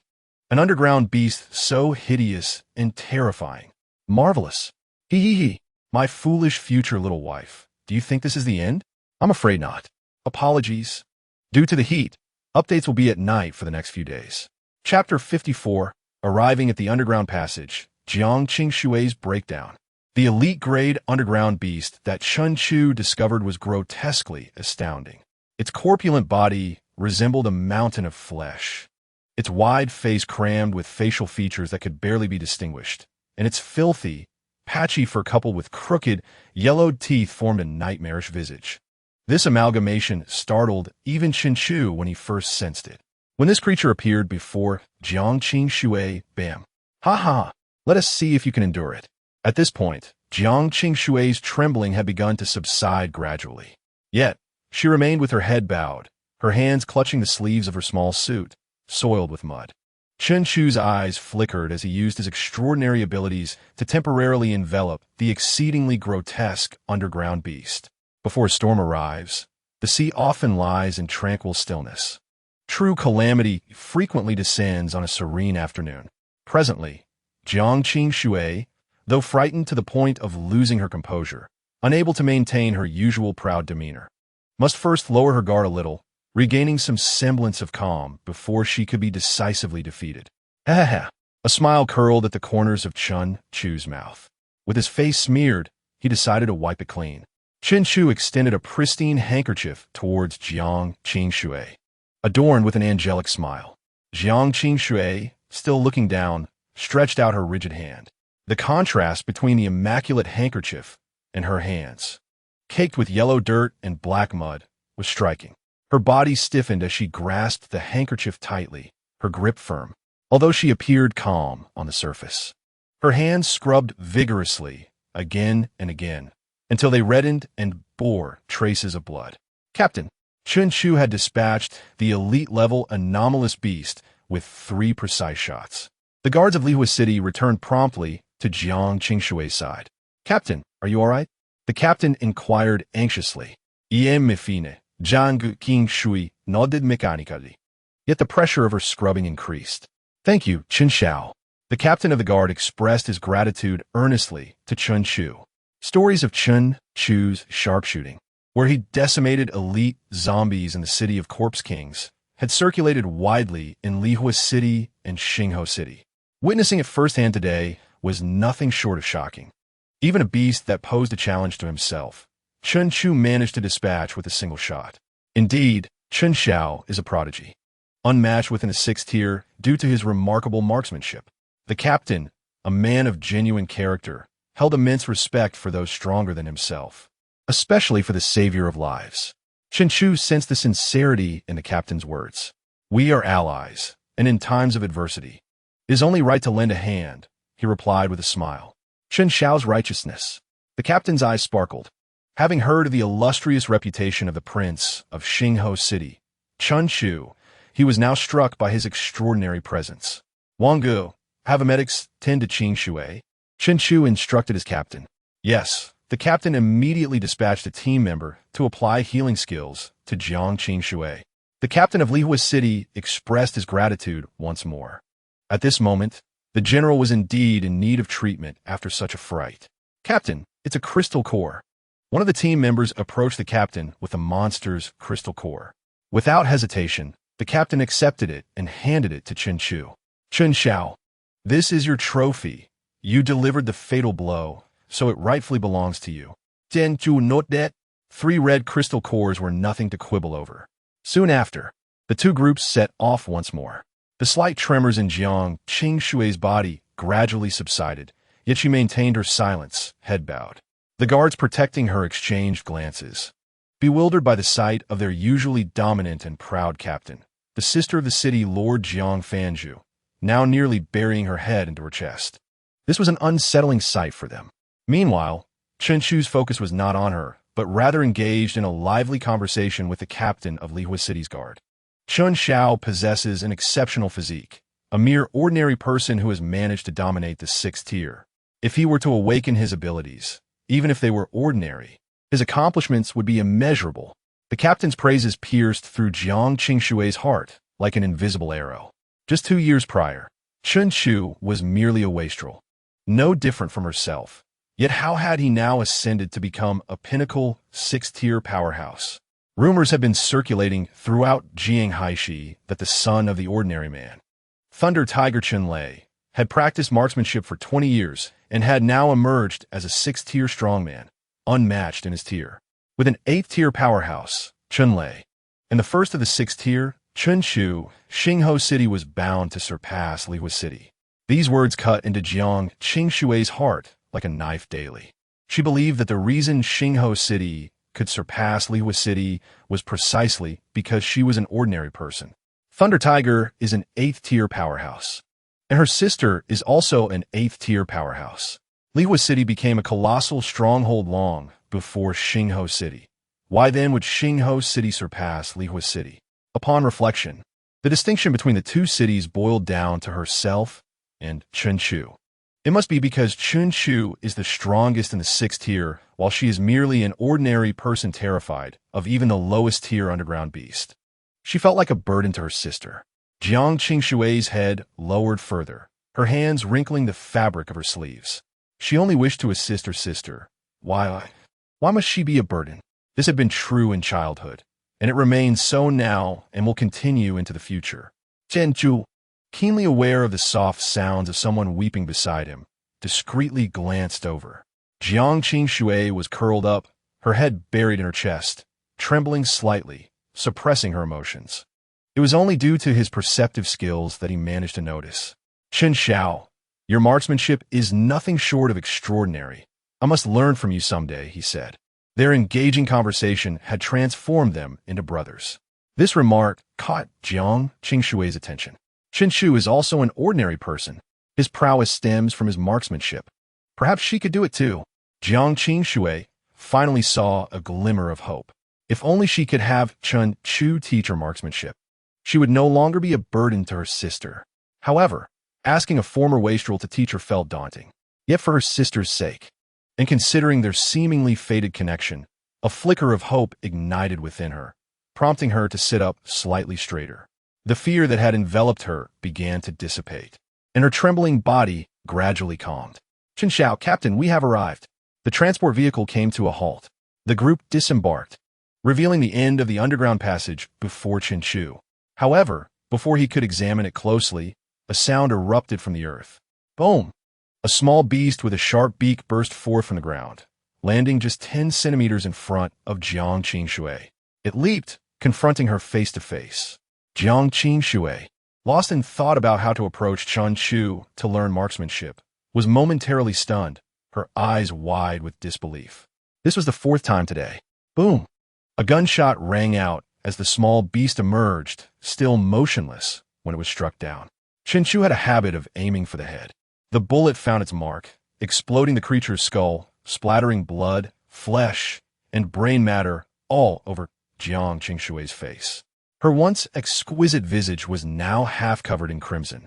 Blood splattered on her silver-rimmed glasses and hair, rendering her appearance grotesque. She stood frozen, eyes wide open, pupils constricted to pinpricks, revealing a sea of white. Unconsciously holding her breath, she trembled, the veins on her pale neck bulging. Captain! Captain! The guards rushed forward. Jiang Qingshui, already shaken, now faced this shocking turn of events. Chen Chu raised his pistol, locking eyes with Jiang Qingshui from a distance. He could distinctly sense that she was teetering on the brink of collapse. She was in dire need of a shoulder to lean on. The future little wife, how pitiable. Chen Chu's heart softened. The recent incident with the small beast was truly not his fault. It had been an unfortunate accident. Boom! Another resounding impact echoed as an exceedingly hideous underground beast, resembling a mountain of flesh, crashed down from above. Its terrifying force sent the advancing guard sprawling. It landed squarely before Jiang Qingshui, its repugnant visage and foul odor looming just 10 centimeters away. The beast lowered its head, gazing at the trembling Jiang Qingshui, and let out a fearsome roar, unleashing decades of rancid breath and green saliva all over her. Once again, a crisp gunshot echoed. The grotesque head of the 6th-tier underground beast exploded, spewing forth a nauseating green liquid. With a thunderous crash, it collapsed to the side, revealing the petite figure of Jiang Qingshui. At that moment, she was splattered with blood, brain matter, and the vile green liquid, rendering her almost unrecognizable. The hideous mound of flesh that had descended from above caused her to shatter emotionally. Unable to contain herself any longer, she trembled uncontrollably, tears streaming down her face, crying until she struggled to breathe. She looked at Chen Chu opposite her, tears flowing like a fountain, and choked out loudly, "Chen Chu, please teach me how to shoot. I want to survive." A smirk curled at the corner of Chen Chu's mouth. Hee hee. Now that's more like it, my foolish little wife. Chapter 55. Jiang Qingshui surrenders. Digging for doomsday, or, will you really teach me how to shoot? Have you thought it through? You won't think I'm stupid, will you? Maybe I will. You won't blame me for being too timid, will you? I will blame you. After cleaning herself up, changing into a fresh outfit, and resting for a moment, Jiang Qingshui dashed in front of Chen Chu, bombarding him with questions. Chen Chu sat relaxed in a chair, resting his head on his hands, barely glancing at her. Yet, Jiang Qingshui continued to chatter incessantly, speaking more in that short time than she had in the entire past year. Was she perhaps overstimulated? Chen Chu furrowed his brow at the thought. Even though Jiang Qingshui, with her face smeared in the blood of the beast and on the brink of emotional collapse, appeared pitiful, Chen Chu had dragged the grotesque underground beast here with his abilities. He couldn't abandon his plan now, could he? He tossed the beast remains into the soil above Jiang Qingshui. As for feeling sorry for the beautiful girl, That was the work of those infatuated fools like Fei Yangyang, Shuangmian Gui, Tom, and He Xiao Hu. Chen Chu's mission was to transform the beautiful girl into his little wife. Jiang Qing Shui was an aloof and icy beauty. Would flattery be effective? Shattering her pride and rebuilding it was the true path. Furthermore, it seemed the approach was yielding results. What must I do for you to teach me how to shoot? Jiang Qing Shui gazed at Chen Chu with her big, watery eyes, resting her chin in her hands. This scene startled the security team. What was their supervisor doing? Was that a display of affection? All team members tacitly turned their heads, fearing Jiang Qing Shui might silence them later. Chen Chu turned his head. Jiang Qing Shui, freshly cleaned, had a slight blush on her cheeks, and her nose was slightly red from crying. Her eyes shimmered with tears, and her lips were translucent. Glancing down, Jiang Qing Shui gestured with her hands in front of her chest. Dumb. Chen Chu rolled his eyes and turned away. Forget it. You should go propose to your sister first. We could talk later. A warm breath brushed against Chen Chu's ear. He looked at Jiang Qing Shui incredulously. Did this little one possess such hidden strength? He had never anticipated this. Observing the formerly proud Jiang Qing Shui now wearing a pleading expression, he couldn't help but smile. Shooting requires a steady hand. Jiang Qing Shui immediately straightened up like a primary school student, even pulling out a notebook she carried with her. Now you give me a shoulder massage. Jiang Qing Shui looked puzzled. Not learning? Then forget it. Chen Chu closed his eyes and began to rest. A pair of delicate, white hands gently pressed against his shoulders from behind, applying a light pressure. Teacher, how does it feel? Jiang Qing Shui inquired cautiously. Chen Chu Gasu note that it's average. Teacher, please teach me. Jiang Qing Shui's voice fell. Chen Chu produced an apple from somewhere and began to munch on it. You lack talent, being below average. Without effort, there will be no results. Teacher, I am willing to work hard. Jiang Qing Shui clenched her fist. Good, a teachable child. Now massage my legs. Yes, teacher. What is the captain doing? Finally, a team member could no longer hold back. After finishing his cigarette, the captain spoke after a long pause. Perhaps it's role-playing? I just heard the supervisor say that Chen Xiao should go propose to the city lord. Could it be that they? Upon hearing this, everyone suddenly understood.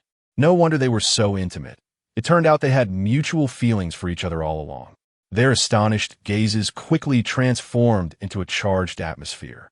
Chen Xiao's marksmanship made him invincible at the 6th tier, and Lei Laohu's strength had also advanced by leaps and bounds over the past 2 years.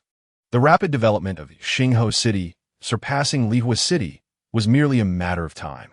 If the supervisor could form a connection with Chen Xiao, it would benefit both Lihua City and them. The captain spoke softly. While chatting with Chen Chu along the way, he felt Chen Chu was a person of character. In this apocalypse, having such a master was truly rare.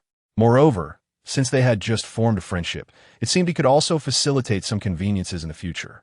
Though Chen Xiao was already at the pinnacle of the 6th tier, with no further advancement possible, the supervisor was merely an ordinary person.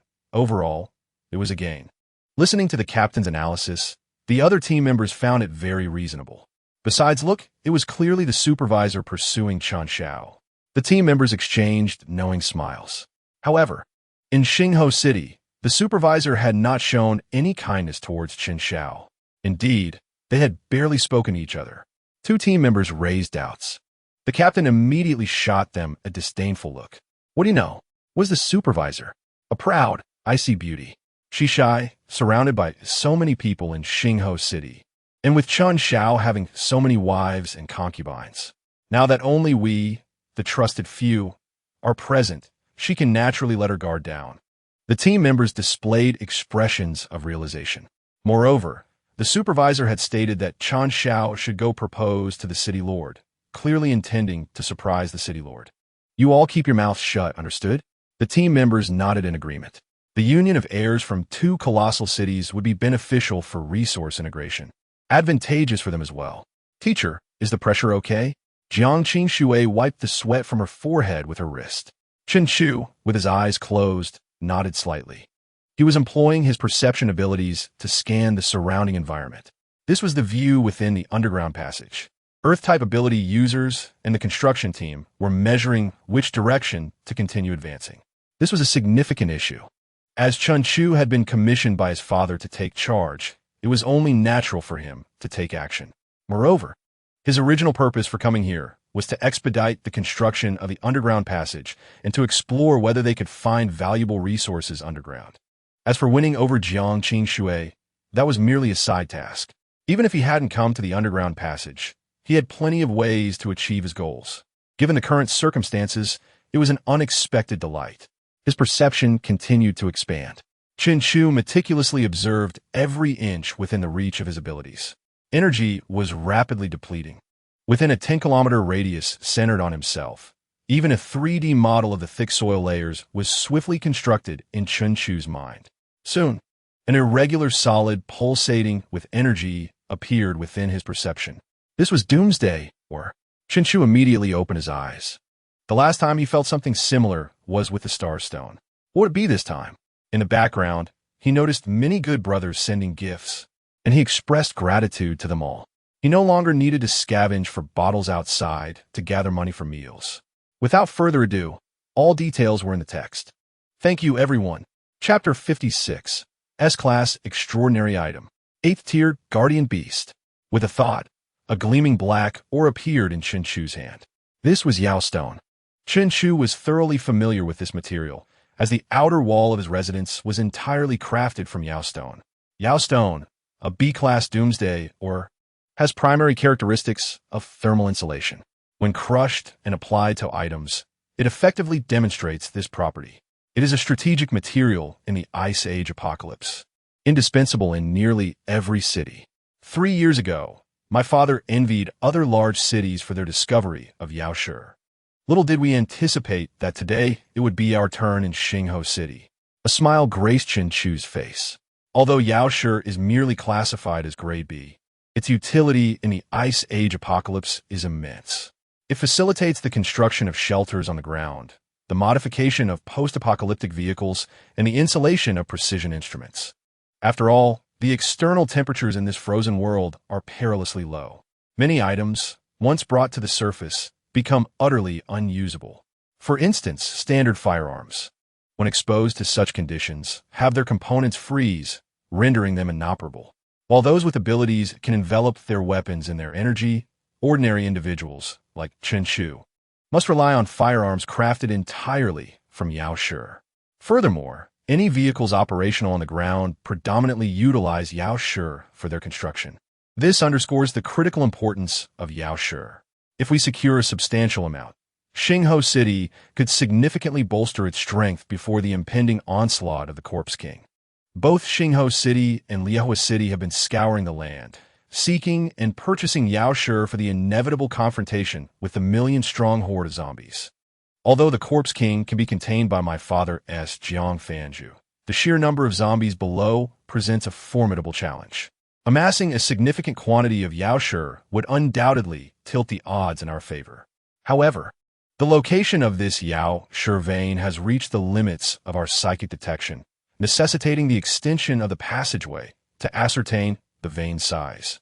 This aligns perfectly with my intentions, as it would also expedite the progress of the engineering team. Chun-Chu promptly exited his temporary quarters and made his way towards the construction team stationed at the end of the site. Jiang Qingxue, diligently stretching her legs, noticed Chun-Chu's departure and quickly followed suit. The members of the escort team exchanged glances, uncertain whether to follow or not, ultimately deciding to accompany them. If the two masters were to conduct business, it was best that they kept their eyes averted, for any misstep could cost them their heads. "Young master, you've arrived," exclaimed Zhao Gang, the Earth Element ability user and team leader of the underground construction crew at Xingho City, now at the late stage of C rank. Chun-Chu nodded lightly in response. "Why hasn't the construction commenced after such a long wait?" Chun-Chu inquired directly. Having been present for quite some time, he observed the crew gathered without any sign of commencing work. Zhao Gang explained that they were assessing the soil layers, evaluating the risk of collapse, and investigating potential monsters. He wore an expression of regret, admitting that his subordinates lacked sufficient strength and would require additional time. Chen Chu scanned the area with no hesitation and directed Zhao Gang towards a specific direction. Proceed from here. There's no need to change direction for 10 kilometers. Zhao Gang was taken aback. Constructing an underground passage was no simple task. Extensive evaluations were necessary daily, involving Earth element users, psychics, geologists, and others. Now, a mere ordinary person was casually pointing out direction, although Zhao Gang, being a trusted aide of Chen Lei, understood how his superior indulged Chen Chu. The gravity of the situation was not to be taken lightly. Are you not going to hurry? Chen Chu remarked, uninterested in providing further explanations. Having utilized his perception skills, he was confident that this direction posed no issues and would indeed lead to the Yaoshi vein. Seeing Chen Chu's resolute demeanor, Zhao Gang promptly affirmed, yes. As a loyal subordinate of Chen Lei for decades, he had been instilled with unwavering loyalty to Chen Chu. Even if Chen Chu commanded him to ascend a mountain of blades, he would not flinch. Teacher, Jiang Qingshui had caught up, panting heavily. Having yet to awaken her innate abilities, she remained an ordinary person. What else needs to be done? Please give me your command, I implore you. After a brief pause, she earnestly spoke. Chen Chu replied, simply massage my shoulders. Free labor is labor not to be squandered.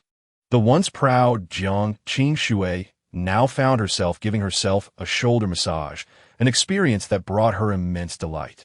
Yes, teacher, she responded earnestly. Just as she rolled up her sleeves, preparing to assist, an urgent shout erupted from behind. A muscular, white-bearded elder rushed forward, his face contorted with rage. Supervisor, Chen Chu from Xingho City is recklessly interfering with our construction team, casually directing us to proceed without any basis. Is this a child's play? Professor Wang, a B-rank Earth element ability user from Liahua City, and an early-stage 6th-rank practitioner, had been a professor at a geological university before the apocalypse. He was one of the leaders collaborating with Jiang Qingshui on the underground passage. Fiery rage emanated from his eyes as he glared at Chen Chu. Throughout his life, he despised others meddling in his field of expertise. Having dedicated 30 years to studying Blue Star before the apocalypse and another 30 years post-apocalypse, awakening his Earth abilities, how could he tolerate a brash young man guiding him? What did he know about geology? Absolutely nothing. Not even the legendary Lei Laohu could sway him. Supervisor, you must mediate. Professor Wang turned his gaze to Jiang Qingshui. Over the past 6 months, Jiang Qingshui had been the overall leader of the construction team and was known for her ruthless dedication to her duties, unwavering and unsentimental. There was no way she would agree to such absurdity. After speaking, Professor Wang shot Chen Chu a disdainful glare, as if to say, you should retreat to your nest and focus on your own affairs. Jiang Qingshui did not even lift her head, coldly commanding, commence the excavation. With that, her delicate hand rested on Chen Chu's shoulder, applying a gentle pressure.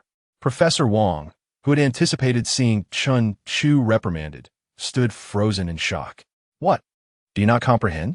Jiang Qingshui frowned, her beautiful brows knitting together before turning to Chen Chu with a sweet smile. Teacher, is this acceptable? Chen Chu nodded slightly. Apply more pressure. Professor Wang staggered back several steps, astonished that Jiang Qingshui would acquiesce to such a ridiculous request.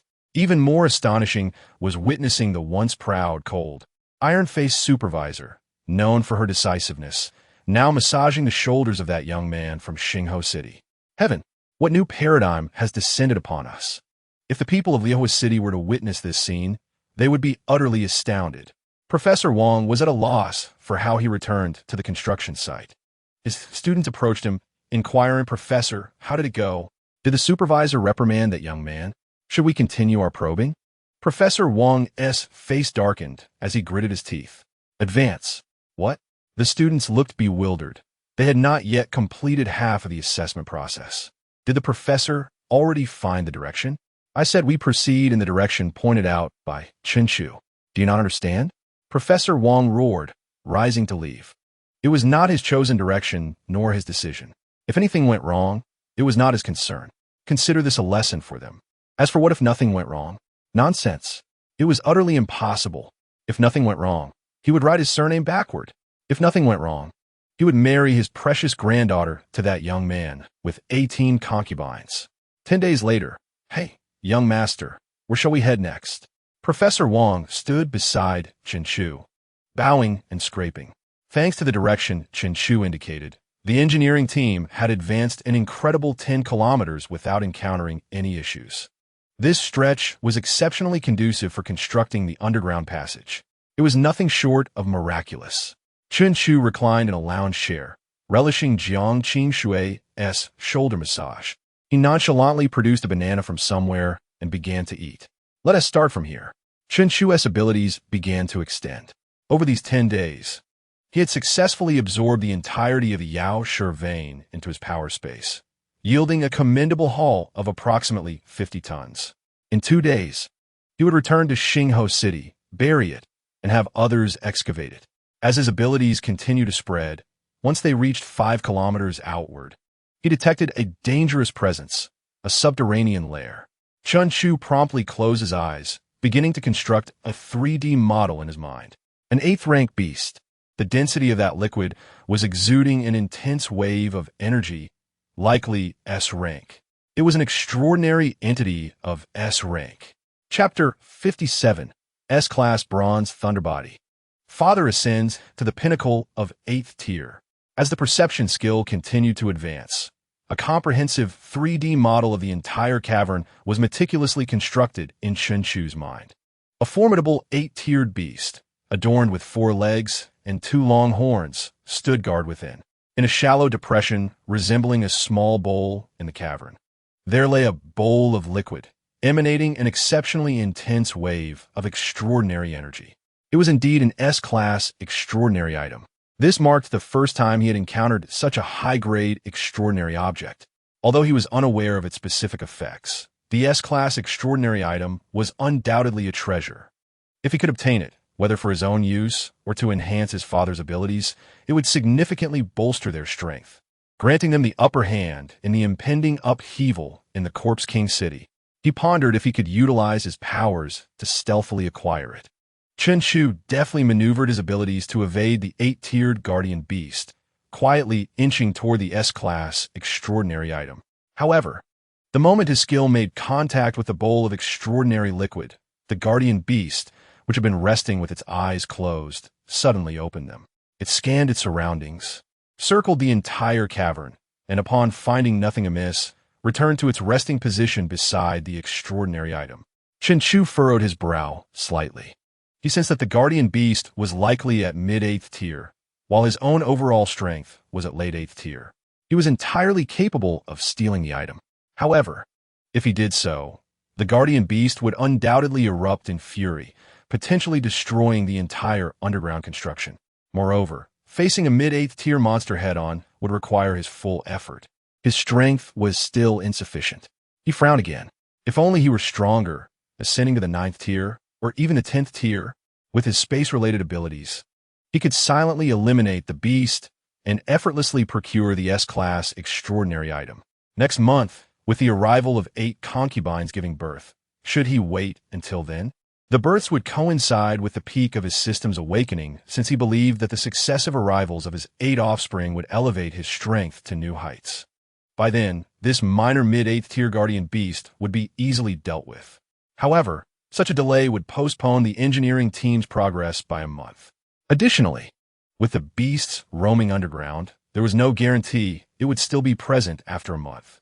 If it moved far from the underground passage, it would pose a significant inconvenience for Chen Chu. He decided to first ascertain the function of this extraordinary item before making further plans. Chen Chu began to condense his abilities into a single thread. Stealing an entire bowl would surely provoke the guardian beast's wrath, but extracting a single drop to observe its effects should pose little issue. At the moment his abilities made contact with the extraordinary item, Chen Chu's consciousness shifted. He initiated the extraction. A small drop of liquid, shimmering with a bronze glow, materialized in his ability space. The guardian beast in the cavern suddenly lifted its head, sniffing the air. After determining nothing was amiss, it returned to its previous position, though this time it curled its claws protectively around the entire bowl of bronze liquid. Chu held the bronze liquid in his palm, observing its characteristics. It resembled mercury, thick and cohesive, with an overall ancient bronze hue. More importantly, tiny sparks of electricity flickered around the liquid, causing a slight tingling sensation in his hand. System, your prowess is remarkable. Can you enlighten me on what this is? Chu silenti imlot. Faced with uncertainty, he sought guidance from the system. Bronze Thunder Liquid, S-Class extraordinary item. Upon consumption, it grants the user bronze body characteristics and carries lightning attribute enhancements. Note, for those with lightning abilities, consuming it yields a 1 in 10,000 chance of awakening the bronze thunder body. This revelation illuminated Chu's mind. It was particularly suited for users of lightning abilities. In that case, his father. Brat, why did you summon me? Chunlei strode confidently to the end of the underground passage. With each step, he appeared 50 meters forward, leaving behind a trail of lightning afterimages. His son never called him without reason, and, sensing urgency, he swiftly utilized his abilities to reach him. Father. Chu stood at the passage's end, smiling and waving at his father. What is it, Brat? Chunlei inquired, closing the distance in a single stride. Chu grinned, pointing to the ground. Father, look at this. Chunlei, puzzled, glanced down to see a small stone bowl filled with bronze liquid, constantly flickering with minute arcs of lightning. As an S-Class 8-tier lightning ability user, he immediately sensed the anomaly of this bowl of liquid. S-Class extraordinary item, and it possesses lightning attributes. Chunlei's eyes widened, his breath quickening. Not only Chu, but even he, after 30 years of surviving in the apocalypse as a renowned powerhouse, had never encountered an S-Class extraordinary item, especially one so suitable for him. Amidst his joy, his keen battle instincts detected an incredibly furious energy approaching from beneath the earth, accompanied by a powerful tremor beneath his feet. The approaching entity's strength rivaled his own. Father, drink it now. Chu lifted the bronze thunder liquid to Chunlei's lips. His trust in his son was unwavering, regardless of his circumstances. Without hesitation, Chunlei opened his mouth wide and swallowed it whole. Boom! A tremendous sound erupted as a monstrous creature, towering nearly 3 stories high and as massive as a truck, burst through the earth. Behind it lay a long, irregular tunnel, evidence of its furious rampage through the terrain. What in the world? Chunlei's body crackled with electricity, just before the beast broke through the surface. He activated his abilities to shield Chu and ensure his escape. The underground beast was a mid-8th tier creature. Chunlei recognized the ferocious presence of the creature before him, which had also spotted him. The thief had remnants of its treasure on his lips. Unforgivable. The creature's lantern-sized eyes flared with rage, and it exhaled clouds of steam from its nostrils. As a battle fanatic, Chunlei's own fighting spirit surged. He activated his skills, swiftly transporting Chu a few kilometers away before rapidly returning.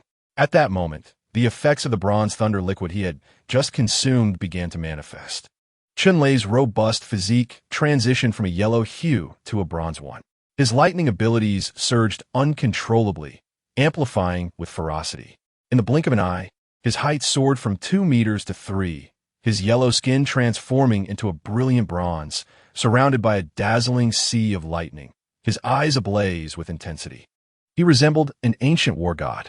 Witnessing this transformation, the guardian beast roared in fury, enraged that its treasure had been consumed by this human. Ah! The bronze war god, Chunlei, is about to unleash his full power.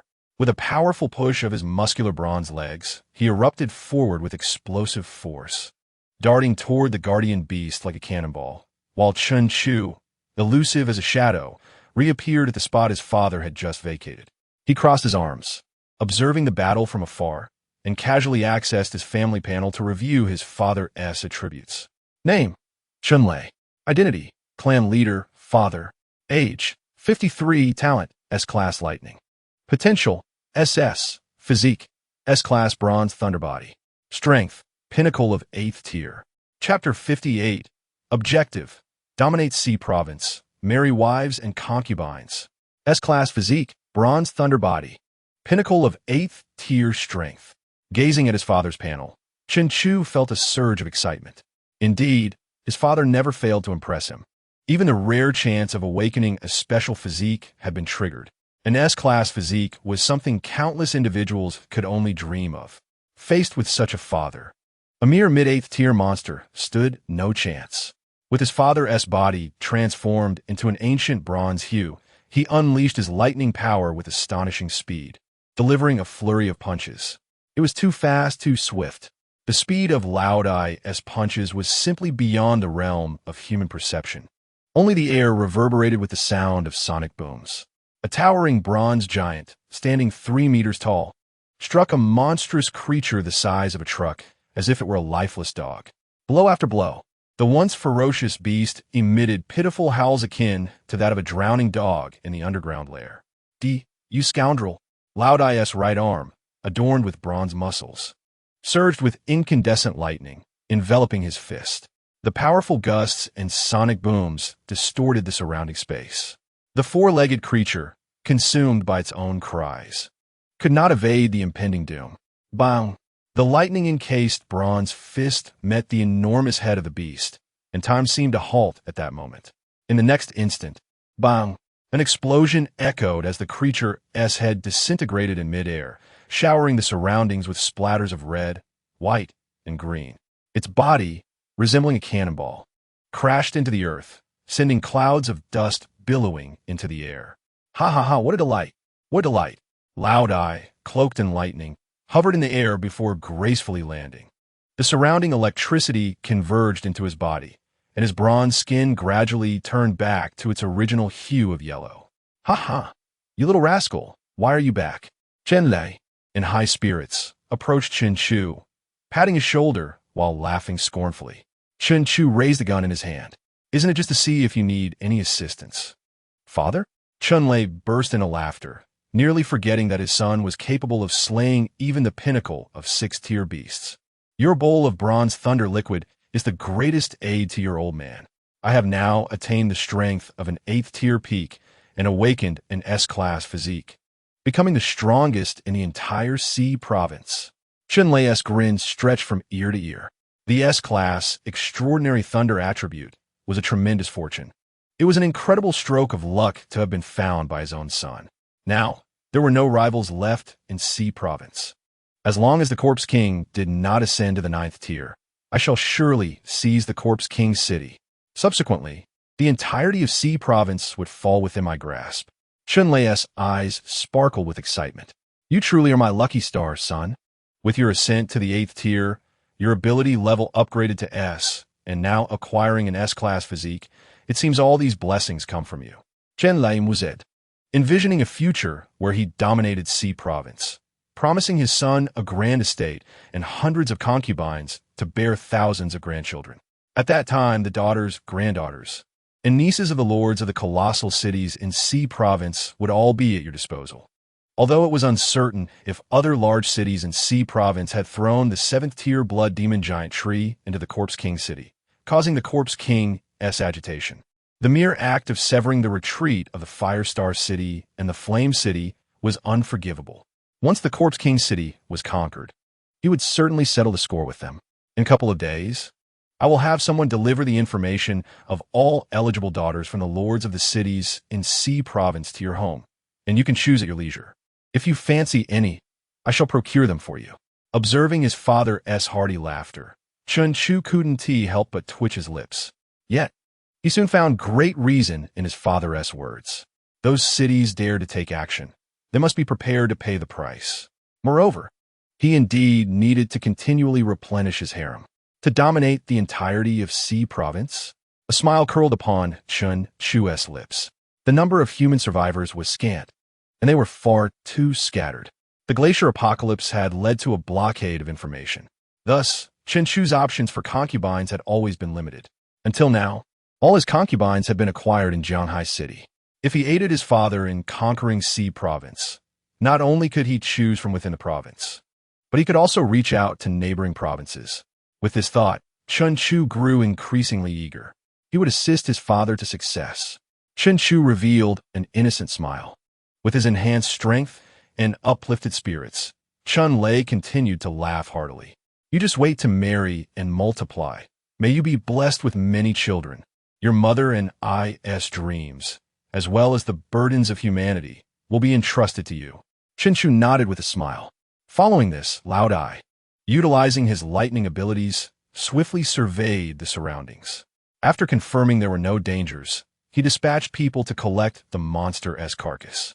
This was an 8th-tier, mid-level creature, and its body was filled with valuable resources. You stay underground for now, do not wander. The Corpse King should be close to digesting the Blood Demon Giant Tree, and a horde of zombies is making its way toward Jianghai City. Before departing, Chun-Lei earnestly instructed. His strength had significantly increased, and he needed to formulate a new battle plan. Chinchu readily agreed. Soon after, Lao Dai left. Watching his father's retreating figure, Chinchu stroked his chin in contemplation. If his father aimed to dominate Sea Province, it seemed imperative for him to elevate his own strength promptly. Additionally, he needed to familiarize himself with the zombie horde at an opportune moment. The complexities of the apocalypse were manifold, and given Chinchu's nature, he naturally wished to ensure every contingency was covered. Such a significant undertaking as dominating a province required ample preparation. Fortunately, his concubines would soon be in labor. Chinchu calculated the days, intending to return to Firestar City before the time approached. The birth of 8 offspring would significantly enhance his strength. At that point, he would become the greatest asset of Firestar City. Young Master Chun, you have summoned Lord Chun ahead of time to deal with this 8th-tier monster. Otherwise, our engineering team would have faced total annihilation. My admiration for young Master Chun is as boundless as the flowing river, Professor Wong, nearing his 70s. Through these days of interaction, he had been utterly astounded by Chinchu. The speed of the engineering team had increased by more than tenfold, and they encountered no unexpected incidents.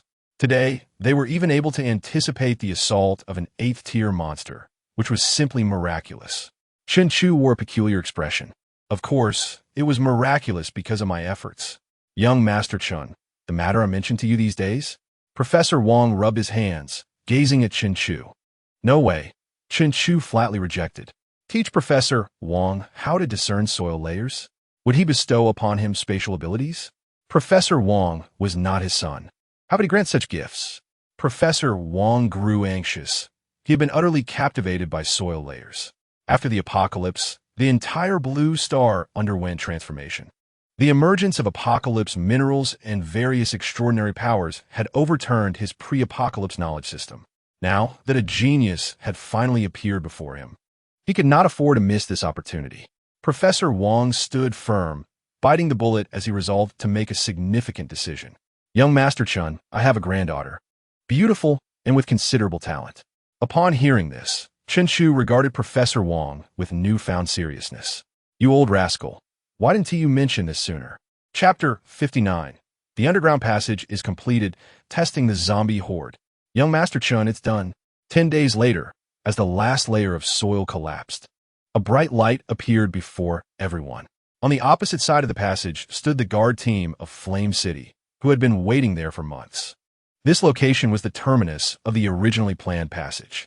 From this point onward, a convenient underground route connected Flame City and Firestar City, situated 100 kilometers apart. The collaboration between the two cities became even more robust, significantly enhancing their capabilities to respond to natural disasters and monster sieges. Finally, it was completed. It had been 10 long days. Chinchu counted the days. In approximately 3 days, the first of his 8 pregnant concubines would give birth. He needed to return within 3 days.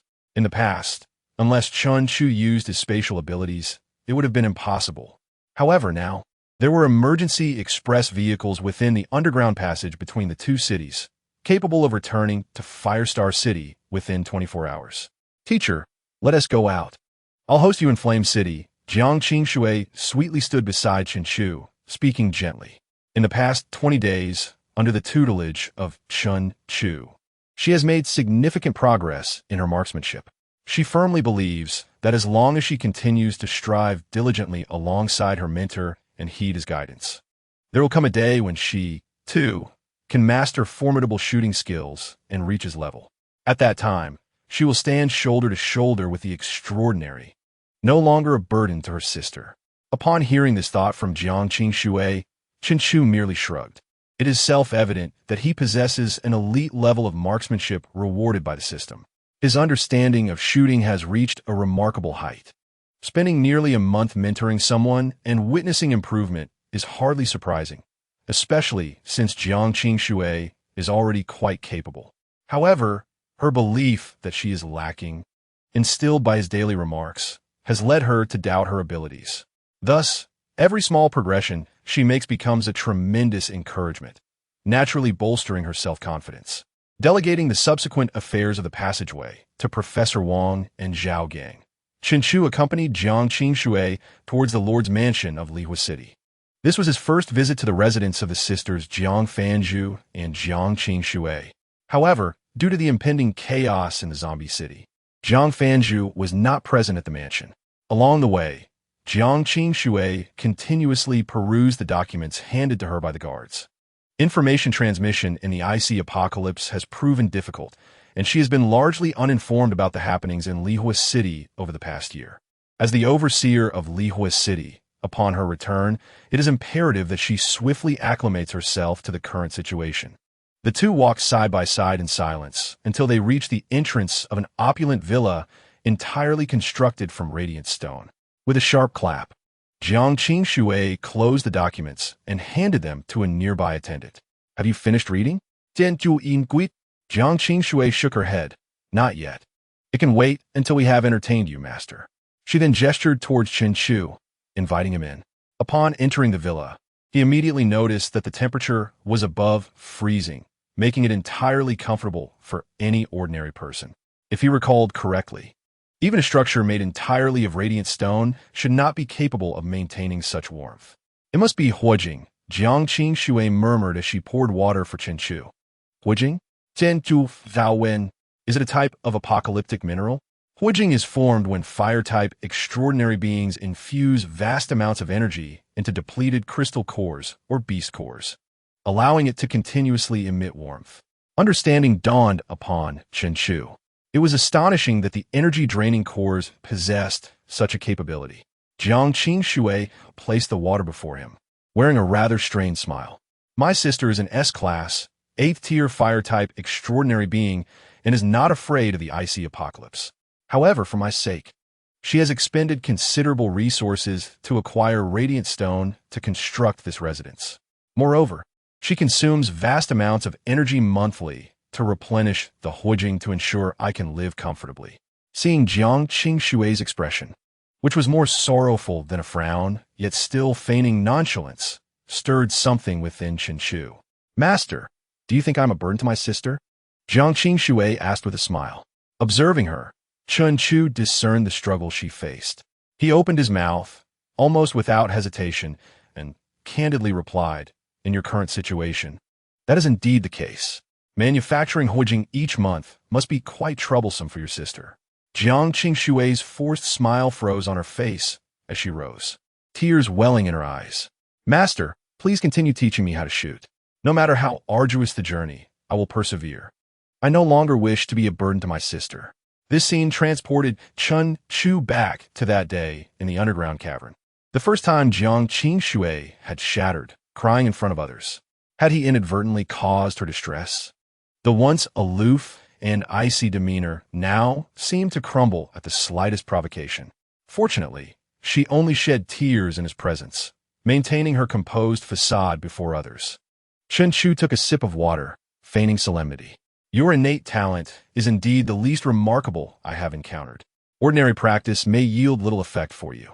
Jiang Qingshui, her eyes glistening with tears, looked at him imploringly. Master, please devise a new training plan for me. I beg you. Chen Chu considered her request and replied, Are you familiar with yoga? Your flexibility and strength are lacking. From this day forth, dedicate an hour each day to practice. I know. Among the supplies discovered in Lihua City were yoga training videos from before the apocalypse. Jiang Qingshui exclaimed, her face lighting up with excitement. Although she was uncertain of the benefits of yoga, She was willing to embrace any effort that could enhance her marksmanship and allow her to stand alongside extraordinary beings. Master, I will train diligently, and I request that you personally evaluate my progress. Chen Chu smiled, his demeanor warm and encouraging. Of course, I shall personally assess your training results. After savoring a meal prepared by Jiang Qingshui at the Lord's Mansion of Lihua City, the delicious flavors nearly caused Chen Chu to swallow his tongue. Nonetheless, he offered a few critiques, observing Jiang Qingshui's disappointed expression. If this is the extent of your cooking, it would be best not to waste ingredients. With that, he stood to depart. The concubine was about to give birth, necessitating his swift return to Xingho City. Before doing so, he intended to investigate the zombie horde, making it impractical to linger any longer. With a newly established underground passage, traveling back and forth was quite convenient. Jiang Qingshui assured him that she would diligently train and, once she had addressed her backlog of tasks, would seek him out for further instruction. In the depths of night, the ground lay blanketed in darkness. In the pitch-black snowy expanse, a being radiating blue light flickered through the air. With each flicker, the azure figure appeared 10 kilometers away. It was none other than Chen Chu, the S-class spatial extraordinary being. He was on the verge of tracking down the zombie horde. With his perception extended, Chen Chu gazed into the distance. The vanguard of the Corpse King City, the zombie horde, presented an opportunity for him to assess his recently acquired strength, while also probing the depths of the Corpse King City. After all, he wielded spatial powers. If he encountered insurmountable odds, he could simply retreat. In the dark of night, resounding booms echoed as Chen Chu, enveloped in blue extraordinary energy, propelled himself through the air, creating sonic booms with each step while remaining suspended mid-air. This was a skill he had grasped after achieving elite-level physical prowess. As his physical attributes and extraordinary abilities continued to evolve, Chen Chu grew increasingly adept at utilizing this skill. With further enhancement of his strength and control, this ability could be executed silently. He named this skill Yuebu. By combining his spatial extraordinary movement skills with Yuebu, Chen Chu could remain airborne for extended periods, achieving a semblance of flight. This direction, Chen Chu's perception was ever alert. He had already keenly discerned the presence of a large group of sluggish, dark-spirited creatures 10 kilometers to the west. With a resounding boom, he vanished from his location, 10 kilometers away. As he momentarily shifted to this new position, he entered the extraordinary space. Zombies are notoriously sensitive to sound, and the sonic boom from Yuebu would undoubtedly incite their frenzy. Now, with his spatial powers reaching the pinnacle of the 7th tier, he could remain in the extraordinary space for up to 10 hours while utilizing perception skills to monitor the external environment. Is this the zombie horde? In the dark, snowy night, fierce blizzards ravaged the earth. A seemingly endless horde of zombies advanced slowly through the snowy night, extinguishing all life in their wake. There were approximately 100,000 of them. Chen Chu, observing from within the extraordinary space, felt a chill run down his spine. Although he had witnessed the million-strong army of the Corpse King City, it was his first time observing such a vast multitude of zombies at such close proximity. Their gray skin, emaciated bodies, and the emotionless gray orbs that housed pupils the size of mung beans were particularly unsettling. Within the 100,000-strong zombie legion, ordinary zombies feared the elite zombies such as the lickers, butchers, and crawlers. The elite zombies, in turn, were commanded by a frail zombie clad in armor, bearing a long weapon and riding a zombie warhorse stationed at the heart of the legion. Chen Chu furrowed his brow. This frail zombie appeared to possess intelligence, a terrifying prospect for a creature born of the undead. Silently, Chen Chu manifested in the air. This time, he opted not to employ the moon step, but allowed himself to fall freely. He extended his hand. Bang! The boundless bullets, enveloped in his supernatural energy, shot towards the intelligent zombie. Roar! The intelligent zombie caught the bullet with its hand and let out an enraged roar directed at Chen Chu's position. The 100,000-strong legion immediately shifted direction, charging towards him. Dodge! Upon witnessing hundreds of rapid pursuers bearing down on him simultaneously, Chen Chu swiftly entered the realm of his supernatural space. This zombie legion was formidable. Based on his observations, their strength was average, yet they were exceedingly difficult to eradicate. Even if Chen Chu unleashed 100 kilograms of boundless bullets, he could hardly slay 1/10 of them.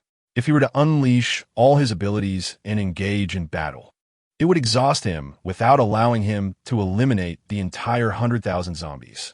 This was precisely why his father and the others opted to utilize the terrain to their advantage against such resilient, numerous, and infectious beings. Perhaps natural disasters were the most suitable method of extermination for them. In the darkness, 2 flickers of blue light flashed, and Chen Chu materialized 20 kilometers away. He looked up at the snow-covered mountain before him, a mysterious smile curling at the corners of his mouth. The space-based supernatural ability could instantly transport inanimate objects into the supernatural realm. The mountain was also an inanimate object, was it not? With a flicker of blue light. The next moment, the mountain vanished. At an altitude of 10,000 meters above the zombie legion, Chen Chu was enveloped in a thick layer of supernatural energy. Even he found it somewhat challenging to endure the frigid heights of the glacial apocalypse. Disaster descends. A smile curved on Chen Chu's lips. Subsequently, an irregularly shaped mountain appeared beside him and began to fall freely. Sparks erupted across the mountain's surface. After several dozen seconds, Chen Chu heard a tremendous crash from below. With a flash of blue light, he materialized at the site of the mountain's impact. Observing the remaining 15 zombies, he exaggeratedly remarked, "Oh dear. The resistance of blizzard weather is notoriously difficult to calculate, and the meteor's landing point was somewhat off. My apologies for your suffering." The surviving zombies shrieked in madness and fled. Moments later, 5 meteorites, each emitting sparks, descended from the heavens, creating deep craters upon impact. The once dreaded zombie legion of Jianghai City was obliterated. Simultaneously, 200 kilometers away from the site of the zombie annihilation, in Xinghua City, Chen Chu appeared. For a powerful space manipulator, a distance of several hundred kilometers was but a matter of a few breaths. The 100,000 zombies had likely generated around 10,000 zombie crystals, quite impressive. Gazing at the piles of various colored zombie crystals stacked like small mountains within his supernatural space, Chen Chu felt elated. These crystals were sufficient for him to reach the 10th tier. Moreover, he had discovered a method to completely counteract 1,000,000 zombies. This was a solid plan. Once he dispersed the supernatural energy enveloping his body, Chen Chu teleported to a spot just a few hundred meters from his home. This area had been specifically designated by his father for him. No one would intrude, and he need not worry about being discovered. It had been over 20 days since he last saw his wives, and the pregnant concubines were soon to give birth. He felt a surge of anticipation. With a light-hearted stride, Chen Chu made his way home. Husband. Upon seeing Chen Chu's sudden return, Yi Miao set down her book, her expression filled with surprise. Chen Chu embraced her warmly. "I missed you all. As soon as the passage was completed, I rushed back. What about the others?" Yi Miao's eyes sparkled with happiness. "The 8 younger sisters are about to give birth. They've already been sent to the medical department for care. The other sisters are in the entertainment hall and gym on the 3rd underground level. I will go fetch them." Chen Chu held her back. "No need. Just you is sufficient." Chen Chu spent 2 delightful days enjoying a rare moment alone with his wife, Yi Miao. He then hurried to the medical room to attend to the 8 concubines who were about to give birth. Over the following half-month, the concubines successively delivered, and Chen Chu welcomed his 8 new children. Name: Chen Shun. Identity: 7th son. Age: 0. Talent: B-level toxic mist. Potential: B. Name: Chen Wu. Identity: 8th son. Age: 0. Talent: B-level martial arts master. Potential: B. Name: Chun Pang. Identity: 9th son. Age: 0. Talent: B-level multiplication technique. Potential: B. Name: Chun Lai. Identity: 10th son. Age: 0. Talent: A level fire element. Potential: A. Name: Chun Jin. Identity: 11th son. Age: 0. Talent: B-level wind element. Potential: B. Name: Chun Lei. Identity: 5th daughter. Age: 0. Talent: B-level solar steel. Potential: B. Name: Chun Ci. Identity: 6th daughter. Age 0. Talent B-level spikes surge. Potential B. Name Chunling identity 7th daughter. Age 0. Talent A-level revival wind. Potential A. Chapter 61. New talent S-level gravity. Promotion 9th tier peak. The newly born 8 offspring. 5 sons and 3 daughters. 7th son Chun Shun. 8th son Chun Wu. 9th son Chun Peng. 10th son Chun Lai. 11th son Chun Jin. 5th daughter Chun Lei. 6th daughter Chun Si. 7th daughter Chun Ling. Chun Chu's progeny surged from 10 to 18. Furthermore, the 8 newly born offspring possessed commendable talents, with the lowest being B-level. Notably, there were 2 A-level talents, A-level fire element from 10th son Chun Lai and A-level revival wind from 7th daughter Chun Ling. Perhaps it was due to his increasing strength that these concubines, selected by his father from across Jianghai City, were all B and C tier. Gazing at the attribute panels of his 8 offspring, Chun Chu felt immense satisfaction. If this trend continued, his progeny could potentially form a compendium of abilities in the apocalypse. However, this was advantageous. The more diverse the abilities of his offspring, the more complete the family would become. The 10th son represented fire in the glacial apocalypse, and he was A-level, while the 7th daughter possessed the rare wind element. They would help the family fill the gaps in their original capabilities. During these days, Chun Chu remained in the medical department, tending to his wives and awaiting the births of his children. Now that all 8 concubines had delivered, he finally breathed a sigh of relief. After bringing his wives back home from the medical department, Chun Chu immediately retreated to his training room and accessed the system. Detected host offspring. 8 rewards obtained. 8 random rewards, 2 intermediate 3-dimensional rewards, 6 low-level 3-dimensional rewards. The rewards for his 8 offspring marked the highest accumulation of rewards Chun Chu had ever experienced. Eager to enhance his strength, he virtually hesitated not at all and promptly chose to claim them. First, he received 8 random rewards. Congratulations, host, you have obtained 10 toxic immunity, physical trait. Congratulations. Host, you have obtained mastery of elite level fist techniques. Congratulations, host, you have obtained skill fury. Congratulations, host, you have obtained a level supernatural ability blind box. Congratulations, host, you have obtained mastery of elite level body techniques. Congratulations, host, you have obtained 10 defense bonus physical trait. Congratulations, host, you have obtained 10 damage reflection physical trait. Congratulations to the host for obtaining 20 recovery physical trait. A series of tingling sensations surged through the crown of Chun Chu's head, making him feel immensely stronger. This time, he received numerous rewards pertaining to physical traits, which directly enhance one's capabilities.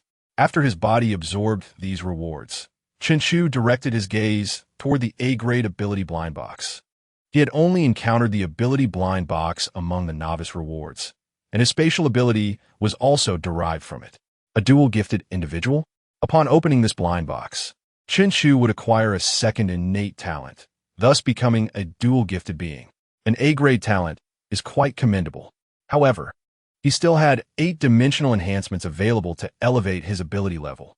With a smile, Chun Chu promptly claimed the ability blind box. A black vortex immediately manifested before him, and a large, multicolored die, adorned with question marks on all 6 sides, appeared in front of the vortex. Without hesitation, Chun Chu cast the die. The colorful die tumbled before finally settling. A card emerged from the die, depicting countless flaming meteors plummeting toward a planet. Congratulations, host, for obtaining A-grade ability gravity. Gravity? Chun Chu's eyes brightened. Yet another extraordinary ability. After completing the acceptance, Chun Chu turned his attention to a cola can on the titanium alloy table beside him. His gaze locked onto it, and his brow furrowed slightly. The can was instantly crushed as if under immense pressure. Was the gravity level first tier? After experimenting with various objects, Chun Chu confirmed the power and tier of his new talent. Once he established its tier, he did not immediately choose to claim the dimensional enhancements. Instead, he retrieved a zombie crystal core from his ability space. The gravity talent activated, causing the zombie crystal core to vanish entirely. 2 beams of black light emanated from Chenchu. 3rd tier, after consuming several hundred blue zombie crystal cores. His new gravity talent successfully ascended to the peak of the 3rd tier. Advancing from the 3rd to the 4th tier is a significant threshold. Merely absorbing zombie crystal cores would not suffice for a breakthrough. Feeling the constraints of his body, Chenchu swiftly commanded in his mind to claim 3 low-level dimensional enhancements. Low-level dimensional enhancement 3, claim successful. Low-level life enhancement 3. Low-level potential enhancement 3. Low-level ability enhancement 3. After the tingling sensation subsided, another beam of black light flashed from Chenchu. Gravity 4th tier, level A. The 3 low-level dimensional enhancements allowed the gravity talent to surpass the 3rd tier bottleneck and elevate its level from A to A simultaneously. It slightly loosened the bottleneck for his S-grade spatial ability, advancing from 7th to 8th tier, although its level remained unchanged. Once more, Chenchu focused his thoughts. A large handful of red crystal cores appeared in his hands. Absorb. The gravity talent surged into action. 2 hours later, Chenchu opened his eyes. 4th tier peak. Wealth and talent breed audacity. Annihilating a horde of zombies granted him over 10,000 zombie crystal cores, eliminating any concerns about energy augmentation. The S-grade potential and A-grade talent allowed him to absorb energy at a pace surpassing that of ordinary individuals. The thresholds of early, mid, late, and peak stages posed no challenge for Chenchu. As for the significant bottlenecks of ascending tiers, he opted for dimensional enhancements to overcome them, claiming 3 more low-level dimensional rewards. Low-level dimensional enhancement 3, claim successful. Low-level life enhancement 3. Low-level potential enhancement 3. Low-level ability enhancement 3. Another flash of black light shimmered. Gravity talent tier, 5th tier, talent A. There are still 2 intermediate dimensional enhancements to claim. A fervor ignited in Chenchu's eyes. Piles of zombie crystal cores appear before him.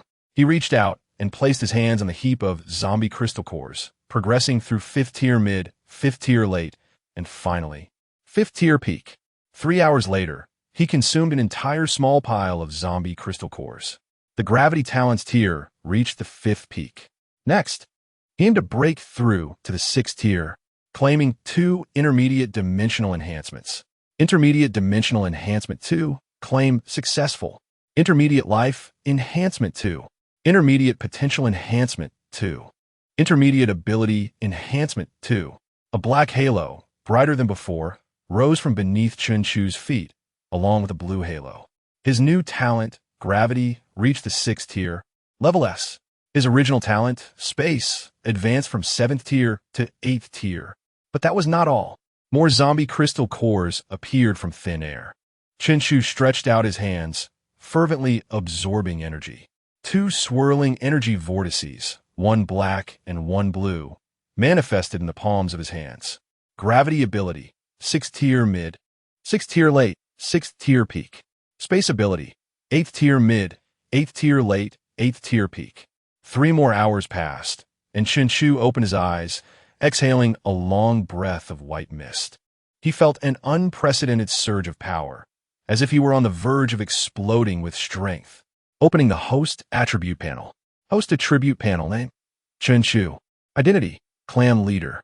Age, 21 years. Talent, S-grade spatial, freezing, S-grade gravity. Potential, S. Physical traits, S-grade healing, divine sense, 15 toxin immunity, 10 defense enhancement, 10 damage rebound, 20 body recovery. Strength, S-grade spatial ability, 8th tier peak, S-grade gravity, 6th tier peak. Skills, basic skills of spatial talent, basic skills of gravity talent, elite level body techniques, elite level marksmanship, elite level fist techniques, elite level body techniques, berserk, 36 styles of fist and kick. Chenchu observed the changes in the panel data. In addition to the newly acquired ability, physical traits, and skills, the 5 points of zombie virus immunity merged into the 10 points of toxin immunity, resulting in 15 points of toxin immunity. Moreover, the S-grade potential was elevated to S. His original spatial talent ascended from 7th-tier peak to 8th-tier peak. Chen attentively sensed the substantial changes in his body. Compared to before claiming the rewards, his strength had likely multiplied several dozen times. Prior to claiming the rewards, his overall strength was at 8th-tier peak. Now, it was at least 9th-tier peak, or perhaps even stronger. Chapter 62.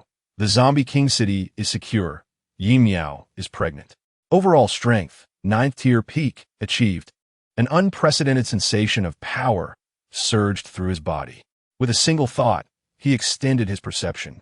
An invisible wave radiated from Chen Chu's mind, allowing him to perceive everything within Starfire City. The radius was approximately 30 kilometers, centered around Chen Chu. The S-grade spatial ability at 8th-tier peak extended its range to a radius of 30 kilometers. Front, back, left, right, up, down. Indeed, there were doomsday mines surrounding Starfire City, albeit of inferior grade, with the highest being C. To his astonishment, beneath Starfire City, 20 kilometers down, lay the lair of a mid-tier 8th-grade monster. Fortunately, this creature had remained dormant for decades. Otherwise, with his father's previous strength at mid-tier 7th grade, Starfire City would have been easily obliterated. However now, with a thought, Chen Chu's spatial ability infiltrated the monster's brain, severing it.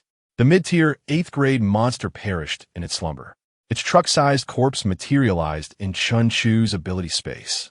Fueled by the novelty of the experience, Chen Chu zealously began to explore the area within a 30-kilometer radius surrounding Starfire City. He systematically eliminated all the monsters within this range, storing their corpses in his ability space. His ability space was an immense 1,000 by 1,000 by 1,000 area, capable of easily accommodating the monster corpses. Once he cleared the surrounding monsters, Chen Chu relocated the scattered mines to the outskirts of Starfire City, ensuring they would be discovered once the city expanded. He intended to give his father a grand surprise. Chen Chu casually buried the 50 tons of radiant stone he had previously collected while constructing the underground passage near Starfire City. His father had once envied the radiant stone mines unearthed during the expansion of large cities. Now that Chen Chu possessed the means, he naturally fulfilled that wish. After meticulously arranging everything, Chen Chu surveyed the entirety of Xingho City. A profound sense of accomplishment akin to that of a player in a construction simulation game welled up within him. All nearby dangers had been eradicated, and the mineral veins had been relocated to the vicinity. Chen Chu's face beamed with joy, yet he felt an inexplicable void.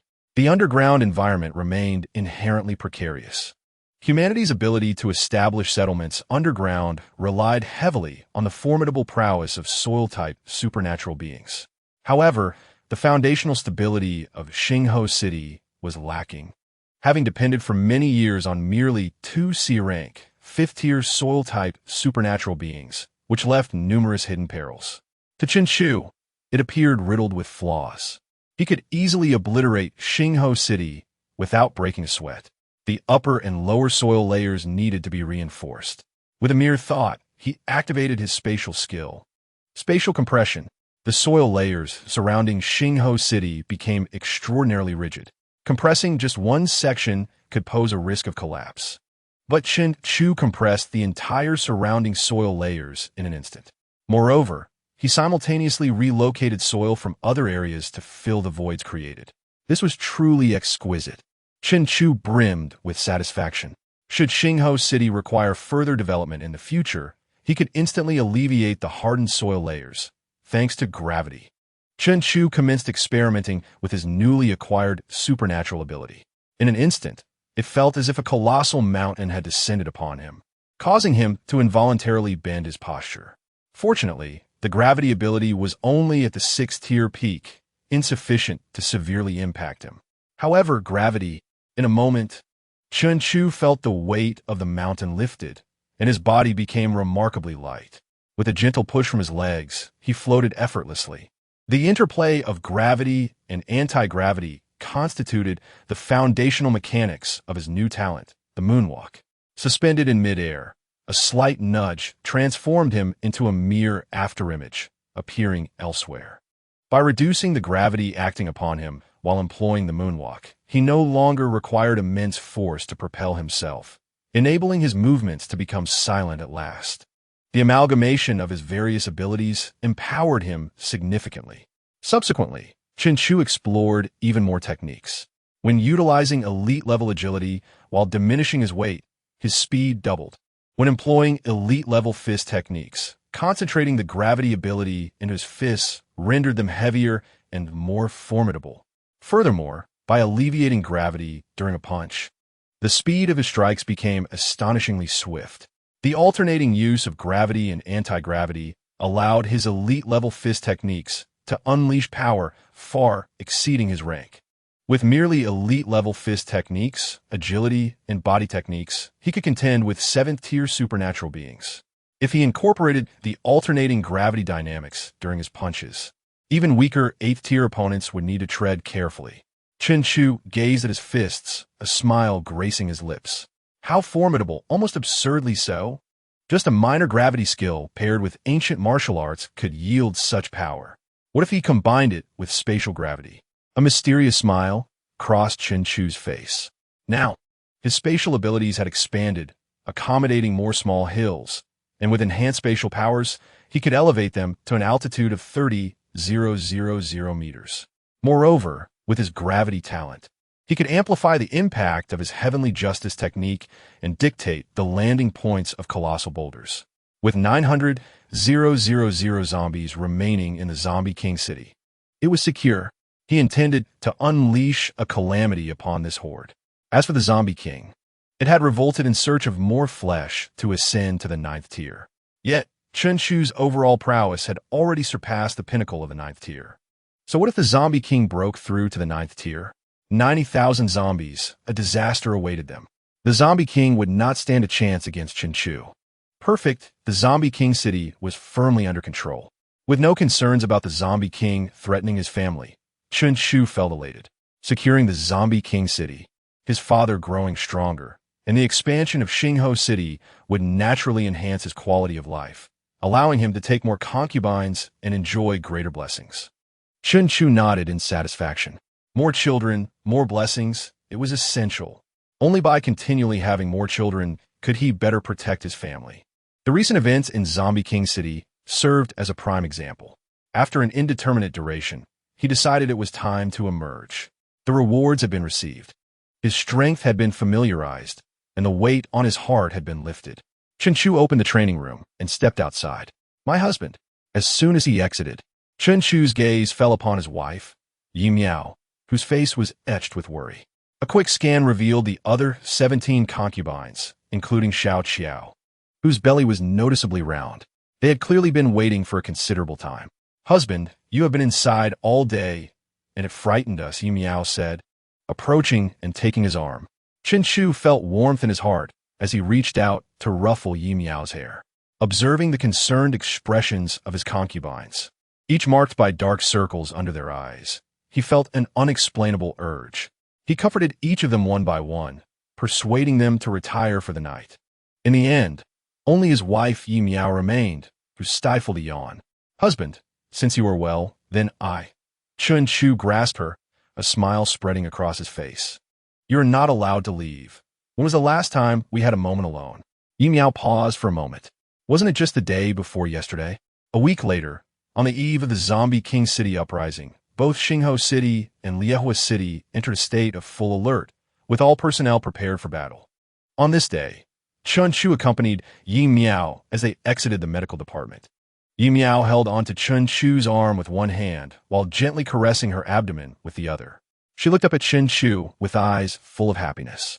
Husband, after more than 3 years, I am finally pregnant with your child. Why the delay in updating? Ha ha! I have been waiting for a push to break 4000. I have been writing for so long without ever breaking 4000, which might not mean much to other authors, but it is a personal milestone for me. Thank you to all my good brothers and supporters. Chapter 63. Child King Chunhan. A rare family gathering. Although Chinchu had a total of 18 wives and concubines, the deepest and closest bond was undoubtedly with his primary wife, Yi Miao. Yi Miao was beautiful, gentle, and generous. Many affairs within their household were managed by her, making her an invaluable partner to Chen Chu. With her presence, the harmony among his concubines flourished. Naturally, Chen Chu was overjoyed at the news of Yi Miao's pregnancy after a hiatus of over 3 years. He promptly organized a banquet at home, generously showcasing various supplies that had long vanished in the apocalypse. Of course, he did not forget his father. Chen Lei, upon receiving the invitation from his son, promptly set aside all affairs to attend. In his own words, no matter how grand Zombie King City is, can it compare my grandson? Can it rival my little grandsons? Come here, Xiao Han. Let Grandpa give you a hug. As soon as he entered, Chen Lei seized his 3.5-year-old eldest grandson, Chen Han. At merely 3.5 years old, Chen Han had already reached a height of 1.6 meters. Inheriting his father's handsome facial features and his mother Yi Miao's beauty, presenting as a dashing young lad. Furthermore, he was already a mid-tier, third-level supernatural being. As the eldest son of Chen Chu, with mid-tier, third-level strength, and being the tallest and strongest among the 18 children, Chen Han naturally became the king among his siblings. He often led his younger siblings on adventures, challenging small monsters, and even dared to confront fourth-tier monsters, emerging victorious. This boosted his confidence immensely, and he began preparing to challenge fifth-tier monsters. Upon hearing this, Chen Lei laughed heartily, exclaiming, "No wonder you are a true descendant of the Chen family." Amidst his busy schedule, he even took the time to personally deliver a collection of ice attribute extraordinary fruits to his grandson, Chen Han, and taught him several combat techniques. Most importantly, this young lad had practiced several of these techniques with remarkable proficiency. Defeating all the third and fourth tier abilities from Xingho City elicited exclamations of disbelief. Is this person only 3.5 years old? Upon hearing this, Chen Chu felt a twitch at the corner of his mouth. Fortunately, his eldest son, Chen Han, had been well educated by his wife. Aside from being a combat fanatic, he showed great respect and affection towards his parents, grandfather, siblings, and stepmothers. Moreover, his academic performance was exceptionally commendable. In this post-apocalyptic world, combat was an unavoidable reality. And Chen Han, being groomed as the third-generation heir by his father, was exposed to early on. Furthermore, Chen Chu could perceive the entire situation within Xingho City, alleviating any concerns about his offspring's safety should they encounter formidable monsters. A mere thought from Chen Chu could obliterate them. His father had also assigned a 6th-tier Dark Guard to protect this group of mischievous children, ensuring their absolute safety. At the banquet, it was the first time the family gathered so harmoniously. Chen Chu and his father toasted joyfully, while the wives engaged in laughter and the children feasted heartily. After the meal, Chen Chu found himself alone with his father in the living room, as the wives retreated to the second floor. The eldest son, Chen Han, along with his siblings, stealthily listened from the staircase. "Father, what is the situation in the city of the dead king?" Chen Chu inquired directly, determined to join in this time, fearing his father's potential peril. After all, the dead king was on the verge of advancing to the 9th tier, and the city of the dead harbored 900,000 zombies. His father, puffing on a cigar, revealed that he had received intelligence indicating that the previously tumultuous city of the dead had suddenly fallen silent. Consequently, he and Xiao Jiang decided to lead a team to the city of the dead tomorrow. Chen Chu nodded. For the past 6 months, the city of the dead had been continuously expanding its operational scope, recently dispatching a legion of 100,000 zombies, clearly preparing for a full-scale assault. However, this sudden quietude signified something unusual. The dead king had completed the digestion of the blood demon giant tree and was about to break through to the 9th tier. The million zombies were poised to exit the city imminently. Strangely enough, the zombie legion dispatched by the dead king had encountered a natural disaster, resulting in their total annihilation. In this apocalyptic world, calamities were incessant. Even the undead were not exempt. It seemed the dead king had lost contact with the zombie legion, thus hastening his progress. Fortunately, they had already prepared in advance. The demise of the zombie legion was beneficial to them. Chen Lei raised his fist, resembling a sandbag, its ancient bronze hue shimmering with dazzling lightning. After consuming that bronze thunder liquid you discovered, my strength has multiplied several times. And I also absorbed that purple beast core from the guardian beast. The odds of victory in the city of the dead are significantly in our favor. Purple beast core? Chen Shu's mind stirred as he retrieved 2 purple beast cores of varying sizes and handed them to Chun Lei. I obtained these from the monsters surrounding Xingho City not long ago. How did you manage to get these? Chun Lei's eyes widened in astonishment. With these 2, my power could increase by 1 or 2 tiers. These purple beast cores are only found on 8th tier monsters. Chen Shu scratched his head, explaining he had unearthed them while overseeing the construction of the underground passage, thinking they were visually appealing and opting not to discard them. Since they were beneficial to his father, he decided to present them as a gift. By my word, you truly are a blessing to me. Chun Lei accepted them with a broad smile, fully trusting his son's words. Chen Shu reciprocated with a smile, stating, "Father, I wish to accompany you to the city of the dead tomorrow." Initially, Chen Shu anticipated his father's disapproval and was prepared to reveal more of his strength to persuade him. However, to his surprise, his father nodded in agreement without hesitation. Chen Shu was taken aback by his father's swift consent. So readily? Chun Lei chuckled heartily, remarking in a relaxed tone, "Because if I die, you won't survive either." Indeed, if his father perished, the dead king would surely plunge Jianghai City into chaos. Additionally, other colossal cities were eyeing them covetously. After this, he would have to settle accounts with those old men. It's been a while since you've taken a concubine. I recall a few of those old men's daughters are renowned beauties with abilities throughout Province C. I shall procure one for you. The 2 then discussed the plans for their expedition to Xingho City before Chun Lei took his leave. This venture was a significant gamble, yet the odds of success were substantial, and they must seize the opportunity. After his father departed, Chen Shu sat alone in the living room, contemplating how to eliminate the city of the dead discreetly. Just then, his eldest son, Chen Han, approached him stealthily, accompanied by his younger brother, Chen Shou. "What is it?" "Siya Han, Siya Hu." Chen Shu affectionately patted their heads, cherishing each of his children. Recently, Chen Han had provided him with numerous benefits. "Father, could you please speak to grandfather about taking me along tomorrow?" Chen Han mustered his courage to ask. Chen Jujuka, amused by his son's audacity to challenge a 5th-tier entity with his 3rd-tier abilities. Now, he even wished to venture to the city of the dead. Was he jesting? He playfully teased his son. "Do you know why father and grandfather are going tomorrow?"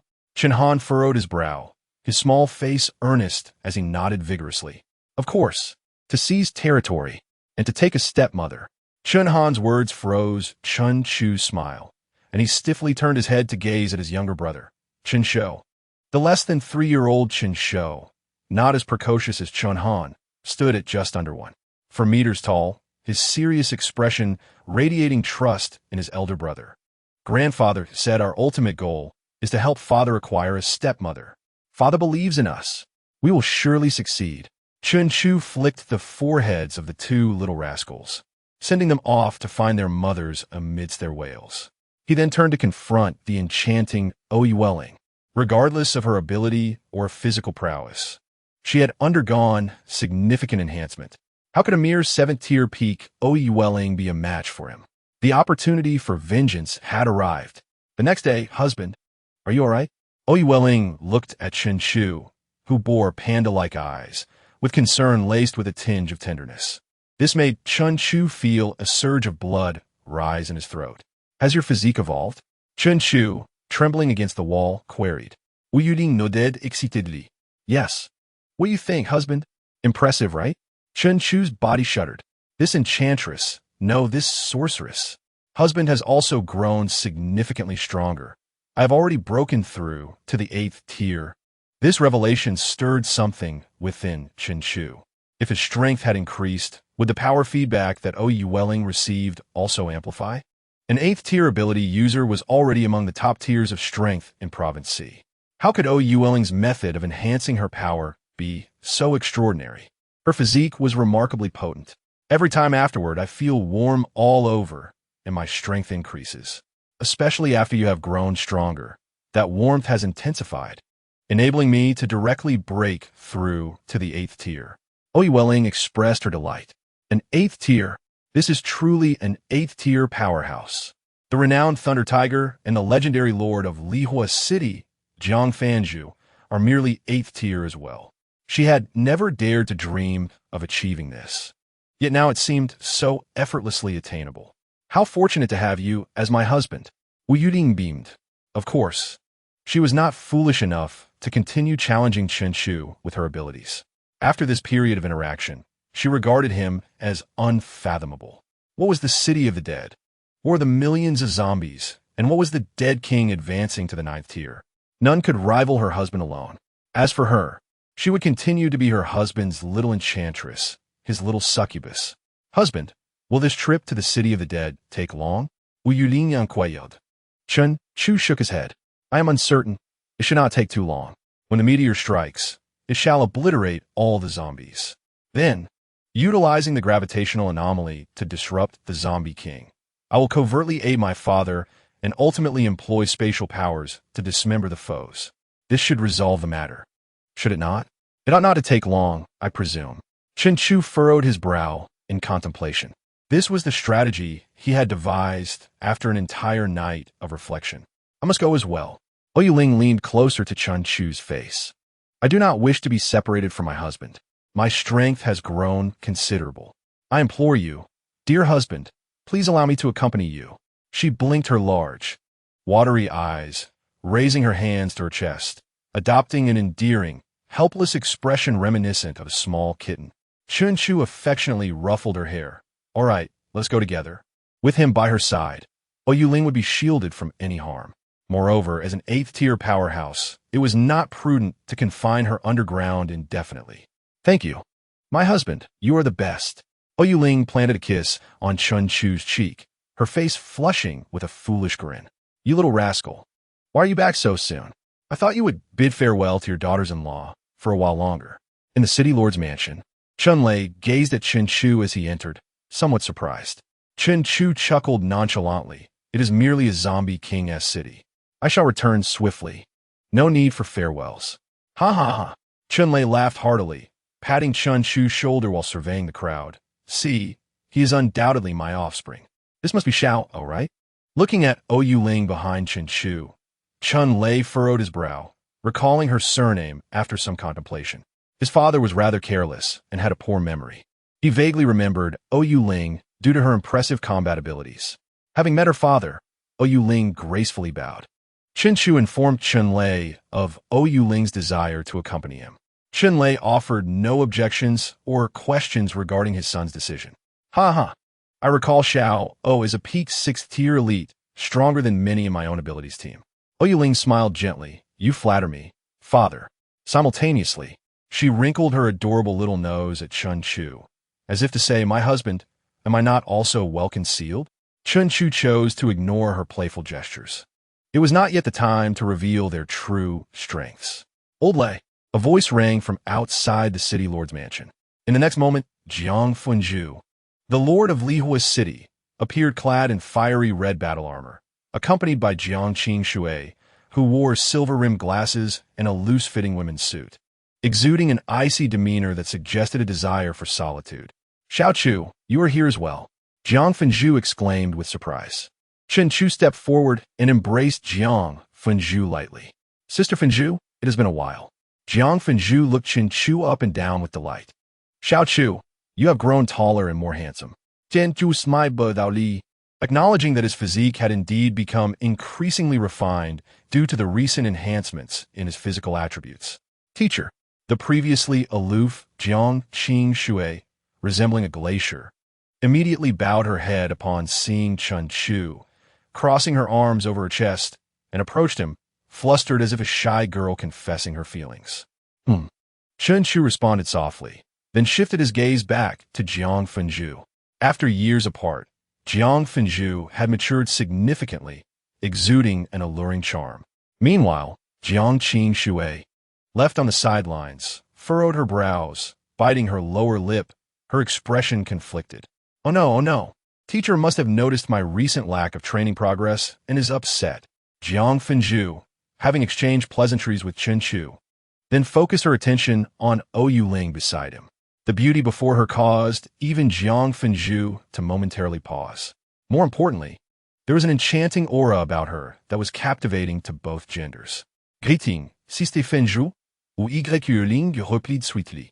Sister Fengzhu, this is my 18-year-old concubine. Ou Yling, Shen Chu introduced candidly. Jiang Fengzhu's lips parted slightly in surprise. 18 concubine? With a suppressed smile, Jiang Fengzhu shook Yuling's hand. Hello, 18 sister. Yuling's body stiffened as if struck by an invisible arrow. She let out a soft sigh, resigned to this characterization. Chapter 65. Competing for Jiang Fengzhu? The mysterious aura beneath the zombie king's city. Chun Lei stepped forward, puffing on a smoking cigar as he exited the city lord's mansion. Fire Phoenix, are you ready? Jiang Fengzhu had come to accompany Chun Lei and others on their expedition to the zombie king city. In the Ice Age apocalypse, the combatants were primarily supernatural beings. The combined forces of Xingho City and Lihua City numbered approximately 700. Moreover, an underground passage between the two cities facilitated their joint expedition. Given that Xingho City was closer to Jianghai City and nearer to the Zombie King-'s city, it was determined as the departure point. All preparations are complete. Several supernatural teams have already rendezvoused with the teams from Xingho City and are awaiting at the city gate. Chun Lei gestured grandly. Then let us set off immediately. Is Jiang Qing Shui also going? At this moment, Chun Chu suddenly interjected. Jiang Qing Shui has yet to awaken. She is merely an ordinary person. How could she join? Jiang Fengzhu sighed softly. She insists on seeing me off. In such a grand battle, everyone was acutely aware of the risks involved, with a significant likelihood of casualties. A separation now could very well lead to an eternal farewell. Yet, in this damned apocalypse, where could one find an absolutely safe haven? Without fighting, one would only await death. Chen Chu frowned slightly. Jiang Qing Shui was his designated concubine. He could not allow any mishap to befall her. As a colossal city, Lihua City was rife with dangers. If any unforeseen incidents occurred while the supernatural teams from both cities were out, Jiang Qing Shui would be the first to suffer. One should never test human hearts in an apocalypse. Jiang Qing Shui held a high status, yet was merely an ordinary person. If any misfortune befell Jiang Fengzhu, she would undoubtedly perish. No, death would be the least of her worries. The darkness of the apocalypse was more sinister than hell itself. Chen Chu conveyed his concerns to Jiang Fengzhu, whose brow furrowed deeper. She too understood the gravity of the situation. Thus, this battle could only end in victory, with no room for error. Even the slightest mistake could incite chaos within the city, should news of the Zombie King-'s city gaining the upper hand spread. Jiang Qing Shui would instantly become the greatest target. Addressing Jiang Fengzhu's apprehensions, Chun Chu promptly proposed, let Jiang Qing Shui stay at my residence. It is fortified and equipped with weapons, along with supernatural guardians for protection. Most importantly, my family resides there, enabling mutual support. The mention of family touched Jiang Fengzhu. Although she had arranged for supernatural guardians to protect Jiang Qing Shui, the presence of family offered a deeper sense of security. They had grown up together, relying on each other, being each other's sole family. With her departure, it left only her sister behind. Jiang Fengzhu gazed intently at Chen Chu, noticing the striking resemblance to his mother, and softly replied, I fear Qing Shui may not agree. Chen Chu smiled reassuringly, leave it to me. He then called Jiang Qing Shui aside. Teacher, Jiang Qing Shui said, somewhat anxious. Remain in Xingho City, go to my home, and wait until the battle concludes. Chen Chu stated coolly in a commanding tone. Jiang Qing Shui bowed her head, silent for a long moment. After much hesitation, she finally spoke, Teacher, I beg your forgiveness. I cannot obey this order. Lihua City is my sister's hard work, and with her absence, I must protect it. Chen Chu frowned, casting a critical glance at her. Protect? You, an ordinary person, what can you do other than hinder us? You wouldn't dare confront even a low-tier beast, and yet you speak of protection? Is it your meager marksmanship that qualifies you for such a role? Because of you, your sister was worried before her departure. Do you comprehend the significant impact this has on our battle? You ought to stay at my home and refrain from causing further chaos. Your sister is already burdened and exhausted handling these matters, and she cannot afford to spend additional time and energy looking after you. Are you truly so inconsiderate? These words struck like invisible arrows, piercing Jiang Qingshui's heart one by one. She lowered her head, striving to suppress her sobs. Teacher, I am sorry. I did not intend to practice my marksmanship poorly, nor did I mean to cause my sister worry. Chun Chu waved his hand, signaling for someone to escort her to his home. He then approached Jiang Fanju with a smile, saying, Sister Fanju, it's all taken care of. My residence is a top-notch sanctuary, capable of withstanding beings of the 10th tier. Absolutely secure. Jiang Fanju's mouth slightly agape. She found it hard to believe. Her once proud younger sister was actually bowing her head before Xiao Chu and listening to his words. The light in Jiang Fanju's eyes sparkled. Xiao Chu, you and Qing Shui truly make a perfect match. My sister is finally willing to make friends. I can finally rest assured. And it could not be better that it's you. Let's set forth. With matters resolved, Father Chen waved his hand and led the team into the wilderness. Destination: the city of the Corpse King. Darling, do you fancy Sister Fanju? During the journey, the little demoness Ling stealthily leaned towards Chun Chu's ear. He flicked her forehead, offering no reply. Oua Ling rubbed her slightly reddened forehead and leaned closer again. Darling, you must quickly enhance my abilities so I can take her as my 19th wife. Chun Chu cast a surprised glance at her. What was wrong with his family? His father was always clamoring to snatch a daughter-in-law, and he had already reprimanded his son for wanting to take a stepmother. Why should his concubine also be up for grabs? What on earth was happening in this world? Wasn't he the strongest? A dull thud echoed, and a small bump appeared on Oua Ling's forehead. Ouch, she exclaimed, clutching her head in pain. She glared at the voluptuous crimson figure ahead, clenching her small fists and grinding her teeth. 18, sister. Just wait until I train with Darling a few more times, and I will take you as my 19th sister. No, you will be the 20th sister, and your sister will be the 19th. No, you will be the 22nd sister. There are still sisters Su Lan and Lu Ruyan ahead. Boss, it's right in front. The 700-member ability user team looked like a line of small ants on the vast, boundless snowfield. The scouts swiftly returned on their sleds, reporting their current location. 10 kilometers ahead is the location of the city of the Corpse King. Yet today, the city of the Corpse King was extraordinarily unusual. Not a single zombie was to be seen in the vicinity. Not only that, there wasn't even a trace of zombie aura. Chunlei and Jiang Fanju exchanged glances, nodding at each other, spread out, and head to the designated positions. The ability users immediately activated their powers, ascending to higher ground. Son, stay close to me. Chunlei instructed Chen Chu. He nodded, trailing behind his father with Oua Ling. With his perception, the entire city of the Corpse King fell within his grasp. The previously restless million zombies were now astonishingly silent, standing in perfect order. At the center of the city of the Corpse King, a potent energy pulsated, as if a volcano on the verge of eruption. Was that the Corpse King? Chun Chu furrowed his brow. However, what caught his attention was a powerful life force emanating from 10,000 meters beneath the city of the Corpse King. This was something he had not detected before. Moreover, this mysterious aura was connected to the Corpse King. What a rich life force. What could it be?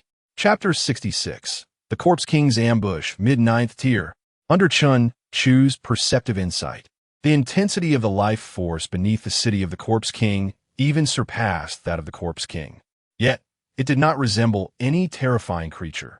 It was more akin to an egg on the verge of hatching. The turmoil within the city of the Corpse King was far from simple. He needed to be vigilant. Chen Chu divided a portion of his consciousness to focus on this egg, while remaining attentive to his father, Oua Ling, Jiang Fanju, Su Lan, and Lu Ruyan. Should the situation change, he would immediately activate his spatial abilities to lead everyone to safety. Once prepared, he resumed using his perception skills to conduct a thorough search of the city of the Corpse King and the surrounding area. The Corpse King's strength surpassed that of an 8th tier pinnacle, just a step away from ascending to the 9th tier. No, the number of zombies was off. Chen Chu abruptly opened his eyes. The number of zombies within the city of the Corpse King was incorrect, even if he annihilated 100,000 zombie troops. The current count was still too low, approximately 20,000 short. Found it. Chen Shu directed his perception outside the city of the Corpse King. Indeed, beneath the snow lay around 20,000 concealed zombies. They planned to use the terrain to ambush the Corpse King, but the Corpse King was no stranger to scheming against them. If a battle broke out, the 20,000 zombies lurking underground would rise like grave-digging zombies. How would they respond? The likely outcome would be severe losses. With only top-tier powerhouses like his father and Jiang Fanju managing to escape, this battle would surely end in failure. But alas, they encountered me. A smirk crept across Chen Shu's lips. If they enjoy hiding underground, let them remain buried there forever. That is the fate of zombies. Cut. Spatial compression. Gravity. Abilities surged together. The 20,000 zombies awaiting the Corpse King's awakening perished in their slumber. The spatial slicing rendered their brains into a mushy mess. The spatial compression folded them into mere paper, while gravity crushed them into a pulpy mass, returning dust to dust, earth to earth. Chen Shu lacked the power to eliminate all 20,000 zombies in one fell swoop. However, with every ounce of energy mobilized, he progressed at a rate of thousands of zombies per minute. After all, these zombies were asleep, and the process of extermination would not cause any commotion. Half an hour later, Chen Shu had already dispatched over 30,000 of the sleeping ambush zombies. While nearly 700 ability users from Starfire City and Fire City had positioned themselves according to the prearranged plan. Weapons were set. Now, over 30 Earth-type ability users from the two cities stood atop high ground, preparing to alter the terrain of the city of the Corpse King, encircling the zombies within. Chen Shu, alongside Ling, silently observed, refraining from interfering with his father and Jiang Fanju's battle arrangements. As conflict loomed, an eerie tension enveloped the battlefield. Only the little demoness Ling, somehow producing a lollipop, curiously peered down at the city of the Corpse King. Why worry with my husband here? Another half hour passed, and the once calm sky suddenly erupted into a blizzard, severely impeding movement and visibility. Chunlei looked up at the sky, realizing that, despite it being daytime, the heavens were gradually darkening. Damn the apocalypse, Chunlei cursed silently. In a glacial apocalypse, blizzards were the most common natural disaster, accompanied by other calamities. 80,000. Chen Shu let out a long breath. In this past hour, he had eliminated 80,000 of the sleeping zombies, exceeding his expectations. He continuously monitored the Corpse King's aura. As the hour progressed, the Corpse King's presence grew stronger, now perilously close to the 9th tier. Its target is us. Feeling the Corpse King's aura, Chen Shu's expression darkened. The Corpse King's intention was indeed to seek out and consume more flesh to achieve a breakthrough to the 9th tier. According to his father's and Jiang Fanju's prior experiences, the city of the Corpse King would descend into chaos, and the Corpse King would annihilate the entire Jianghai city. This was how the former Haiban city had fallen. However, this time, the Corpse King's initial aim was precisely the ability users like themselves. The Corpse King was no longer the same as before for ordinary flesh. The blood of 700 ability users would be far more beneficial to its ascension. Moreover, among them are formidable beings like Lao Dai and Jiang Fanju, both of whom are formidable 8th-tier powerhouses akin to the Corpse King. Over the past 2 decades, the Corpse King has made remarkable progress. Such cunning and intellect could rival even the most devious of humans. 120,000. Chen Shu's abilities surged to their zenith. As each new offspring brought substantial enhancements in dimensional aspects, allowing him to possess tenfold the quantity and quality of abilities compared to others of the same tier. With his spatial and gravitational powers in full force, thousands of zombies perished every minute. 150,000. Chen Shu's temples throbbed with intensity. Husband, what is the matter? Ling inquired with concern, wiping the sweat from his brow. Chen Shu, noticing her lollipop, asked, "Aren't you afraid?" At that moment, the sky loomed dark and foreboding, with blizzards swirling chaotically and the ominous heartbeat of the Corpse King resonating from the city. Bang, bang, bang. Each sound reverberated in the hearts of those present, a harbinger of death. It was the Corpse King. The terrifying aura of the Corpse King wreaked havoc in the vicinity. Ouyue Ling smiled, resting her chin on Chun Chu's shoulder. I am not afraid. With you by my side, I fear nothing. 180,000. A radiant smile broke across Chun Chu's face. The little enchantress looked taken aback. What do you mean 180,000? 200,000. Chun Chu salet deeply. The deadly trap laid by the Corpse King had finally been resolved. The energy of his abilities was nearly depleted. With a mere thought, a crimson zombie crystal core appeared in his hand, numbering over 100, and in an instant they all turned to ashes. This spectacle left Ouyue Ling's scalp tingling. Is this how one absorbs zombie crystal cores? Shouldn't one first select a single core, calm their mind, and then fully activate their abilities to absorb it slowly? How could one absorb over 100 cores in an instant? After repeating this process 10 times, Chun Chu's energy surged back to its peak. Observing Ouyue Ling's astonished expression, he casually handed her a large handful of red zombie crystal cores. Focus on your training. Do not waste time playing. Ouyue Ling cradled over 500 crystal cores in her hands, her mouth agape in disbelief. She had never seen so many cores in her lifetime. However, after her astonishment, she returned the cores to Chun Chu. I will cultivate alongside you, husband. It will be more effective, and there is no need to waste them.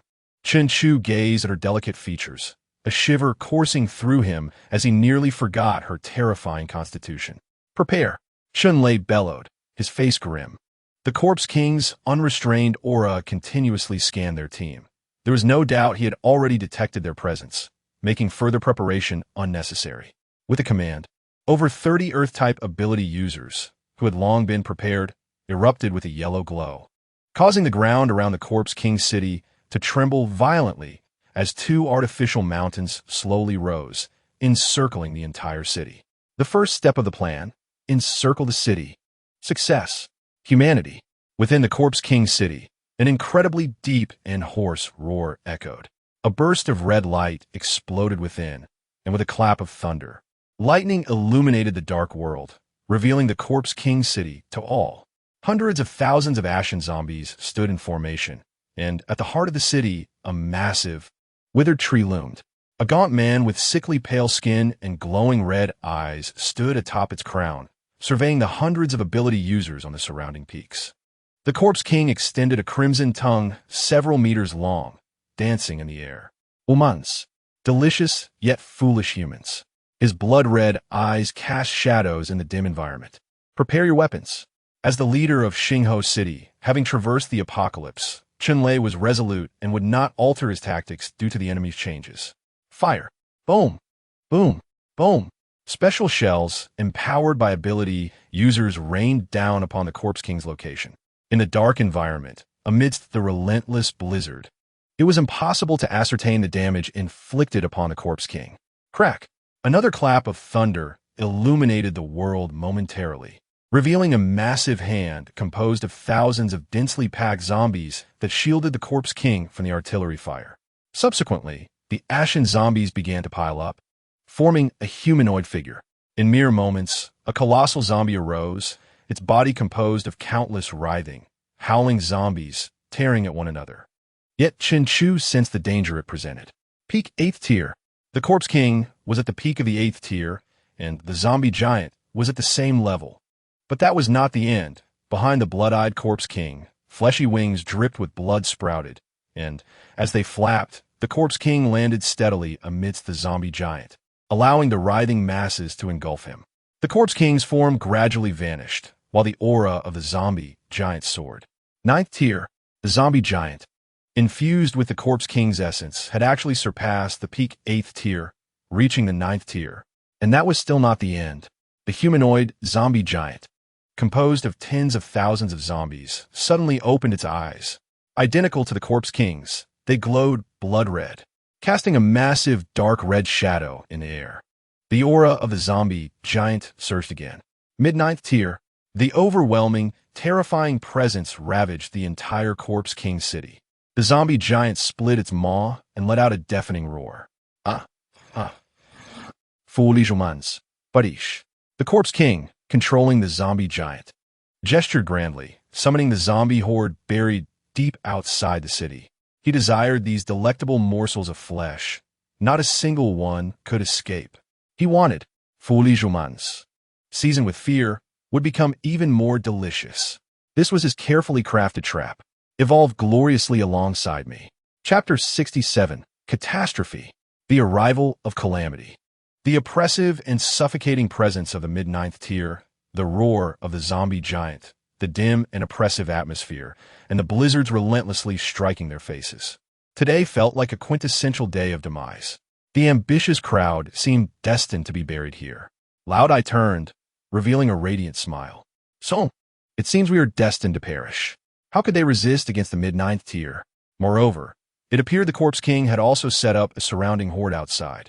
Liang Luo, Ji Luo, and the end had come. After struggling in the apocalypse for 33 years, they were finally to meet their end here. Chun Lei seethed with resentment. The other major cities in Province C were fortunate. If he, Lei Laohu, survived, he would not only claim their daughters, nieces, and granddaughters for his son, but even their wives. Chun Lei raised his hand, his 2-meter frame instantly towering to 3 meters, his entire form transforming into bronze. A bronze war god, crackling with electricity, emerged. Even in death, he would fight. This was his survival code in the apocalypse. Lei Laohu, how remarkable! In such a short time, you've advanced to the peak of the 8th tier, Jiang Fanju remarked with a smile. As the strongest in Jinghaishi, she certainly had her own means. From her ample back, a pair of fiery wings unfurled, lifting her into the sky. Jiang Fanju's power continued to ascend, and she too reached the peak of the 8th tier. Fire Phoenix, you are impressive as well, Chun Lei replied. He then extended his hand, summoning a long staff wrapped in lightning. Crafted from S-grade starstone, this weapon would amplify his strength by approximately 50% after his ascension to the peak of the 8th tier. Jiang Fanju smiled, her body trembling as she hovered in midair. Her outer coat exploded, revealing a complete fiery red battle armor beneath, along with a beautifully crafted golden bow slung on her back. She effortlessly drew the bow, conjuring a flame-imbued energy arrow. Whoosh, whoosh, whoosh. The arrows flew in rapid succession. Each arrow carries the formidable force of an 8th tier peak strike. This bow and arrow are undoubtedly extraordinary. Chun Lei laughed artily, proclaiming, "Ah, let us battle fiercely before the end." Jiang Fanju turned her head, scrutinizing Chun Chu's brows and eyes. A gentle smile graced her lips as she remarked, "Little Chu, dear sister will not witness your wedding with Qing Shui." The old man revealed a toothy grin at Chen Chu, saying, "Son, dying together is the best conclusion I have ever envisioned. Alas, it is the little grandsons who will suffer." Chun Lei's previously boisterous laughter turned somewhat bitter. Shortly thereafter, 2 figures, one clad in white and the other in red, dashed towards the city of the Corpse King. "Young master," at some point, Lu Rian appeared before Chen Chu. Her expression was untroubled, devoid of any lingering conflicts. She had intended to express her feelings to the young master upon their triumphant return, but it seemed that opportunity had slipped away. "Young master, if there is a next life, I would be content to be one of your concubines, seeking only a fragment of your affection to find fulfillment." Upon finishing her words, tears welled in Lu Rian's eyes. "Aju, sulan ap do text flau." Her demeanor calm and composed, even adorned with a sweet smile. As a doctor, she understood that life is merely a journey from birth to death, especially in this apocalypse. It felt entirely natural for her to link arms with Chen Chu. "What a pity that I did not marry my Achu sooner." She sighed. "What a pity I did not become your wife earlier." With that, she stood on her tiptoes and placed a kiss on Chen Chu's cheek. Chen Chu observed the tearful Lu Ruyan and the serene Su Lan. He gently embraced both ladies, an act that unleashed a torrent of tears from Lu Ruyan, who clung to him tighter. Meanwhile, Su Lan beamed with a radiant smile. Dying alongside, Chu could be deemed a form of happiness. Uyuding, with a lollipop in her mouth, tilted her head, gazing at the 3, pointing towards Su Lan and Lu Ruyan.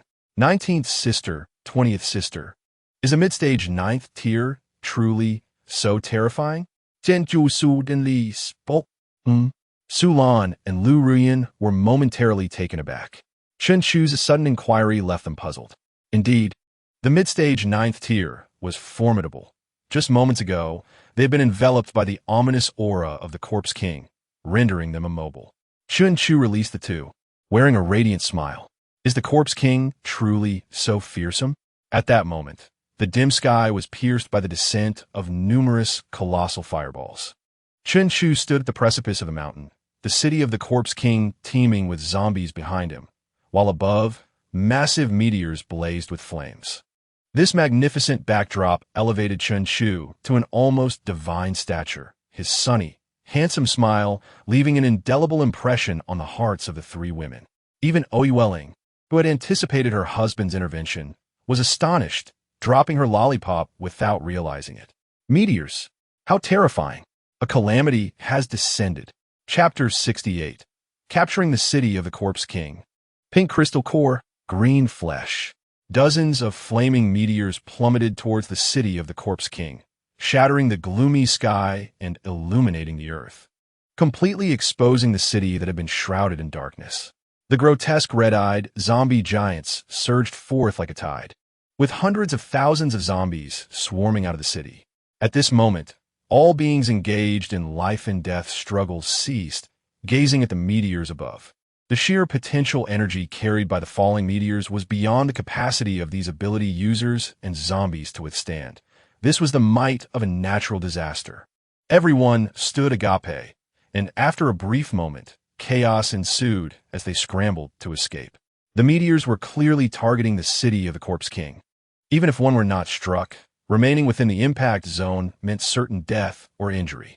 Ability users unleashed their powers, rapidly dispersing. In the face of such a calamity, both they and the zombies had no choice but to flee. Even the mindless zombies, lacking consciousness, instinctively began to move their stiff bodies. Old Man Chun Lei and Jiang Fanju, locked in combat with the zombie giants, exchanged a glance and nodded. Chun Lei leaped, raising his staff high, and struck at the zombie giant, while Jiang Fanju, with fiery wings, drew a perfect arc in the air, launching her strongest arrow. Roar! The zombie giant, controlled by the Corpse King, met the attacks of the two 8th-tier peak experts head-on. Now possessing mid-stage 9th-tier strength, it felt no fear. Boom! Jiang Fanju's fiery arrow produced a violent sonic boom, shaking the air as it shot forth. The zombie giant crossed its arms defensively, and a mass of zombies quickly transformed into a massive flesh shield, blocking Jiang Fanju's strike. Humans laughable. The zombie giant lowered its defenses, preparing to counterattack, but was met with the sight of two streaks of light, one red and one white, swiftly retreating. With such massive meteors overhead, who would dare play with you? Taking advantage of the confusion among the hundreds of thousands of zombies, they made their escape. Humans. The Corpse King, controlling the zombie giant, let out a disdainful chuckle. Flee? The city of the Corpse King is a place one can come and go as they please. I have long since laid an ambush of 200,000 zombies outside the city, many of whom are elite zombies. Today, none of these ability users will escape.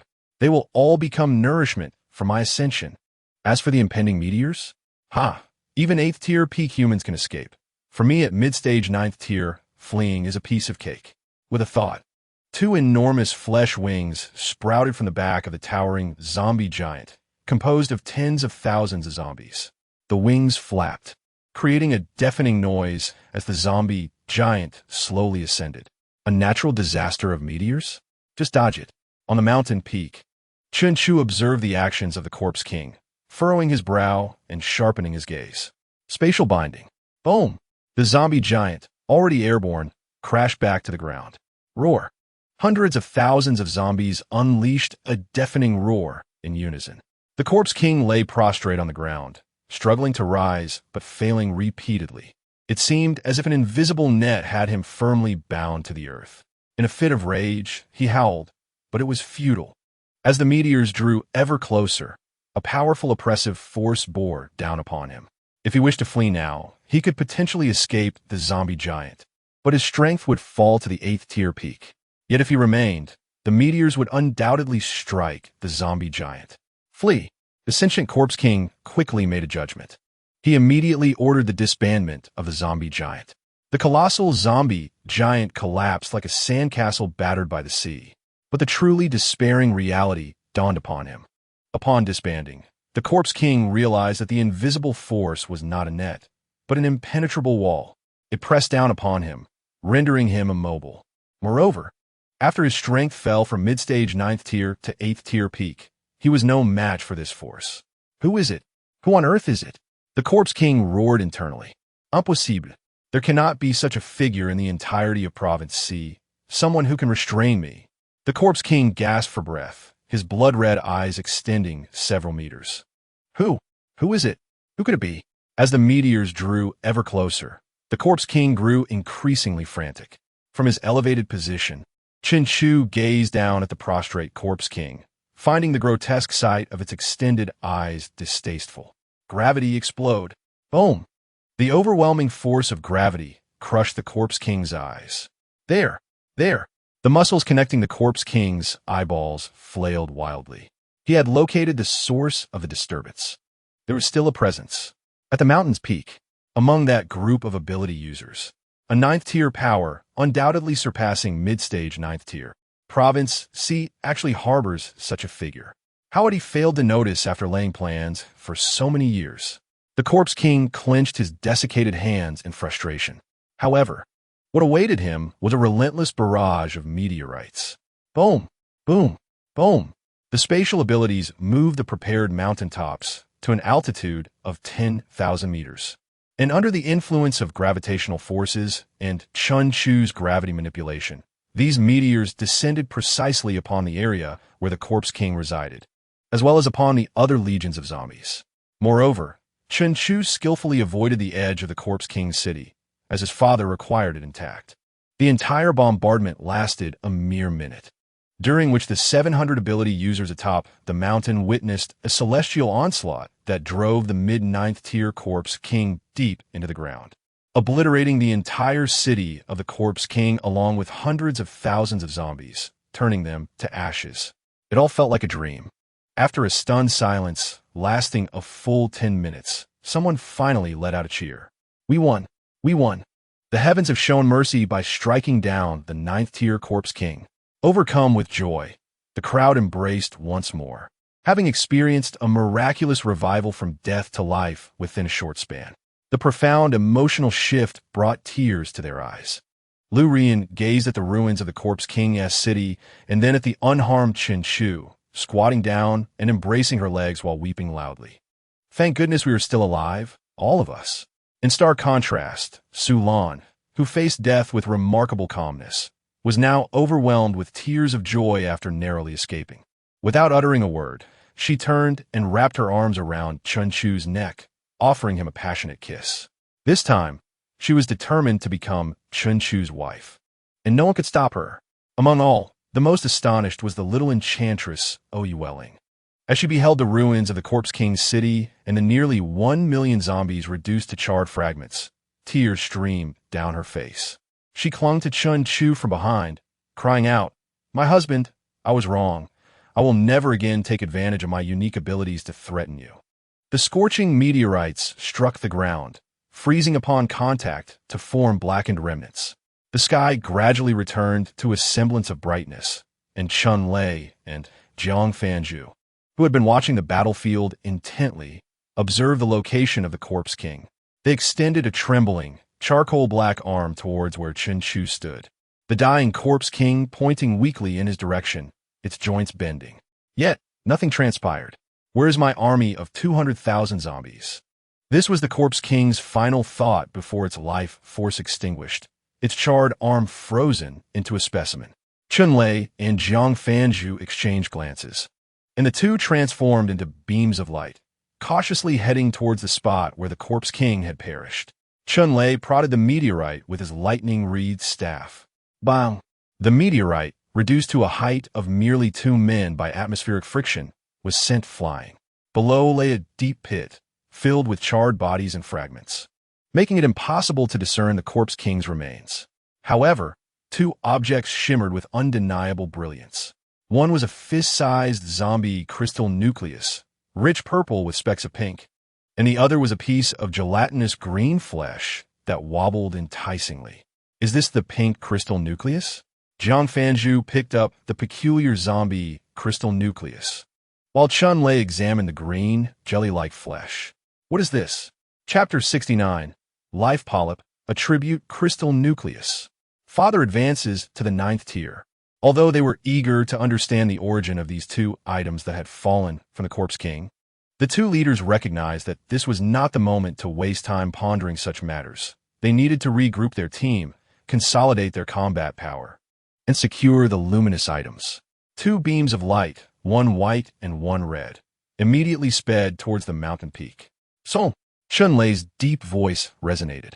Just then, Su Lan was filled with energy, and after a while, she opened her eyes, her gaze affectionate. Subsequently, she noticed a circle of ability users surrounding her, including Chun Lei and Jiang Fanju. In an instant, her face flushed like a ripe peach, and she quickly lowered her head, standing awkwardly. Chen Shu, however, naturally took her hand. Father, he glanced at Chun Lei. Chun Lei looked between Su Lan and Chen Shu, bursting into a hearty laugh. I told you, Xiaolan would enter our Chun family. Ha ha ha. Upon returning to the city, I will arrange a grand wedding for you. Su Lan smiled sweetly, not contesting his words. Chen Shu nodded in agreement, and then pulled the exceedingly bashful Lu Ruyan beside him. He said to his father, and Ruyan too, ha ha ha, splendid. We'll have a grand wedding upon our return. Chen Lai laughed heartily. Jiang Fanju, standing nearby, also wore a smile. What had initially seemed like a certain death turned into a moment of joy. Living is truly wonderful. Observing the sweet interaction among Chen Shu, Su Lan, and Lu Ruyan, Jiang Fanju sighed. Then, gazing at the handsome Chen Shu, she pondered whether it was time to find a suitable match for Qing Shui. She understood that her life was destined to bear certain burdens and to protect certain things. In this apocalyptic world, as one of the strongest in the entire Xi province, she could not afford to indulge in trivial romantic affairs. Perhaps only a man capable of shielding her from all storms and winning her heart could stir her emotions. Regrettably, decades had passed, and such a person had never appeared. She had always been the conqueror in Xi province, never having been conquered by anyone. Father, have the zombies been dealt with? Chen Shu asked knowingly. Chun Lei pulled out the green, jelly-like flesh. Yes, it's all taken care of. The Corpse King is dead. And this is what it dropped. We conquered the Corpse King's city. This calamity was truly bizarre. Those meteorites seemed to have navigation, only striking the zombies. And we inexplicably emerged victorious. However, in this cursed world, with the emergence of the Ice Age apocalypse, the arrival of doomsday minerals, and the appearance of extraordinary zombies and ability users, nothing seemed surprising anymore.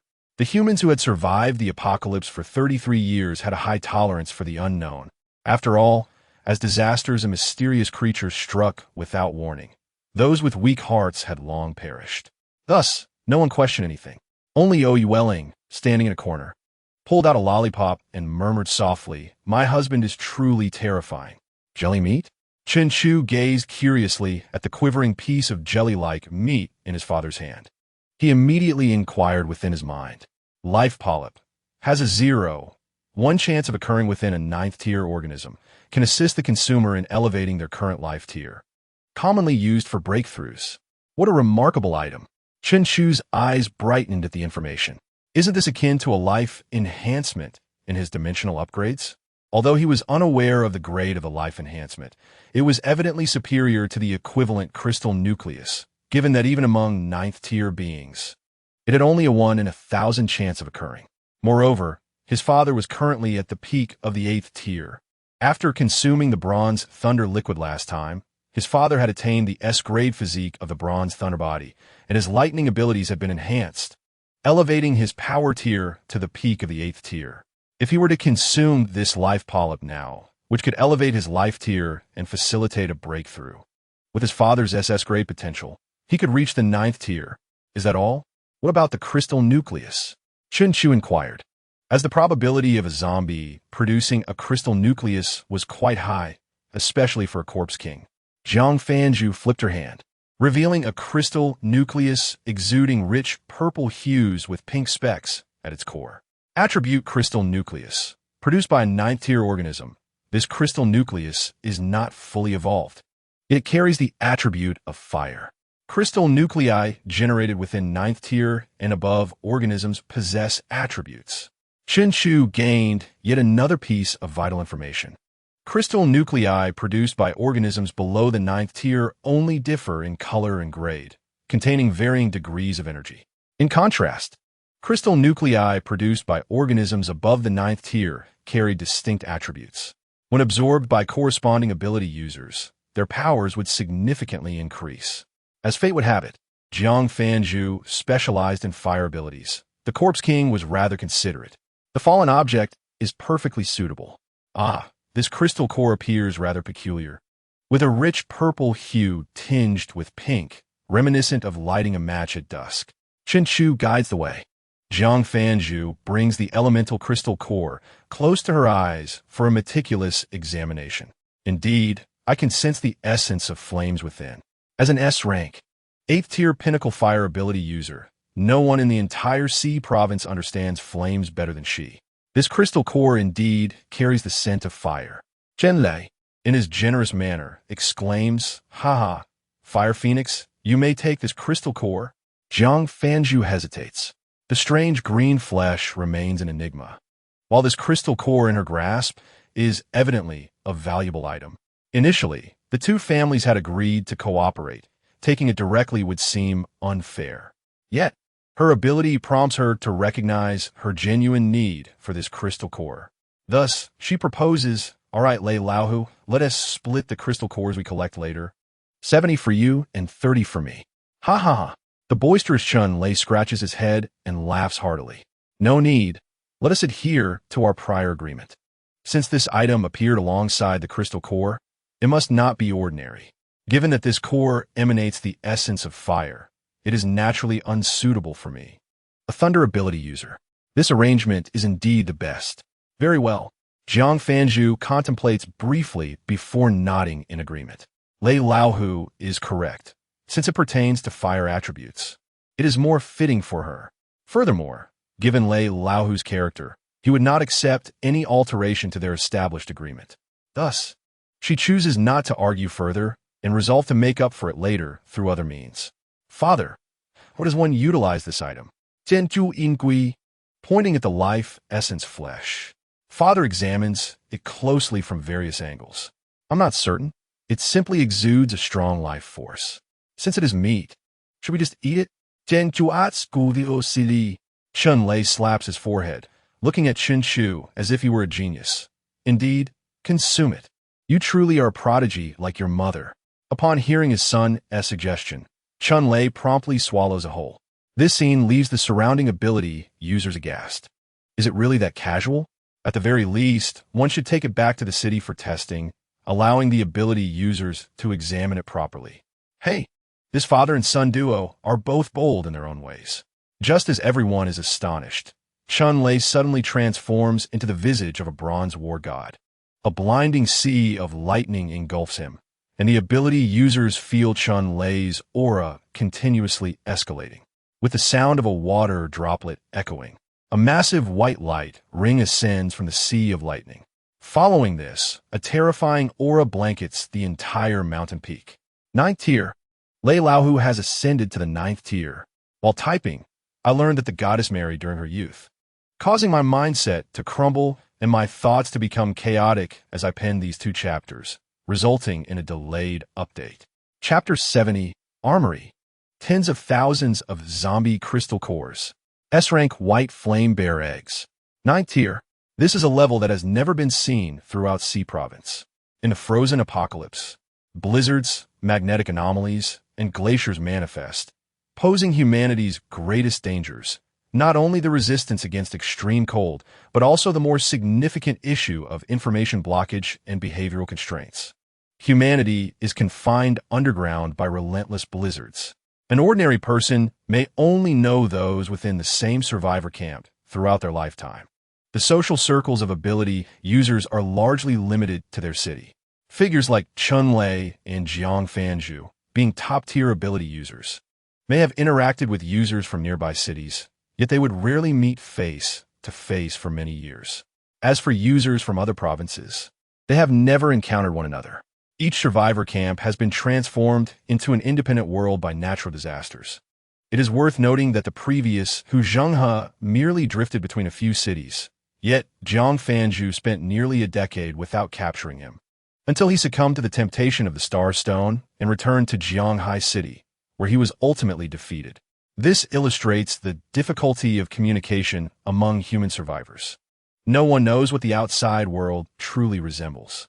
However, within Jianghai City, in several surrounding cities, and even throughout the entirety of C Province, after 33 years of apocalypse, the highest tier reached has been 8. Now, Chunlei has ascended to the 9th tier, becoming the first 9th tier powerhouse in all of C Province. This also signifies that Chunlei has become the strongest in C Province. The terrifying aura persisted for a full hour.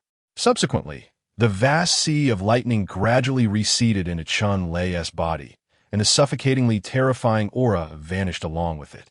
Chunlei reappeared before everyone. Although his exterior showed no change, he emanated an entirely different presence. Simply standing there, without releasing any aura, even Jiang Fanzhu, at the pinnacle of the 8th tier, could only think one thought: extremely powerful. If we were to fight, it would mean death. As Chunlei stepped forward, his figure became almost imperceptible, reappearing amidst the crowd from over 100 meters away. Everyone gasped. It is universally acknowledged that Thunder ability users possess strong attacks and rapid speed. Yet, Chunlei's current speed resembled instantaneous movement. Even Jiang Fanzhu's pupils constricted. She could only perceive a fleeting shadow. The gap between the 8th and 9th tiers is indeed vast. After Chunlei's ascension concluded, he patted Chun Chu on the shoulder. "Ah, son, your suggestion proved to be wise. Consuming that green flesh allowed me to break through the 8th tier pinnacle and achieve the 9th tier." Chunlei laughed joyfully, reveling in his newfound power. Finally, he has ascended to the 9th tier. Throughout C Province, who do you fancy? Speak freely. Father's laughter echoed throughout the entire Corpse King city. Previously, I promised to seize the daughters, nieces, and granddaughters from other major cities in C Province for you, right? Just wait. Once I return from Corpse King City, I will take you to collect them. Not just daughters. If you fancy them, even their wives are fair game. Chunlei has declared that as long as he survives this time, those forces that previously cornered him should prepare for their demise. Moreover, not only has he survived, but he has also ascended to become the only 9th tier ability user in C Province. The day Chunlei rises is the day of reckoning for those cities. The day his son marries and takes concubines. Hee. Wait, why am I chuckling? Chunlei scratches his head, not dwelling on it. He smiles at Jiang Fanzhu. Ha! Fire Phoenix, I didn't expect this green flesh to be so potent. It seems I've gained quite the advantage. In all of Corpse King City, take whatever you desire as compensation. Chunlei is exceedingly generous. An item capable of facilitating a breakthrough in tier is worth more than the entirety of Corpse King City. Jiang Fanzhu shakes her head with a smile. There's no need. Let us stick to our previous agreement. And I have a premonition that this fire element zombie crystal core will be equally beneficial for me, if not more so than the green flesh. Chunlei is not one to be overly sentimental. He waves his hand. Very well. Should you require assistance in Fire City in the future, do not hesitate to ask. Jiang Fanzhu nods. Thank you, Lei Laohu. Gaining the promise of the strongest in C Province is invaluable. After the joy subsides, Jiang Fanzhu furrows her brow. Lei Laohu, it is imperative to dispatch someone back to the city to report our success swiftly, and we must hastily collect resources and zombie crystal cores within Corpse King City.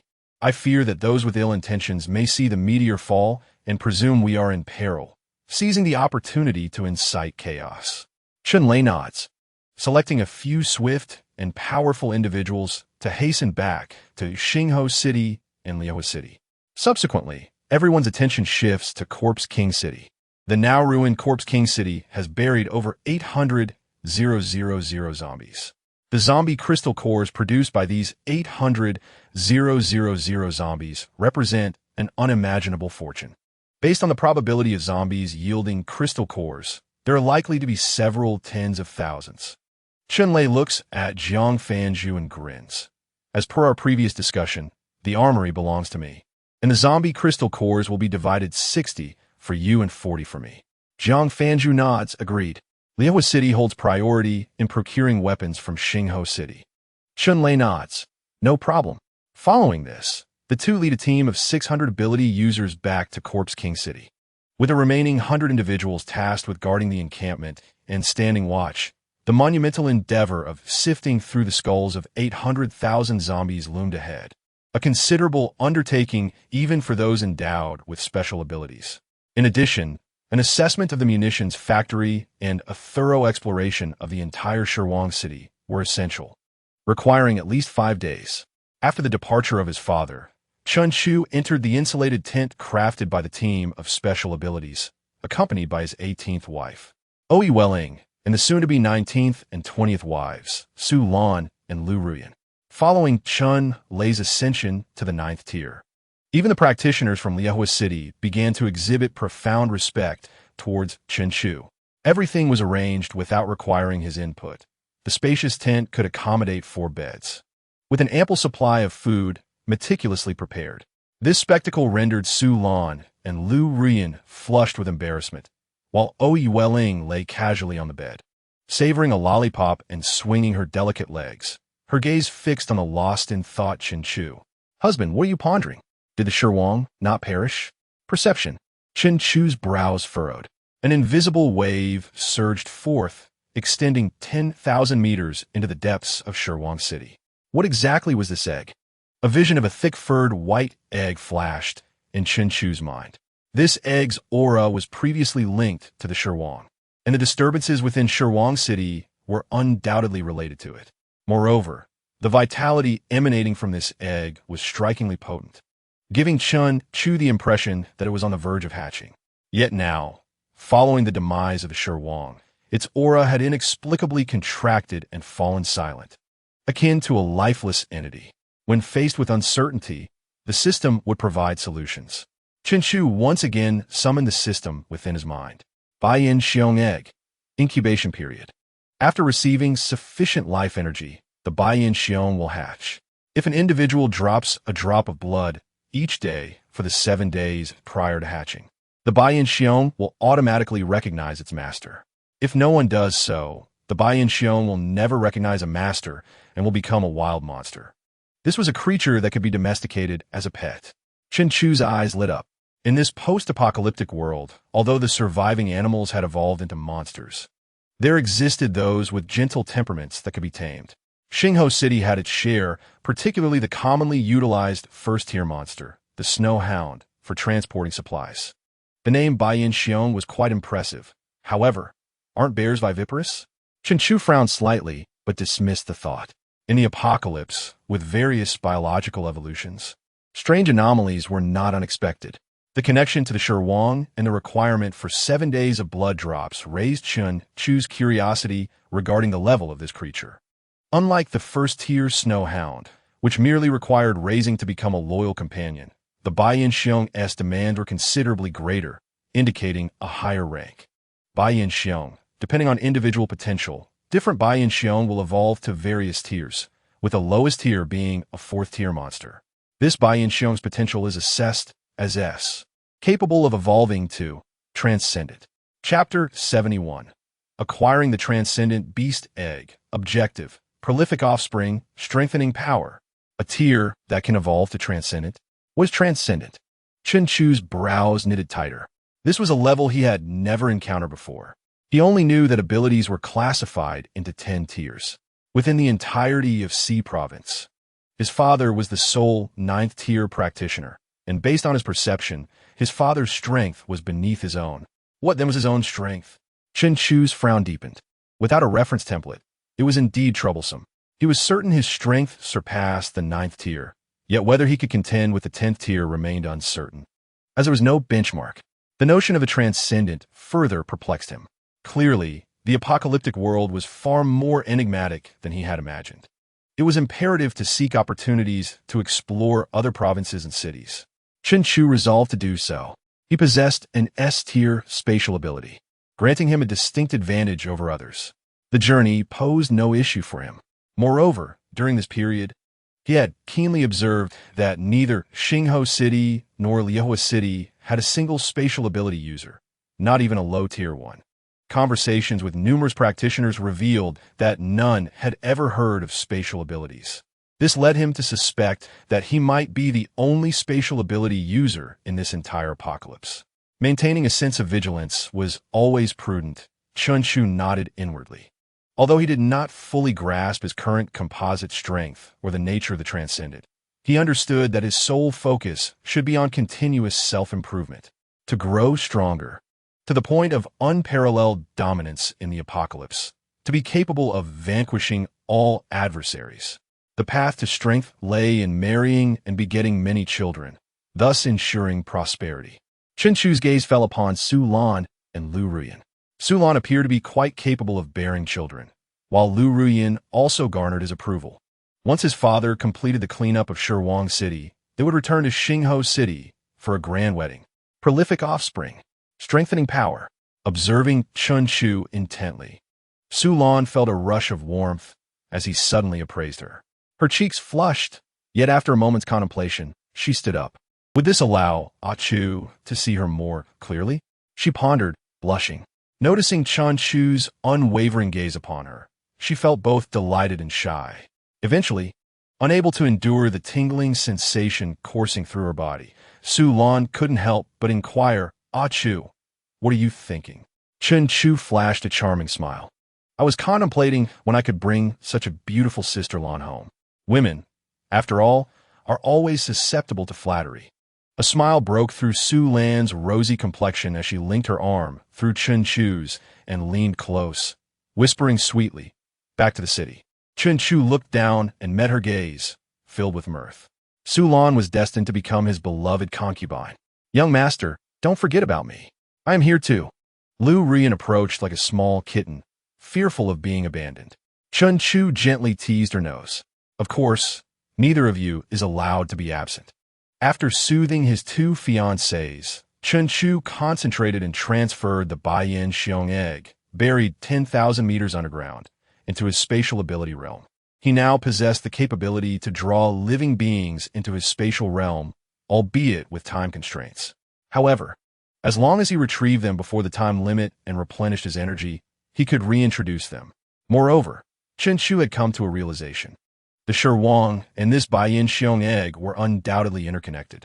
It was evident that the egg had been placed beneath Shirwang City by someone linked to the Shirwang. The intent was to allow the Baiyin Xiong egg to assimilate the life essence generated within the 9th tier Shirwang after its successful evolution, initiating the countdown to hatching. This individual likely planned to drop blood to ensure that the S-tier potential Baiyin Xiong would become their battle beast. Unfortunately, this individual had not anticipated the Shirwang's temporary ability to masquerade as a 9th tier entity, nor could they foresee that Chunshu would intervene, slay the Shirwang, and seize the life essence.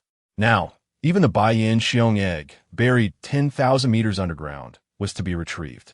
The Shirwang's upheaval was related to the Baiyin Xiong egg, and since it was planted by this mysterious individual, it stood to reason that this individual was an adversary of both Xingho City and Liuhua City. After all, had they not intervened, the Shirwang would have turned Jiang Haishi into a hellscape. The mantis stalks the cicada, unaware of the oriole behind. This mysterious individual had prepared extensively for the contract with the Baiyin Xiong, only to find themselves outmaneuvered. Regardless, the mysterious individual was an enemy, and should they discover their plan had failed, they would ultimately trace it back to Xingho City and Liuhua City. It was wiser to seize the egg first and enhance his own strength. At this point, Chunshu could ascertain two things. First, the mysterious individual was powerful. Otherwise, they would not have orchestrated such an elaborate scheme. Second, the mysterious individual was not from C province, as no one here possessed such capabilities. It seemed a formidable foe was on the horizon, and he needed to elevate his strength swiftly. Jian Mu said, to bolster his power, he would pursue marriage and progeny, ensuring prosperity. Currently, he remained at Shirwang City, awaiting his father's completion of the collection of zombie crystal cores. Thus, spatial ability. Chun Chu's abilities began to manifest, allowing him to relocate the zombie cores to more conspicuous positions. This way, the members of his team would merely need to bend down to collect them, enabling him to hasten back to the city for his grand wedding. Whether it was to take Su Lan as a secondary wife, diligently cultivate his power, or ensure prosperity through numerous offspring, all these matters were of utmost urgency. Meanwhile, at the edge of Province C, amidst the boundless expanse of snowfields, a tall and stunning girl suddenly halted. With a resounding thud, a 3-meter-tall, white-furred giant bear, following closely behind her, inadvertently collided with her. The girl remained unfazed, while the bear was sent tumbling away. She stood with her arms crossed, her breathtaking visage adorned with confusion. My pet seems to have vanished. This cannot be. The location I had designated for my pet was clearly a dead city, inhabited only by low-level zombies. According to my arrangements and the items I left behind, it should have been sufficient for that corpse king to advance to the 9th tier within a year. Subsequently, my pet would devour the corpse king and enter the final stages of its hatching process. I was supposed to return just in time. Why then? Is my pet's aura absent now? She was certain that in this newly traversed area of Province C, no extraordinary beings existed. How could anyone discover a beast egg 10,000 meters underground, let alone sever the connection with her? The girl's brow furrowed deeper. First, I must complete this mission, and then I shall return promptly. I have left a mark on the beast egg. I need not fear losing it. Clenching her fists, she acknowledged that while she longed to return immediately, this mission took precedence. At that moment, she resolved to uncover the identity of the scoundrel who dared to meddle with her pet. 2 days later, with Chun Chu's covert assistance, the team swiftly collected the crystal cores from 800,000 zombies. The yield of over 40,000 cores from the Corpse King city was quite high compared to the scattered zombies in the wilderness. The amassed cores would suffice for the consumption of all ability users in Xingho City and Liaohua City for decades. This represented an immense fortune. Additionally, the arms factory at the edge of Corpse King City had been thoroughly explored, perhaps due to its significance as the most important arms factory in all of Province C. Or perhaps because it had been overrun by zombies since the apocalypse, it had been continuously worn down by the relentless assault of the undead. Fortunately, most of the factory's equipment remained operational, with only a few small, intricate parts damaged. As long as the engineers in the city could replicate them using apocalypse materials, the factory would be restored. Thus, Xingho City would be able to produce its own weapons, alleviating concerns over depletion. In the future, suitable candidates could be selected from among the ordinary populace to form an armed guard, significantly bolstering the city's strength.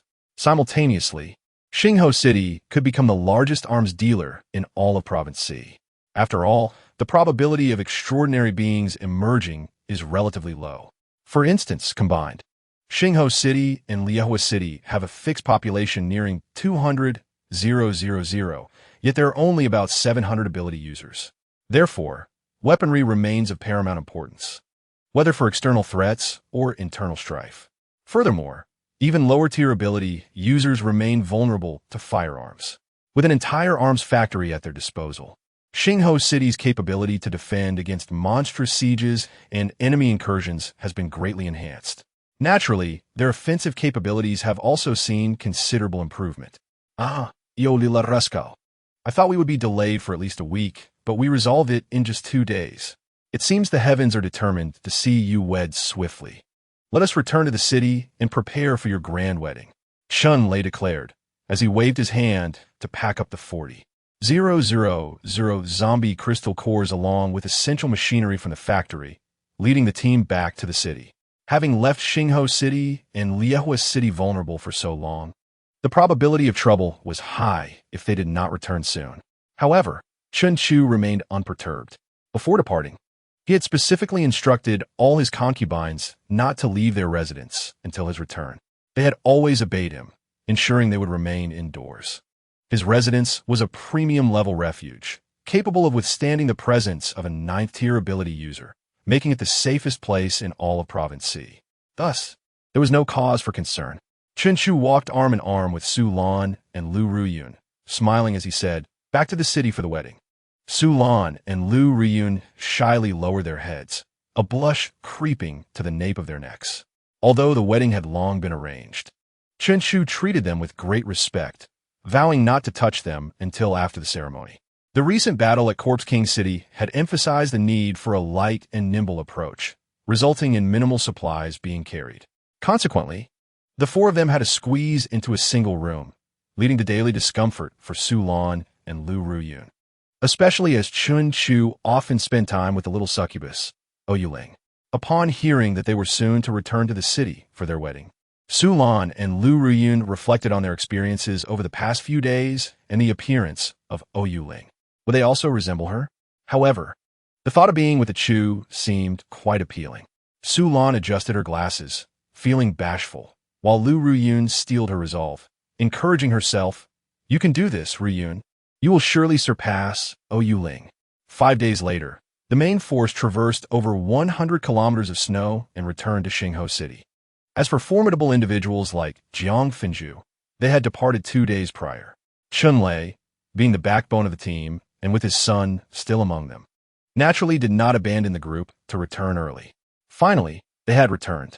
At the entrance of Xingho City, Chun Lei removed his hat and exhaled deeply. So much had transpired over the years, and now he had ascended to the status of an S-rank 9th-tier ability user, the strongest in all of Province C, without exception. Moreover, he had seized an entire arms factory, ready to arm the city and enhance its combat capabilities. With the acquisition of tens of thousands of zombie crystal cores, both his strength and wealth had surged significantly. The next step was to expand their influence. He gazed towards the endless snowfields, his eyes revealing a hint of ruthlessness. "Those old scoundrels, prepare to meet your end. Once I have arranged for my son's wedding, I shall come for you." With Chun Lei's ascension to the 9th tier, a transformation was destined for Province C. He was determined to carve out a greater future for his son, one of enhanced quality of life and numerous concubines. Of course, the foremost priority was still securing wives for his son. "Son, let us go. Everything is prepared." Chun Lei called Chun Chu from the throng, leading him into the city. "The city lord is back. The young master has returned." The once quiet Xingho City erupted into cheers. The return of their city lord meant that all problems were surmountable. Chun Lei summoned the ability users he had previously dispatched. After gathering information, he smiled at Chen Shu and said, "You little rascal, go visit your wives.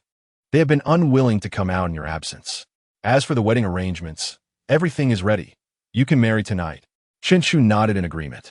During this time, he had eagerly anticipated reuniting with his wives.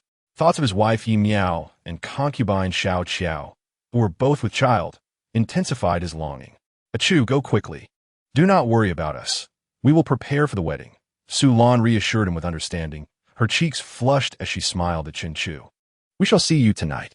Chen Chu smiled as he ruffled the hair of Su Lan and Lu Ruyun before hurrying back home with Oyuling. The separation before the grand wedding was intended to maintain an air of mystery, thus enhancing the joy of the occasion. "My dear husband, you have finally returned," Chen Chu exclaimed as he opened the door, and the wives and concubines waiting in the living room immediately surrounded him. His wife, Yi Miao, was already showing signs of pregnancy, while Xiao Qiao's belly was quite pronounced, indicating that she would soon give birth. "I am back, and all is well." Chen Chu embraced his long-concerned concubines. Indeed, nothing felt better than the warmth of home. "Teacher, how is my sister?" After catching up, Jiang Qingshui mustered her courage to ask. Chen Chu nodded. "Sister Finju is doing well. She has gained much from this journey." This reassurance brought a sigh of relief to Jiang Qingshui, for she held her teacher's words in utmost trust. "Stay for a few days. Sister Finju will come over soon. Today is the day of my grand wedding with Su Lan." Upon hearing this, the concubines cheered in delight, reveling in the triumph of their husband securing Su Lan as his own. "In that case, let's not reminisce today," said the whimsical Xiao Qiao. They had missed Chen Chu dearly during his absence. Chen Chu gently pinched her cheek. "You are about to give birth. What stories can we share?" Xiao Qiao winced, rubbing her face while holding her elder sister to Qiao's hand. "But I have my sister," she protested, acknowledging their unique bond. Today, my husband belongs to Sister Sulan, the Qiao shyly added. Chun Shu surveyed his 18 concubines, feeling a deep sense of longing after being apart for so long. I will return to take care of you all in a few days. The festivities commenced with vibrant decorations and jubilant sounds. The grand red carpet stretched before the intricately adorned sedan chair. In the 33rd year of the apocalypse, as the year drew to a close, Chen Shu finally welcomed Su Lan into his home, making her his 19th wife. With the continuous development of Xinghua City over the years, the scale of Chen Shu's wedding had risen to new heights. In the evening, amidst merriment and revelry, a tipsy Chen Shu stumbled into the bridal chamber, greeted by the bashful Su Lan sitting demurely. His smile radiated with the realization that he had successfully made her his wife at the tender age of 21. Su Lan. He approached her. The soft voice of Su Lan filled the room. Call me Su Lan. The next day, Chen Shu leaned against the wall as he stepped outside. By noon, Su Lan officially joined the other concubines at the dining table. Today's Su Lan exuded a unique charm, pushing up her glasses with her delicate fingers as she curiously surveyed her new surroundings. From now on, she would embark on a new chapter in her life as Chun Shu's concubine. A gentle smile graced Su Lan's rosy cheeks, radiating a hint of happiness. Are you well, my husband? Yi Miao served Chun Shu a bowl of ginseng, goji berry, deer antler, and chicken soup, which he downed in a single gulp. I am fine. Should we take a break and marry Ru Yin another day? Yi Miao expressed a twinge of concern. Chun Shu gritted his teeth, circulating his energy to optimize his physical state. I can handle it. He discreetly cast a glance at Oyi Welling, blaming her for the recent turmoil. Oyi Welling playfully stuck out her tongue, finishing her porridge before darting off. I've eaten. I'm off to see Ru Yin and discuss the preparations for the wedding. Observing Oyi Welling's cheerful demeanor, Chen Shu felt a twinge of headache. Perhaps only by ascending to the extraordinary could he subdue her. That evening, Xinghua City replaced the old red decorations with new ones, marking the beginning of another grand banquet. Apologies for my tardiness. Jiang Fenzhu arrived at the banquet with her entourage.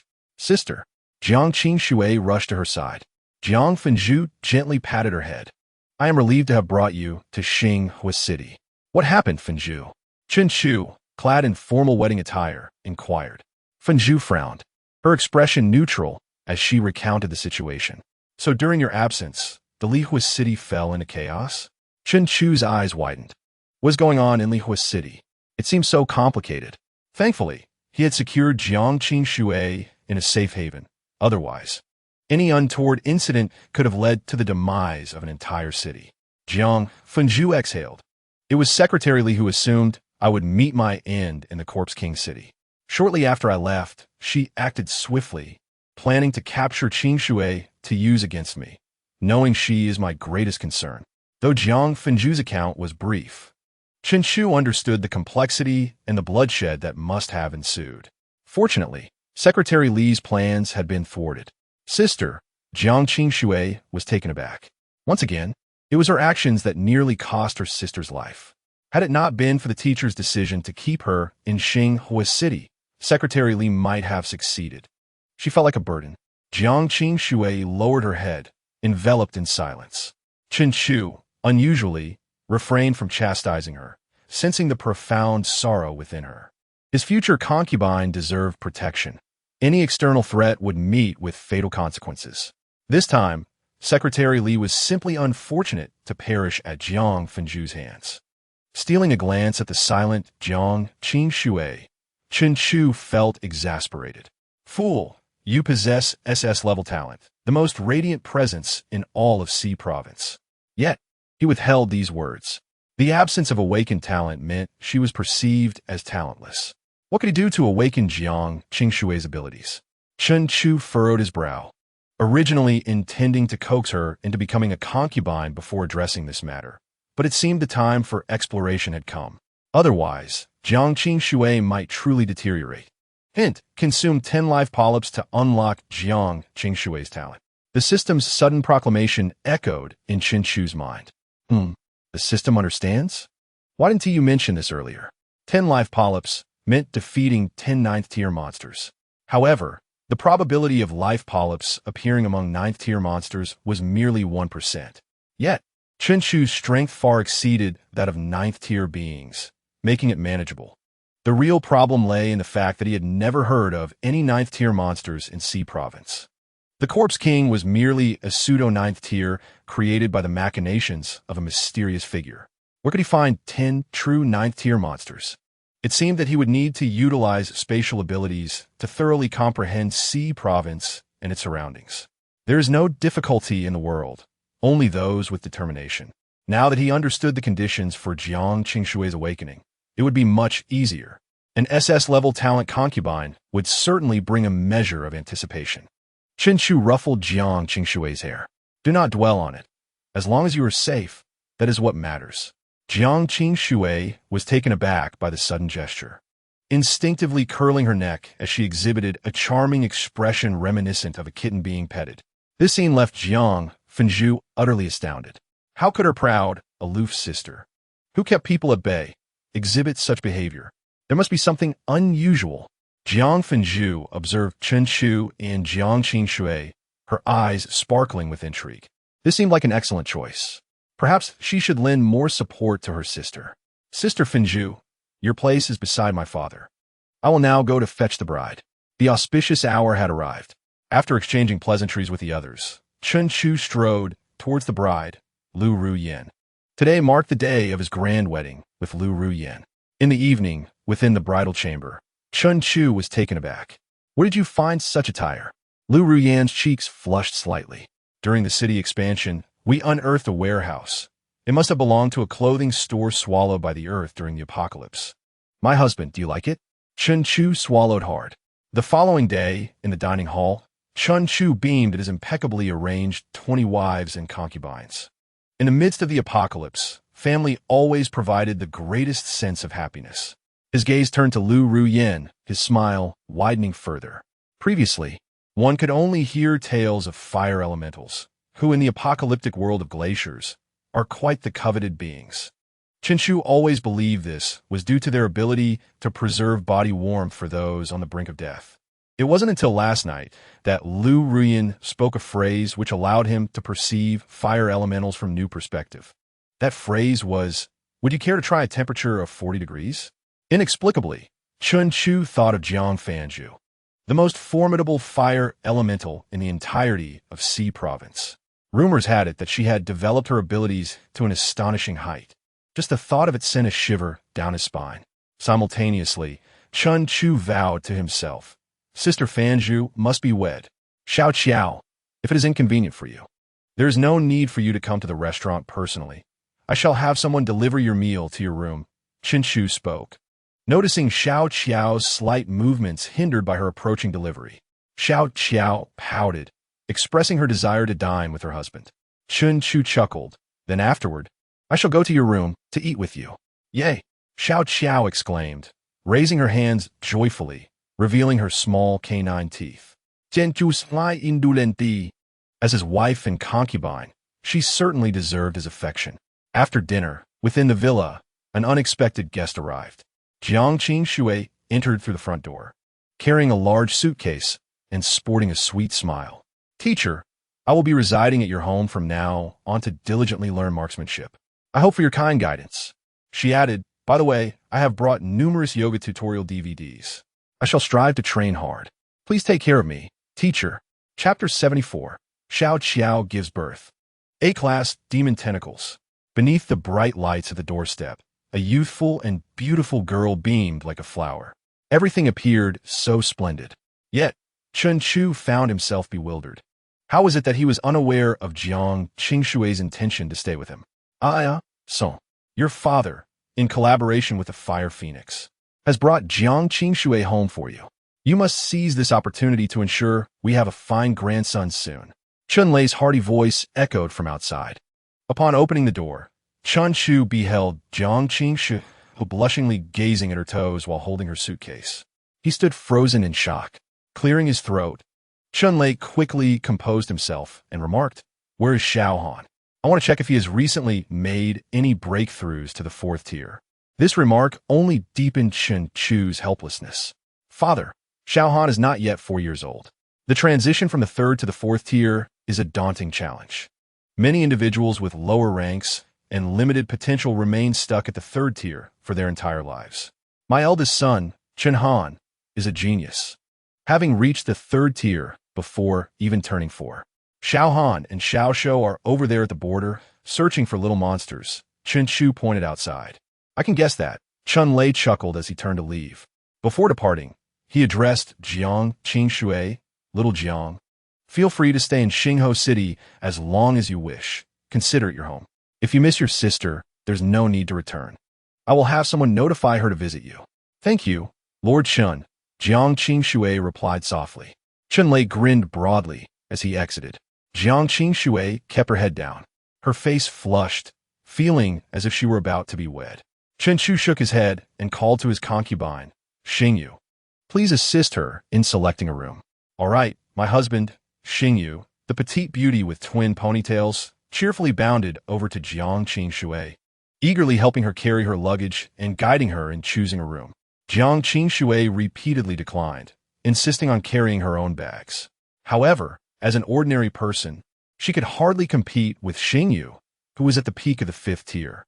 Observing Jiang Qingshui's shy demeanor as she followed Xingyu, Chen Chu nodded slightly. Jiang Qingshui was his chosen concubine.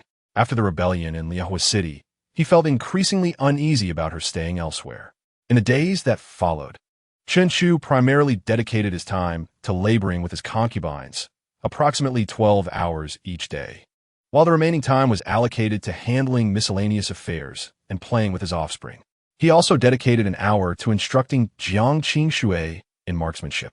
Though he termed it teaching marksmanship, it was often more about having her massage his legs and shoulders.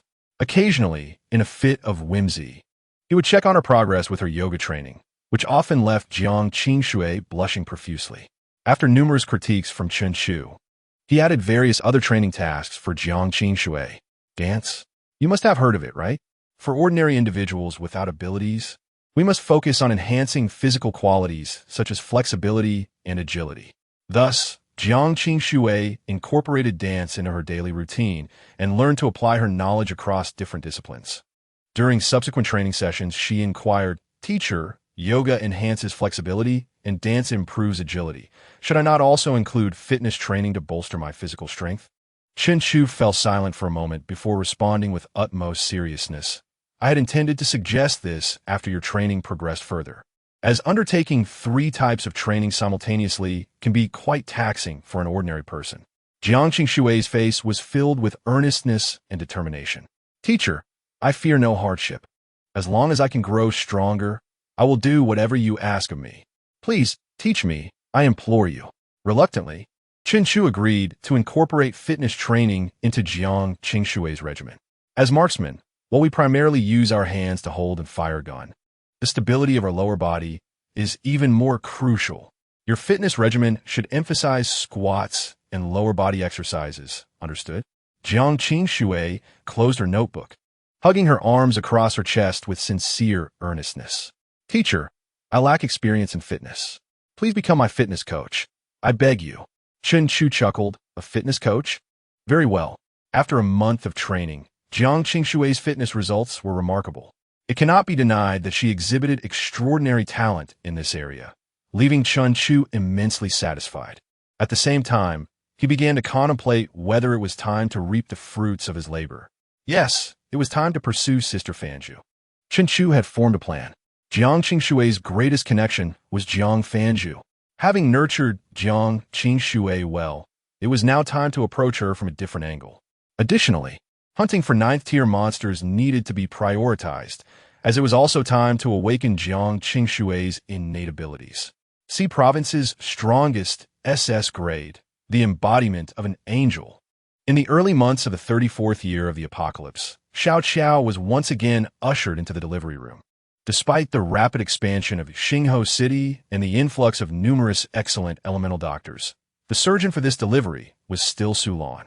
Among all the medical staff, she had the most experience in childbirth. Moreover, Xiao Qiao was not only Chen Chu's concubine, but also his sister. He could not entrust her to anyone else. Xiao Qiao, I leave you in your capable hands, Chen Chu instructed as he stood outside the delivery room. Sulan smiled gently. Rest assured, my husband, I will give my all.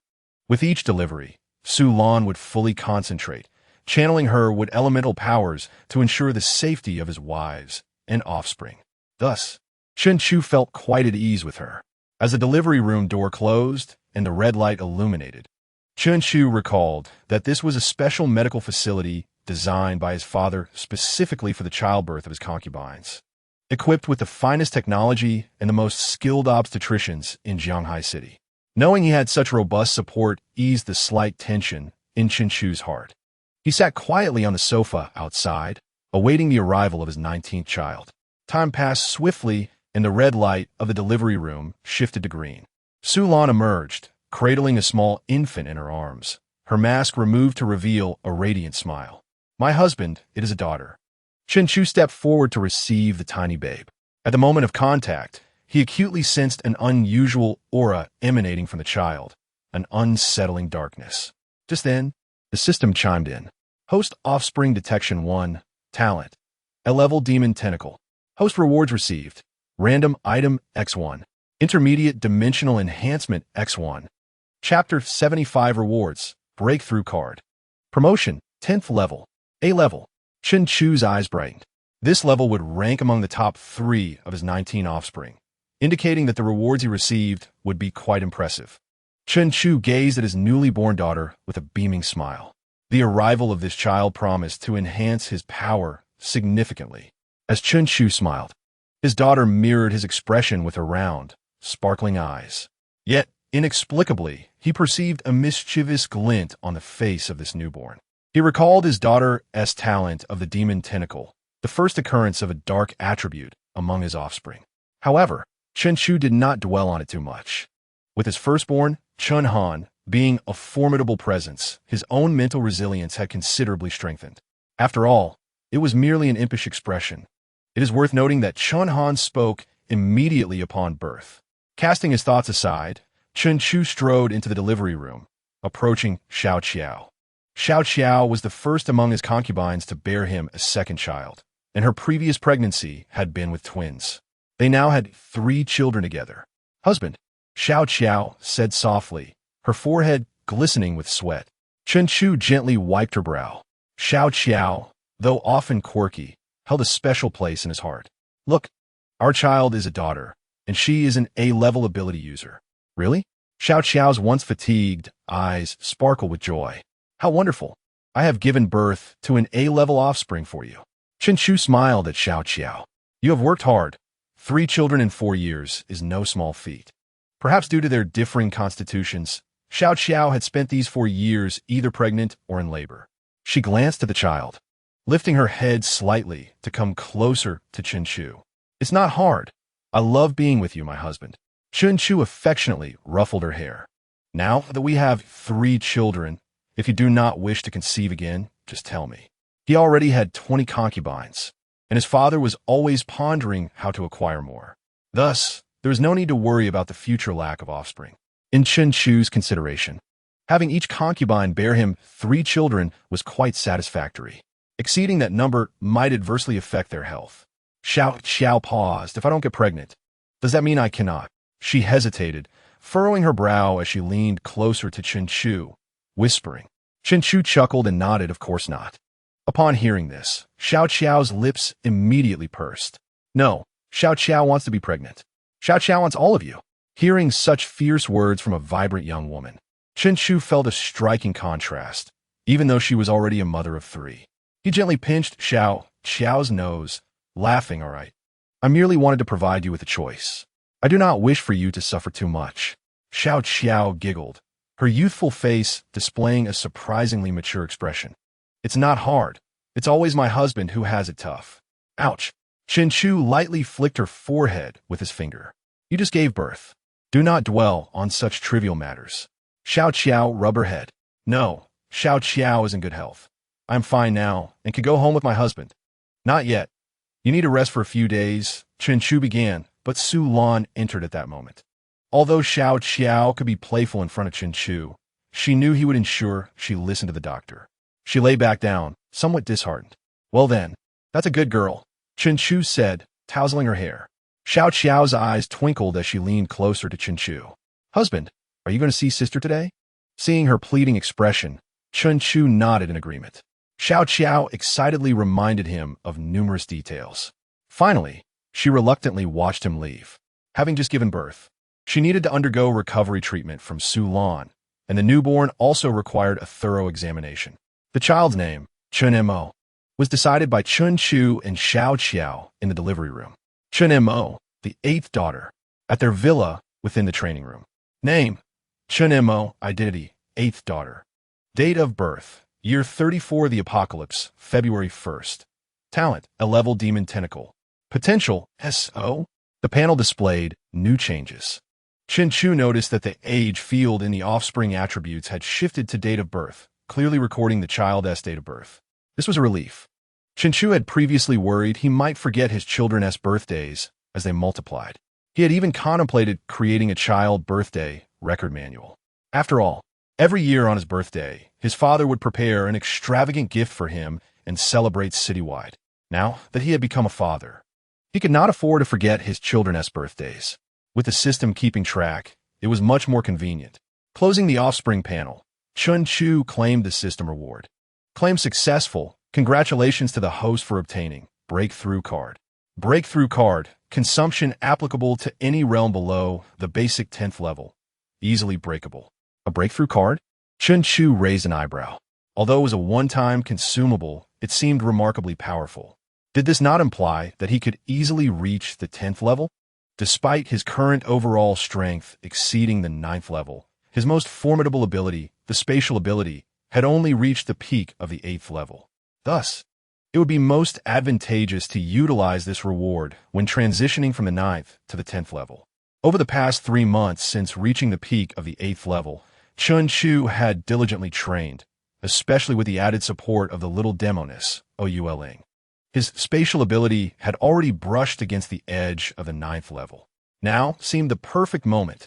Chen Chu extracted a large number of zombie crystal cores from his spatial ability, voraciously absorbing them to elevate himself to peak condition. Subsequently, the system announced, claim 3-dimensional rewards. Congratulations, host, for successfully claiming intermediate dimensional enhancement. Intermediate life, enhancement 1. Intermediate talent, enhancement 1. Intermediate potential enhancement 1. A familiar tingling sensation coursed through him, and a blue spiritual halo illuminated around him. 9th level. His spatial ability successfully ascended to the early stage of the 9th level. His overall strength had approximately doubled. Chen Chu's prowess was both complex and comprehensive. The breakthrough in his spatial ability, one among many of his capabilities, had remarkably doubled his overall strength. This underscored the vast gulf between the 8th and 9th levels. After his father broke through the 9th level, his power multiplied many times over compared to when he was at the 8th level. This indicated the formidable strength of Chen Chu, unrivaled at the same level. He could also defeat opponents of higher levels. As for transcendent beings of the next tier, he had yet to encounter them and was uncertain of their precise strength. Exhaling a long breath, Chen Chu found himself surrounded by zombie crystal cores. He then activated his spatial ability vigorously, generating 2 deep blue energy vortexes in his palms. Early stage of the 9th level, late stage of the 9th level. 2 hours slipped by in an instant. And Chen Chu's strength reached the optimal state of the late stage of the 9th level. Yet, he felt he was still a fraction short of the peak. Only by achieving the peak of the 9th level could he use the breakthrough card to attain the 10th level. Just as Chen Chu furrowed his brow, contemplating seeking out the little demoness, Ouling, to further enhance his abilities, the cold, mechanical voice of the system echoed. Detection of host's eldest son, Chunhan, has successfully broken through the foundational 4th level, granting the host a feedback of power. A soft sound reminiscent of a water droplet echoed. Chen Chu, previously stagnating in the late stage of the 9th level, felt his spatial ability stir and successfully ascended to the pinnacle of the 9th level, brushing against the threshold of the 10th level. He harbored the sentiment that ascending from the 9th to the 10th level was an exceedingly arduous barrier. If he were to cultivate on his own, it was uncertain how long it would take to break through. Without the slightest hesitation, Chun Chu flipped his hand, revealing a dark card that appeared in his grasp. He activated the breakthrough card. Boom! A resounding explosion reverberated within the training room, as a colossal, deep blue spiritual ring rose from beneath Chun Chu's feet, casting a brilliant blue hue that filled the space. Spatial ability, 10th level. It was achieved. Chip 76, Sulanis Prignats. The expansion objective of Xinghua's city. Within the expansive training room, the deep blue energy of the ability surged forth, tearing apart spatial vortices. Gradually, the overflowing energy began to converge back into Chun Chu's body, and the torn spatial vortices slowly restored. Once the space returned to complete tranquility, Chun Chu opened his eyes, and two brilliant blue beams shot forth from them. Following this, Unrivaled. This was the presence of a 10th level powerhouse. If he were to return to 2 months prior, facing the mid-9th level Corpse King, Chun Chu would no longer need to go through the trouble of binding it with spatial power and gravity, nor utilize meteors to eliminate it. With merely a thought, his spatial ability could shatter the Corpse King's skull, reducing its brain to pulp. This was the disparity of levels. As he reigned in the terrifying aura and concealed the brilliance in his eyes, Chun Chu restored his mundane appearance. According to his previous plan, upon reaching the 10th level, he would no longer need to hide, proclaiming himself as the strongest in C Province. However, the emergence of some extraordinary beings complicated matters. He had even taken their egg. Thus, it was prudent to bide his time, enhance his strength, and reassess the situation later. His present strength was formidable, not merely that of a simple 10th level ability user. He believed he could stand his ground against the extraordinary. Of course, the paramount factor was that Chun Chu possessed spatial abilities. Extraordinary beings? The world annihilation is of no concern to me. I can still retreat into the spatial realm with my family, living elegantly. With the breakthrough of spatial abilities to the 10th level, the spatial realm expanded to a size of 5,000 by 5,000 by 5,000. Moreover, Chun Chu discovered he could alter the dimensions of space at will, though the total volume remained constant. His duration within this realm increased significantly, allowing him to stay for 10 days at a time. This revelation sparked a thought within Chun Chu. As his strength grew, the time he could remain in the spatial realm would lengthen.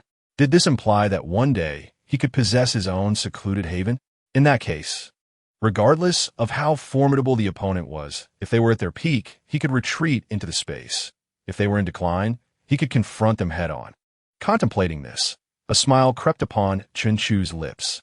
It seemed quite appealing.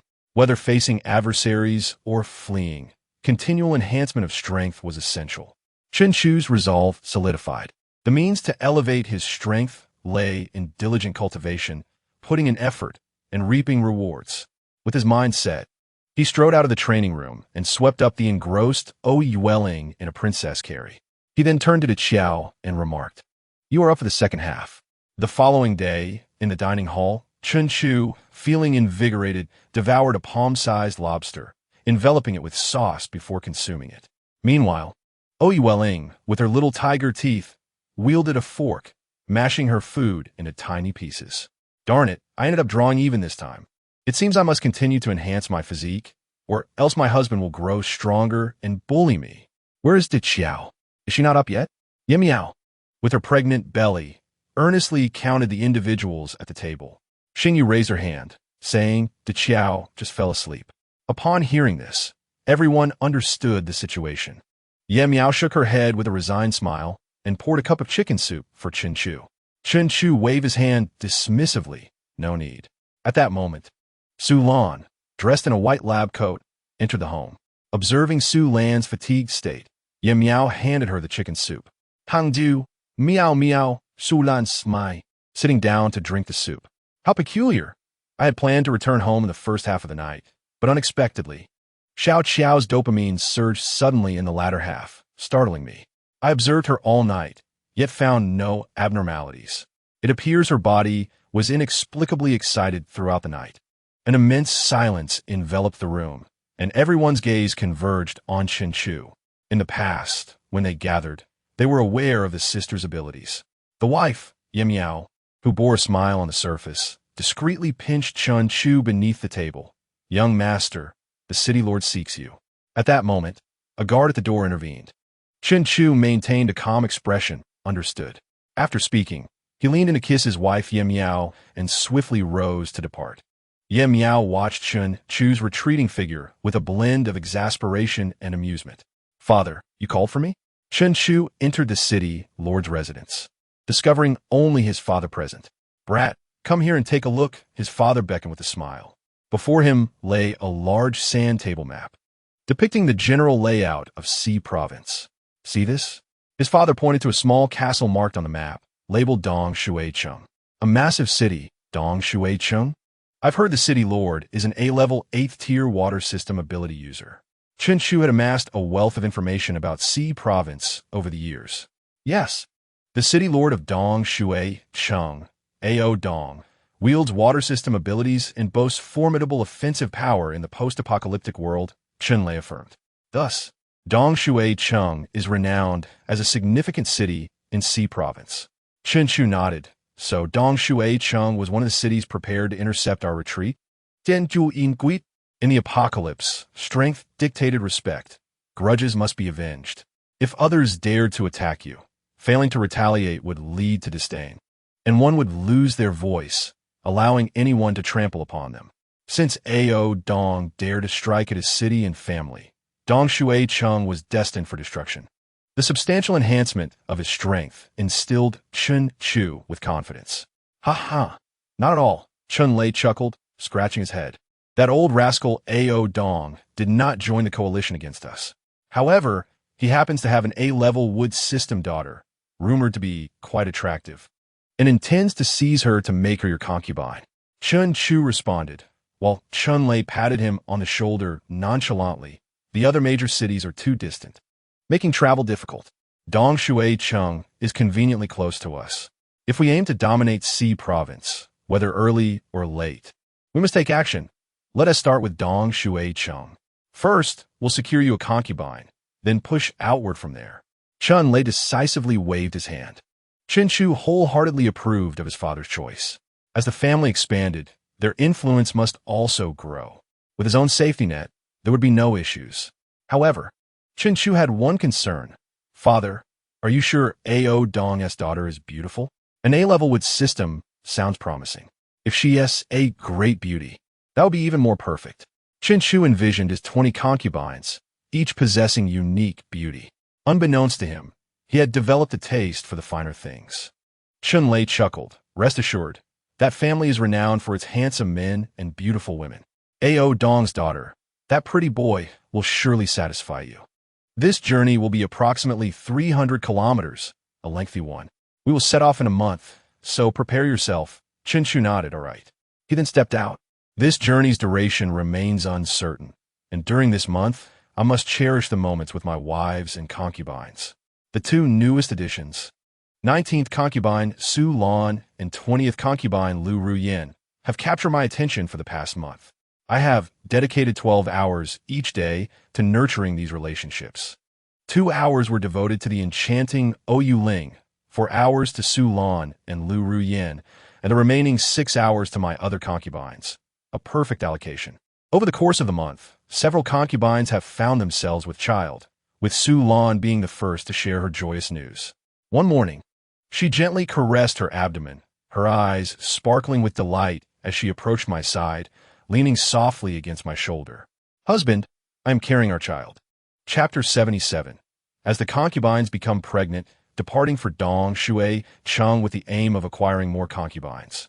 Su Lan, tall and stunning, adorned with golden-rimmed glasses and a white lab coat, is the epitome of an intelligent beauty whom I have adored since childhood. After a painstaking 3.5 years of pursuit, she has become my 19th concubine and now carries my child. My heart swells with excitement. Despite the transformative changes I have undergone in the past 4 years, the fulfillment of a childhood dream brings an unparalleled joy. I lifted Su Lan into my arms, spinning her in circles as she squealed in delight. Shortly after Su Lan's announcement, Lu Ruyen also shared her happy news. bringing the total count of pregnant concubines to 3: Yi Miao, Su Lan, and Lu Ruyan. Consequently, I found myself allocating more of my attention to the other concubines as well. Throughout the month, 5 additional concubines announced their pregnancies. Among them was Wang Yan, acquired from Zhang Yizi, possessing D-level meditation abilities and a peak 3rd-tier strength. The other 4 were among those captured during my father's expansion of Xing Huo Cheng into a massive city, alongside the captivating Xiao Mei Xing and the enchanting Ou Ling. The majority of them possessed B and C level abilities, with strengths exceeding Tier 4. This revelation led me to discern a pattern. It seemed that the higher the ability level and strength of the concubines, the more readily they became pregnant. I inquired about each concubine, discovering that the 5 acquired from Zhang Yizi possessed the lowest abilities and strengths among my 20 concubines. They reported feeling a warmth within them after each encounter, which seemed to enhance their strength. Now, all 5 have reached peak 3rd-tier strength, just a step away from breaking into Tier 4. I pondered deeply. Could it be that with my rapid ascension, the lower-tier concubines could not match this newfound strength, thus transforming into a source of energy that empowered them? It became clear that future acquisitions must prioritize high-quality concubines to continue the trend of fertility and prosperity. I arrived at a conclusion. I would not dismiss my 5 weaker concubines. If I could empower them, I would elevate their strengths to match my own. Consequently, I devoted substantial time to nurturing the 4 weaker concubines, while Wang Yin, being pregnant, could not improve her strength. A month later, just before departing for Dong Shui Cheng, all 4 concubines stepped into Tier 4. At the entrance of the villa, armed guards hurriedly approached to inform me, "Young master, the city lord awaits at the city gate." Ready for departure? I nodded. Understood. Please wait a moment. Today marks the day of our journey to Dong Shui Cheng, a distance of 300 kilometers, which is considerable in the ice apocalypse. Husband, during your absence, we shall diligently cultivate our abilities, and when you return, we will undoubtedly be stronger. The 4 concubines said tearfully. Although this expedition aims to expand our influence and prepare for dominance in C province, the thought of being apart from me for several months brought forth their tears. I embraced each of them, reassuring them, I will return and conduct assessments. This assurance made their cheeks flush with anticipation. After bidding farewell to the other concubines, I turned my attention to those who were pregnant, focusing on Yi Miao, who has been pregnant for 6 months, followed by Su Lan with 1 month, and Lu Ruyan along with the other 6 concubines, who are only 10 days along. Husband, Yi Miao said, her eyes reddened. As her due date approached, her emotions intensified. Yet she understood that my father and I were expanding our influence to provide better lives for our family. She bit her lip, stifling her tears. I will wait for your return. My heart warmed as I embraced her, kissing her forehead. I will return before you give birth. Really? Yi Miao looked up, her eyes sparkling with joy. With 3 months left until her delivery, I nodded with a smile. She buried her head in my embrace, inhaling deeply. I will wait for you at home. I won't go anywhere. After parting from Yi Miao, I approached Su Lan and Lu Ruyan. Su Lan, having seen much of the world since childhood, smiled gently. I will take good care of the home, my Achu. Achu. It has been a long time since I heard that name. I responded with a knowing smile. Ruyan will also patiently await your return, young master. Lu Ruyan added, her eyes glistening with tears. In the past, she had always been by my side to protect me, but this time was different. You must call me husband, not young master, I teased, tugging at her soft cheek. After bidding farewell to my wives and concubines, I reminded them to seek refuge in the villa should any danger arise. My villa is a premium-grade sanctuary stocked with ample supplies. They will be safe there. I then followed the guards to the city gate, unaware that a figure was stealthily trailing behind me. "Oh, you Jie, where are you going?" The charming Xiao Mei Xing inquired. Oh, Yu Ling, who had quietly approached the door, turned around awkwardly. She extended her hand, a pink glow emanating from it. I apologize. I happened to break through to the 7th tier and would like to accompany my husband. Upon hearing this, I turned to her. The little enchantress, Yu Ling, has already attained peak 8th tier strength. Excluding the hidden boss that is me, her strength ranks just below my father's. This revelation brightened Xiao Meisheng's eyes. "Husband, I want to go too," she exclaimed, raising her hand, her tone sweet. "I have also broken through to the 6th tier. The 6th tier is considered elite within the massive city and would be a key player even among my father's forces. Furthermore, Xiao Meisheng possesses a unique light-based ability that combines healing and attack, making her particularly effective against zombies. Since she is not pregnant, she can accompany us without hindering our progress." I nodded in agreement. "Very well, you may come along." Oyu Ling's formidable strength and unique constitution make her an irresistible companion, while Xiao Meisheng's vibrant presence is sure to uplift spirits. Unbeknownst to me, Jiang Qing Shui, standing at the staircase, also had reddened eyes, knowing she would only hinder my progress at this moment. I stepped out of the villa with the voluptuous little enchantress, Oyu Ling, and the bouncy golden-haired Xiao Meisheng.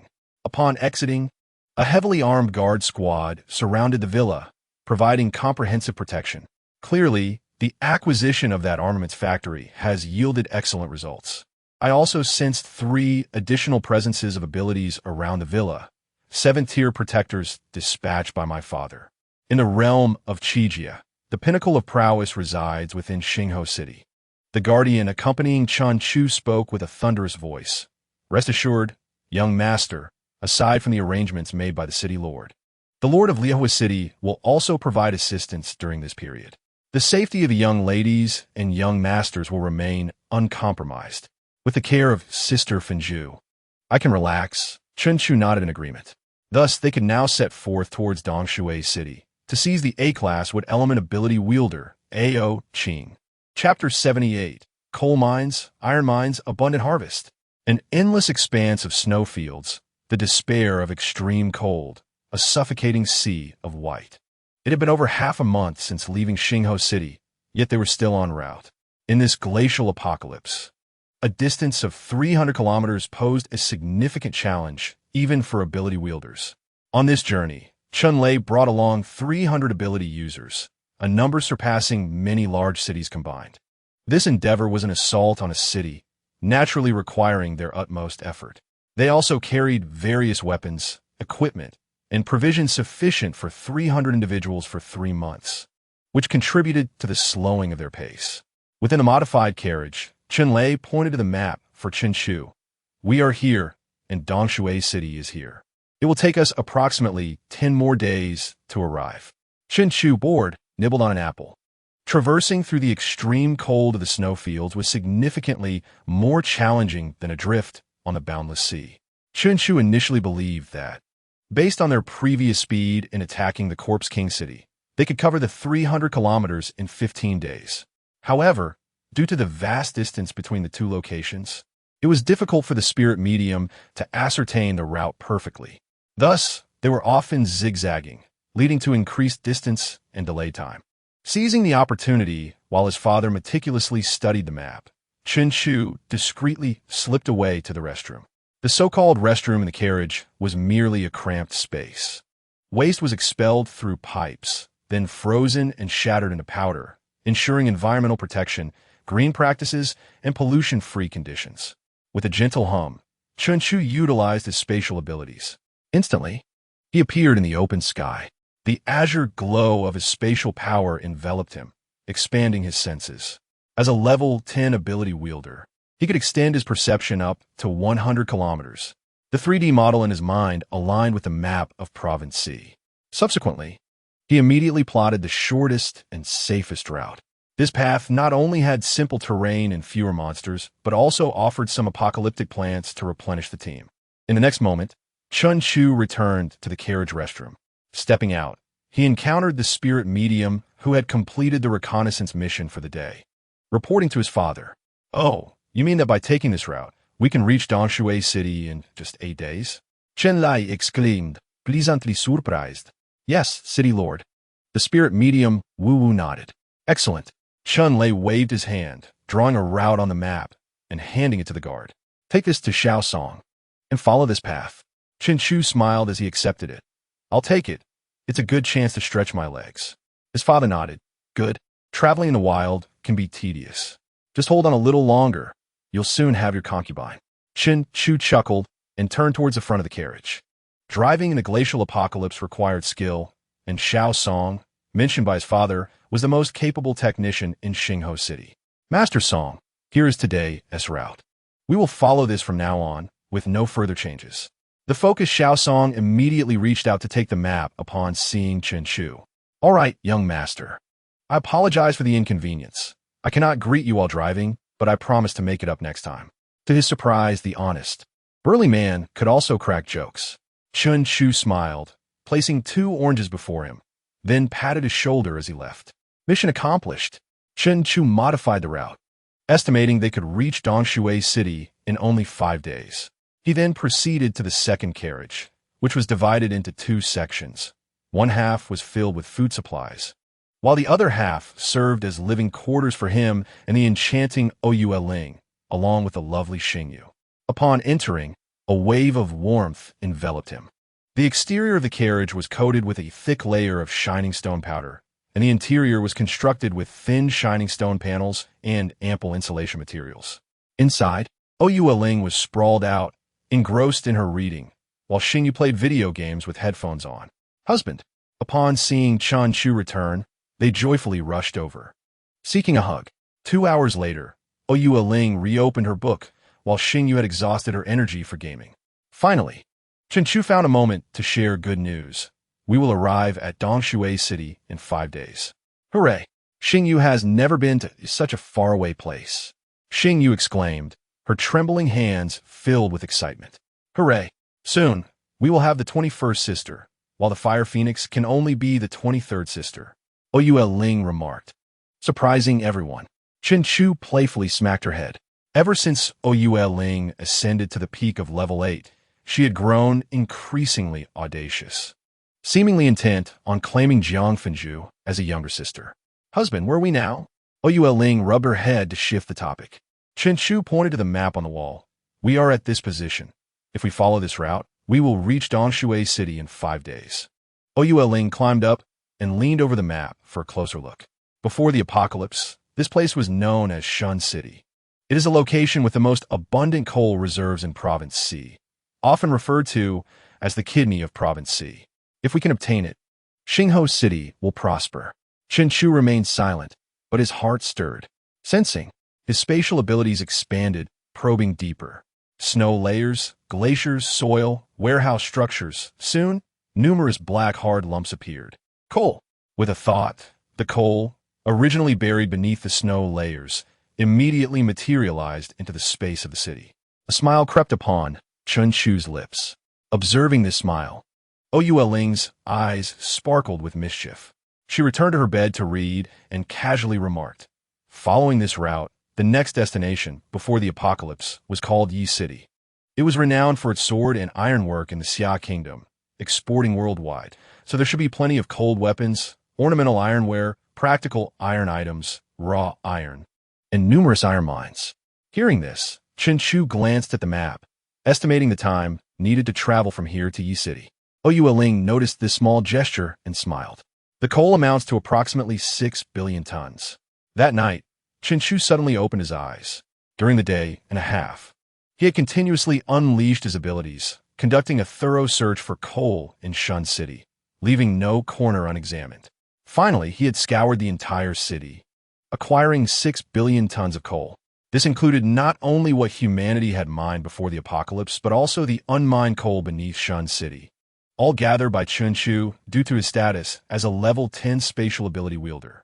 Otherwise, acquiring this 6 billion tons of coal would require several decades, even for all the large cities in Province C combined. What does 6 billion tons of coal signify? It is sufficient for the entire population of Xingho City to utilize for 10,000 years. Henceforth, the city's physical power generation industry could cease operations, allowing Xingho City to release a substantial workforce for other endeavors. This also indicated that Xingho City was about to enter a rapid development phase. Gazing at the coal occupying nearly 1/10 of the spatial area, Chen Chu was immensely satisfied, his eyes sparkling with ambition. The next target, Yi City's iron mines. In the darkness, Master Xiao Song drove the massive modified vehicle out of Shun City, slowly entering Yi City.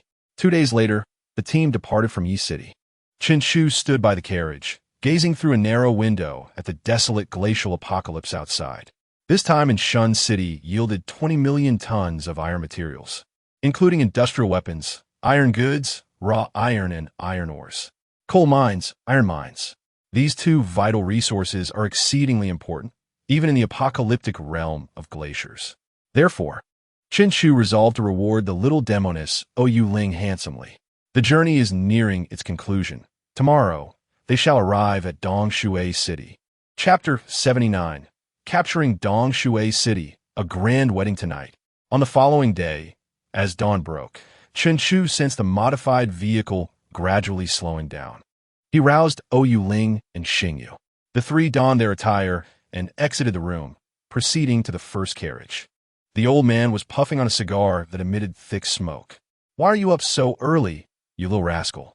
Chen Shu surveyed the surroundings, noting the preparations of the Xinghua city backbone.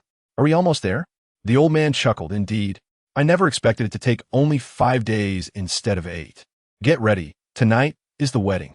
Chen Shu observed the heavily armed backbone, equipped with Xingshi weaponry, brimming with combat spirit. "Are we going to engage directly? Is it truly that hardcore? Shouldn't we first issue a challenge, intimidate them, and attempt to conquer without conflict? Only if that fails should we engage." The old man nodded. "We will strike directly." Chen Shu sighed. "I shall join as well. Going alone ensures no unexpected incidents." With that, he brandished his firearm. The machine guns transported from Corpse King City, combined with the special minerals acquired during the expansion, were fortified by Engineer Liao, enhancing the lethality of his weaponry. Originally capable of slaying B-level 6-tier ability users, it could now also threaten B-level 7-tier users if they were struck in a vital area. Chunlei glanced at Chen Shu's two consorts, one rumored to be of the 7th tier and the other of the 6th. Having ascended to the 9th tier himself, he waved his hand decisively. "Very well, let us go together." Thus, a throng of individuals descended from the vehicle, advancing towards the fabled Dongshui City. Just 2 kilometers ahead, Wu Wu, a spirit master with an eagle perched on his shoulder, pointed forward. The group, imbued with abilities, surged ahead, with Chen Shu's 2 wives accompanying him. Before them lay a colossal dragon-shaped ice sculpture, extending over 100 meters in length and coiling upward several dozen meters high. It was the legendary dragon of Xia country, remarkably lifelike. Beneath this dragon were ice-sculpted structures that formed a frozen city, populated by dozens of ability users and ordinary citizens clad in specialized protective gear. As Chen Shu and his party drew nearer, the ability users promptly panicked. Some rushed forward to confront them, while others dashed towards the underground passage to send word. Others shouted, "Halt! Halt! Ahead lies Dongshui City." It was no wonder they were alarmed. 300 ability users, radiating various energies, were advancing towards them. Would you not feel anxious? Moreover, judging by the energy density, their strength was formidable. At the center stood a burly man over 2 meters tall, his beard thick and unruly, clearly the most formidable of the lot. "Stop!" "Huh!" Chunlei waved his hand, and the 2 7th-tier ability users beside him launched their attacks. A massive fireball erupted, shattering the dragon's head, while a ground ability user unleashed a surge of earth, toppling the dragon sculpture. Those remaining ability users were left dumbfounded. This was the emblem of Dongshui City. A matter of pride, they were striking a blow to their very identity. This cannot be allowed. Quickly, summon the city lord. The ability users of Dongshui City cried as they retreated. The group before them, with casually unleashed attacks from 7th-tier users, was simply insurmountable. Moments latte. Squads of ability users emerged from various concealed passages, encircling the Xinghua City team. "Ha, who do we have here? Is that not the Thunder Tiger?" A middle-aged man, his face darkened, stepped forward amidst a throng of supporters.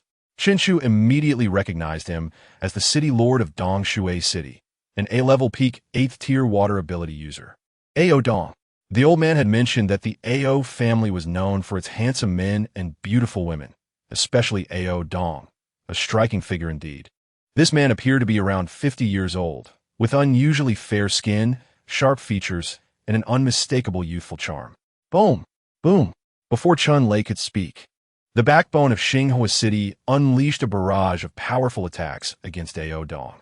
To insult our city lord is to seek death. I see you, Thunder Tiger.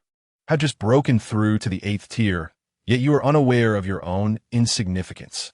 Ao Dong's Birsingi, Gazi, Nahovid, and a massive water dragon roared to life behind him, charging towards the incoming attacks.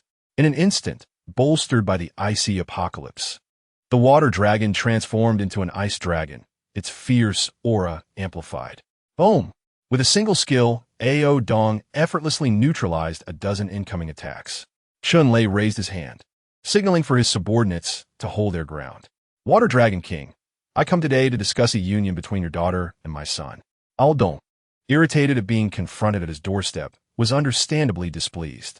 Despite being a renowned peak 8th tier master, he had only recently heard of Chun Lei's breakthrough. He accepted the notion of the strong overpowering the weak. But to have the weak invade his territory and destroy the symbol of Dong Shui City was akin to an affront to his dignity. Union, Thunder Tiger, if you do not deliver Xinghua City to me today, I shall turn your joyous occasion into a funeral. With this declaration, tension mounted between the two factions. Chen Chu's expression shifted. Simultaneously, Ao Dong suddenly felt a terrifying aura enveloping him, causing his legs to weaken as if he might collapse. The usually domineering Chun Lei, however, displayed little reaction, merely smiling. Water Dragon King, I have come to speak of a union between our families. Ao Dong scanned his surroundings, questioning whether the terrifying aura had merely been a figment of his imagination. However, upon hearing Chun Lei's intention to negotiate a marriage, he erupted into a fit of laughter. Ha! Thunder Tiger, are you out of your mind? You're a useless son, a lecher with dozens of concubines, believes he can wed my pure and intelligent daughter? What a fantasy! Ao Dong's exaggerated laughter echoed, joined by the laughter of the Dong Shui City ability users. Chun Lei's smile faded. Ao Dong pointed accusatorily. What? Are you displeased? Do you wish to engage in battle? Come, I'm not afraid of you. Boom! A thunderous clap resounded. No one witnessed the moment it occurred. But Chun Lei had traversed the distance of 100 meters and stood before Ao Dong in an instant. In Ao Dong's incredulous gaze, Chun Lei stomped his foot, driving Ao Dong's head into the snow. With each subsequent kick, he continued to pummel him. You dare insult my son? You must be tired of living. Silence. An overwhelming silence enveloped the scene, punctuated only by the sound of Chun Lei's thunderous kicks and Ao Dong's muffled gasps as he lay half-buried in snow. The other ability users from Dong Shui City dared not move, paralyzed by an unfathomable terror that pressed down upon them, a fear they had never experienced before. Meanwhile, the ability users from Xinghua City had their weapons trained upon them. Unbelievable! All these hundreds of ability users were armed with Xing sure weapons. Despite being of the same tier, the Xinghua City users exuded a far more potent energy and higher concentration of abilities. What was happening? Had the ability users of Xinghua City been feasting on extraordinary fruits and drinking crystal cores like water? Boom! Boom! Boom! The explosive sounds echoed for a full 10 minutes before Chun Lei finally ceased. He beckoned to Chen Chu, son, come, you take a turn. Under the gaze of hundreds of ability users, Chen Chu extended his leg. Boom! The sound resembled that of a mere mortal's kick, yet Ao Dong's convulsing form suddenly stilled. Chen Chu, bewildered, thought, is he so weak? I merely employed my 6th-tier gravitational ability. Chun Lei spat, then grasped Ao Dong's hair, yanking his head out of the snow. Originally a striking figure with a prominent hairstyle, a fair complexion, and sharp brows, Ao Dong now resembled a pitiful creature. His hairstyle had collapsed. His face bore bruises akin to that of a swine, and blood streamed from his visage. The extraordinary beings of Dong, Shui, Cheng averted their gazes, intimidated by the transformation of their once arrogant lord into such a wretched state. Chun Lei grasped his head, lifting him higher. Your Dong Shui Cheng is now under my dominion, understand? The battered Ao Dong nodded, his features barely recognizable. My son intends to wed your daughter. Comprehend? Ao Dong's body stiffened. With a resounding slap, Chun Lei's mighty hand, crackling with electricity, struck his face, causing one side to swell visibly. Do you understand? The defeated Ao Dong trembled, tears streaming down his cheeks uncontrollably. It appeared he had made a monumental decision, nodding heavily. Ha ha ha! Chen Lei laughed artidi. Dragging Ao Dong along as he called out, "Let us proceed. Tonight, my son celebrates his marriage." Cheers erupted at the gates of Dong, Shui, Chung. Chapter 80. The concubine Chen Lei, accompanied by Ao Dong, with Chen Chu and 2 concubines in tow, marched onward. The extraordinary beings of Xinghua Chung escorted the residents of Dong Shui Chung, and with Chen Lei, a 9th-tier force, none dared to retaliate. As they traversed the underground passage, a vast subterranean world unfolded, revealing Ao Dong's obsessive cleanliness through the architectural layout of Dong Shui Chung. The premises were impeccably arranged, resembling a series of meticulously aligned squares. The inhabitants of Xinghua Chung scrutinized Dong Shui Chung, while the latter returned the gaze with equal curiosity. Suddenly, a sharp voice shattered the tranquility of this underground realm. "The Lord is here. That lifeless creature is our Lord." This proclamation stirred chaos, plunging Dong Shui Chung into disarray. In a world ravaged by the apocalypse, a city being breached was a grave matter. Death was merely a triviality compared to the numerous fates worse than death. Citizens scattered in panic, seeking refuge in shelters. At this moment, several fully armed squads, wielding riot shields, cautiously approached. "The guard. It's the guard." Some citizens glimpsed a glimmer of hope. The guard served as the city's military force, equipped with an array of weaponry. "Release our lord and do not advance another step, or you shall face our firepower," commanded the front line. With that, several rocket launchers emerged from behind the shields. The rocket launchers were formidable weapons, capable of suppressing even some 6th-tier extraordinary beings. However, Chen Lei waved his hand, and dozens of speed-type extraordinary beings surged forward, disarming the guard effortlessly. Despite the warmth of the subterranean environment allowing heavy weapons like rocket launchers to function optimally, the speedsters thrived underground, surpassing their capabilities in the frigid surface world. In this realm, they were true superhumans. In mere moments, the guard lay defeated, bruised, and battered on the ground. Consequently, chaos engulfed Dong Shui Chung as the once dominant military force had been vanquished with such ease. Listening to the cacophony of cries and chaos, Chen Lei frowned slightly. He then unleashed his aura without restraint. A 9th-tier powerhouse. Even extraordinary beings struggled to remain steadfast under such an overwhelming presence, let alone ordinary folk. In an instant, the entirety of Dong Shui Chung felt as if a gun were pressed to their heads. When faced with genuine terror, humanity does not scream in outrage. Suddenly, silence enveloped Dong Shui Chung. Chen Lei amplified his voice with his powers. "I am Chen Lei, the Lord of Xinghua Chung. You may address me as Lei Lao Hu. I assure you, I shall not harm you, provided you remain silent." Upon uttering these words, Chen Lei transformed into a towering, 4-meter-tall, bronze-eyed war deity before the multitude. His bronze skin radiated with incandescent light, crackling with electricity. With a thunderous punch, he struck a nearby rock, leaving behind a charred crater. "Everyone knows that I, Lei Lao Hu, am a reasonable man." Chen Lei addressed the citizens of Dong Shui Chung. "Thus, you too must be reasonable. Just moments ago, I had a discussion with your lord, and now Dong Shui Chung belongs to me. Henceforth, you are all under my wing." The entirety of Dong Shui Chung fell into a hushed silence. Chen Lei continued, "Tonight, my son shall wed Ao Dong's daughter, Ao Qing. You are to line up and re-register your personal information. We shall celebrate my son's nuptials together." As his words echoed, a tentative voice emerged from the crowd. "Long live." Instantly, Dong Shui Chung erupted with a tidal wave of voices. "Long live Chen Lei. Long live Lei Lao Hu. Long live Xinghua Chung. Long live the young master." What holds the utmost importance in a post-apocalyptic world? Survival. No one wishes to meet death. Furthermore, many among them were survivors from other cities during Ao Dong's expansion. With Ao Dong himself reduced to a pitiful state, who could they rely on to fight? The absurdity of it all. In the end, living was preferable to all else. Moreover, Lei Lao who had not taken lives. He was merely taking one step at a time. He dispatched individuals to assume control of Dong, Shui, Cheng, and inventory the supplies. Chun Lei dragged Ao Dong along, accompanied by Chun Chu and a few key figures, and seized the Lord's mansion.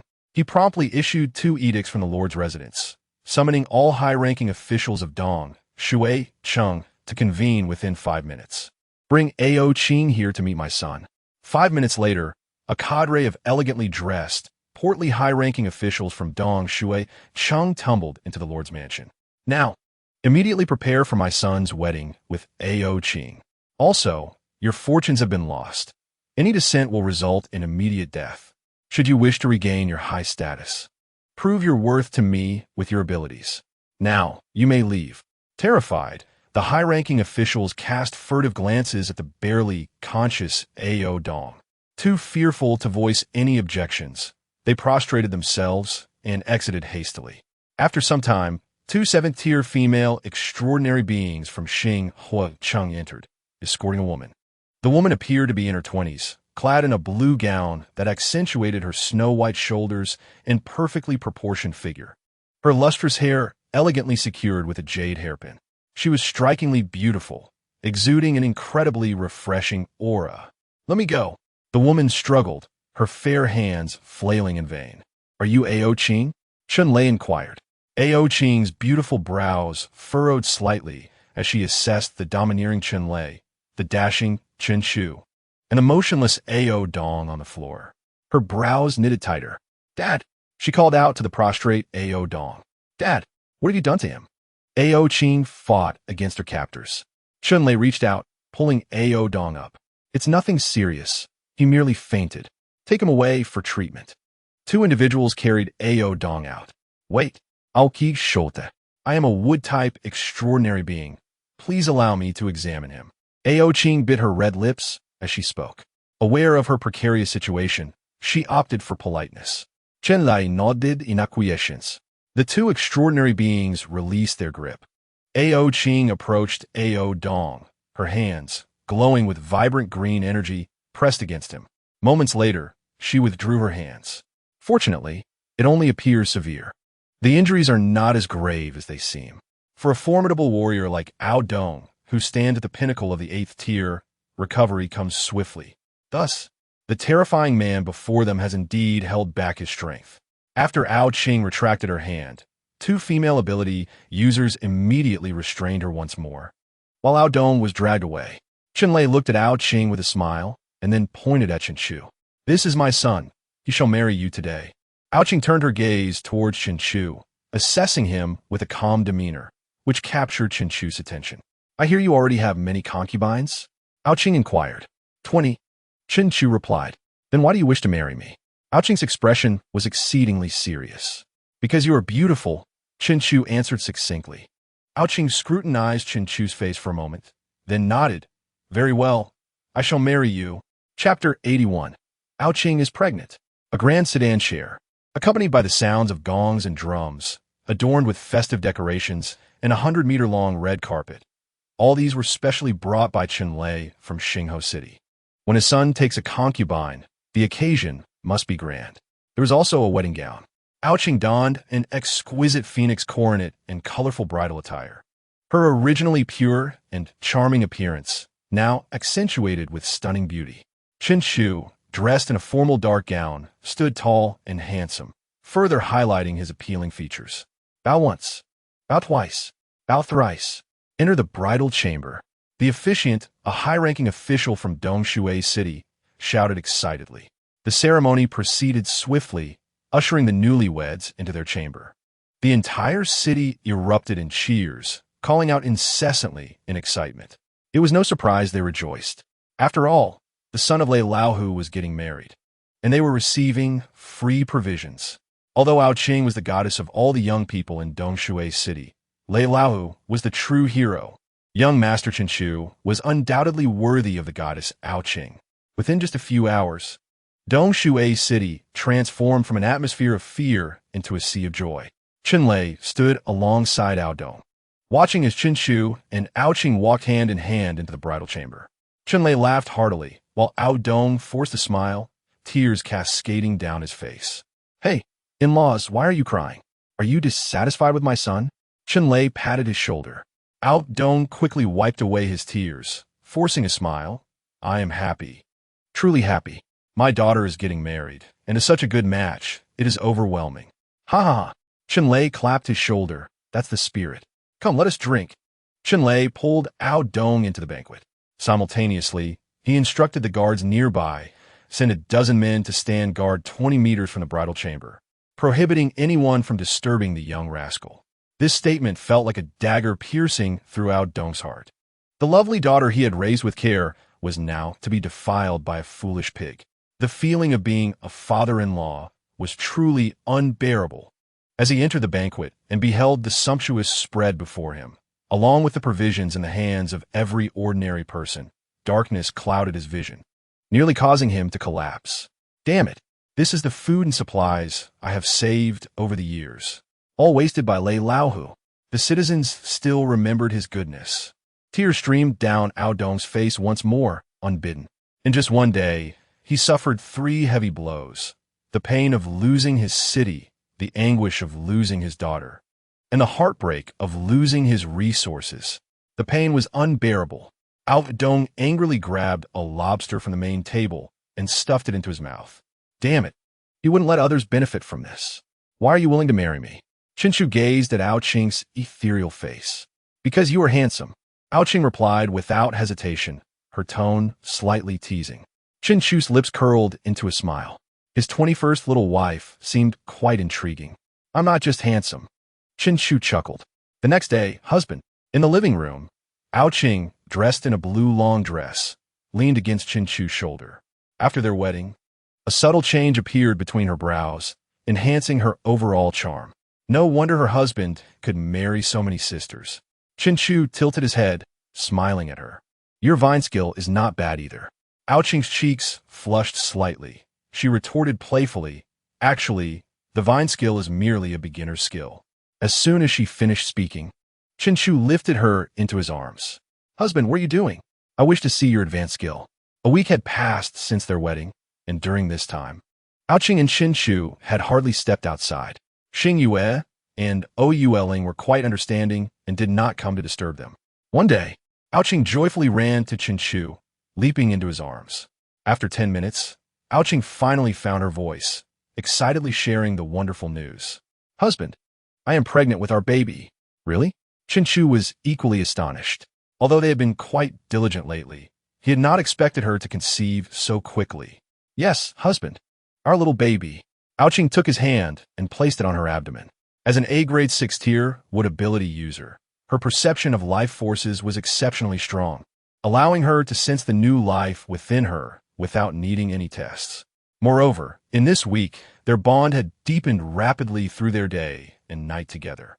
Qin Shu was not only handsome, but also treated her with kindness, providing warmth and the sweetness of love.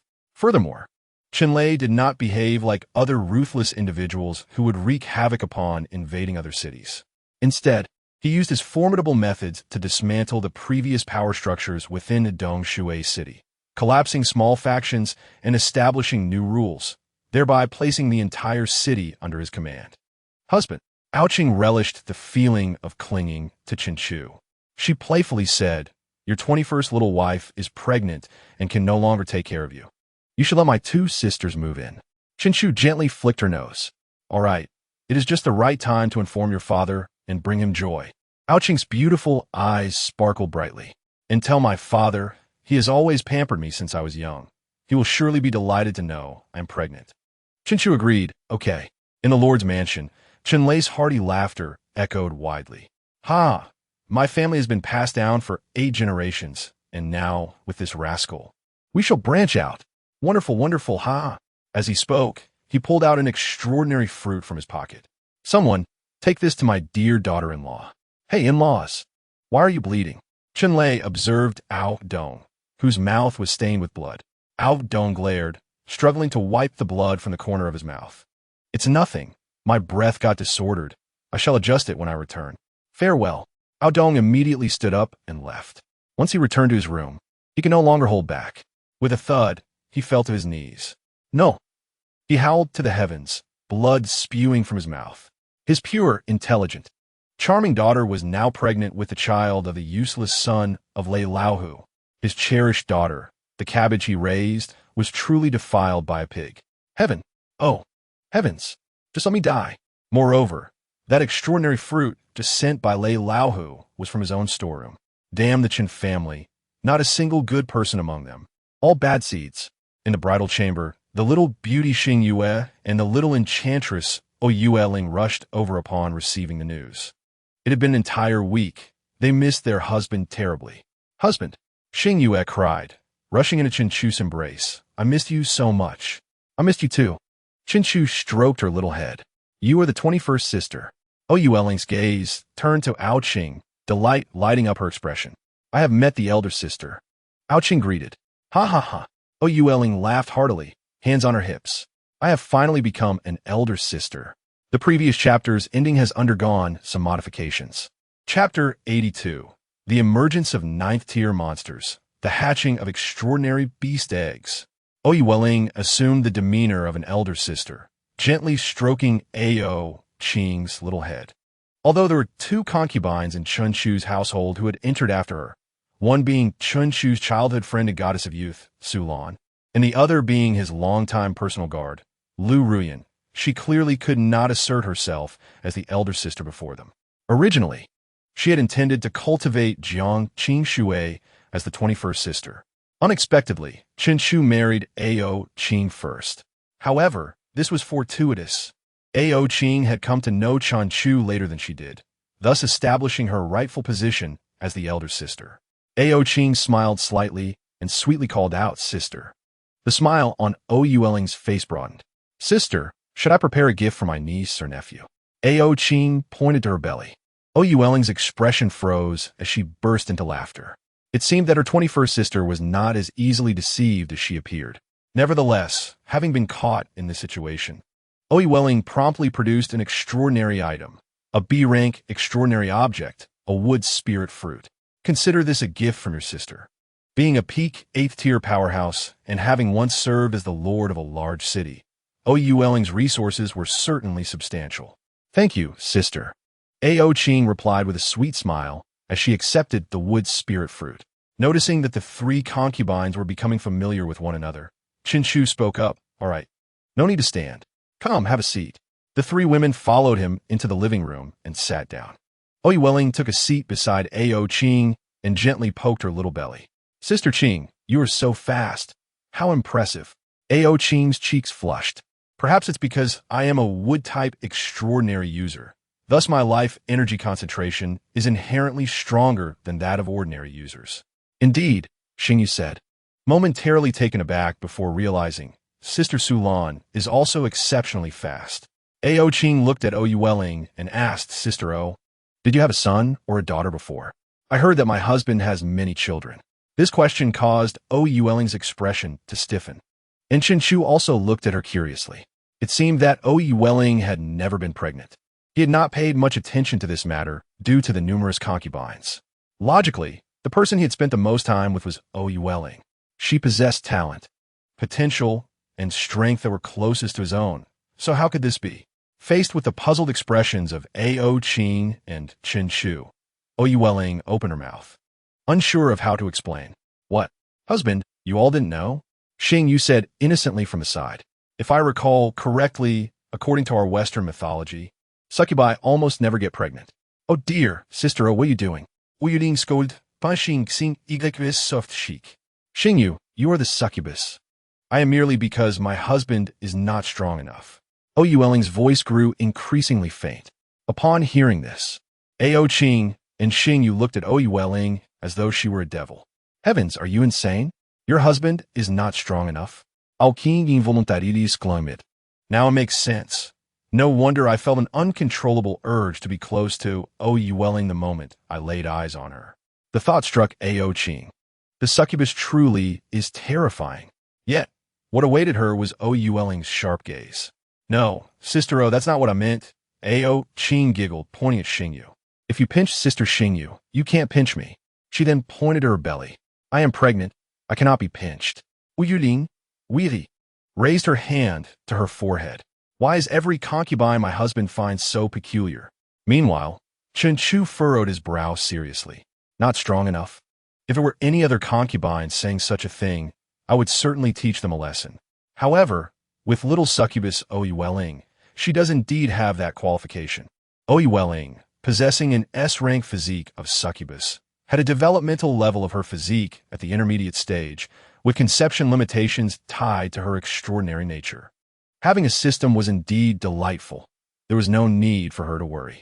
Due to her unique physique, she required an extraordinarily high quality to conceive.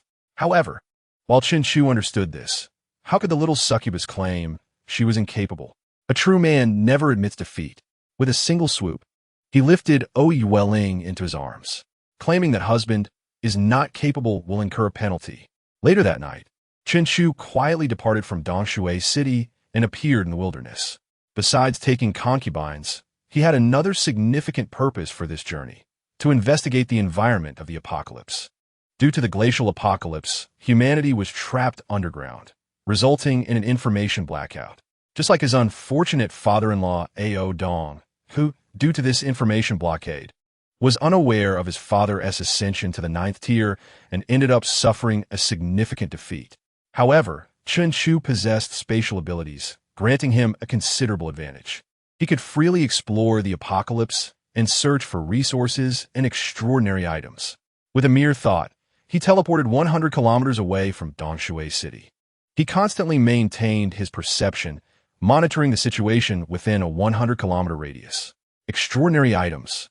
Several uniquely scented fruits appeared within his exploration range.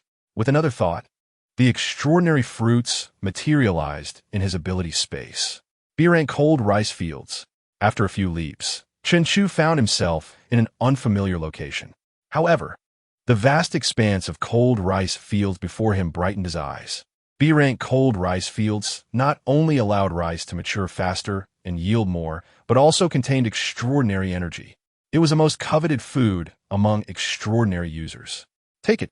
With a single thought, the 10 acres of B-rank cold rice fields were extracted by Chen Chu, leaving behind a massive pit. Star stone mines, radiant stone mines, gold mines, extraordinary fruits. Within Chen Chu's expansive space, a multitude of items continuously flowed in. This was the rightful way to unleash his extraordinary abilities. Looking at the piles of various resources in his extraordinary space, Chen Chu beamed with joy. It was an incredible bounty. Extraordinary fruits, 300 pieces. Various mines, 40. Cold rice fields of all ranks, 10. In the span of this short time, the resources Chen Chu collected were already comparable to those needed for the ascension of a giant city like Xingho City. He envisioned the great surprise he would present to his father. Chen Chu's smile widened. He knew his father would be delighted with these resources, allowing for better expansion. It was time to return. Chen Chu estimated the time. Just as he spread his perception and prepared to teleport, a violent presence emerged within his sensing range. Had a creature just broken through? It was the 9th tier. Chen Chu's eye sparkled. With a flash of azure light, Chen Chu vanished from his location. 80 kilometers away, amidst an endless frozen stone forest, a colossal ice-blue serpent, 60 meters long and covered in frost, roared to the heavens. It exhaled a white breath, instantly dropping the temperature of the entire area by 50 degrees, a chilling minus 200 degrees. This place had become an absolute danger zone. 9th tier? Chen Chu appeared in this location. The newly ascended giant serpent lowered its head, its vertical pupils filled with a murderous aura. Human, to be devoured by a 9th tier being like me is your honor. The giant serpent spoke human language. Standing in the snow, Chen Chu fixed his gaze on the towering serpent rushing towards him. Perception. An invisible wave emanated from within him, penetrating the giant serpent. The once ferocious creature suddenly halted, its mouth agape in bewilderment. That aura was 10th tier? Impossible. It was the first creature in the region to ascend to the 9th tier. Humanity should only be on par with it. There was living flesh within the serpent's head. Chen Chu raised his head. Realizing that the giant serpent harbored living flesh in its skull, he revealed a harmless smile. Cut. The recently ascended ninth-tier serpent emitted no sound as its brain was shattered by spatial force. Its vertical pupils rapidly dilated, a thick layer of white mist clouding its eyes. Boom! The next moment, the enormous body of the ninth-tier serpent crashed heavily into the frozen stone forest, generating a massive shockwave that obliterated a large portion of the exquisite frozen stone forest. This area has transitioned from the absolute peril of minus 200 degrees to the ordinary danger of 150 degrees. In the blink of an eye, the colossal 60-meter-long body of the giant python vanished into the realm of extraordinary abilities, leaving Chen Chu with two newfound items, a deep blue ice attribute crystal core and a vibrant green life essence. The crystal core was destined for Xiaohan, prompting a knowing smile from Chen Chu as he stored away. Without hesitation, he withdrew the white flame bear egg from the extraordinary space. The imposing egg, towering at a height of a person and covered in white fur, came into view. He placed the life essence upon it, and immediately it was absorbed, resulting in a crack forming on the egg's surface. Chen Chu silently called upon the system to inquire about the current situation. White flame bear egg, potential S, currently in the gestation phase, expected to hatch in 10 months. Please ensure to drip blood for acceptance 7 days in advance. 10 months until it breaks free? Chen Chu note that? Indeed, it was worthy of becoming a transcendent creature, albeit complex. Very well, he would wait for those 10 months. After placing the cracked egg back into the extraordinary space, he stepped forward into the frozen stone forest before him. If his memory served him well, such high-level creatures typically housed valuable treasures within their lairs. Thousands of miles away, within a cave, a stunningly beautiful girl, who had been sleeping atop the fluffy and warm white flame bear, suddenly opened her eyes. That little thief has appeared. Chapter 83. S-Class Extraordinary Item. A-Class or Vein. Potential upgrade to S. Gravity talent at 8th tier peak. A-Class Extraordinary Item. Frozen fruit. Gazing at the vine before him adorned with 10 ice blue, frost-laden fruits, Chen Chu's eyes sparkled with excitement. Truly, it was a monster capable of ascending to the 9th tier, just as he had detected its aroma and entered its lair. Such remarkable treasures lay before him. 10 pieces of A-class fruit. Who wouldn't covet them? Along with the vine, Chen Chu stored the entire plant into the extraordinary space and proceeded into the vast, dark serpent den ahead. The deeper he ventured, the more pungent the scent of snake permeated the air, overpowering even the extreme cold.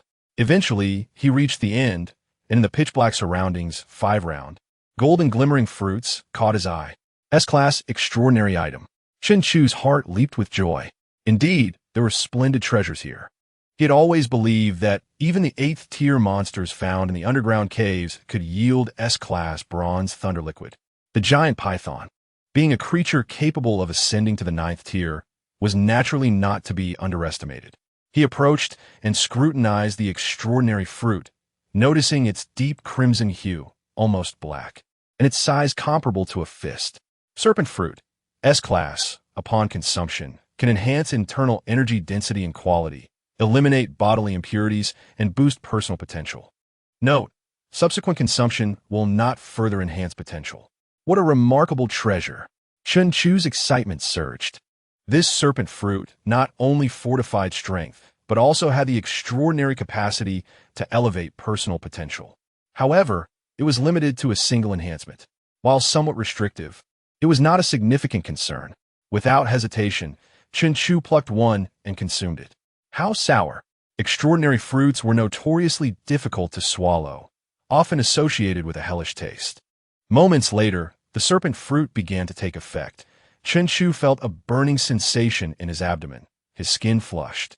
Then, astonishingly, he started to shed his skin. The entire process lasted an hour, and he emerged with a complete new layer, akin to a snake shedding its skin. Crack, crack! After the shedding, his bones made a series of popping sounds. Taking a deep breath, Chen Chu exhaled a cloud of white vapor. How refreshing! This sensation was akin to an ordinary person who had labored throughout the day, receiving a full-body massage in the evening.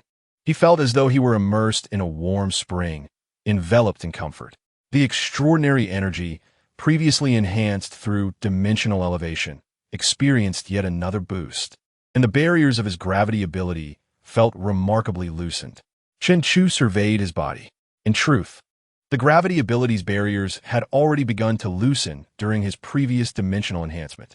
He had been so focused on elevating his spatial ability to the 10th tier that he had not paid much attention. Now, with the assistance of the serpent fruit, his gravity ability unexpectedly broke through the peak of the 6th tier and entered the 7th tier. Moreover, it did not stop there. It advanced through the mid, late, and peak stages of the 7th tier, reaching the threshold of the 8th tier. With a focused thought, he activated his gravity ability. A familiar sound of dripping water resonated as a black halo rose from beneath his feet. Gravity ability, 8th tier. Breaking through the barrier, the energy within him surged autonomously. Mid-8th tier, late 8th tier, peak 8th tier. When faced with the challenge of entering the 9th tier, the ability came to a halt. Chen Chu activated his gravity ability, but could not break through. Nevertheless, he sensed that with some tranquility and time, his gravity ability could effortlessly ascend to the 9th tier. He opened his panel, silently reciting in his mind. The growth of his power was impressive. He would also check if the long-stagnant potential had made any progress. Host a tribute panel. Name: Chen Chu. Identity: Clan Leader. Age: 22 years. Talent: S-Class Spatial System, Ice, S-Class Gravity. Potential: S. Physical characteristics: S-Class Healing, Divine Consciousness, 15 Toxic Immunity, 10 Defense Bonus, 10 Damage Reflection, 20 Body Recovery. Strength: S-Class Spatial System 10th Tier Peak, S-Class Gravity 8th Tier Peak. Skills: Basic Spatial System Skills, Basic Gravity Skills. Elite Level Body Techniques, Elite Level Gun Techniques, Elite Level Fist Techniques, Elite Level Body Techniques, Berserk, 36 styles of fists and kicks. Not bad. Chen Chu nodded in satisfaction. His potential had risen from S-Class to S. It seemed that the effects of the serpent fruit were indeed beneficial. If given to his father, or his concubines, or offspring, it should yield remarkable results. Stowing away the panel, Chen Chu turned his attention to other areas within the serpent den. First, he would gather resources. The matter of breaking through gravity to the 9th tier could wait until he returned. With his 10th tier spatial ability, he was not particularly anxious about the gravity ability's advancement to the 9th tier. What mattered most was that he had already been out for quite a while. It was high time to return. With a focused thought, Chen Chu collected the remaining 4 S-Class serpent fruits along with the vine into the extraordinary space. He then expanded his perception. In the pitch-black serpent den, all the environmental details flashed vividly in his mind. What is this? An A-class or vein. At the end of the serpent den, a unique or vein, previously unseen, appeared before him. Without a moment's hesitation, Chen Chu stored the entire vein into the extraordinary space. Following this, his figure vanished, returning to Dong Shui City. He had a grand surprise in store for his father. Chapter 84. Scanning for a new concubine, S-Class Transcendants. In Dong Shui City, within the bridal chamber, Chen Chu emerged from the bathroom, just in time to see Xing Yu stretching languidly in the bedroom. The bright light filtered through her clothing, accentuating her alluring figure. A faint smile graced Chen Chu's lips as he entered and deftly closed the door behind him. 2 hours later, wow. Fish soup. Wow. Chicken soup. Wow. Lobster. Wow. Vegetables. Wow. Such large and fresh fruits. At the dining table, Ao Qing's eyes sparkled. As the daughter of the lord of a massive city, she had certainly not been deprived of such delicacies. Yet even for her, these exceedingly rare resources were allotted only in limited quantities each month. This one meal alone, with its abundant spread, already surpassed her 5-year quota. It was truly extravagant. Hence her astonishment. Xing Yu served her a bowl of chicken soup. The beverage is delightful, and the meat is exceptionally tender, reminiscent of being freshly slaughtered. Chen Chu smiled as he gazed at Ao Qing. With his concubine expecting, it was only natural to procure some nourishing delicacies. However, Having been preoccupied with nurturing their relationship over the past few days, he had neglected to retrieve quality provisions from the spatial warehouse. The items within his warehouse were preserved in a state of temporal stasis, ensuring their absolute freshness. Indeed, Xingyu was correct. These ingredients were freshly butchered, and the vegetables and fruits were just harvested. Such treasures are rare in the post-apocalyptic world. Ao Qing savored the chicken soup, her eyes sparkling with delight at the array of dishes before them. In this dire era, food is an invaluable asset, especially when it is of such exquisite quality. Even Xingyu and Ou Ling, who had dined on these delicacies multiple times, transformed into eager little kittens. Chen Chu observed the three with a smile, then discreetly extended his senses to survey the entirety of Dongshui City and its surroundings.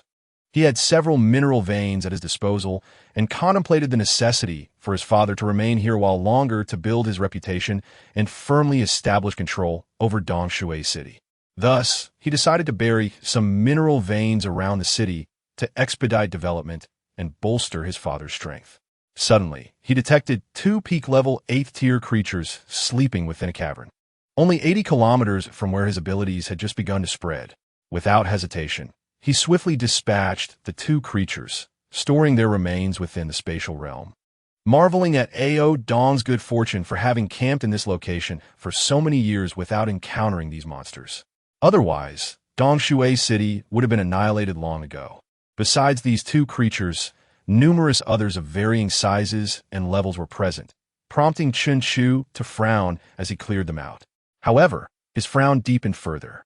It was one thing to have an abundance of monsters surrounding Dongshui City, but the scarcity of resources was concerning. After searching for a considerable time, he managed to find only a small vein of iron ore.